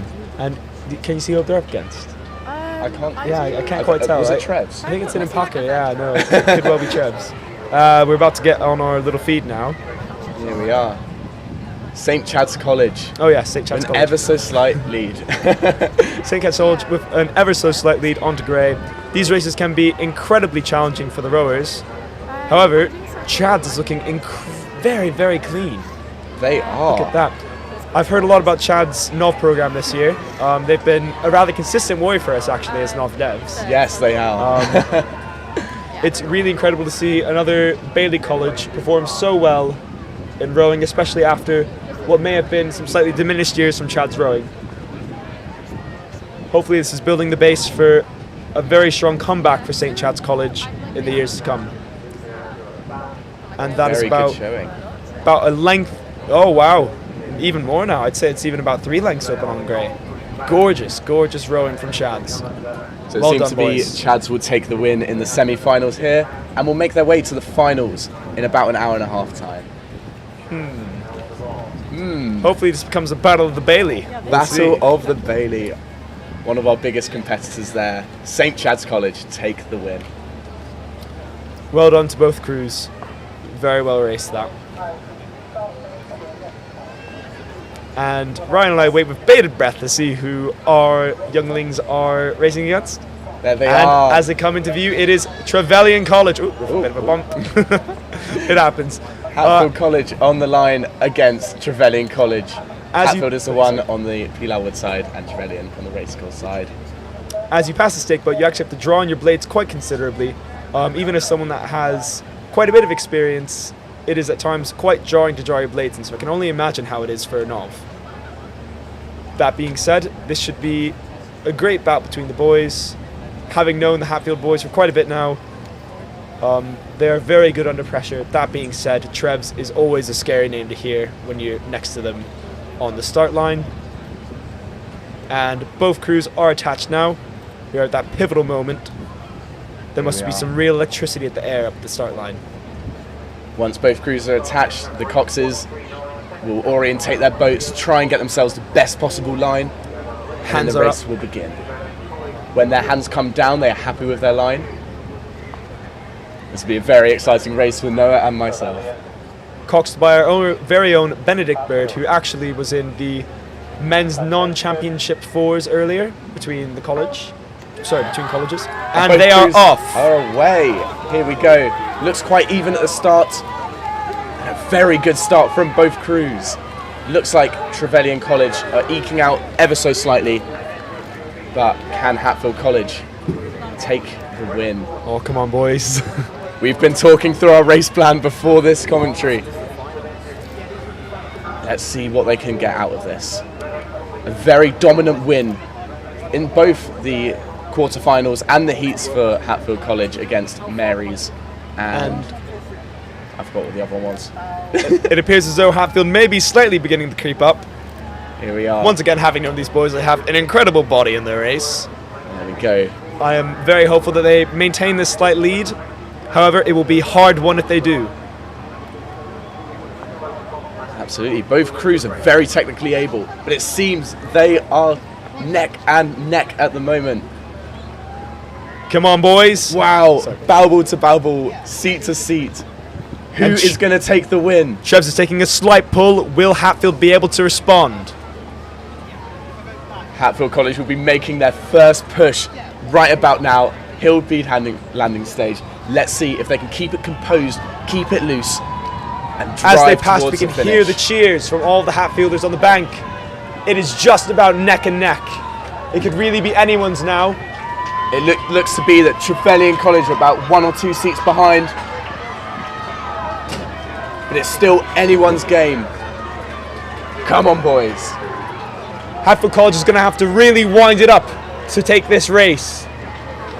Coming into the last part of the race, can Hatfield College squeeze on the legs even more, take this win?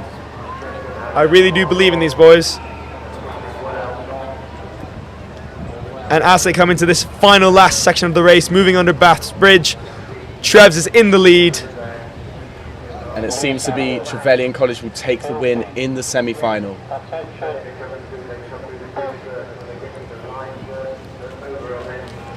And there they are, crossing the finish line. Very well done to both crews. Yes.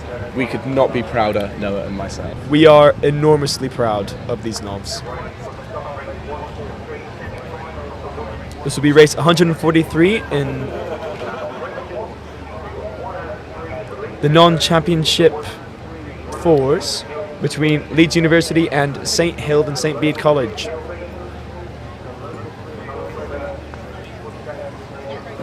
NCB is like...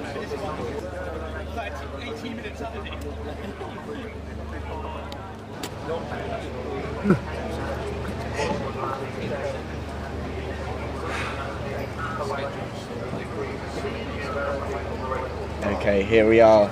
Non-championships B, Leeds Uni versus St Hild and St Bede. It looks to be very... Yeah, actually, St Hild and Bede are ahead at the moment. They must be very proud pulling ahead of the university team. There we go. College versus university. It can be very daunting as a college crew going up against a university like this. As mentioned earlier, colleges tend to be very self-sustained. They tend to coach themselves and be student-led, while the university programs are a lot more rigorous and tend to employ coaches from around. Very neck and neck at the moment. It looks like that Leeds Uni have started to make a massive push now towards the end. Who will make it to the finish line first? As they pass cuts in our eyes, it looks like Leeds is pulling into quite a commanding lead. Wow, a mighty second half. Leeds from in Leeds the lead. Uni. They started half a length down, but they have made the push and taken the lead now. Can they reach the finish line before St Hilda and Bede? That really just goes to show, Ryan, how important being able to maintain yourself through the race is. As you can see in Hilda Bede, it looks as though they might be starting to flag a bit now. But Leeds is staying firm and strong as they cross under Bass Bridge and surely into a victory in this race. Very well rode from Leeds. That is a well executed race plan. Well done. It takes a lot of mental effort and fortitude to win a race like that. And here we have Durham versus Durham. What an occasion. Wow.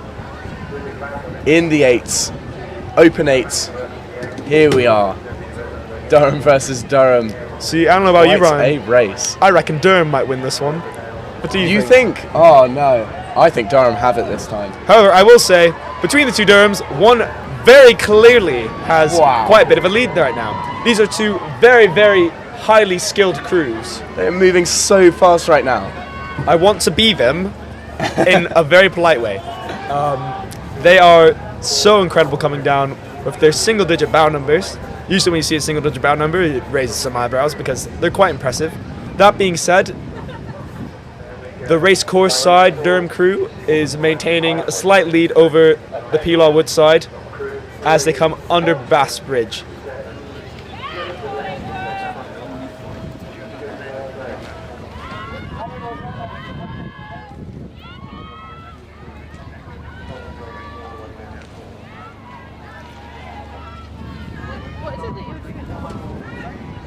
Right, and we have race 142 coming down now. It'll be the Women's Non-Championship Quads between Durham School and Collingwood College.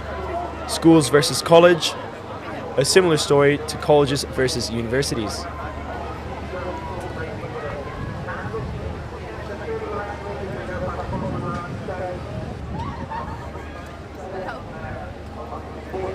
So Durham School on the racecourse side, Collingwood College on the Peelaw Wood side. Will the girls from Durham School be able to take the fight to a very dominant college in Durham University? It looks to be very even at the moment. Both crews moving together, very nice and synchronized. There's about one seat in it. Very close racing so far. Here they are, just going past the halfway point. You can see all the crowds on the landing stage of St Hilda and Bede there. And it looks to me like Collingwood College have taken the lead right now. Can Durham School make the big push now? About a length's lead to Collingwood College. It looks like they may take the win. If I'm not mistaken, that might be Durham University blades on that Collingwood boat. Yes, they must have borrowed them. Oh wow, very generous. You find sort of situations like that in college rowing and university rowing very often, especially around Durham. One of the great things about having a collegiate system that's so diverse and deep at Durham is that often when one club is lacking blades or something else on a race day, especially one as important as this, they can often find substitutes or other equipment that they wouldn't have otherwise. It is always a nice community feel to be part of college rowing, all supporting each other, and it's nice friendly competition at the end of the day. Here we have race 144, Women's Non-Champs Bs, Grey College versus St Leonard's. And off they go. I've only just now realised how similar St Leonard's Uni is. I was thinking that too, yeah. And Collingwood too. Yep. The red, black and white seems to be a very popular colour combination. To be fair, in the local crews. It's quite a good one. And it's a very good choice indeed. All of you listening right now, you obviously don't have visuals on us, but Ryan looks very dashing in his red and black shirt. Oh, thank you, Noah. You can't see Noah right now, but he's in a very well-ironed shirt himself. That feels like a subtle dig. I've not ironed this thing for 3 weeks. Well, apologies. No, please. I didn't have to tell the audience that at all. I decided to.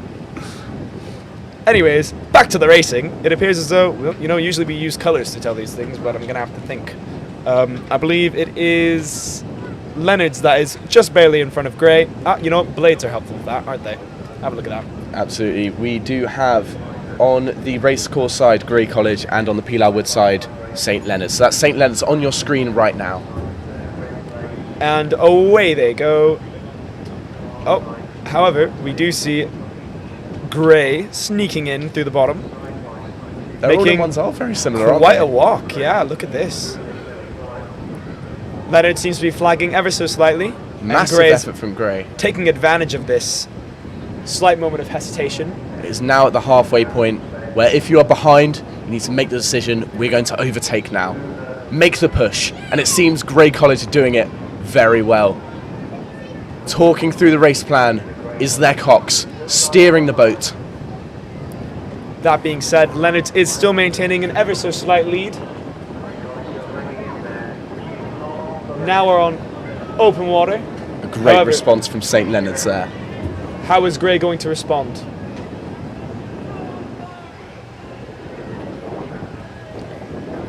Looks like it's still about 1 length in it between St. Leonard's and Gray College.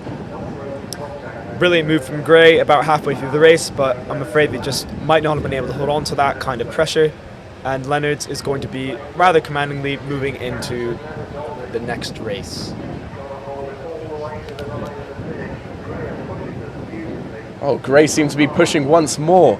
Can Leonard's have another response to that one? Or are they now tired from their massive push at the start? I'm afraid there may have been no response needed. That was maybe it was too little too late. Just half a length in it now. Very massive effort from Gray, but it seems to be St. Leonard's took the win. Crossing over the line with overlapping bows and sterns. That must have been such an incredible race for both crews. Very stressful being in a situation like that. Absolutely. Great effort from all the girls in both crews. Great effort, you say? Great effort.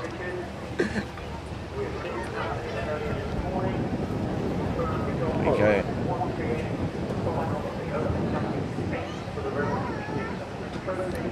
It does appear as though the weather has turned just a tiny bit. Yeah, the wind seems to be picking up a bit. It's a real shame, honestly. It was very nice this morning. Yeah. Honestly, idyllic. Oh, and we have another Hatfield boat lining up now. It will be the Novice Women's, and they will be up against St. Hild and St. Bede College. Previously, I'm very proud to say that our Nov women have performed very well against their previous opponents, clearly beating them by more than 3 lengths both times. And here Hild Bede pulled their blade in. Well done, very cleanly done by the Hild Bede Cox. Are they going to be able to attach right then? I'm afraid not. It is always a difficulty, especially for these novice crews who it might be their first time attaching to these stake boats. That being said, in the semi-finals, it is very certainly not either of these crews' first times, and they are raring to go. There we go, Cox by Henry Hayes. The Hatfield novice women. Noah and I will be cheering them on. Apologies, Hild Bede, for if we're a little bit biased. Henry was my own Cox earlier this morning. He did an incredible job on the long course. He is known for his very clean elvets and also shouting, as well as his beautiful, luscious afro. Look at it there.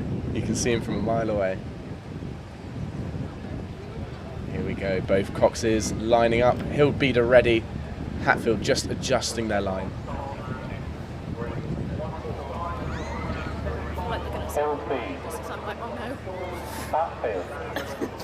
Just waiting to start. Shouty Cox has his hand down. And off they go.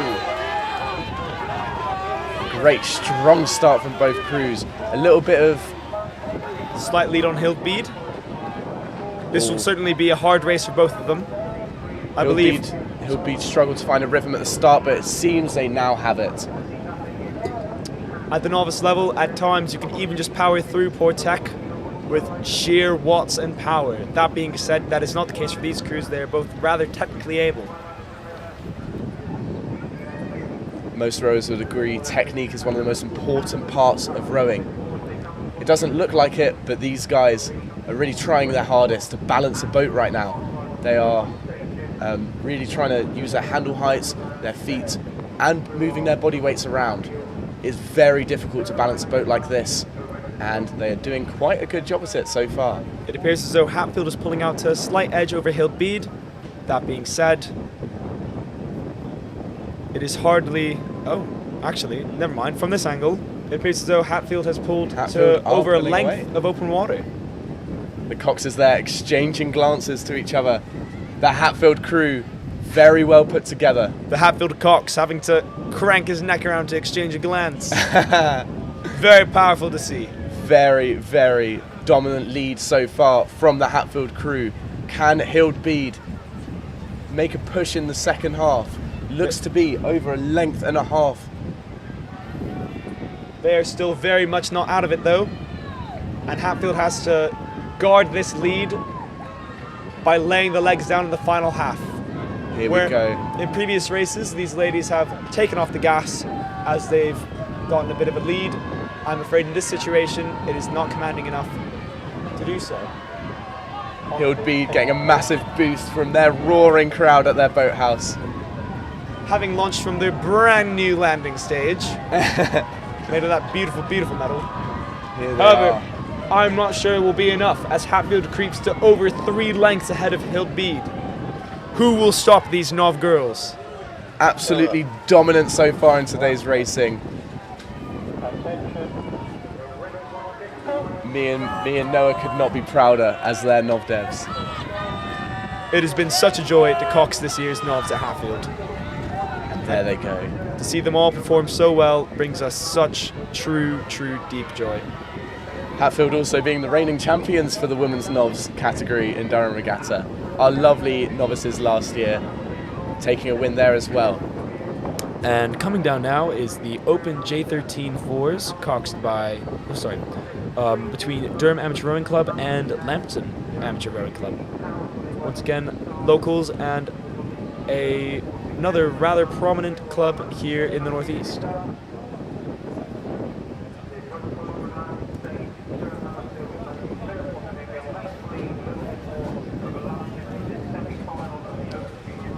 It would appear as though these boats are rather evenly matched with maybe a slight edge to, I believe, Durham. Absolutely. That being said, from this angle, it is actually very hard to tell. On their home waters, the boys from Durham seem to be taking a length and a half of lead.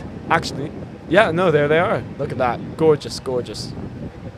Stunning work there from the boys from Durham. Can Lambton make the push now? Well done for these 13-year-old boys. Showing a lot of initiative, getting involved in the sport so young. They surely will go on to do very impressive things in the coming years. Absolutely. And would you look at that? Gorgeous. Oh dear. Looks as though Lambton may be moving at quite a reduced rate. Seems like a very dominant victory so far for Durham Amateur Rowing Club. Whatever it was, Lambton has cleanly recovered and is upping their rate to see if they can catch Durham Amateur Rowing Club before they reach the end of this race. As that may be, however, I do not believe there is enough space on the water before the finish to actually catch up. That is a very strong lead from Durham Amateur Rowing Club. Oh wow, here we have the women's Junior 15 coxed octuple. What? Wow. What a boat. What These a will boat. be some very fast moving crews. We have sculling 8-woman crew. If I'm not mistaken, I believe that Chester the Street might actually be in a wooden boat as well. Oh, fantastic. A historic boat. The Chester Street and Durham School Composite versus Durham Amateur Rowing Club. What a wonderful sight to see. It's very rare nowadays that you see an oct like this. Octuples are most certainly the fastest boats in the water. having 16 blades moving in each boat. Lots to keep track of, and it seems very hard to row as well. In my mind, it is very much a high-risk, high-reward boat, which is to say the chance of any one thing going wrong is very high. However, if you manage to get by, you will go very, very incredibly fast. And as we all know, it's fun to go fast, and we go fast when we have fun. Absolutely. Nice and composed from the girls from Durham, taking the lead so far over Chester Street and Durham School Composite. Nice and composed, nice and synchronised. They seem like a very well put together crew. And Durham Amateur Rowing Club creeps away from this overlap with the composite boat as they come past Bede and cuts into the final leg of the race. Very challenging boats, not only to row but also to cox. That being said, all of these rowers are doing so wonderfully. I do have to wonder, do you reckon, I've never actually rowed an octuple. Me either, actually. I've been at it for about 7 years now, I've never once. Very experienced rowing nowadays. I could only assume that in larger clubs, maybe they teach people how to scull in octuples. Do you reckon? Maybe, I'm not sure. I mean, while at once it would seem very complicated, at the same time I could only imagine that the set is immaculate when you're rowing by fours. Yeah, absolutely. Must be very easy though for blade clashes. You can imagine one person catches a crab and the whole crew is knocked away.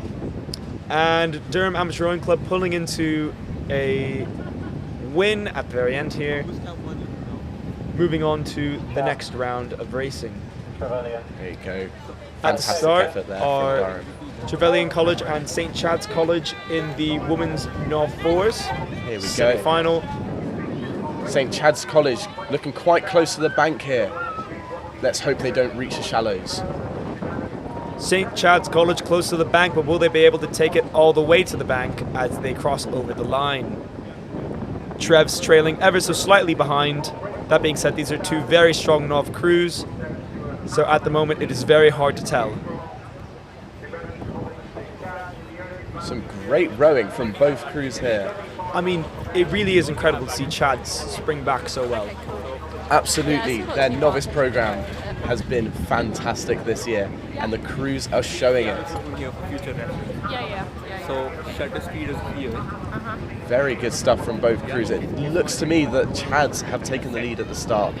In their bow-loaded coxed boat, you can see the cox there right at the front of the boat. Yeah, the wheel, yeah. Cheering on the crew, keeping them composed and together, giving them technical advice, and However, steering the boat too. Trev seems to be pulling into a slight lead. Will Chads respond well by coming out in head? And it appears as though that is the case, yes. Well done, Chads. Wow, Very excellent clean work rowing. from Chads there. Certainly a crew to be reckoned with. Our ladies in Hatfield will certainly have the work cut out for them in the finals. Absolutely. This race is to decide who will be racing against Hatfield in the finals, and it looks to be so far Chads.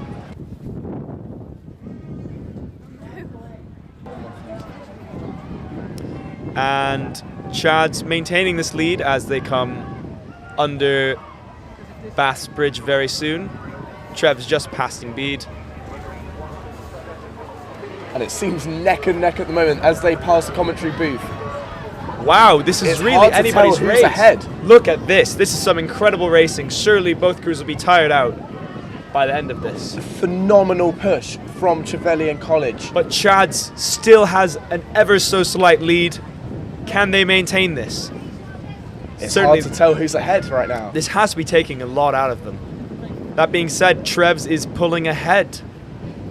Good job, Trevs. Ooh, look at that. Fantastic work there. Wow, wow, wow, Trev's wow, pulling wow. ahead now in the last 150 metres of the race. The rowers exchanging glances with each other. Will it be Trevs to take the win? Or will Chads be able to have one final push towards the end? Will Ryan coming under Bass Bridge? It shall be clear very soon. Here we are, waiting for the crews to come through, and it is Trevelyan College. Oh, that being... Wait. Ooh, overlap. gosh, you know, if this race were 100 metres longer, it could really be anyone's. Absolutely. Or even 100 metres shorter. That was a very close race indeed. So it'd be Trevelyan College going against Hatfield College in the finals of the Women's Nov 4. It's some brilliant racing from both crews. I'm sure that St. Chad's ladies are very disappointed. That being said, they have had an incredible day of racing, and I'm sure their Nov devs are very proud of them. Yes, a fantastic race from all of the novices in their first ever Durham Regatta, and congratulations to the novice development captains of those crews. Mighty effort this year. It will be Trevelyan College versus Hatfield in the finals. As you guys can certainly expect, Ryan and I will be waiting with bated breath for that match. We're just going to have a couple of boats rowing up now as we wait for race 151 in the Open J13 quads between Tyne Amateur Rowing Club and Camas Rowing Club.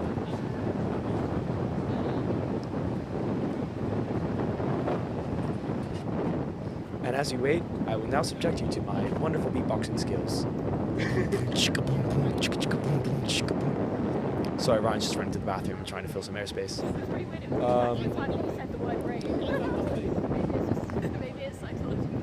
Yeah, you know, as we sort of sit around here, I think it would be a good moment to sort of talk about the generational nature of rowing at university.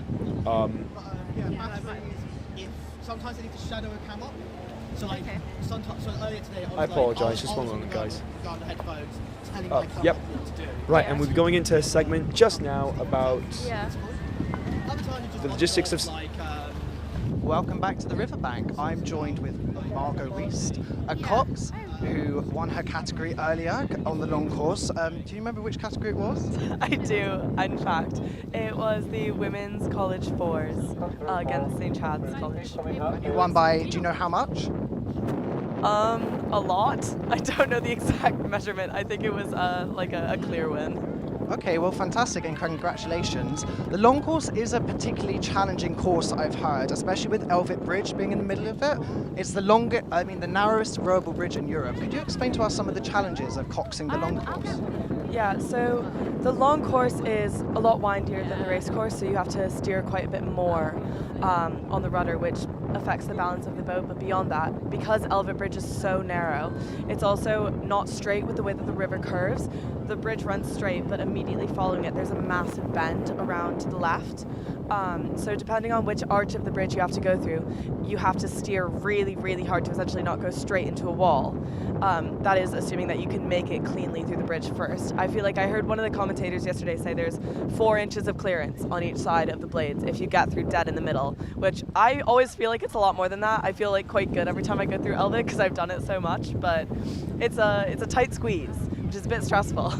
Well, yeah, I mean, every time I've been through, there's often been some blade crashes, but what would you say your advice is to a Cox who is trying to get a really clean line through Elvet, especially at a higher pace? So I think the kind of typical advice is if you line your boat up with the center of the point of the arches, like going through, that's pretty dead on the center. You just have to be prepared to sort of have bow side row around once you're through the arch.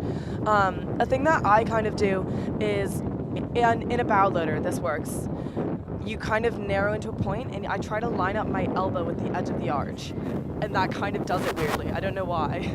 Well, that sounds like great advice for any Coxes watching, and thank you so much for joining us. Yeah, no, that's really insightful advice. And yeah, congratulations again on your win. It's lovely to have you with us. And we're back. It looks as though we have a race lining up between Tyne Amateur Rowing Club and Camas Rowing Club, I believe. This will be race 151 in the Open J13 quads.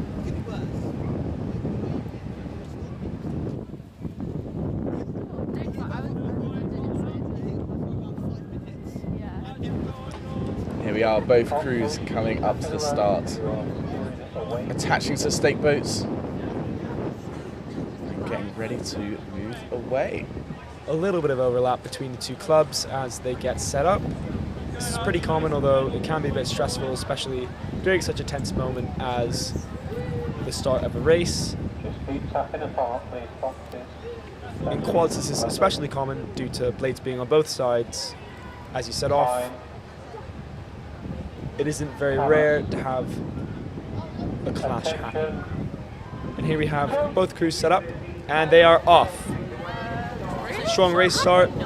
Wow, an interesting line from Camus Rowing Club. That being said, they have nearly avoided Wow. it. Well done. Peeling apart at the last second.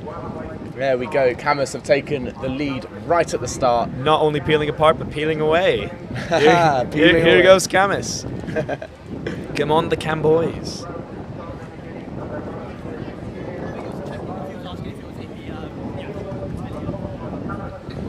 Here we are, Camus having about half a length lead right now.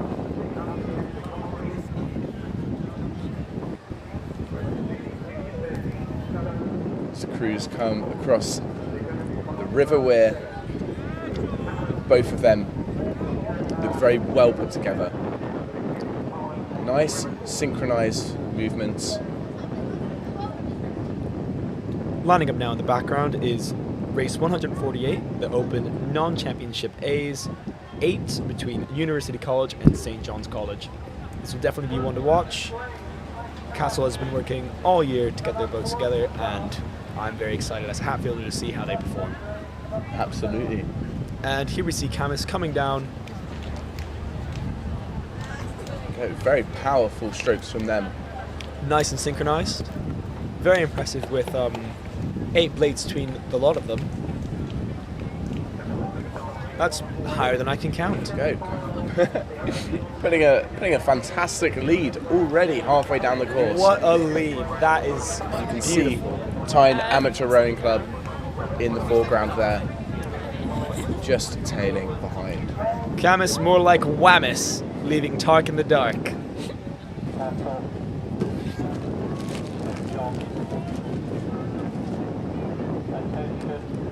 And there they go.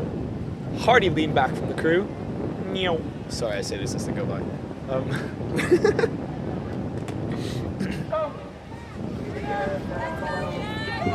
Here we are. Very good racing, and it looks as though the non-championship 8s have just come off of the line now. University College on the racecourse side, St. John's College on the Pilau Wood side. Here we are. Very and neck. splashy from both crews, but a very good start.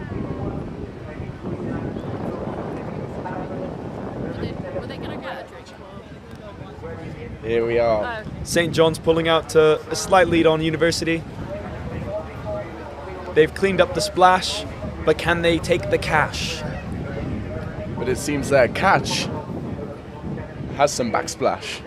Very good from both crews. It seems they've been taught well. They have an even match. A very even match indeed.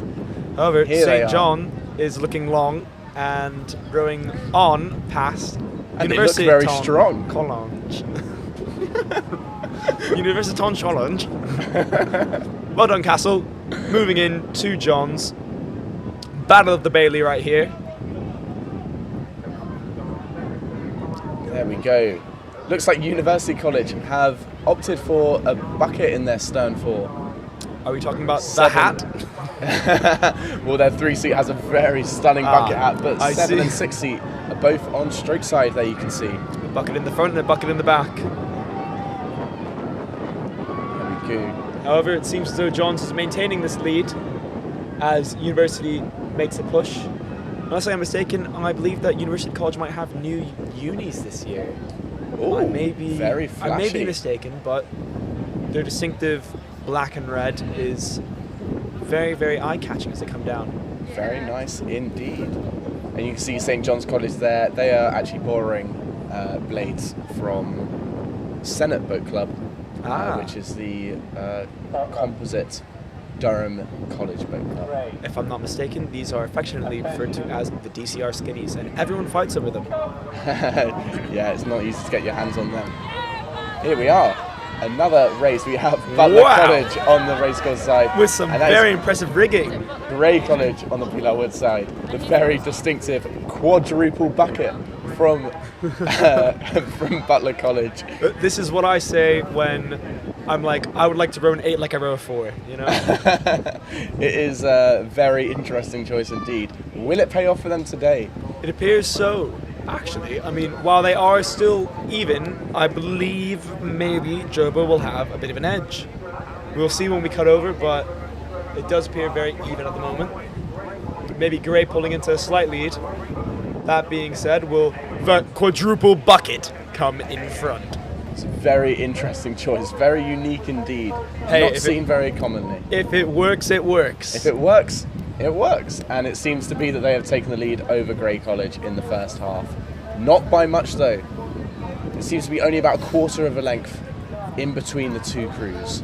The quad bucket is pulling up, coming past Bede, and taking what they want. Wow. And there they go. What a walk. Seems to be only 1 or 2 seats in it. Who will be the crew to cross the line first? As they come past the commentary booth, we are bow ball to bow ball now. And Jobo pulls ahead. Can they maintain this as they come under Bass Bridge? But a big push from Gray. Will they make it? Will us commentators eat our words as we made slight fun of Jobo for rigging their boat like that? I believe we very much might. Part of me wants to see them in the next round. I very much want to see as much of them as I possibly can.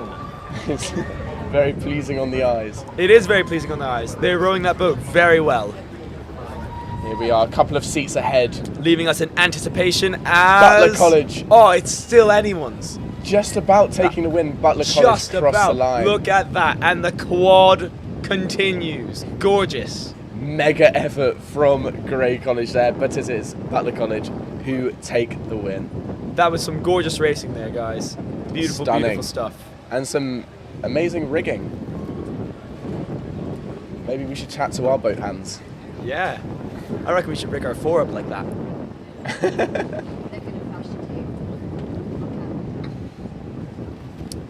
And very soon we're going to have a look at the race results from the day, once again. We can provide our own comments on what we think of this as we go through, perhaps. Absolutely. Durham Cathedral as these perhaps less lovely results flash by. We've had some great racing all day today. A lovely sunny morning with a little bit of wind. We had some racing on the long course and on the short course. And I'm not salty. Plenty of boats all across from all the Durham colleges, local universities and even local schools as well, seeing if they can win their own little pots from Durham Regatta. Plenty of results there. Some incredible racing today. It has been such a joy to watch. It's been a very eventful weekend. We've had capsizes, we've had swans being hit by blades, we've had all sorts of different all sorts of different events going on. Been a bit of a calmer day today. Yesterday there was a lot of chaos. What a joy it has been to commentate over these races, I must say. Absolutely. It has been such an incredible opportunity to be able to do this.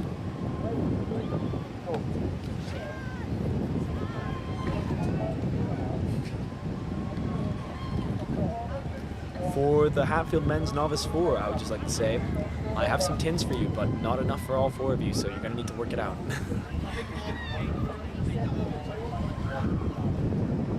Okay, here we go. Looking at just the last results from today. And there is also a delivery for Ryan.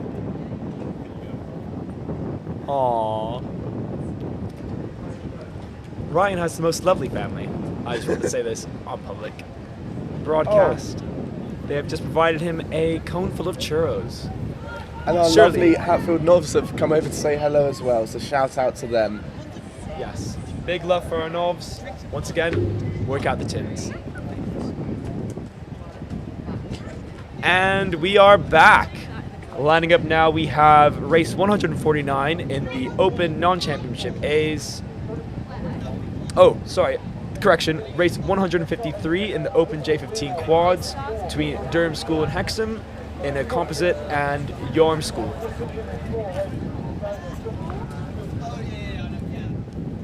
And forgive me if there's a little bit of a crunch. I might be chewing on a churro. These are lovely churros. These most Make certainly sure are. to check out the churro van near Cuffs Boathouse. Ryan and I, we do love our vans. Oh yeah.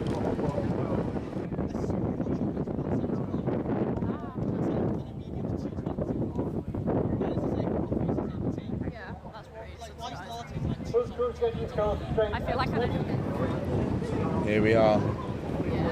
We have at the start light now Durham School and Hexham Composite on the racecourse side, Yarm School on the Peelow Wood side, the open J15 Coxed quads. The Composite having a little bit of trouble getting attached. It is quite windy right now, so cannot blame them. I do often wonder how these composites that are from two separate rivers come to be.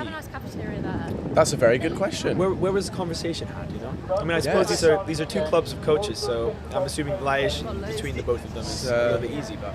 Yeah, this Durham School, our local school here on the River Wear, teaming up today with Hexham from the River Tyne. Yeah. Wait, there's a few. Of course, Hexham Regatta was last weekend. Another lovely regatta over 500 metres. Friday night. And we saw some excellent racing all across the day. Including, selfishly, a win for the Hatfield 2V. Shout out Hatfield. Absolutely. What a mega win from them. If you give me a platform, I will boost HCBC as much as I possibly can. Thank you to all of our lovely volunteers today, marshalling, volunteering. We have people, all sorts of volunteers doing all sorts of different jobs. People at the gates, people doing litter picking, us commentators, I guess, from all over the place. So thank you very much for everyone. And they are off. Now we will see if that composite will come ahead of Yarm. Or will we see more Yarmage? Oh yeah, it looks like Yarm do mean harm. They will be racing hard against the composite of Durham School and Hexham.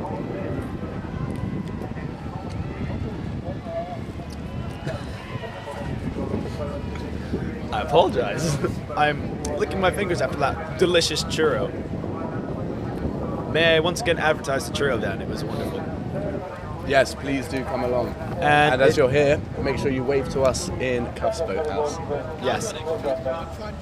Please do. And here we see Yarm moving along. Look at that. Skadoosh. Wonderful stuff. Look at Yarm. They have a strong arm. Yeah. I don't have anything for that one, I'm afraid. Oh, however, the composite, not to be outdone, is still moving along. And yes, Durham School Blades. Sorry, for a second I thought that was Newcastle and I was going to be very confused. Yeah.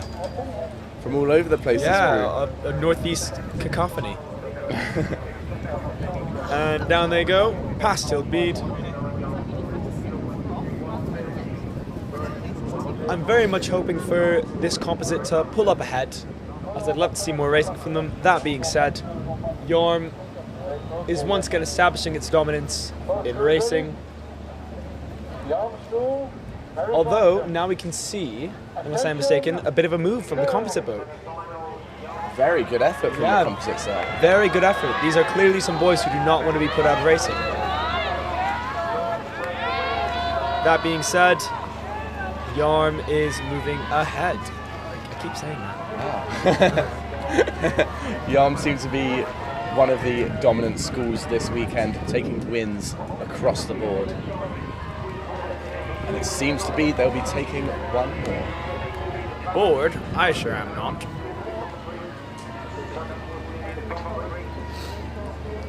Wins they shall hoard. They're fast in their boat and it stays afloat. Ooh, that's a good one. I wish Milder could say that.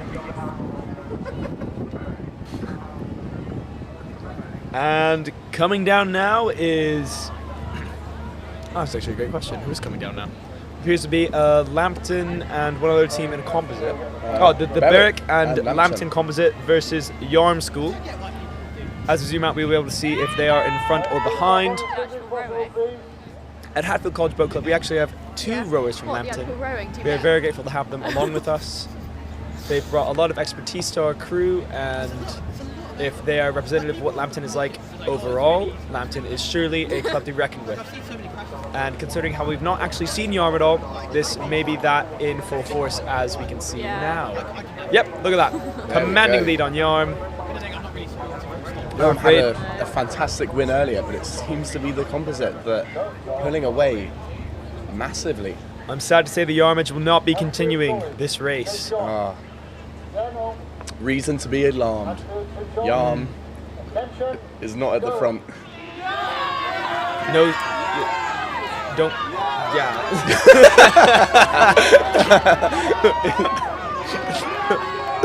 Anyways, yeah, this Lambton Berwick quad is looking incredibly flare. As they go past, we stare. Yes, with brown hair. No, sorry. Anyways, the women's non-championship A's 4s, Hatfield v St. John's College will be headed off now. Here they are, already off. It seems as though the bucketed John's College boat is pulling considerably ahead over Hatfield. It makes you wonder if there was maybe a slight mishap on the start, perhaps? It looks to me that Hatfield took quite a shallow line there. It's very difficult on the river rear. It's a very shallow river. You can actually stand up in it, and it's knee height in some places. So you need to be very careful where you place the boat on these sorts of races. That is very tough to see for Hatfield, considering the strength of the crew and how long they've been practicing together. It is stroke seat Claire Gooch's final race of Hatfield today. Hopefully she'll be able to eke out one more before finals. That being said, her time at Hatfield has been highly successful, and I highly doubt she would be disappointed by either result today. Some absolutely stunning racing from both crews here. Lovely technique. The John's crew have a fantastic catch there, very well defined. We should really experiment with bucket rigging at Hatfield, I think. I think we should. We never seem to try it. But, we could have done it with Fred. You know, Fred is a bowsider that's leaving our ranks this year. Big fan of Fred. He's a very good rower, and we're going to be losing quite a bit. However, Hatfield seems to be making a bit of a push. They are now bow to stern. Will they be able to close that gap as they come through?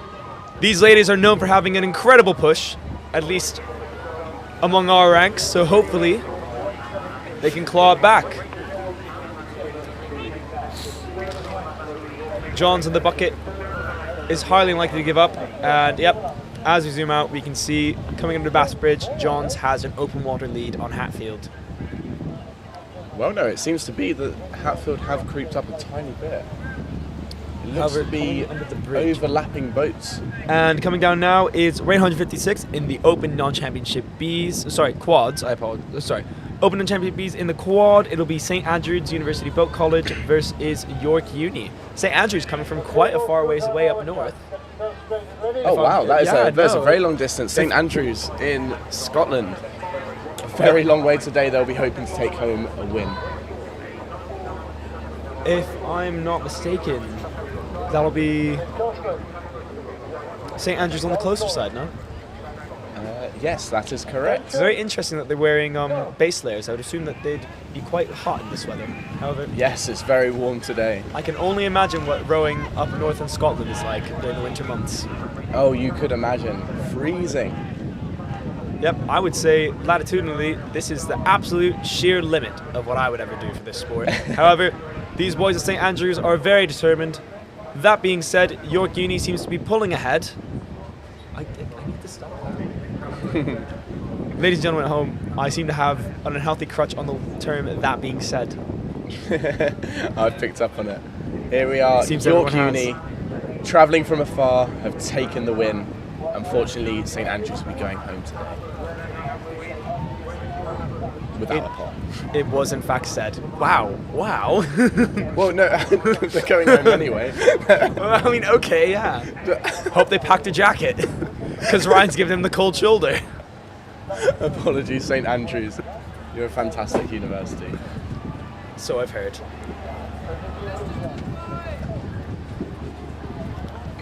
Coming down now, we have... What do we have, Ryan? We seems to be the W non-champs A. St Cuthbert Society on the racecourse side and South College on the Peel Elwood side. Here we go. Cuthbert seems to have taken the lead in the first half here.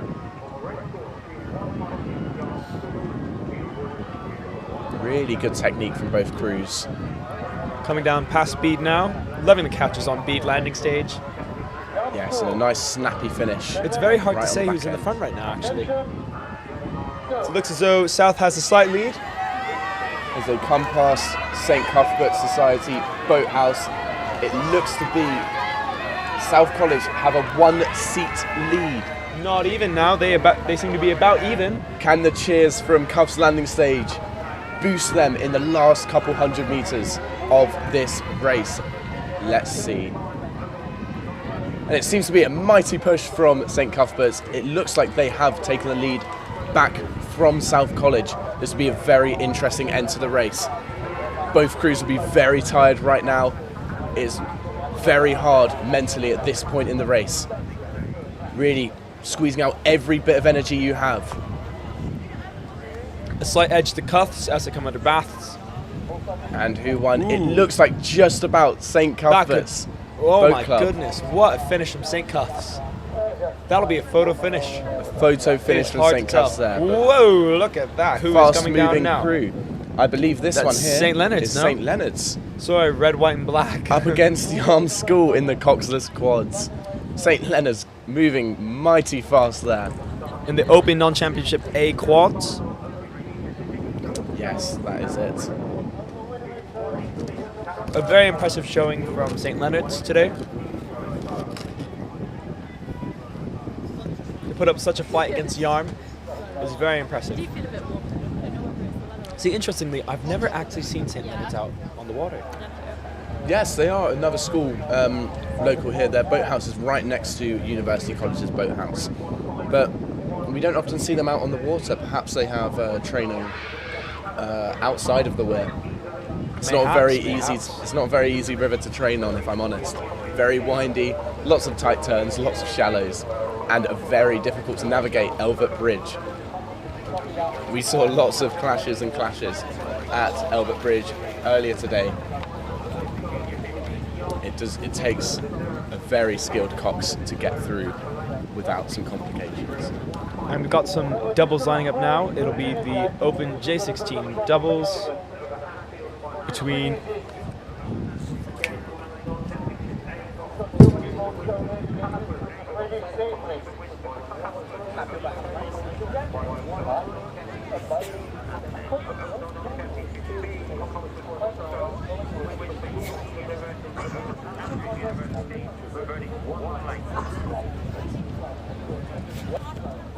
sorry.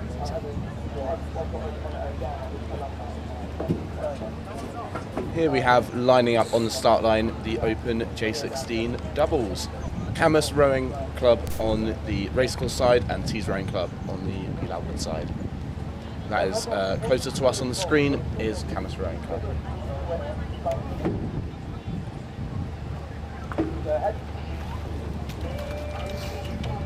Oh, yeah, the sun's...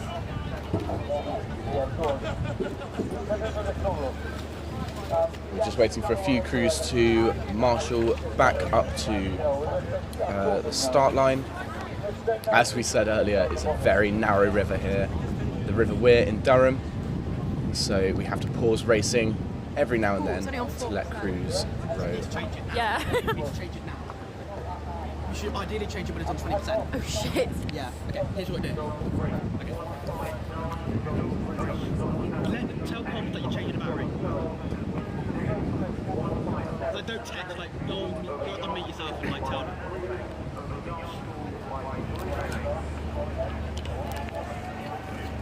We're just changing the battery on camera one. Oh, I think the camera has fallen over. I don't know what happened there, but we sincerely hope that the cameraman or woman is okay. Yes, it looked like quite a fall. Quite a mishap there. There we go. You can see in the background there the Butler College bucket rig. Very fine boat indeed.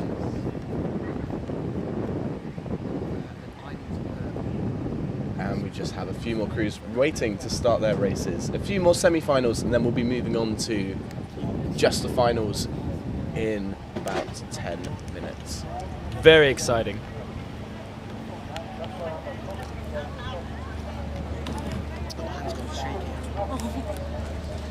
Can you hold on to the camera?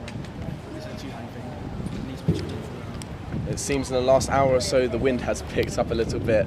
We're having wind coming from the west with gusts coming at about 30 kilometers an hour. So a nice headwind for everyone, very difficult to deal with a lot of the time. For a Cox, this means telling your crew to square nice and late, just so you don't have so much drag on the blades. Then also sitting up tall, it's very important that you don't let yourself slouch in the wind. It's very easy as a crew, from experience, to have your technique drop when you're in the wind. So dealing with that makes a crew one step ahead.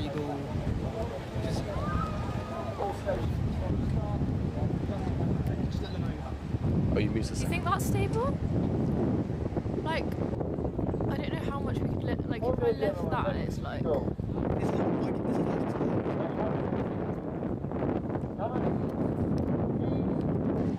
Just a bit of a lull here. Oh, just kidding. Not a bit of a lull. Oh, actually, a hand. And a hand. And a hand. Anyways, we have boats coming up now. It should be. Is this Camus versus Tees? I believe so. It looks like it to me. And there's no clash, although very close blades, as it is very hard to tell. I will say this camera angle is hard to tell much from. It is. You We can just get a perspective here, though, of how well balanced these boats are. Looks like the Camus boat is very well balanced there, and they're moving together very synchronized as a crew. Although they do appear to have a tiny bit of overlap. Any wrong move and they could easily clash. Yes, the Tees Rowing Club boat just eking over onto Camus's lane there. Not too much of an issue though. And they've moved well apart of each other. Still evenly matched with Camus just a little bit ahead as they move to make open water between the two boats. Very strong move from Camus. Well done. Absolutely a very strong performance from the young men from Camus Rowing Club. It looks to be they will take the victory today, and in style. Look at those sunnies.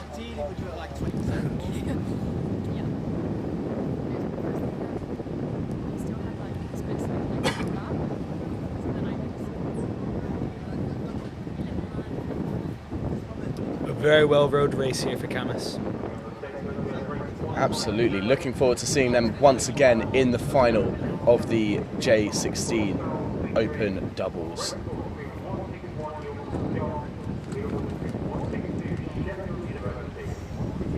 Once again, the Camus crew very well synchronized here. You can tell this pair here have been rowing together for a long while. Lots of practice sessions to get synchronicity like this.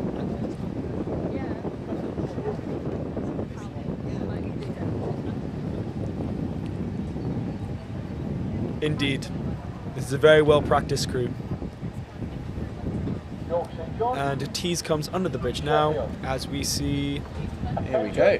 York St. John and Sheffield Uni line up for the Open Non-College Bs in the quad. Just like the hot I do love the uni from Sheffield University. I am positively buzzing about it, actually. The nice bumblebee colours. Sweet as honey. Very flashy too.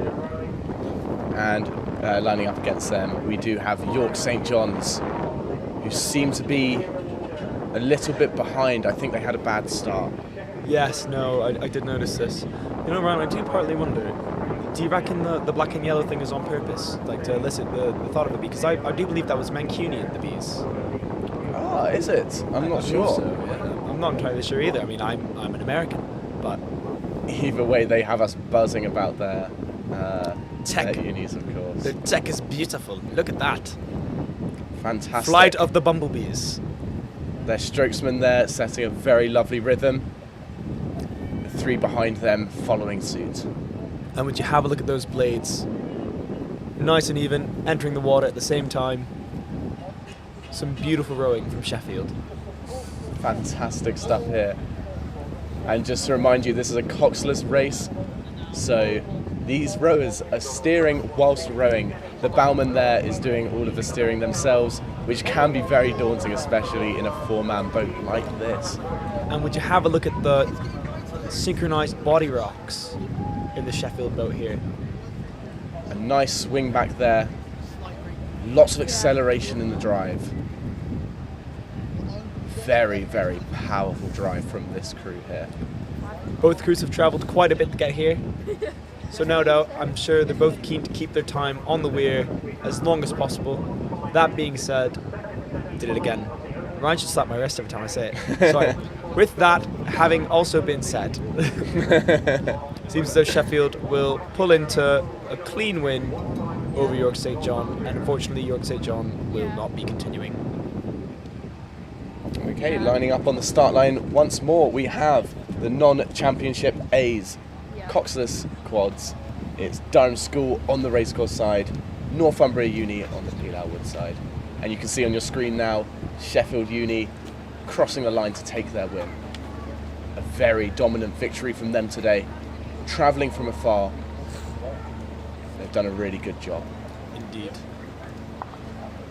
And we still have a hand up for Durham School. And that hand is down. Attention. Here we go, ready to race again, and they they go. are off. Very strong start from both crews. Absolutely. Slight bit of a veering on the line for for Northumbria Uni. But it seems Northumbria Uni really putting down the watts now, pressing through the legs and taking a large lead in the first 100 metres. Durham School, the local boys, let's see if they can defend on their local waters. Oh, they just go back a bit. Seems as though I was despite wondering why she was going so far a back. slightly They go sneaky back. line in the beginning, Northumbria has pulled ahead to quite the lead over Durham School. Must be quite hard to control the whole. We'll see if they can maintain this as the race continues. Again, two more crews steered by their very own bowman. Lots of multitasking from him there. Giving out calls to the crew, shouting out instructions, as well as steering while rowing is a very difficult feat. Lots to think of for bowman. There we go. Northumbria Uni have decided to ease off the pressure a little bit, winding down to a more sustainable pace. They'll be trying to save energy for their final round. Looks like their blades are sponsored by Netflix. Ah.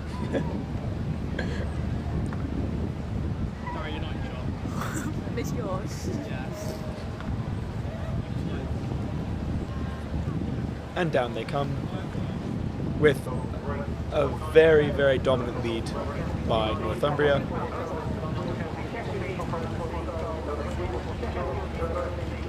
And after this race, lining up on the start is the women non-champ singles, Grey College versus Durham School.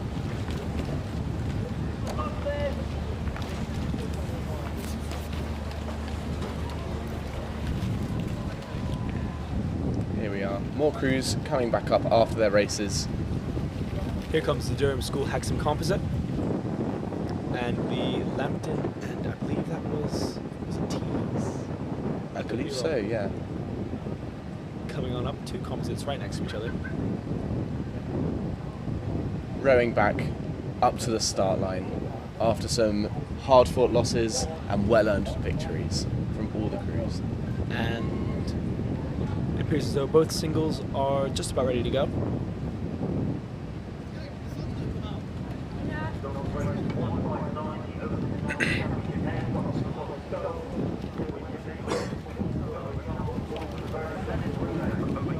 Oh, nope, we have some more quads coming through. There goes Yarm.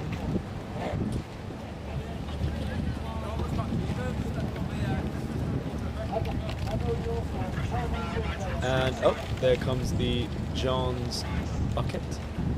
Oh, another stunning boat there.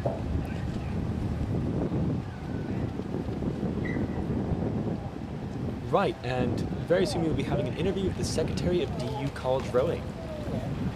So stay tuned for that.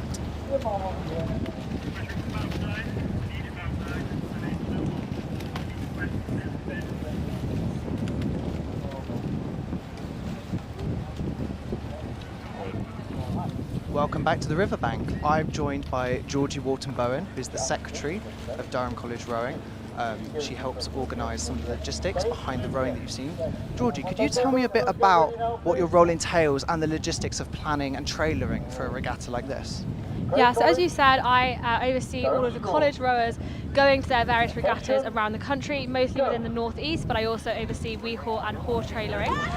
So for example, last weekend we took 67 boats to Hexham Regatta, 8 trailers, which beat last year's record of 7 trailers, and then we had 76 people on coaches, which is all what I organise alongside Dark. They've been an absolute help, and we get on their trailers and then we take all of our boats where they need to go. So it is a busy schedule, a lot of work, but a lot of talking to the colleges, and I'm quite good friends with the presidents, and I'm very active in the president's chat. Fantastic. And Durham College Rowing, the DCR, is sort of the overseeing body for rowing in Durham. Could you explain a bit about their role, both in rowing generally and also towards the end of regatta season, such as today at Durham Regatta? Yeah, so I'd say DCR is kind of like, it oversees all of college rowing. So you've got the DCR president who works with Team Durham and will work alongside other colleges and bits parts of the university. However, you also have stuff like the welfare of the DCR as well, so they will oversee kind of like safety concerns on the water and also welfare concerns. So it's kind of like a guidance, so it's a guidance to colleges, and then they can operate their own college execs within the college system. Fantastic. And alongside that, you row? I do. I was the women's captain last year for UCBC. I haven't rowed today because I was with Callum yesterday on the commentary, and I've also been there this morning as well. Fantastic. Well, thank you for joining us on the Riverbank today and explaining your role.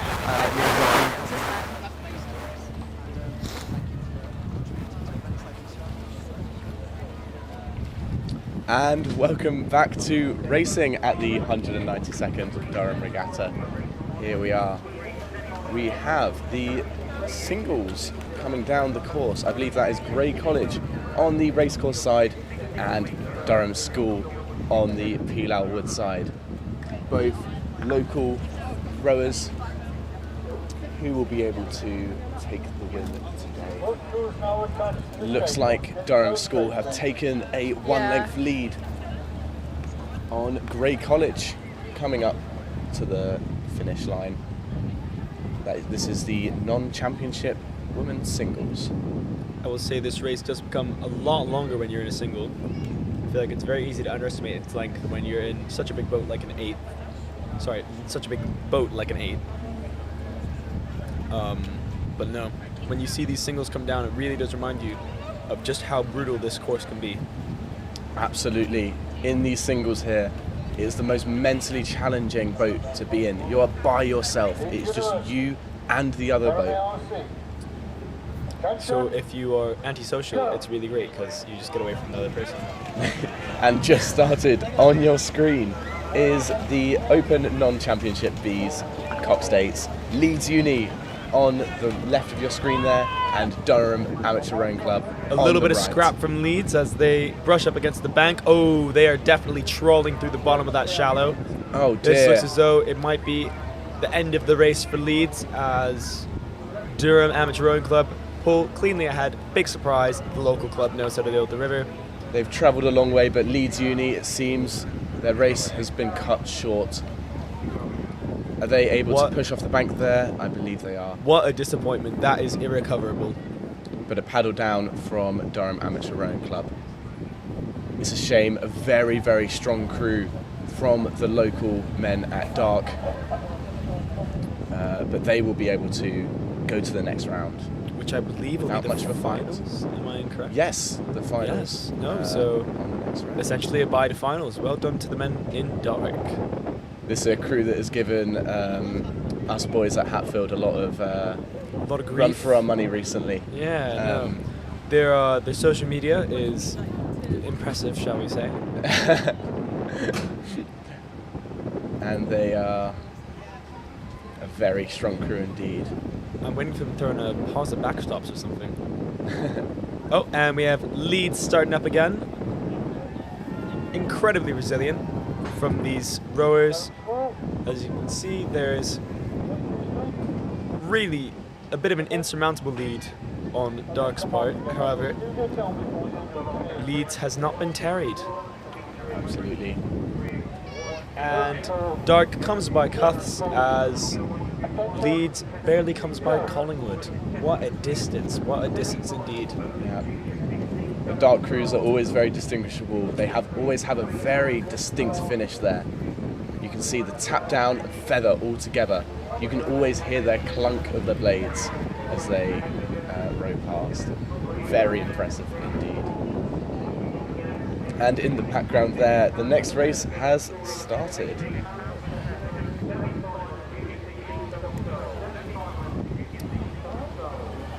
Coming up now is race 161. That'll be the Open J16 doubles. It will be Durham School versus Chester Le Street. And away they go. Coming past Collingwood now, roughly even, maybe with a slight edge to Chester Le Street. They will be trading bow balls as they come down this course until one boat establishes a lead, and it seems as though Durham School might be doing just that.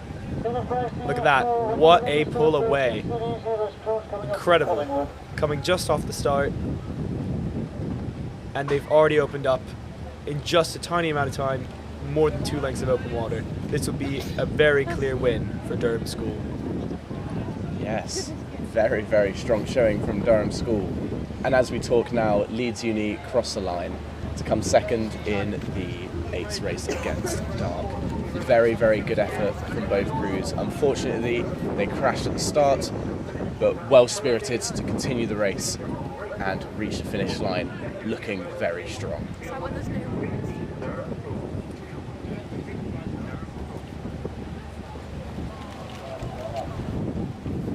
Okay, lining up at the start line now is another non-champs B Coxed 8. Sheffield Uni on the racecourse side, Durham School lining up on the Peel Outward side. This will be very daunting from the boys from Durham. Being from a school going up against a university will be a massive challenge. We'll have to see if they're scared of bees.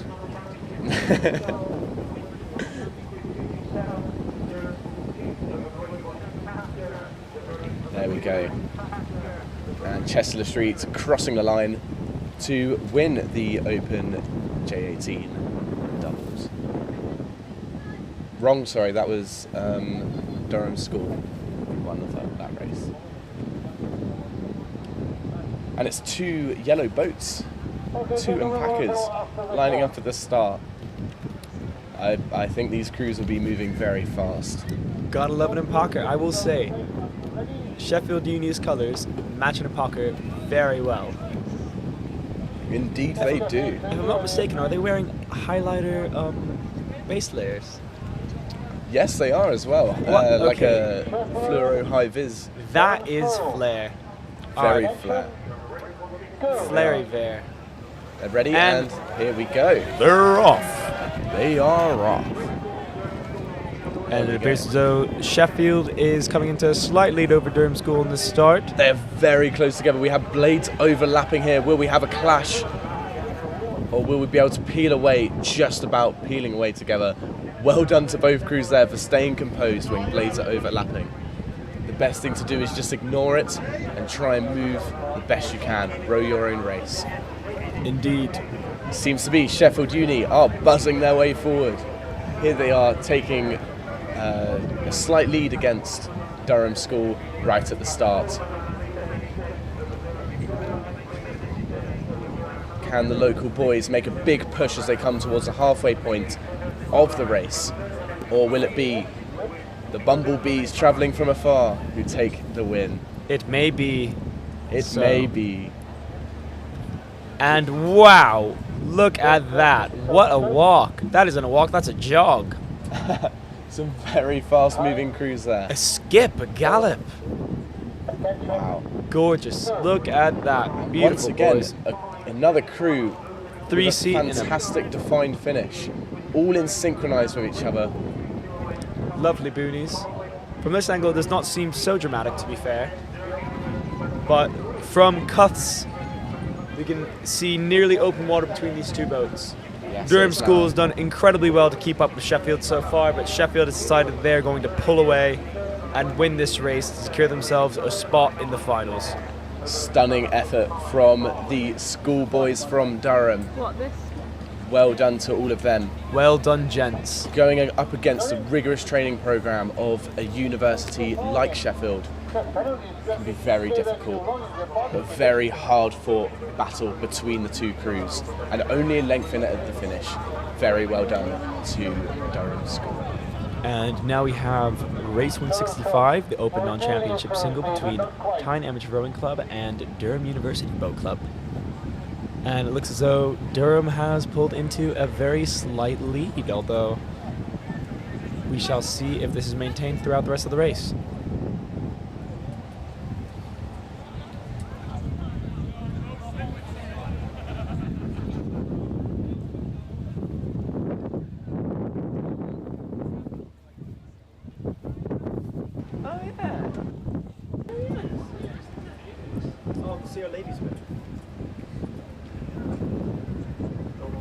Here we are, the two singles then from Tyne Amateur Rowing Club and Durham University Boat Club. Looks like DUBC have taken a 2-length lead and coming up towards the final 200 metres of the race. Some very strong rowing from the two of them. The Palatinate Purple puts the power down. Very well done, Durham University.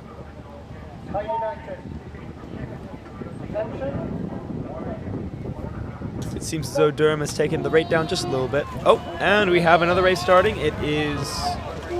This will be the Open J14 Cox Quads Durham ARC versus Tyne United Rowing Club.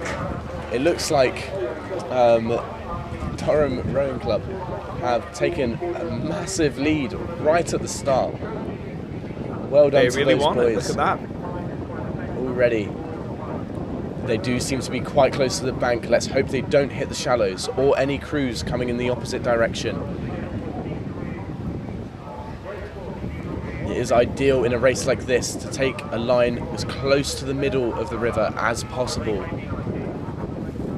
If you're too close to the bank, you might hit your fin on the shallows. And that could cause a crash, as we saw with Leeds Uni earlier on.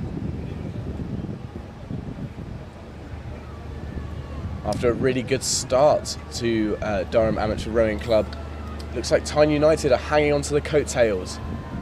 Let's see if they can make a push coming up to the halfway point at this point now.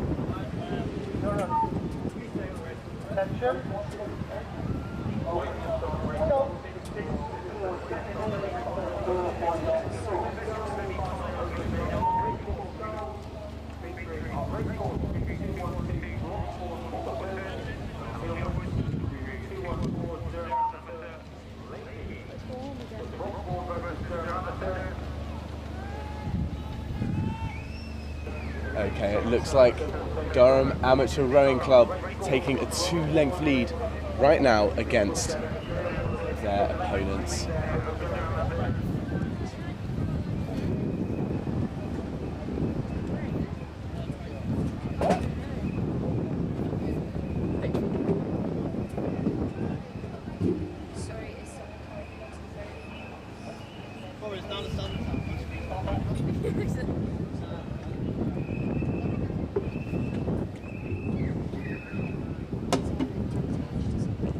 Okay, the singles coming down the course now.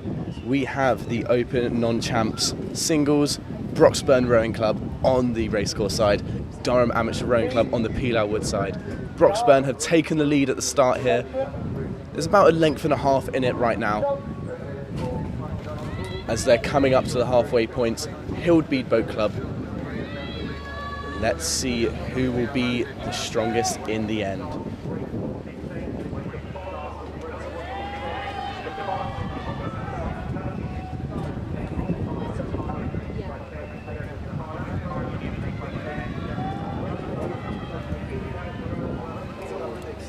And in the background there, we can see the final of the Open Championship singles. Tees Rowing Club on the racecourse side, Yarm School on the Pilau Wood side. Let's see who will take the trophy for the Open Championship singles. In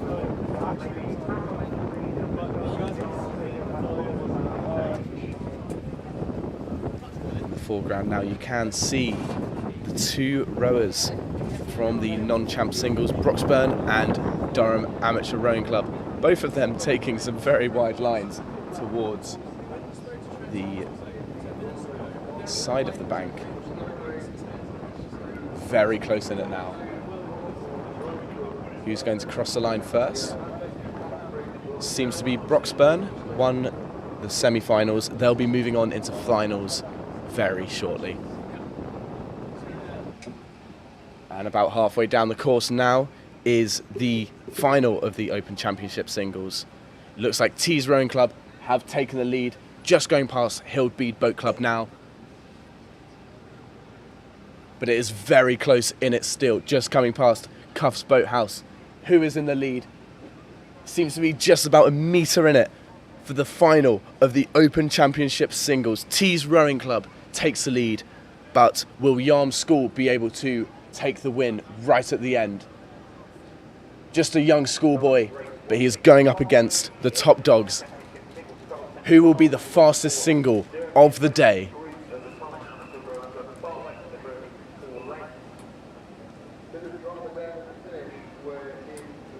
Oh, and it looks like Tees Rowing Club crashed into the bank. It's hard to tell from here, but it seems Yarm School took the win in the end. What an incredible moment for Yarm. Wow, congratulations to Yarm. A big disappointment for Tees Rowing Club. It looked like it was very neck and neck towards the end. This is a massive win for Yarm Rowing Club. Just a school they are, but... Yarm School. Just a school, but it is very impressive to win the Open Championship Cup for the sculling singles. Tragic for Tees. Very, very tragic for Tees, but all the same, rowing is often a sport of chance as much as it is one of skill.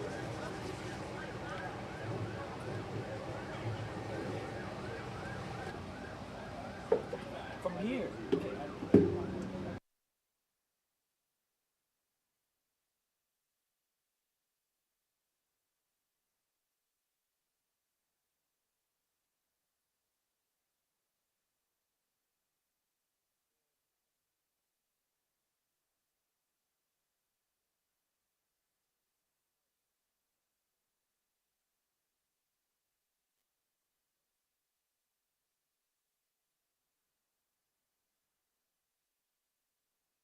Okay, at this moment we still have some crews rowing up back to the start line. Lots of marshalling.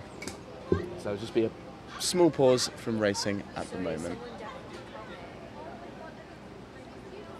I apologise, we're having some technical difficulties. We have lost our feed in the commentary booth.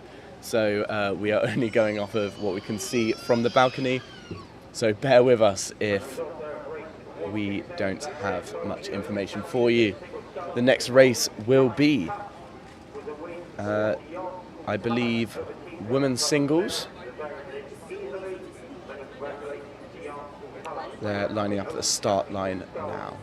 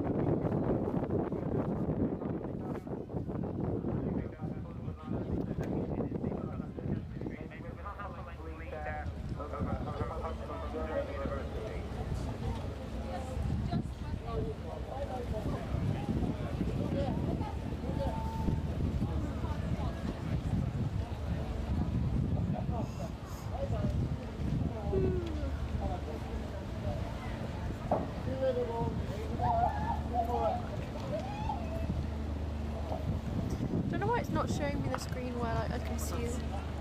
Oh no, I can. It's fine. Sometimes it might cut out for a second. And come back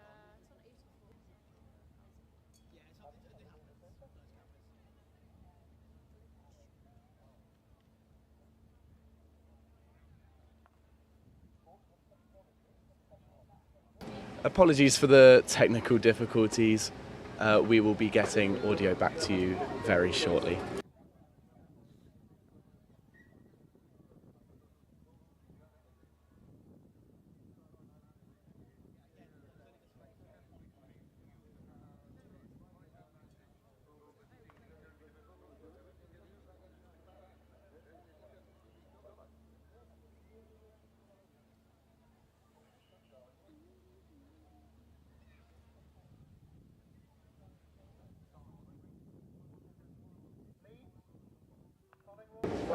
Okay, the final of the Women's Championship singles. That was Durham University Boat Club versus Chester Street.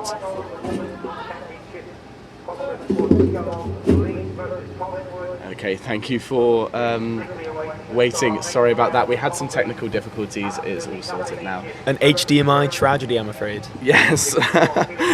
One of our screens unplugged, so we couldn't see what racing was going on.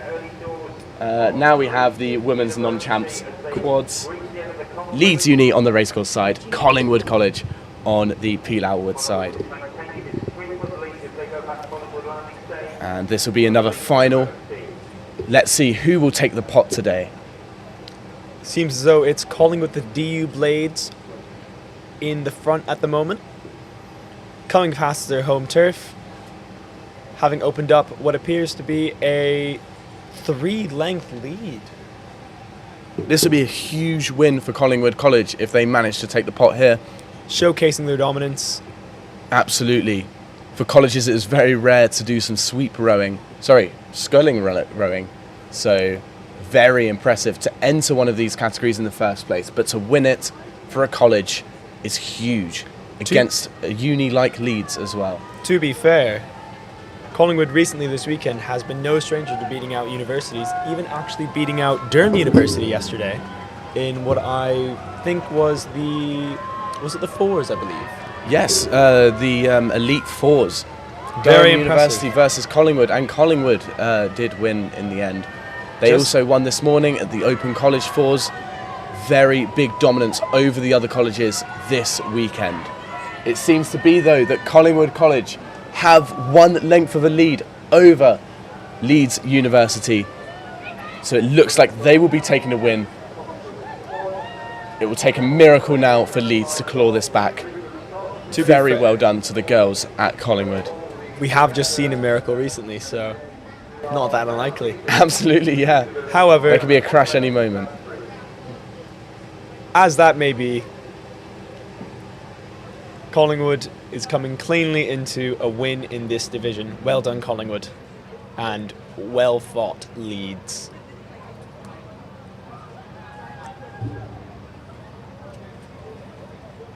There we go, Collingwood crossing the line there, taking the victory. Congratulations to the girls from Collingwood. Bent over their blades. You know, I'm surprised I haven't seen much slapping of water yet in the finals. Yeah, no, it's very dignified wins. Yeah. It's quite often in the heat of the moment you'll see people slapping the water after their big wins. And lining up now, we have a treat. We have race 174, the final in the women's J15 octuple. Yes, the Coxed octuples we have on the racecourse side. A composite from Berwick and Lambton versus, on the Pilau Wood side, Durham Amateur Rowing Club. Once again, we always find it very exciting to see the octuples up and racing. Here we are, the nice wooden boat from Dark there. Oof, Sheffield sneaking by. Whole lot of blades to pass under. Here we are. Well done. And more crews passing by. I suppose The octuple will just have to wait. All 32 blades. Ooh, this is a lovely shot. The single's coming down now. Wow. Look at that. Lovely Gorgeous. procession there.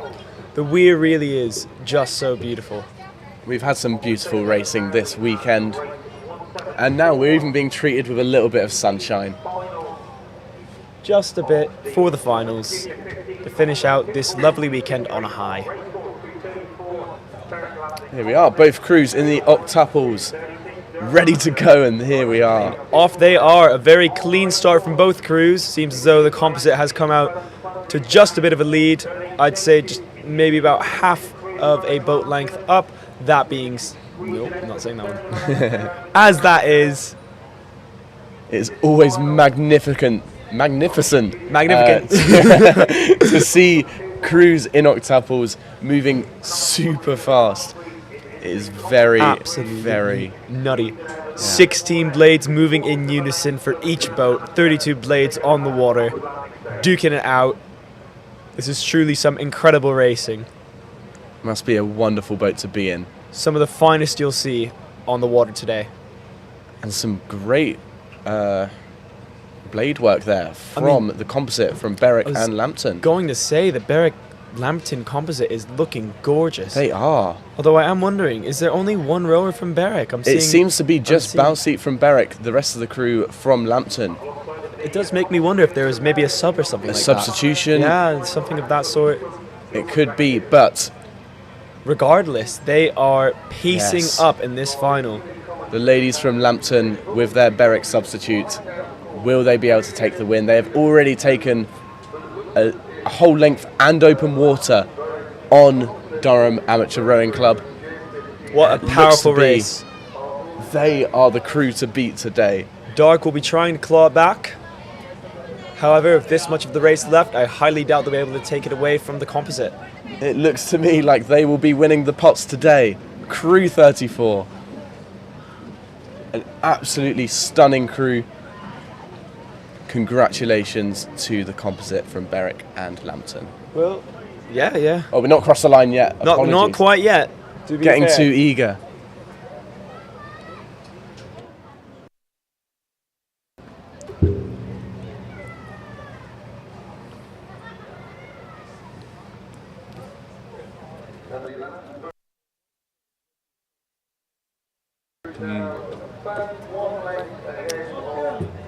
Coming under Bass Bridge, still with the lead, the composite comes through to win the octuples category in this Durham Regatta.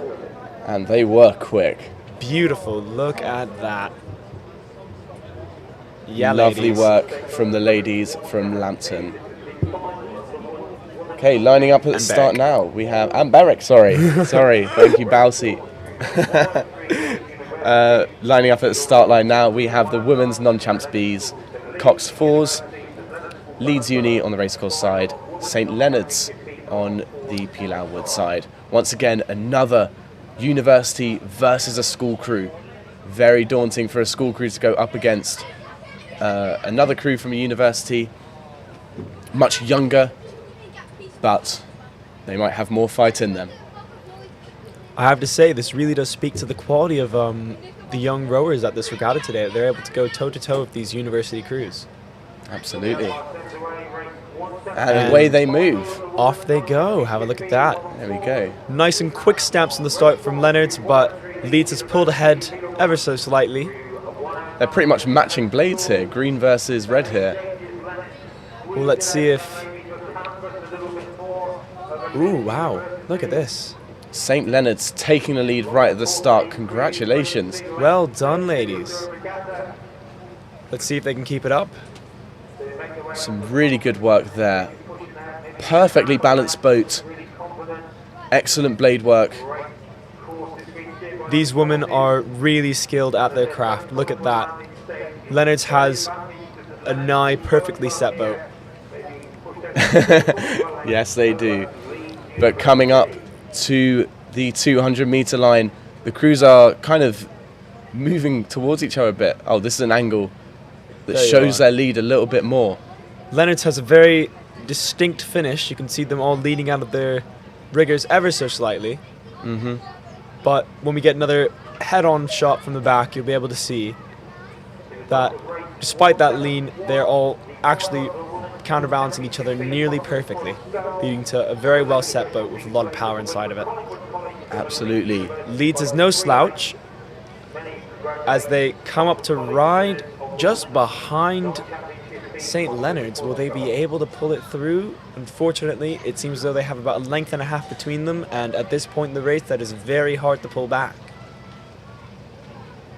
A tremendous effort from Leeds Uni, but it seems to be Leonard's who take the lead. Well done to the schoolgirls. This is incredible. Fantastic stuff. About a length and a half right now. Leonard's really driving through, showing them at Leeds Uni what they are made of. Here we are, Leeds Uni having a final push towards the end. They have a touching bow and stern now. They could be pulling up through this race. They could be laying down the law and showing the schoolgirls what's what. In the last 100 metres of the race, you might think it's over, but this is where the crews are at their most tired. They're trying to make a final push now towards the end. Who will get there first? It looks like St. Leonard's. St. Leonard's. School. See, have, you can see why we got mistaken there. They're so good. Look at that. Here they are coming up to the line. Leonard's take the win for the non-champs B Women's Coxed 4. Take a bow, Leonard's, up against the Uni crew. Must be such an incredible feeling for these 4 women in the Leonard's boat today. Very well done to them. And not to disparage Leeds at all. That was wonderful racing from both boats in this final. Very, very well done.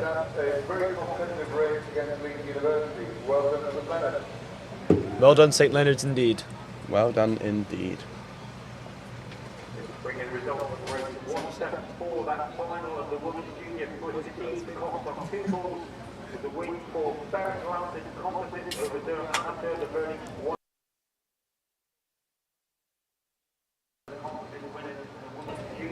Congratulations to St. Leonard's for winning the Women's Non-Champs Bs. To Leonard's. To Leonard's.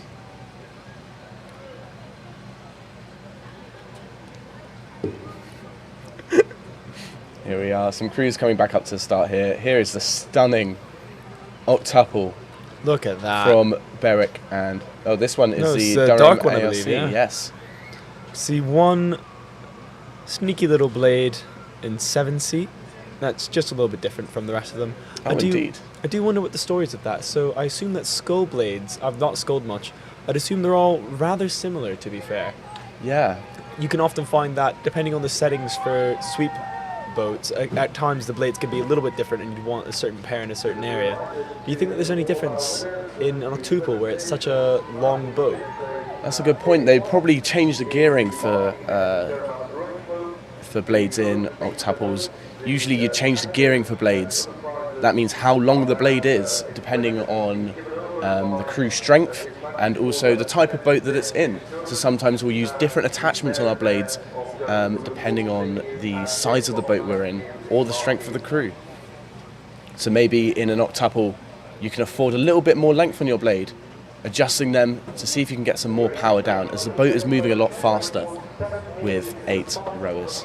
And lining up now is race 170, the Open Men's Nov 4. This is the final between Trevelyan College and St. Chad's. Both coxes putting their hands down in the bow loaders. A very exciting race. It is a testament to St. Chad's Nov program to see them here in the final. We'll have to see how they fare against Trevelyan College, which historically this year has been often a front runner in most races. Absolutely. It's been very interesting to see these novice crews today. Massive effort from both Chads and Trevs in their previous races. Trevs had a hard-fought win against Hatfield College earlier today.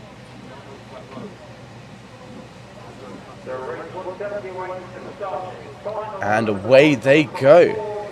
Trevs with a slightly off line, giving Chads a little bit of an opportunity to pull ahead.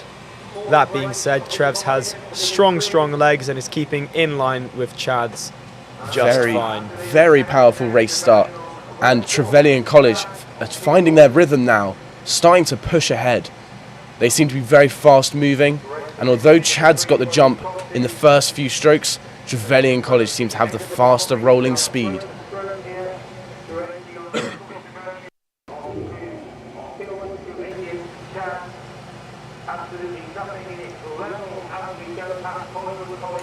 Here we are, and this is a reminder, the final of the Open Novice Fours. With Chads. The winner of this will be taking home a pot today. Chad's in the lead. That must be incredible for them. Here we are. Chads have a very nice catch. We saw this earlier today. Well done to their Nov devs, I will say. Oh, and a strong walk from Trevs. Wow, it is neck and neck now. Bowman in a South African bucket hat. The Trevelyan, noticed that. The Trevelyan College 4, they are very strong indeed. Absolutely no slouches, and their bow has just passed Chad's. Will Chad's be able to take it back as they pass Bede? It is a battle here between goodness. technique and raw strength. Who will take the win? St. Chad's College or Trevelyan College? Here we are. It is still bow ball to bow ball, neck to neck, seat to seat. Who will take the win? A very exciting race indeed. This is the pinnacle of novice rowing. This is what the sport is all about, ladies and gentlemen. Seeing these two boats traded off in such a dire moment after a whole year of practice. They've been training 9 months for this, their first ever Durham Regatta. To take a win here would mean so much to them and their boat clubs. Big props to both of the Nov devs of this crew. This has been some incredible racing to watch and commentate over. And here we are at the finish. It is Trevelyan College who take the win up against Chad's College. Congratulations to both crews. But only very by good race. Inches. Only by inches. It could have really been anyone's race until the end there. And beaming smiles from the boys in Trevs. Well done to both crews. That was immaculate racing. Huge congratulations to the novice development captains of Trevelyan College and Chad's College as well. It's not easy to win a race like that. Lining up at the start now is the final of the women novice fours. Hatfield College on the racecourse side, Trevelyan College again on the Pilau Wood side. We wait to see if Trevs will manage to secure a double win, or if Hatfield will be able to take away the crown. Hatfield is actually previous year's winner, so we'll see if they're able to maintain their legacy as strong winning Novs. As their Nov devs, Ryan and I are obviously waiting with bated breath to see how this race goes, and We're sat here very nervous. Might lose a little bit of composure if they're either doing very well or very not well, or even actually mediocre, or the same as other crew. Either way, we will be probably getting a bit vocal. We'll try not to be biased, I promise. He will. Anyways, here we are. Hatfield College with a superior start there. And a bit of out of time from Trevs. Well, a dominant start from Hatfield. Trevelyan College take a few strokes to get their rhythm going. Hatfield College already 1 length up on Trevs. That is so wonderful to see. I'm sure the ladies in blue are feeling wonderful about this right now, but they shouldn't get cocky because Trevs are no slouchers. They can definitely pull up from behind if they let off the gas at all. Wow. I know the Hatfield ladies must be feeling fresh after some very commanding wins in the previous rounds. So hopefully they should be able to really turn on the gears now and lay down the law. A whole length up already. This is very impressive rowing from the reigning champions, Hatfield College, on the women's coxed 4. Here we go there, Cox Henry Hayes, who won off the back last year in the same category. Let's see if they can win once more. This race means a whole lot to Henry Hayes, who's had at times a bit of a difficult year racing wise. He is now the president of Hatfield College Boat Club and takes a lot of pride in being able to cox these Novs to what will hopefully be a commanding victory as they open up water against Trevs. This is exciting racing here. Ladies and gentlemen, this race is now theirs. It is up to Trevs to take it away from them. Here we are. Can Trevs make a push in the second half of the race, or will Hatfield College stamp their authority on the River Wear, taking a win once again for the Women Cox Fours? Yeah, Hatfield.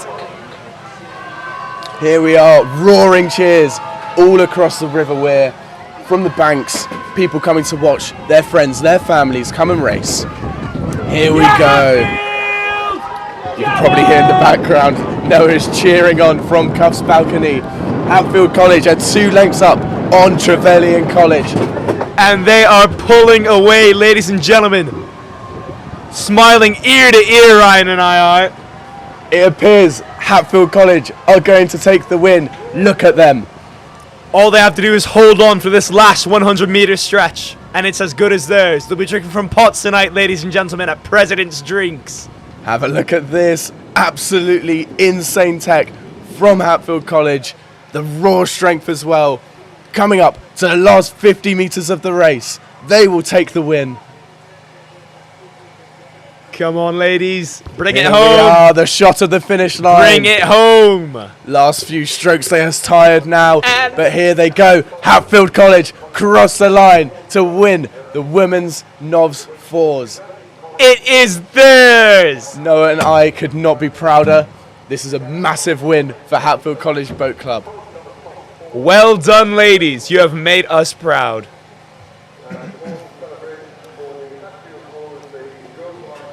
Congratulations as well to Trevelyan College.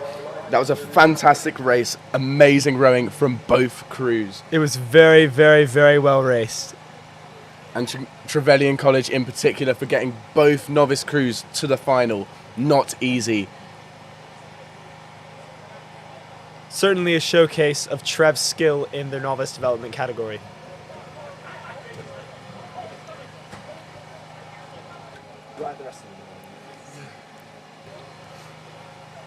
Okay, lining up on the start line now. We have the Open Non-Champs A's. The Coxed 8s, St John's College on the racecourse side and Butler College on the Pelau Wood side. Oh, it is the return of the quad bucket in the finals of the Non-Champs A's. Oh, I'm loving this. Here we are, they are off and we are racing. Which crew will get the jump right at the start? We look pretty even, but it is John's College who just eking out ever so slightly. There's blades overlapping. We have a little bit of a clash.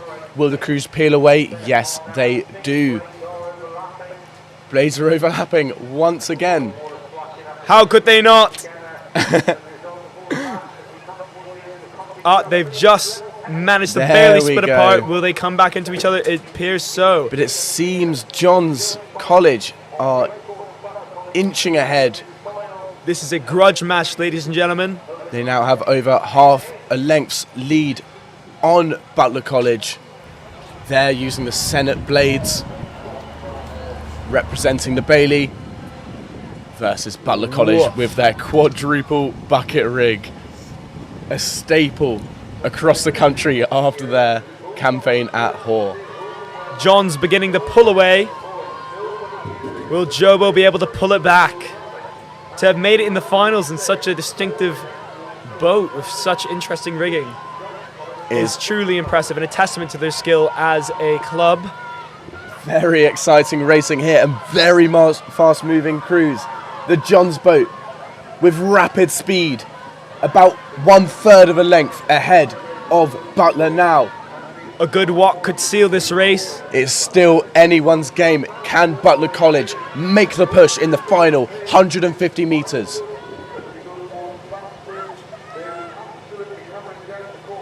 Here we go. John's College responding to Butler's push.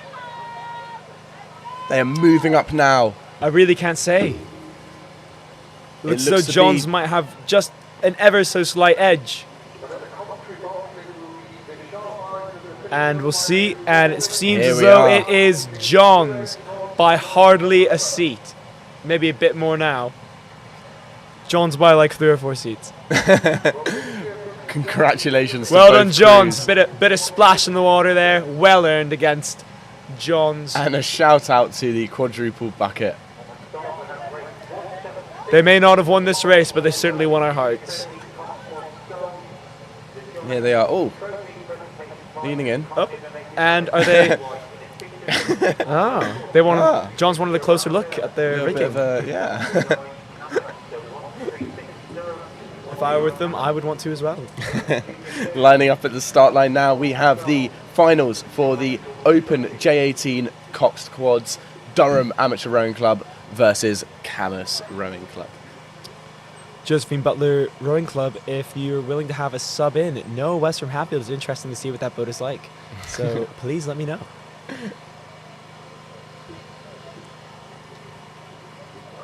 Here they are at the start line. Another big race for them.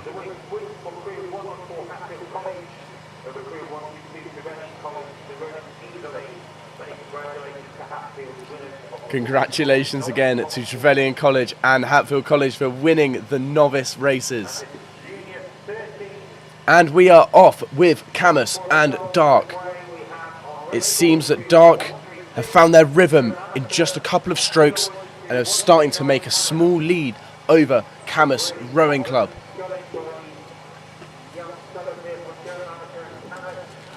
Here we are, a very tight race so far. Who will cross first over Collingwood College?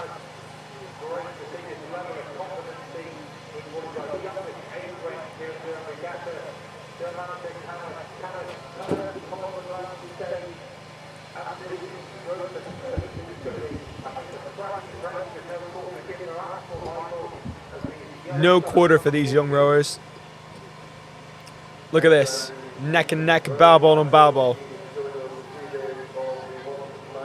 Here we are, a very hard fought race so far. Look the at the J13s. Look at the intensity of that coxing in Camus.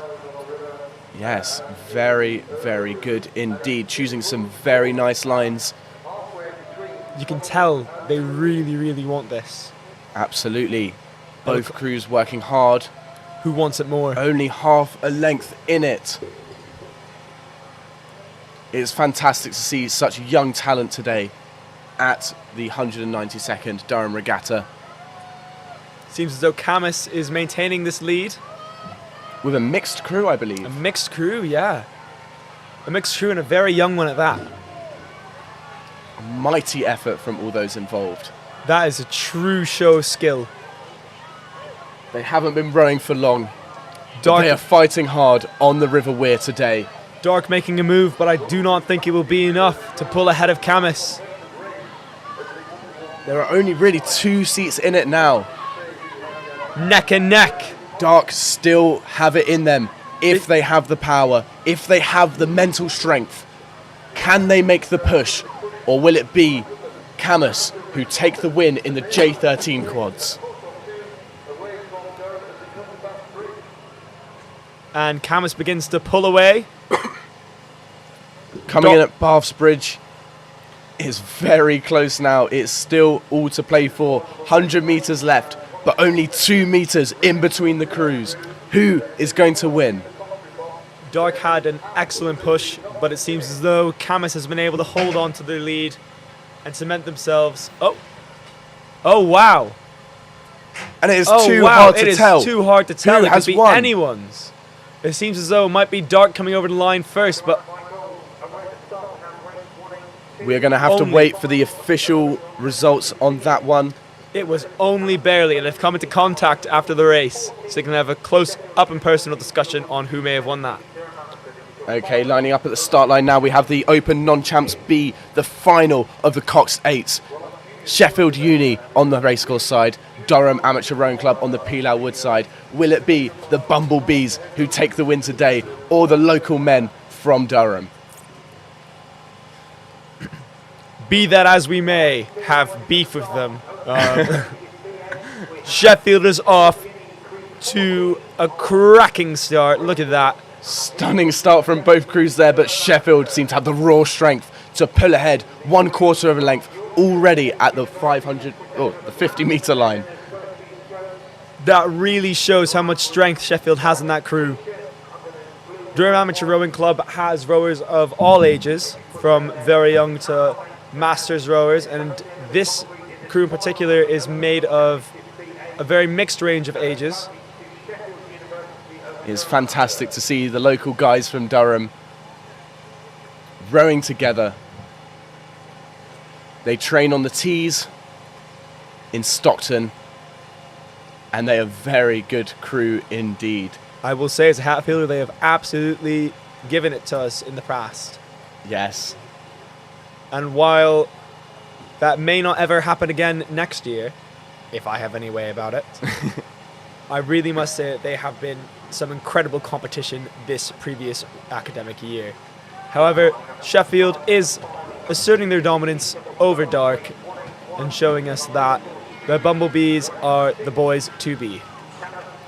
Absolutely. Look how in sync that crew is. Some very snappy finishes there, clean catches, and moving together as a crew. Look at them go by, Ryan. That is really impressive. Look at that. This is a sight to behold. A very powerful crew. Well, I want to get the sub in a session on that. That would be amazing. Fantastic blade work there. Sheffield Uni coming in from far. The Bumblebees. It looks like they will take the win in the Open Non-Champs B. The Bumblebees have taken flight and opened up 2 whole lengths of open water on Dark, and it's growing. I don't know about you, but I am absolutely buzzing right now for this win. I'm buzzing too! Here we are, Sheffield Uni, crossing the line, taking home the win for Sheffield. Sheffield enjoys the honey while Dark enjoys the sting. Here we are. Already started, we have the Open J16, Camas Rowing versus Durham School. Just too fast, couldn't even keep an eye on it. Seems as though Durham School's come out to just a bit of a head start on Camas, but as we've just seen, Camas is definitely no slouch. Very soon they'll be pulling ahead, I expect, as they make a consolidated effort to walk on Durham School, as we are seeing right now. Look at that. Wow. Incredible, coming past Bede with a clean walk. All they have to do is hold on to it for the next 150 metres and the pot will be theirs. Very neck and neck, but they are some very fast moving crews from just the 16-year-olds from Camas and Durham School. Who will it be taking the win? Oh my goodness, this comes down to whoever wants it more. It's down to the wire, the mental fight here between both pairs of young rowers. Who is going to take it? A knuckle duster to be sure. Durham School just barely edging out into the front, taking it back from Camas after a very, very, very hard walk earlier. Coming under Bass Bridge, it could still be anyone's, and we'll find out as we turn around. They'll be squeezing every last bit of energy at this point. Who is going to take the win? And it seems to be Camas Rowing Club in a for the big shock for the J16 doubles. Well done, Camas. That was some beautiful racing right there. Absolutely stunning. Coming down the course now, we have the Women's Non-Champs A, Cox Fours, St. John's College Boat Club versus St. Cuthbert's. It's been some great racing so far from both crews. I believe the bucket rig from St. John's has been very successful today. Let's see who will take the win. It seems Johns have already taken half a length lead off of the start. Coming up now to the 300 metre line. And Johns continues to extend this lead over Cuths.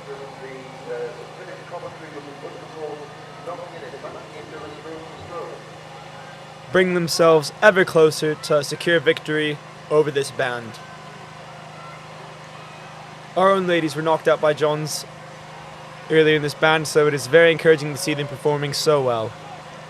Wow, another really close race. It will be down to the wire at the finish line. Oh my goodness, oh my goodness. Here they are, coming up this. to St. Cuthbert's Boathouse from the commentary booth. We can see both crews now, bow ball on bow ball. We have seen so many close races today. This is a battle of guts. One more for the ages. Who will it be? Coming up to the last 200 metres of the race. Johns has a slight edge, not even a canvas on Cuths. It is too close to tell right now. Both crews have it in them. Who will have the mental ability and the strength to take this win? It looks as though Cuths may have pulled out into an ever so slight lead on Johns. even before leaving our site at Cuths. Johns was in fact in the lead. In that Here amount we of time, go. Johns could even pull forward. We'll see. Very relaxed, very technically able crew. St. John's College, will they make the win? No, they don't. Oh my goodness, no. Oh It is my St. God. Cuthbert's who crossed the line first. An absolutely mighty push in the last 100 metres Oh my from goodness. St. Cuth's. That is beautiful. Well Slapping done, the Cuths. water. Absolutely stunning effort from both crews. But it is St. Cuthbert's who take the last 100 metres of the race. That is absolutely so well earned to you, Cuths. That was an absolutely mighty push there. Congratulations. So what it's all about. Coming up next is race 177. That'll be the Open J15 quad. That'll be the Berwick and Lambton Composite versus Yarm School. Are we going to see a bit more Yarmage, or are we going to see the Berwick Lambton Composite come in to steal the win? These young boys from Berwick and Lambton have had a great day so far. Some dominant wins we've seen earlier today. The Composite, here they are, up against Yarm School. And a very they are quick off. start. What a start. Oh my Wow. goodness, from both crews. Rating mega high is the Berwick Lambton Composite. Yarm School, very successful this weekend. Will they also win the J15 quads? Goodness gracious, did someone put on a call to Berwick Lambton Airlines? Because it seems like something's taken off in unregistered airspace.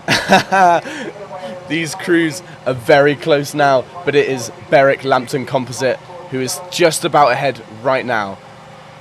Again, two more very technically able crews. The young boys, they are both looking very able, very relaxed in their strokes. And look at those clean catches from the Yarm School. Maybe Yarm that's just pulled ever so slightly ahead, if I'm incorrect.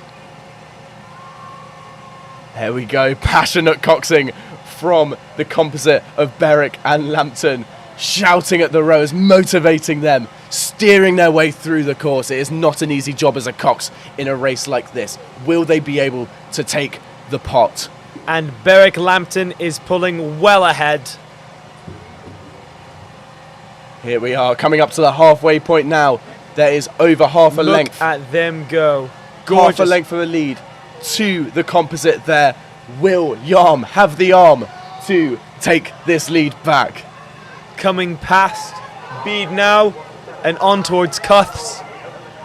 Berwick Lambton has the slight edge, but Yarm could always pull it back. Two more fast-moving crews. A little bit of a wobble there from the Composite of Berwick and Lambton, but it is not phasing them. They are nice, smooth together. They've reset themselves and coming up to a nice, strong last 200 metres. But this wobble has allowed Yarm to pull up even. If they can pull it together in the last 5 to 10 strokes of this race, it could still be theirs. Oh, we have been treated today with some exciting racing coming under Bath's Bridge. It seems to be the Composite from Lambton and Berwick who take the win by one whole length.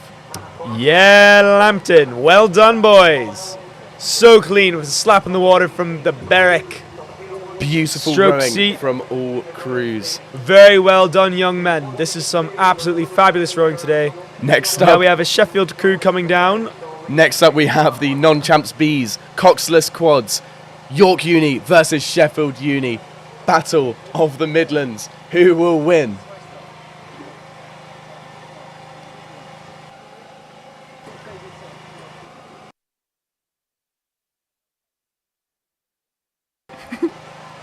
Battle of Yorkshire. Here we are. Both crews looking very strong indeed.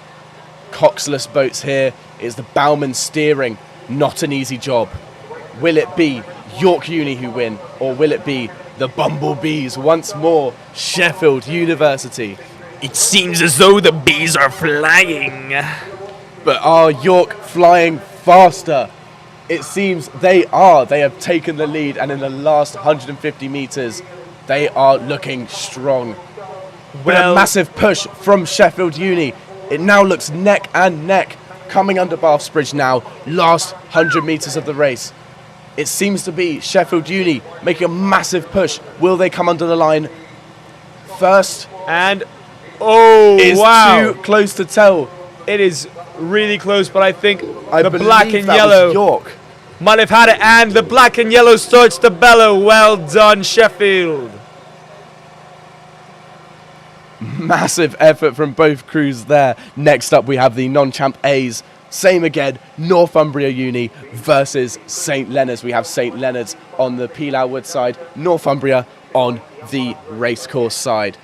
Northumbria Uni have taken a massive lead off of the start. They're looking very, very clean.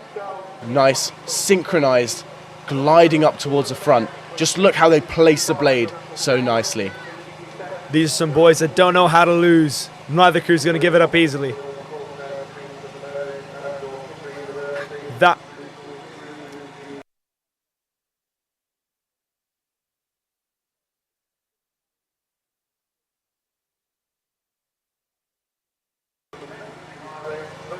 Okay, a length and a half then.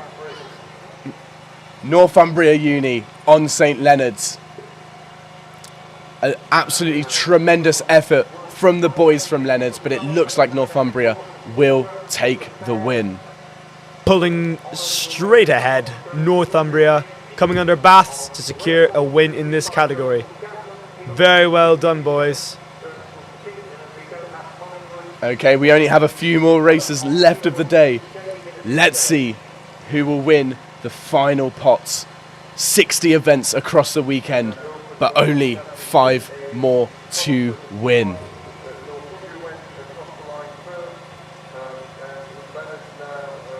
Here we have the women's non-champ singles. Durham School on the racecourse side, and Durham School again on the Pilau Wood side. I wonder who will win. Both local girls hoping to win against their fellow rower.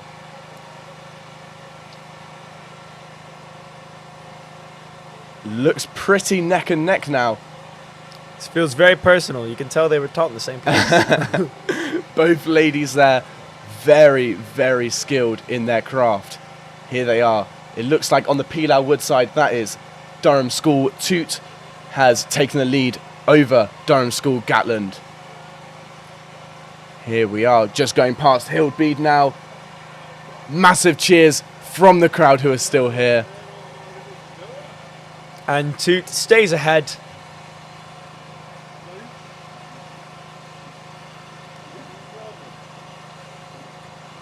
Here we are. It looks like Durham School Toot will be ahead. Let's see if she can maintain this into the very end of this race. Can Gatland have a response in the last 200 metres? It's flying fish. It's very cool. All right, it seems to be the last race of the day. Coming up to the start line right now, race 184, the open non-champ singles, Durham University Boat Club versus Broxburn on the start line right now. Coming up to the finish line, Durham School versus Durham School on their home waters. It is Durham School Toot who takes the win. But not with much distance in front of her peer. Very well done to both ladies. That was an excellently raced race. Okay then, I believe this is the last race of the day now. At the start line, the non-champ singles, DUBC, the local heroes versus Broxburn.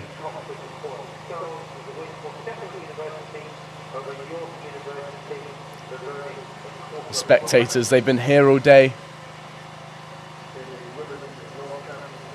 Let's see if we can have a look at the rowing.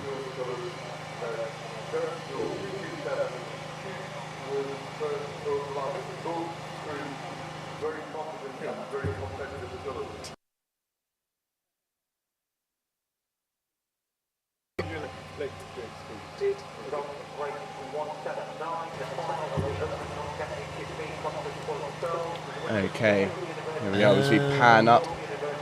Seems as though we're panning over. It looks as though You can see our last right in the background there is one of our 2 single rowers lining up at the stake boats. In the foreground you can see Hildbeed Boat Club, their landing stage about halfway down the course on the 700 metre race course on the historic River Weir. This is a very good opportunity to showcase just how short this course really is. Hildbeed is around near the back of the race course, and you can see all the way to the front without much distance. Absolutely, it is all over in 2 minutes on this course. You can imagine hundreds of hours training for a race like this, and it is over just like that in 2 minutes. Some lovely spectators all across the field. Thank you for everyone who came to support all the rowers from colleges, universities and schools today. Here we are, the final race of the day. We are off. The non-champ singles, Durham University Boat Club on the left-hand side of the screen versus Broxbourne. It all comes down to this, ladies and gentlemen. Durham University is off to an ever so slight lead.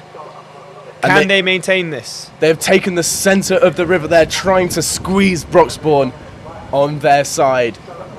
It seems to be a dominant lead off the start from DUBC. Can they take home one more pot to finish it off? Here we are coming along. Last race of the day now. One more pot to go. So evenly matched for our final race of Durham Regatta for this year. It has been a fantastic weekend. 60 events won. Some fantastic rowing from thousands of rowers, thousands of spectators. It has been an absolute treat to commentate for you this weekend. And Durham pulls into a very commanding lead. Here we are. 2 lengths lead already. Durham University stamping their authority on local waters. They will be leading into the second half of the race. A fitting and uplifting end to this weekend for Durham University.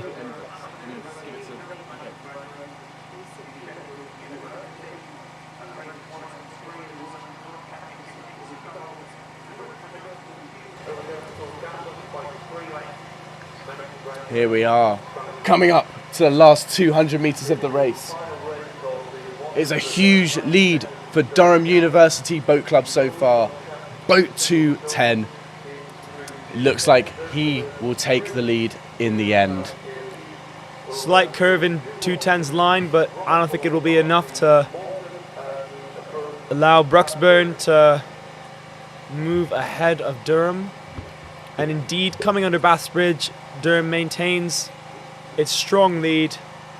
And here we are, last racing of the day, coming under Bath's Bridge. It has been a historic weekend. Here we are. And the finish line, it is Durham University Boat Club, De Groot, that takes the win. Well done, De Groot, closing out this weekend of racing for the 192nd annual Durham Regatta.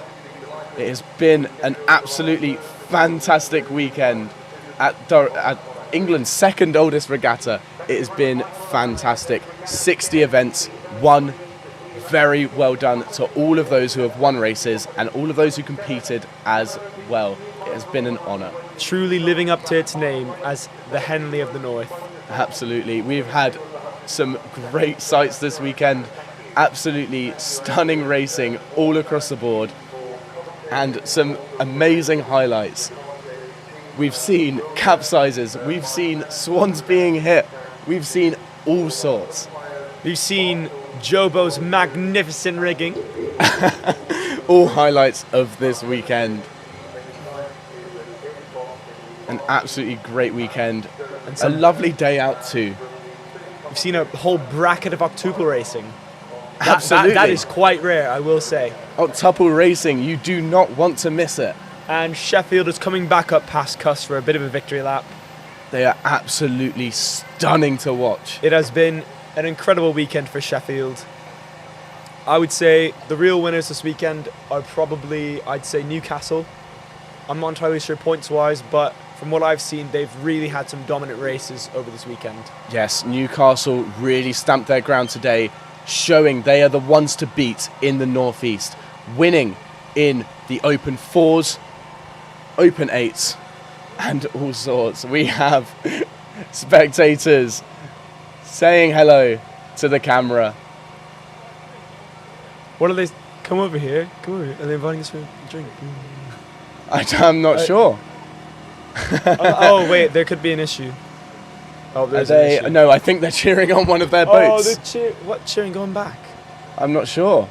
Here we are. There goes Sheffield. The absolutely beautiful bumblebees, the Sheffield crew.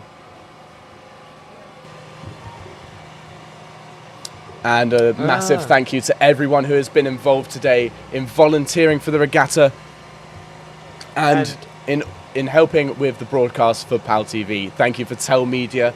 It would not have been possible without you. Also, thank you very much to St. Cuthbert Society Boathouse for letting us hosting us. Yeah, it's been lovely, nice and warm. Love your balcony. Okay, so Noah and I will be signing off for now. Thank you very much for a lovely weekend of racing. We will Handing see you off you now to the presenters.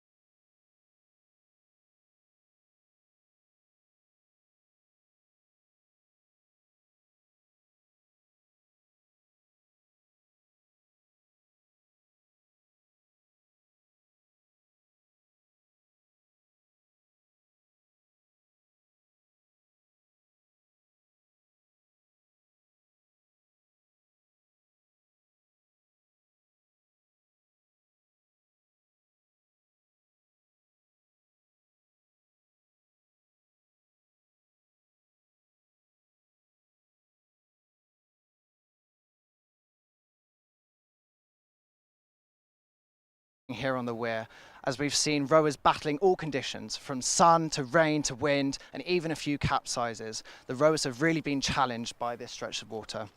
Particular highlights include the championship races yesterday, back-to-back between Durham and Newcastle, and today Durham's second 8 putting their first 8 through their paces and really pushing them across the finish line.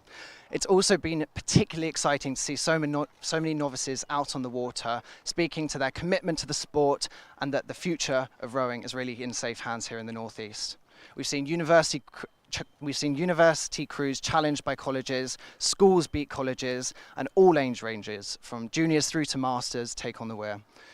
Crews from as far south as Broxbourne and as far north as St Andrews have journeyed to take on this stretch of water and have really been put through their paces by our local crews and by this difficult stretch of river, both on the long course and the short course. Once again, thank you for tuning in to PalTV's coverage of the 192nd Durham Regatta. I've been Callum Tilley, and this has been PalTV here in Durham.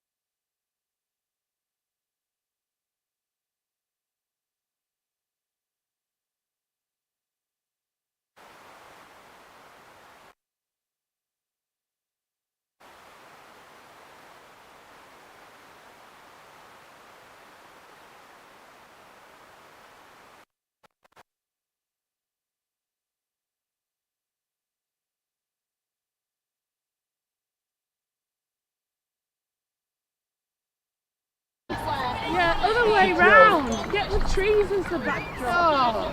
Yeah, I think That's so blokish, isn't it? Other way round, for God's sake. For divs.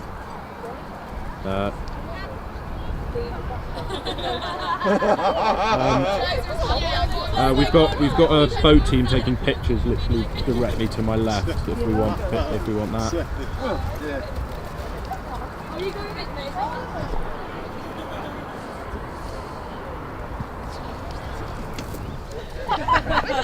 Right, let's do this one. Smile. You come this one then. Come in as well. Does someone not get that? Leave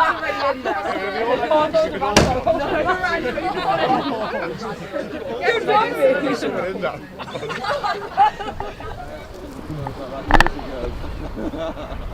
Well, you found one. You married her. No. She used to drink bloody yards of Guinness though. Do you fancy your Long I don't want. No, I didn't even like lager. It's the best I can give you at the moment. Oh, I see. Look, he's been videoing the dogs here. That's what he was doing there. That's on the TV. Look, that's David picked up as well. We're on the television. The work video. You see that? Already on. Missed you cocking your leg though, obviously. I don't think they did actually. Well, he missed it though. I'm sure he did when he did. David was probably like this, trying to get his phone. Yeah. You can rewind. We've got a boating team taking pictures in porta potties.